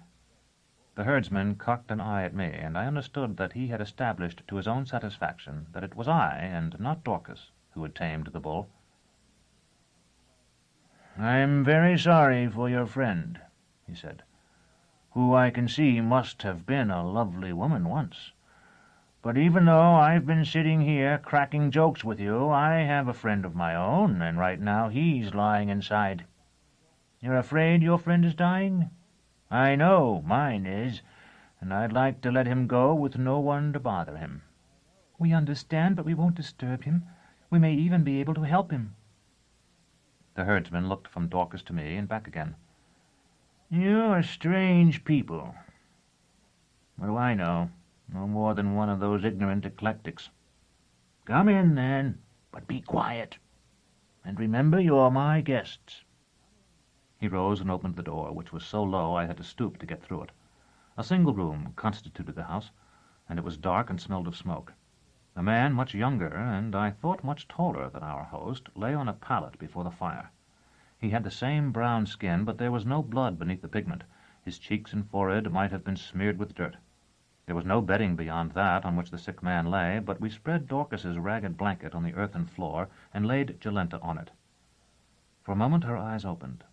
There was no consciousness in them, and their once clear green had faded like shoddy cloth left in the sun. Our host shook his head and whispered, "She won't last longer than that ignorant eclectic Minahan. Maybe not as long." "She needs water," Dorcas told him. "In back, in the catch barrel. I'll get it." When I heard the door shut behind him, I drew out the claw.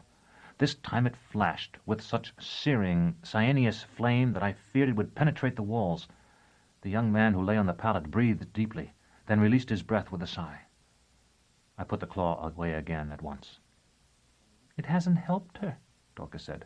"Perhaps the water will. She's lost a great deal of blood."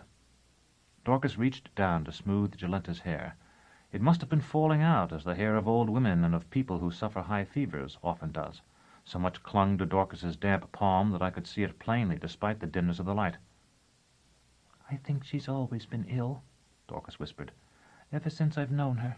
Dr. Tallis gave her something that made her better for a time, but now he has driven her away.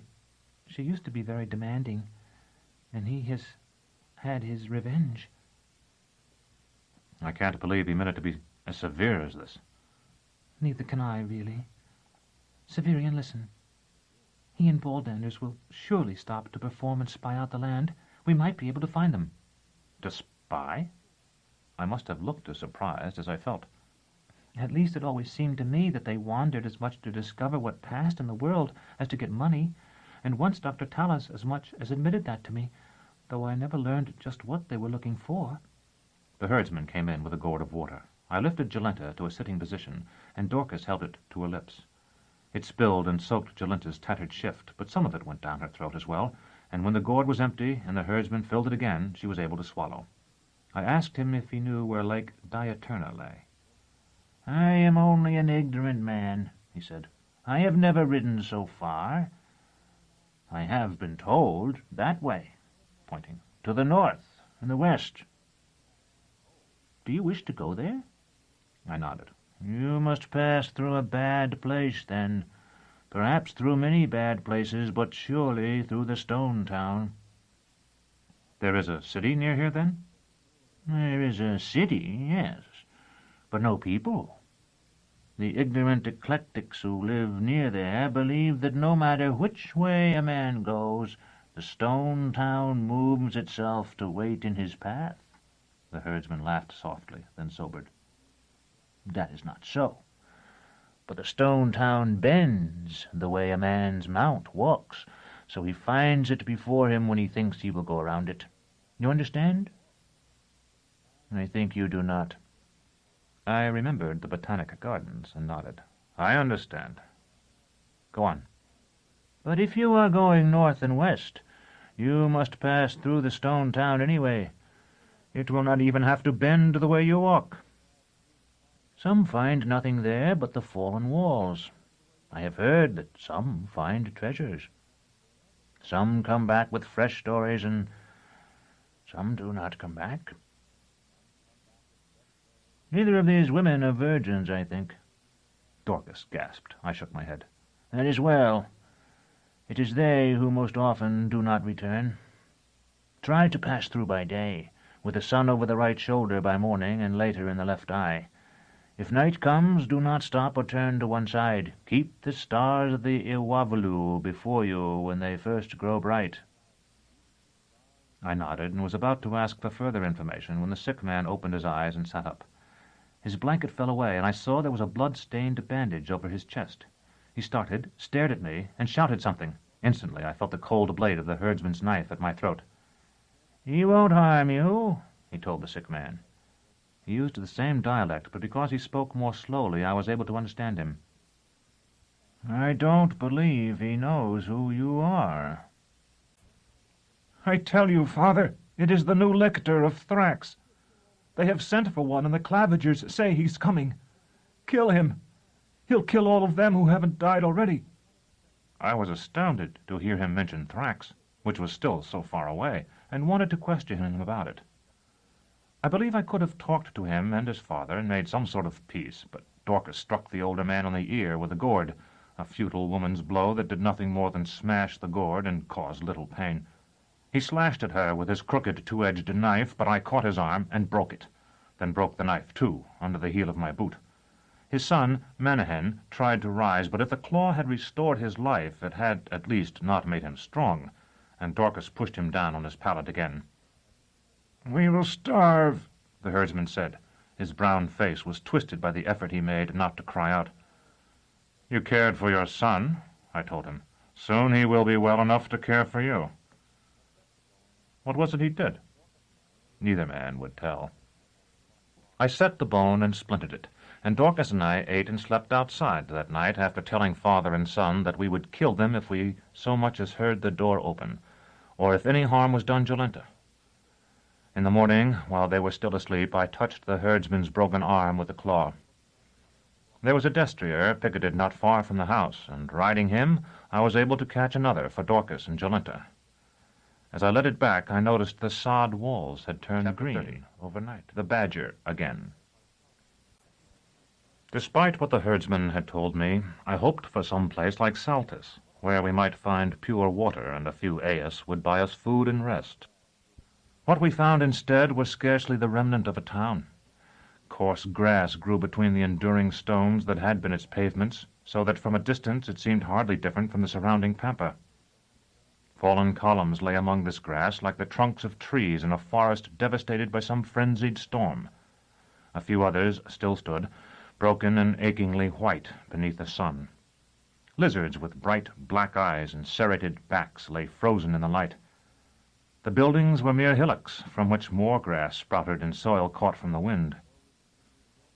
There was no reason I could see to turn from our course, and so we continued northwest, urging our destriers forward. For the first time I became conscious of the mountains ahead. Framed in a ruined arch, they were no more than a faint line of blue on the horizon. Yet they were a presence, as the mad clients on the third level of our oubliette were a presence, though they were never taken up a single step, or even out of their cells. Lake Diuturna lay somewhere in those mountains. So did Thrax.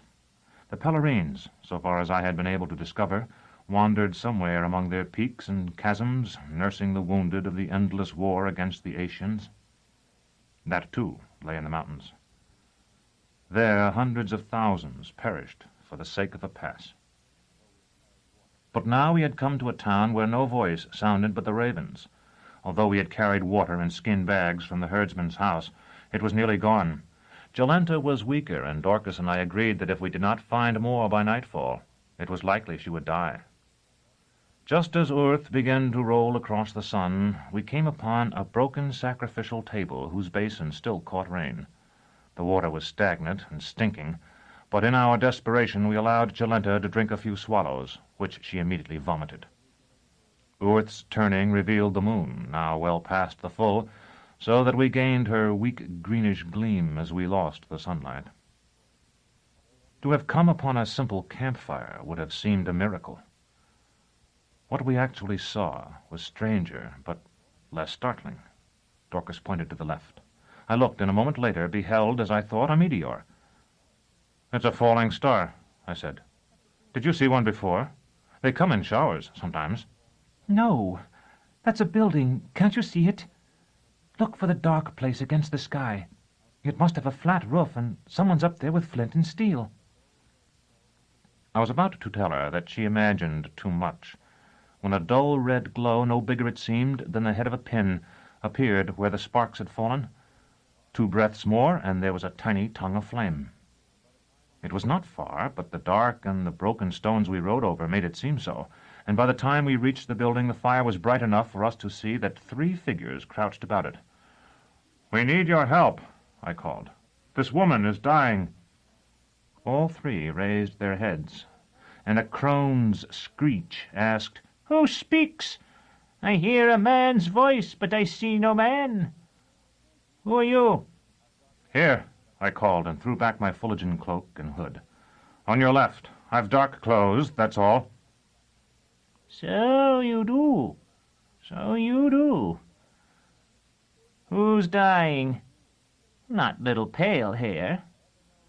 Big red gold. We've wine here and a fire, but no other physic. Go round. That's where the stair is." I led our animals around the corner of the building as she had indicated. The stone walls cut off the low moon and left us in blind darkness, but I stumbled on rough steps that must have been made by piling stones from fallen structures against the side of the building. After hobbling the 2 destriers, I carried Jolenta up, Dorcas going before us to feel the way and warn me of danger. The roof, when we reached it, was not flat, and the pitch was great enough for me to fear falling at every step. Its hard, uneven surface seemed to be of tiles. Once one loosened, and I heard it grating and clattering against the others until it fell over the edge and smashed on the uneven slabs below. When I was an apprentice, and too young to be entrusted with any but the most elementary tasks, I was given a letter to take to the Witch's Tower across the old court from our own. I learned much later that there was a good reason for selecting only boys well below the age of puberty to carry the messages our proximity to the witches required. Now, when I know of the horror our own tower inspired not only in the people of the quarter, but to an equal or greater degree in the other residents of the citadel itself, I find a flavor of quaint naivete in the recollection of my own fear. Yet to the small and unattractive boy I was, it was very real. I had heard terrible stories from the older apprentices, and I had seen that boys unquestionably braver than I were afraid. In that most gaunt of all the citadel's myriad towers, strangely colored lights burned by night. The screams we heard through the ports of our dormitory came not from some underground examination room like our own, but from the highest levels, and we knew that it was the witches themselves who screamed thus, and not their clients, for in the sense we used that word, they had none. Nor were those screams the howlings of lunacy and the shrieks of agony, as ours were. I had been made to wash my hands so they would not soil the envelope, and I was very conscious of their dampness and their redness as I picked my way among the puddles of freezing water that dotted the courtyard. My mind conjured up a witch who should be immensely dignified and humiliating, who would not shrink from punishing me in some particularly repulsive way for daring to carry a letter to her in red hands, and would send me back with a scornful report to Master Malrubius as well. I must have been very small indeed. I had to jump to reach the knocker. The smack of the witch's deeply worn doorstep against the thin soles of my shoes remains with me still. Yes? The face that looked into mine was hardly higher than my own. It was one of those, outstanding of its kind among all the hundreds of thousands of faces I have seen, that are at once suggestive of beauty and disease. The witch to whom it belonged seemed old to me, and must actually have been about 20 or a little less, but she was not tall, and she carried herself in the bent-backed posture of extreme age. Her face was so lovely and so bloodless that it might have been a mask carved in ivory by some master sculptor. Mutely I held up my letter. "Come with me," she said. Those were the words I had feared, and now that they had actually been given voice, they seemed as inevitable as the procession of the seasons. I entered a tower very different from our own. Ours was oppressively solid, of plates of metal so closely fitted that they had ages ago diffused into one another to become one mass, and the lower floors of our tower were warm and dripping. Nothing seemed solid in the witch's tower, and few things were. Much later, Master Palamon explained to me that it was far older than most other parts of the citadel, and had been built when the design of towers was still little more than the imitation in inanimate materials of human physiology, so that skeletons of steel were used to support a fabric of flimsier substances. With the passing of the centuries, that skeleton had largely corroded away, until at last the structure it had once stiffened was held up only by the piecemeal repairs of past generations. Oversized rooms were separated by walls not much thicker than draperies. No floor was level, and no stair straight. Each banister and railing I touched seemed ready to come off in my hand. Gnostic designs in white, green, and purple had been chalked on the walls, but there was little furniture, and the air seemed colder than that outside. After climbing several stairs, and a ladder lashed together from the unpeeled saplings of some fragrant tree, I was ushered into the presence of an old woman who sat in the only chair I had yet seen there, staring through a glass tabletop at what appeared to be an artificial landscape inhabited by hairless, crippled animals. I gave her my letter and was led away, but for a moment she had glanced at me, and her face, like the face of the young old woman who had brought me to her, has of course remained graven in my mind. I mention all this now, because it seemed to me as I laid Jolenta on the tiles beside the fire that the women who crouched over it were the same. It was impossible. The old woman to whom I had handed my letter was almost certainly dead, and the young one, if she were still living, would be changed beyond recognition, as I was myself. Yet the faces that turned toward me were the faces I recalled. Perhaps there are but 2 witches in the world, who are born into it again and again. "What is the matter with her?" the younger woman asked, and Dorcas and I explained as well as we could. Long before we finished, the older one had Jolenta's head in her lap and was forcing wine from a clay bottle into her throat. "It would harm her if it were strong to harm," she said. "But this is 3 parts pure water. Since you do not wish to see her die, you are fortunate, possibly, to have come across us so. Whether she is also fortunate, I cannot say." I thanked her, and inquired where the third person who had been at their fire had gone. The old woman sighed and stared at me for a moment before returning her attention to Jolenta. "There were only the 2 of us," the younger woman said. "You saw 3? "Very clearly in the firelight. Your grandmother, if that is who she is, looked up and spoke to me. You and whoever was with you lifted your heads, then bowed them again." "She is the Cumean." I had heard the word before, but for a moment I could not remember where, and the younger woman's face, immobile as an Oread's in a picture, gave me no clue. The seeress, Dorcas supplied. And who are you? "Her acolyte. My name is Merrin. It is significant, possibly, that you, who are 3, saw 3 of us at the fire, while we, who are 2, at first saw but 2 of you." She looked to the Cumean, as if for confirmation, and then, as if she had received it, back to us, though I saw no glance pass between them. "I'm quite sure I saw a third person who was larger than either of you," I said. "This is a strange evening, and there are those who ride the night air who sometimes choose to borrow a human seeming. The question is why such a power would wish to show itself to you." The effect of her dark eyes and serene face was so great that I think I might have believed her if it had not been for Dorcas, who suggested with an almost imperceptible movement of her head that the third member of the group about the fire might have escaped our observation by crossing the roof and hiding on the farther side of the ridge. "She may live," the Cumean said, without lifting her gaze from Jolenta's face. "though she does not wish it." "It's a good thing for her that the 2 of you had so much wine," I said. The old woman did not rise to the bait, saying only, "Yes, it is. For you, and possibly even for her." Merrin picked up a stick and stirred the fire. "There is no death." I laughed a little, mostly, I think, because I was no longer quite so worried about Jolenta. "Those of my trade think otherwise." "Those of your trade are mistaken." Jolenta murmured, Doctor. It was the first time she had spoken since morning. "You do not need a physician now," Merrin said. "Someone better is here." The Cumean muttered, "She seeks her lover."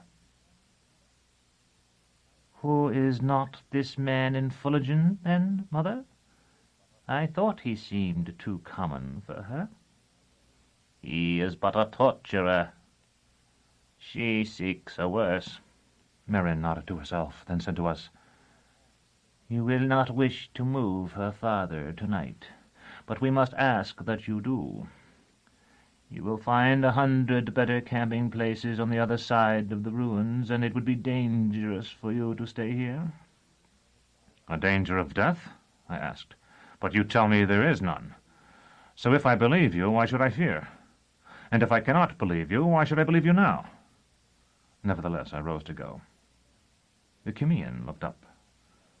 "She's right," she croaked, "though she does not know it, and only speaks by rote, like a starling in a cage. Death is nothing, and for that reason you must fear it." "What is more to be feared?" I laughed again. "I can't argue with someone as wise as you, and because you gave us what help you could. We will go now because you wish it." The Cumean permitted me to take Jolenta from her, but said, "I do not wish it. My acolyte still believes the universe hers to command, a board where she can move counters to form whatever patterns suit her."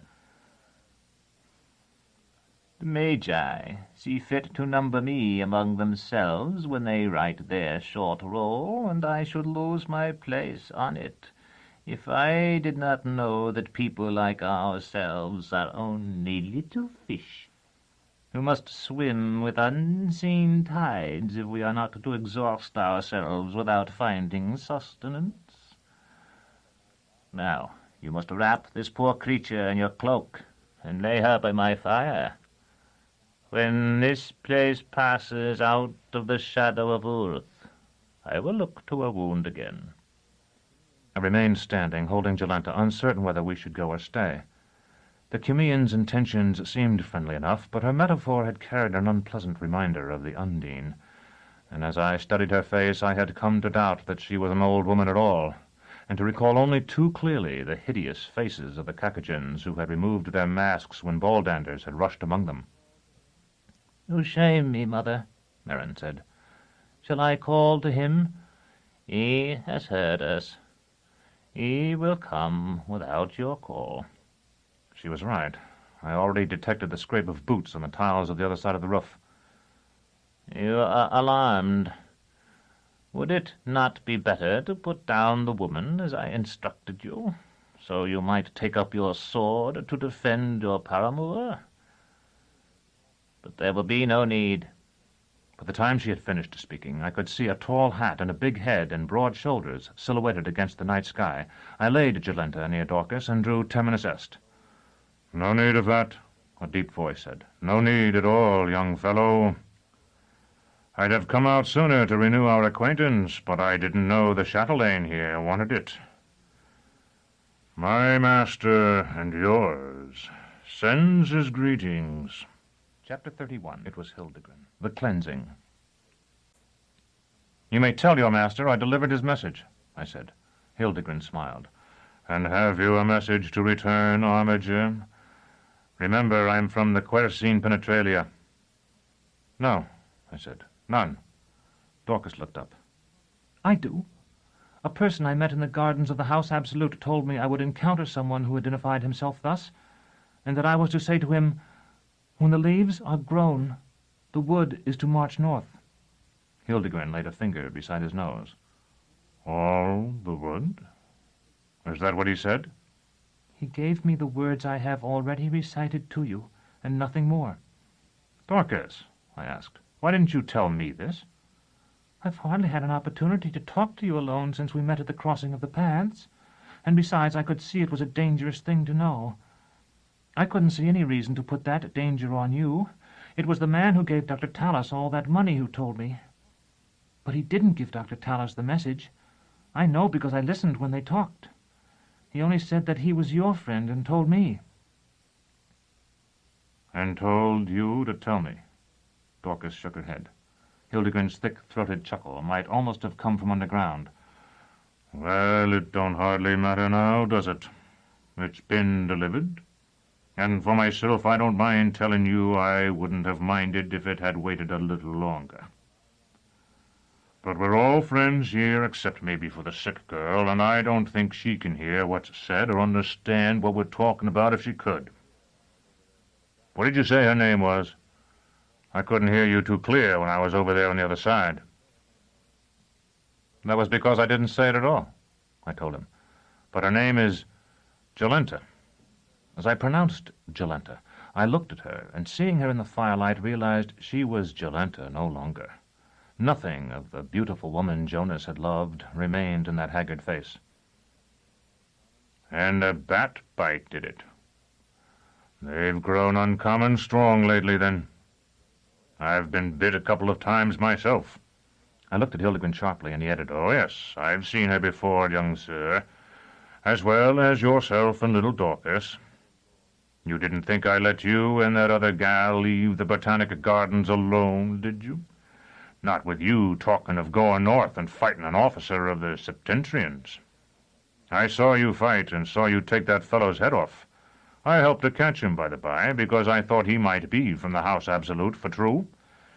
And I was in the back of the people that watched you on the stage that night. I didn't lose you till the affair at the gate the next day. I seen you, and I seen her. though there's not much left of her now, except the hair. And I think even that's changed. Merrin asked the Crimean, "Shall I tell them, Mother?" The old woman nodded. "If you can, child." "She has been imbued with a glamour that rendered her beautiful. It is fading fast now because of the blood she lost, and because she has had a great deal of exercise. By morning only traces will remain." Dorcas drew back. Magic, you mean? "There is no magic. There is only knowledge, more or less hidden." Hildegren was staring at Jolenta with a thoughtful expression. I didn't know looks could be changed so much. That might be useful, that might. Can your mistress do it? "She could do much more than this if she willed it," Dorcas whispered. But how is this done? "There have been substances drawn from the glands of beasts added to her blood to change the pattern in which her flesh was deposited. Those gave her a slender waist, breasts like melons, and so on. They may have been used to add calf to her legs as well. Cleaning and the application of healthening broths to the skin freshened her face. Her teeth were cleaned too, and some were ground down and given false crowns. One has fallen away now, if you look. Her hair was dyed and thickened by sewing threads of colored silk into her scalp. No doubt much body hair was killed as well, and that at least will remain so. Most important, she was promised beauty while entranced. Such promises are believed with faith greater than any child's, and her belief compelled yours." Can nothing be done for her? Dorcas asked. "Not by me, and it is not a task of the kind the Crimean undertakes, save in great need." But will she live? "As the mother told you, though she will not wish it." Hildegren cleared his throat and spat over the side of the roof. That's settled, then. We've done what we can for her, and that's all we can do. So what I say is, let's get on with what we come for. Like you said, Crimean, it's good these others showed up. I got the message I was supposed to, and they're friends of the Liege of Leaves, just like me. The armiger here can help me fetch up this Apu Punchow, and what with my two fellows being killed on the road, I'll be glad to have him. So what's to keep us from going ahead? "Nothing," the Crimean murmured. "The star is in the ascendant." Dorcas said, If we're going to assist you with something, shouldn't we know what it is? Bringing back the past, Hildegren told her grandly. Diving back into the time of old Earth's greatness. There was somebody who used to live in this here place we're sitting on that knew things that could make a difference. I intend to have him up. It'll be the high point, if I may say it, of a career that's already considered pretty spectacular in knowing circles. I asked, You're going to open the tomb? Surely, even with Alzebo, the Crimean reached out to smooth Jolenta's forehead. "We may call it a tomb, but it was not his. His house, rather." You see, what with me working so near, Hildegren explained, I've been in the way to do this chatelaine a favor now and again. More than one, if I may say it, and more than two. Finally, I figured the time had come for me to collect.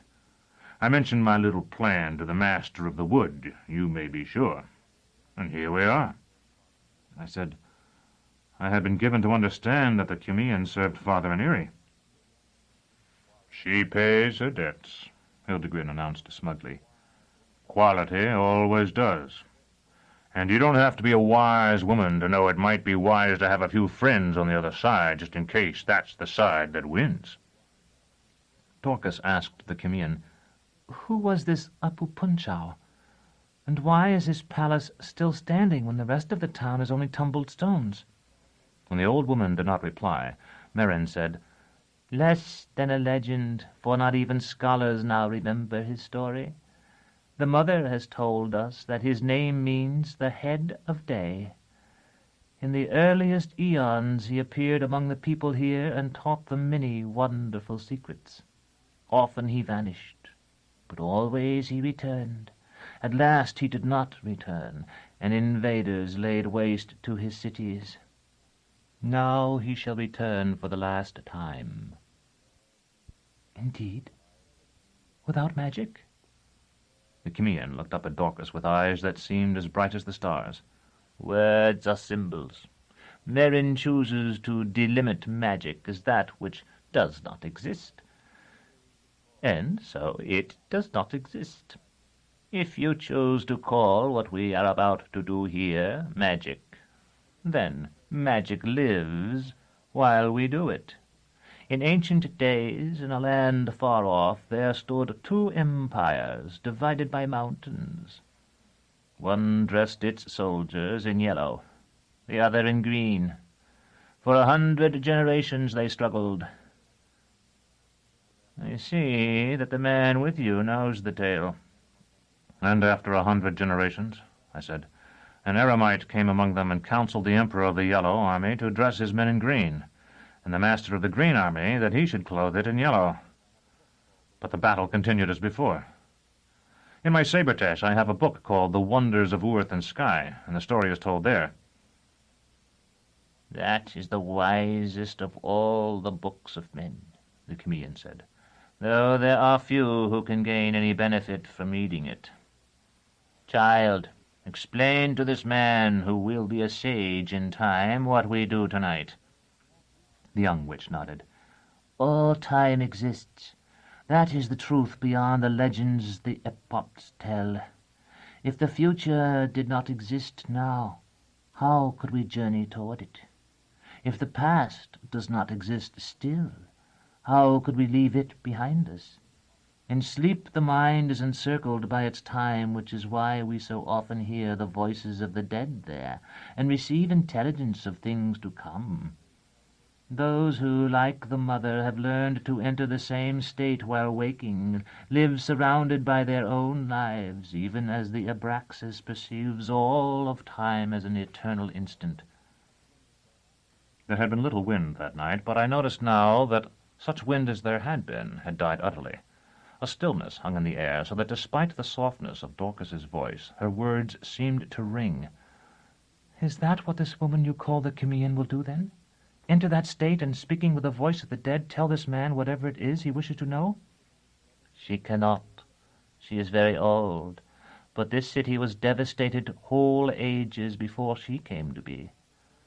Only her own time rings her, for that is all her mind comprehends by direct knowledge. To restore the city, we must make use of a mind that existed when it was whole. And is there anyone in the world that old? The Chimean shook her head. In the world? No. Yet such a mind exists. Look where I point, child, just above the clouds. The red star there is called the Fish's Mouth, and on its one surviving world there dwells an ancient and acute mind. Merrin, take my hand, and you, Badger, take the other. Torturer, take the right hand of your sick friend, and Hildegren's. Your paramour must take the sick woman's other hand, and Merrin's. Now we are linked, men to one side, women to the other. And we'd best do something quick, Hildegren grumbled. There's a storm coming, I would say. We shall, as quickly as may be. Now I must use all your minds, and the sick woman's will be of little help. You will feel me guiding your thought. Do as I bid you. Releasing Merrin's hand for a moment, the old woman, if she were in truth a woman at all, reached into her bodice and drew out a rod whose tips vanished into the night as if they were at the borders of my field of vision, though it was hardly longer than a dagger. She opened her mouth. I thought she meant to hold the rod between her teeth, but she swallowed it. A moment later I could detect its glowing image, muted and tinged with crimson, below the sagging skin of her throat. Close eyes, all of you. There is a woman here I do not know. A high woman chained. Never mind, torturer, I know her now. Do not shrink from my hand. None of you shrink from my hand. In the stupor that had followed Vaudelis's banquet, I had known what it was to share my mind with another. This was different. The Camillean did not appear as I had seen her, or as a young version of herself, or, as it seemed to me, as anything. Rather, I found my thought surrounded by hers, as a fish in a bowl floats in a bubble of invisible water. Thecla was there with me, but I could not see her whole. It was as if she was standing behind me, and I saw her hand over my shoulder at one moment and felt her breath on my cheek at the next. Then she was gone, and everything with her. I felt my thought hurled off into the night, lost among the ruins. When I recovered, I was lying on the tiles near the fire. My mouth was wet with the foam of my spittle mixed with my own blood, for I had bitten my lips and tongue. My legs were too weak to stand, but I raised myself to a sitting posture again. At first I thought the others were gone. The roof was solid under me, but they had become, to my sight, as vaporous as ghosts. A phantom Hildegren sprawled on my right. I thrust my hand into his chest and felt his heart beat against it like a moth that struggled to escape. Jolenta was dimmest of all, hardly present. More had been done to her than Merrin had guessed. I saw wires and bands of metal beneath her flesh, though even they were dim. I looked to myself then, at my legs and feet, and found I could see the claw burning like a blue flame through the leather of my boot. I grasped it, but there was no strength in my fingers. I could not take it forth. Dorcas lay as if in sleep. There was no foam flecking her lips, and she was more solid in appearance than Hildegren. Merrin had collapsed into a black-clad doll, so thin and dim that slender Dorcas seemed robust beside her. Now that intelligence no longer animated that ivory mask, I saw that it was no more than parchment over bone. As I had suspected, the Camillean was not a woman at all, yet neither was she one of the horrors I had beheld in the gardens of the House Absolute. Something sleekly reptilian coiled about the glowing rod. I looked for the head, but found none, though each of the patternings on the reptile's back was a face, and the eyes of each face seemed lost in rapture. Dorcas woke while I looked from one to another. "What has happened to us?" she said. Hildegren was stirring. I think we are seeing ourselves from a perspective longer than a single instance. Her mouth opened, but there was no cry. Although the threatening clouds had brought no wind, dust was swirling through the streets below us. I do not know how to describe it, except by saying that it seemed as if an uncountable host of minute insects, 100th the size of midges, had been concealed in the crevices of the rough pavement, and now were drawn by the moonlight to their nuptial flight. There was no sound, no regularity in their motions, but after a time the undifferentiated mass formed swarms that swept to and fro, growing always larger and more dense, and at last sank again to the broken stones. It seemed then that the insects no longer flew, but crawled over one another, each trying to reach the center of the swarm. "They are alive," I said, but Dorcas whispered, "Look, they are dead." She was correct. The swarms that had seethed with life a moment before now showed bleached ribs, the dust motes linking themselves just as scholars piece together shards of ancient glass to recreate for us a colored window shattered thousands of years before, formed skulls that gleamed green in the moonlight. Beasts, Illuridons, lumbering spelii, and slinking shapes to which I could put no name, all fainter than we who watched from the rooftop, moved among the dead. One by one they rose, and the beasts vanished. Feebly at first, they began to rebuild their town. Stones were lifted again, and timbers molded of ashes were laid into sockets in the restored walls. The people, who had seemed hardly more than ambulant corpses when they rose, gathered strength from their work and became a bandy-legged race who walked like sailors and rolled cyclopean stones with the might of their wide shoulders. Then the town was complete, and we waited to see what would happen next. Drums broke the stillness of the night. By their tone I knew that when they had last beat, a forest had stood about the town, for they reverberated as sounds only reverberate among the boles of great trees. A shaman with a shaven head paraded the street, naked and painted with pictographs in a script I had never seen, so expressive that the mere shapes of the words seemed to shout their meanings. Dancers followed him, 100 or more, capering in lockstep, single file, the hands of each on the head of the dancer before him. Their faces were upturned, making me wonder, as I wonder still, if they did not dance in imitation of the 100-eyed serpent we called the Chimean. Slowly they coiled and twined up and down the street, around the shaman and back again, until at last they reached the entrance to the house from which we watched them. With a crash like thunder, the stone slab of the door fell. There was an odor as of myrrh and roses. A man came forth to greet the dancers.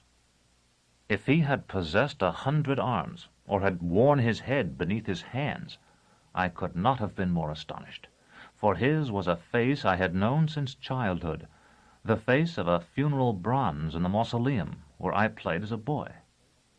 There were massive gold bracelets on his arms, bracelets set with jacinths and opals, carnelians and flashing emeralds. With measured strides he advanced until he stood in the center of the procession, with the dancers swaying about him. Then he turned toward us and lifted his arms. He was looking at us, and I knew that he, alone of all the hundreds there, truly saw us. I had been so entranced by the spectacle below me that I had not noticed when Hildegren left the roof. Now he darted, if so large a man can be said to dart, into the crowd and laid hold of Apu Punchau. What followed I hardly know how to describe. In a way it was like the little drama in the House of Yellow Wood in the Botanic Gardens. Yet it was far stranger, if only because I had known then that the woman and her brother, and the savage, were chant-caught. And now it seemed almost that it was Hildegren, Dorcas, and I who were wrapped in magic. The dancers, I am sure, could not see Hildegren, but they were somehow aware of him, and cried out against him, and slashed the air with stone-toothed cudgels. Apu Punchau, I felt certain, did see him, just as he had seen us on the rooftop, and as Isangama had seen Aja and me. Yet I do not believe he saw Hildegren as I saw him, and it may be that what he saw seemed as strange to him as the Chimean had to me. Hildegren held him, but he could not subdue him. Apu Punchau struggled, but he could not break free. Hildegren looked up to me and shouted for help. I do not know why I responded. Certainly I no longer consciously desired to serve Vodalus and his purposes. Perhaps it was the lingering effect of the Alzebo, or only the memory of Hildegren's rowing Dorcas and me across the lake of birds. I tried to push the bandy-legged men away, but one of their random blows caught the side of my head and knocked me to my knees. When I rose again, I seemed to have lost sight of Apu Punchau among the leaping, shrieking dancers. Instead, there were 2 Hildegrens, one who grappled with me, one who fought something invisible. Wildly, I threw off the first and tried to come to the aid of the second. Severian! Rain beating upon my upturned face awakened me. Big drops of cold rain that stung like hail. Thunder rolled across the pampas. For a moment I thought I had gone blind. Then a flash of lightning showed me wind-lashed grass and tumbled stones. Severian! It was Dorcas. I started to rise, and my hand touched cloth as well as mud. I seized it and pulled it free. A long, narrow strip of silk tipped with tassels. Severian! There was terror in the cry. "Here!" I called. "I'm down here!" Another flash showed me the building and Dorcas's frantic figure silhouetted on the roof. I circled the blind walls and found the steps. Our mounts were gone. On the roof, so were the witches. Dorcas alone, bent over the body of Jolenta. By lightning I saw the dead face of the waitress who had served Dr. Tallis, Baldanders, and me in the cafe in Nessus. It had been washed clean of beauty. In the final reckoning, there is only love, only that divinity. That we are capable only of being what we are remains our unforgivable sin. Here I pause again. Having taken you, reader, from town to town, from the little mining village of Saltus to the desolate stone town whose very name had long ago been lost among the whirling years, Saltus was for me the gateway to the world beyond the city imperishable. So, too, the stone town was a gateway to the mountains I had glimpsed through its ruined arches. For a long way thereafter I was to journey among their gorges and fastnesses, their blind eyes and brooding faces. Here I pause. If you wish to walk no farther with me, reader, I do not blame you. It is no easy road. Appendixes. Social relationships in the Commonwealth. One of the translator's most difficult tasks is the accurate expression of matter concerned with caste and position in terms intelligible to his own society. In the case of the Book of the New Sun, the lack of supportive material renders it doubly difficult, and nothing more than a sketch is presented here.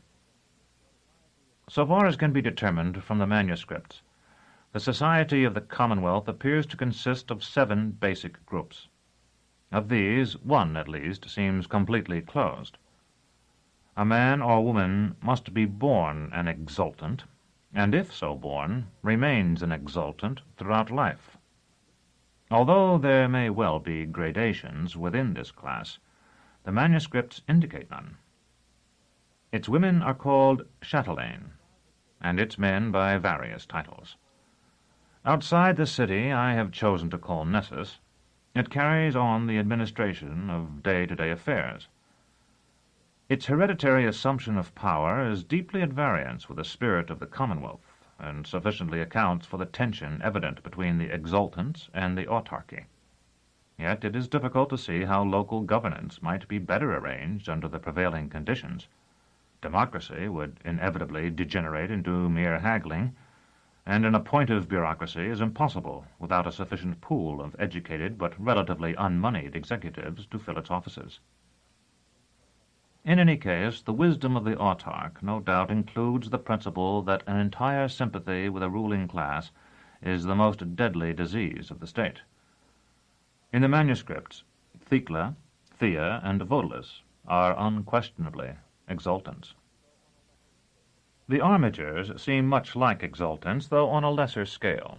Their name indicates a fighting class, but they do not appear to have monopolized the major roles in the army. No doubt their position could be likened to that of the samurai, who served as the daimyos of feudal Japan. Lomer, Nicariti, Racho, and Valeria are armigers. The optimates appear to be more or less wealthy traders. Of all the 7, they make the fewest appearances in the manuscripts, though there are some hints that Dorcas originally belonged to this class. As in every society, the commonalty constitute the vast bulk of the population.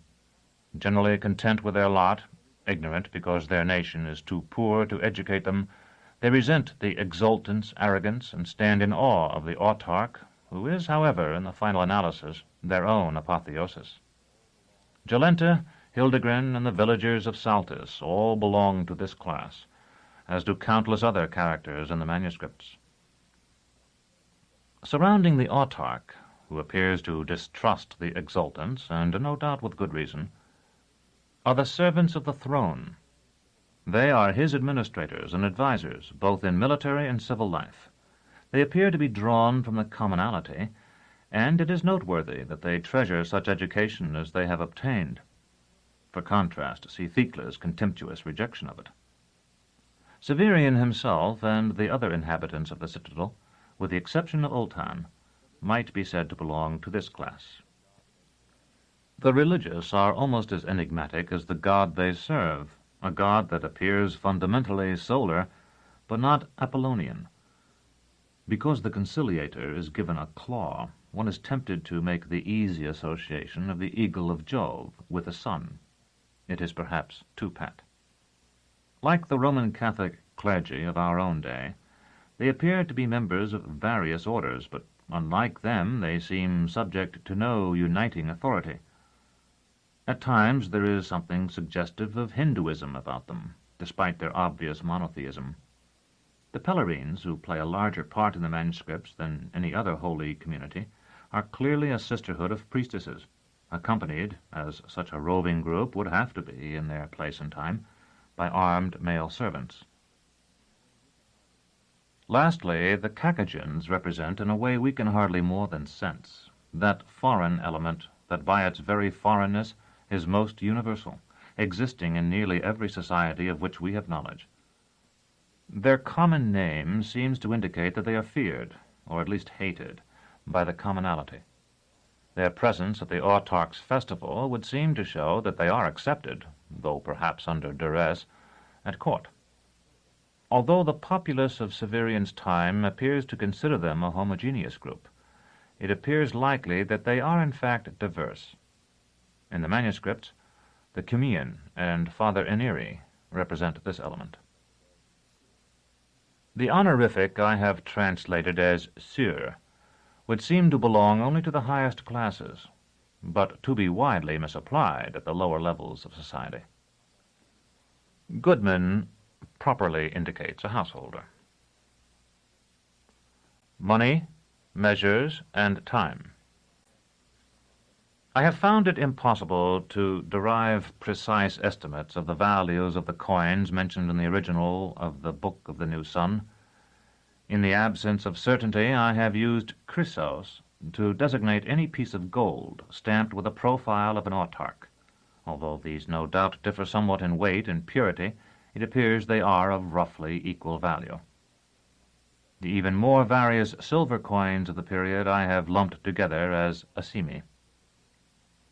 The large brass coins, which appear from the manuscripts to furnish the principal medium of exchange among the common people, I have called orichalks. The myriad small brass, bronze, and copper tokens, not struck by the central government but by the local archons at need and intended only for provincial circulation, I have called aes. A single aes buys an egg, an orichalk a day's work from a common laborer, an asimi a well-made coat suitable for an optimate, a chrysos a good mount. It is important to remember that measures of length or distance are not, strictly speaking, commensurable. In this book, league designates a distance of about 3 miles. It is the correct measure for distances between cities and within large cities, such as Nessus. The span is the distance between the extended thumb and forefinger, about 8 inches.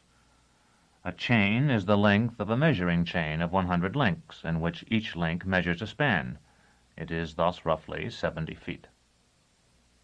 An L represents the traditional length of the military arrow, 5 spans, or about 40 inches. The pace, as used here, indicates a single step, or about 2.5 feet. The stride is a double step. The most common measure of all, the distance from a man's elbow to the tip of his longest finger, about 18 inches, I have given as a cubit. It will be observed that throughout my translation I have preferred modern words that will be understandable to every reader in attempting to reproduce, in the Roman alphabet, the original terms. Words indicative of duration seldom occur in the manuscripts. One sometimes intuits that the writer's sense of the passage of time and that of the society to which he belongs has been dulled by dealings with intelligences who have been subjected to or have surmounted the Einsteinian time paradox. Where they occur, a chiliad designates a period of 1,000 years. An age is the interval between the exhaustion of some mineral or other resource in its naturally occurring form, for example, sulfur, and the next. The month is the then lunar one of 28 days, and the week is thus precisely equal to our own week, a quarter of the lunar month, or 7 days. A watch is the duty period of a century, 1/10 of the night, or approximately 1 hour and 15 minutes. G.W. End of The CLAW of the Conciliator, Volume 2 of The Book of the New Sun, by Gene Wolfe. Narrated by Roy Avers in the studios of the American Printing House for the Blind, Louisville, Kentucky, for the Library of Congress, October 1982. For special distribution as authorized by Act of Congress under Public Law 89-522, with the permission of the copyright holder and the publisher, Pocket Books. End of book.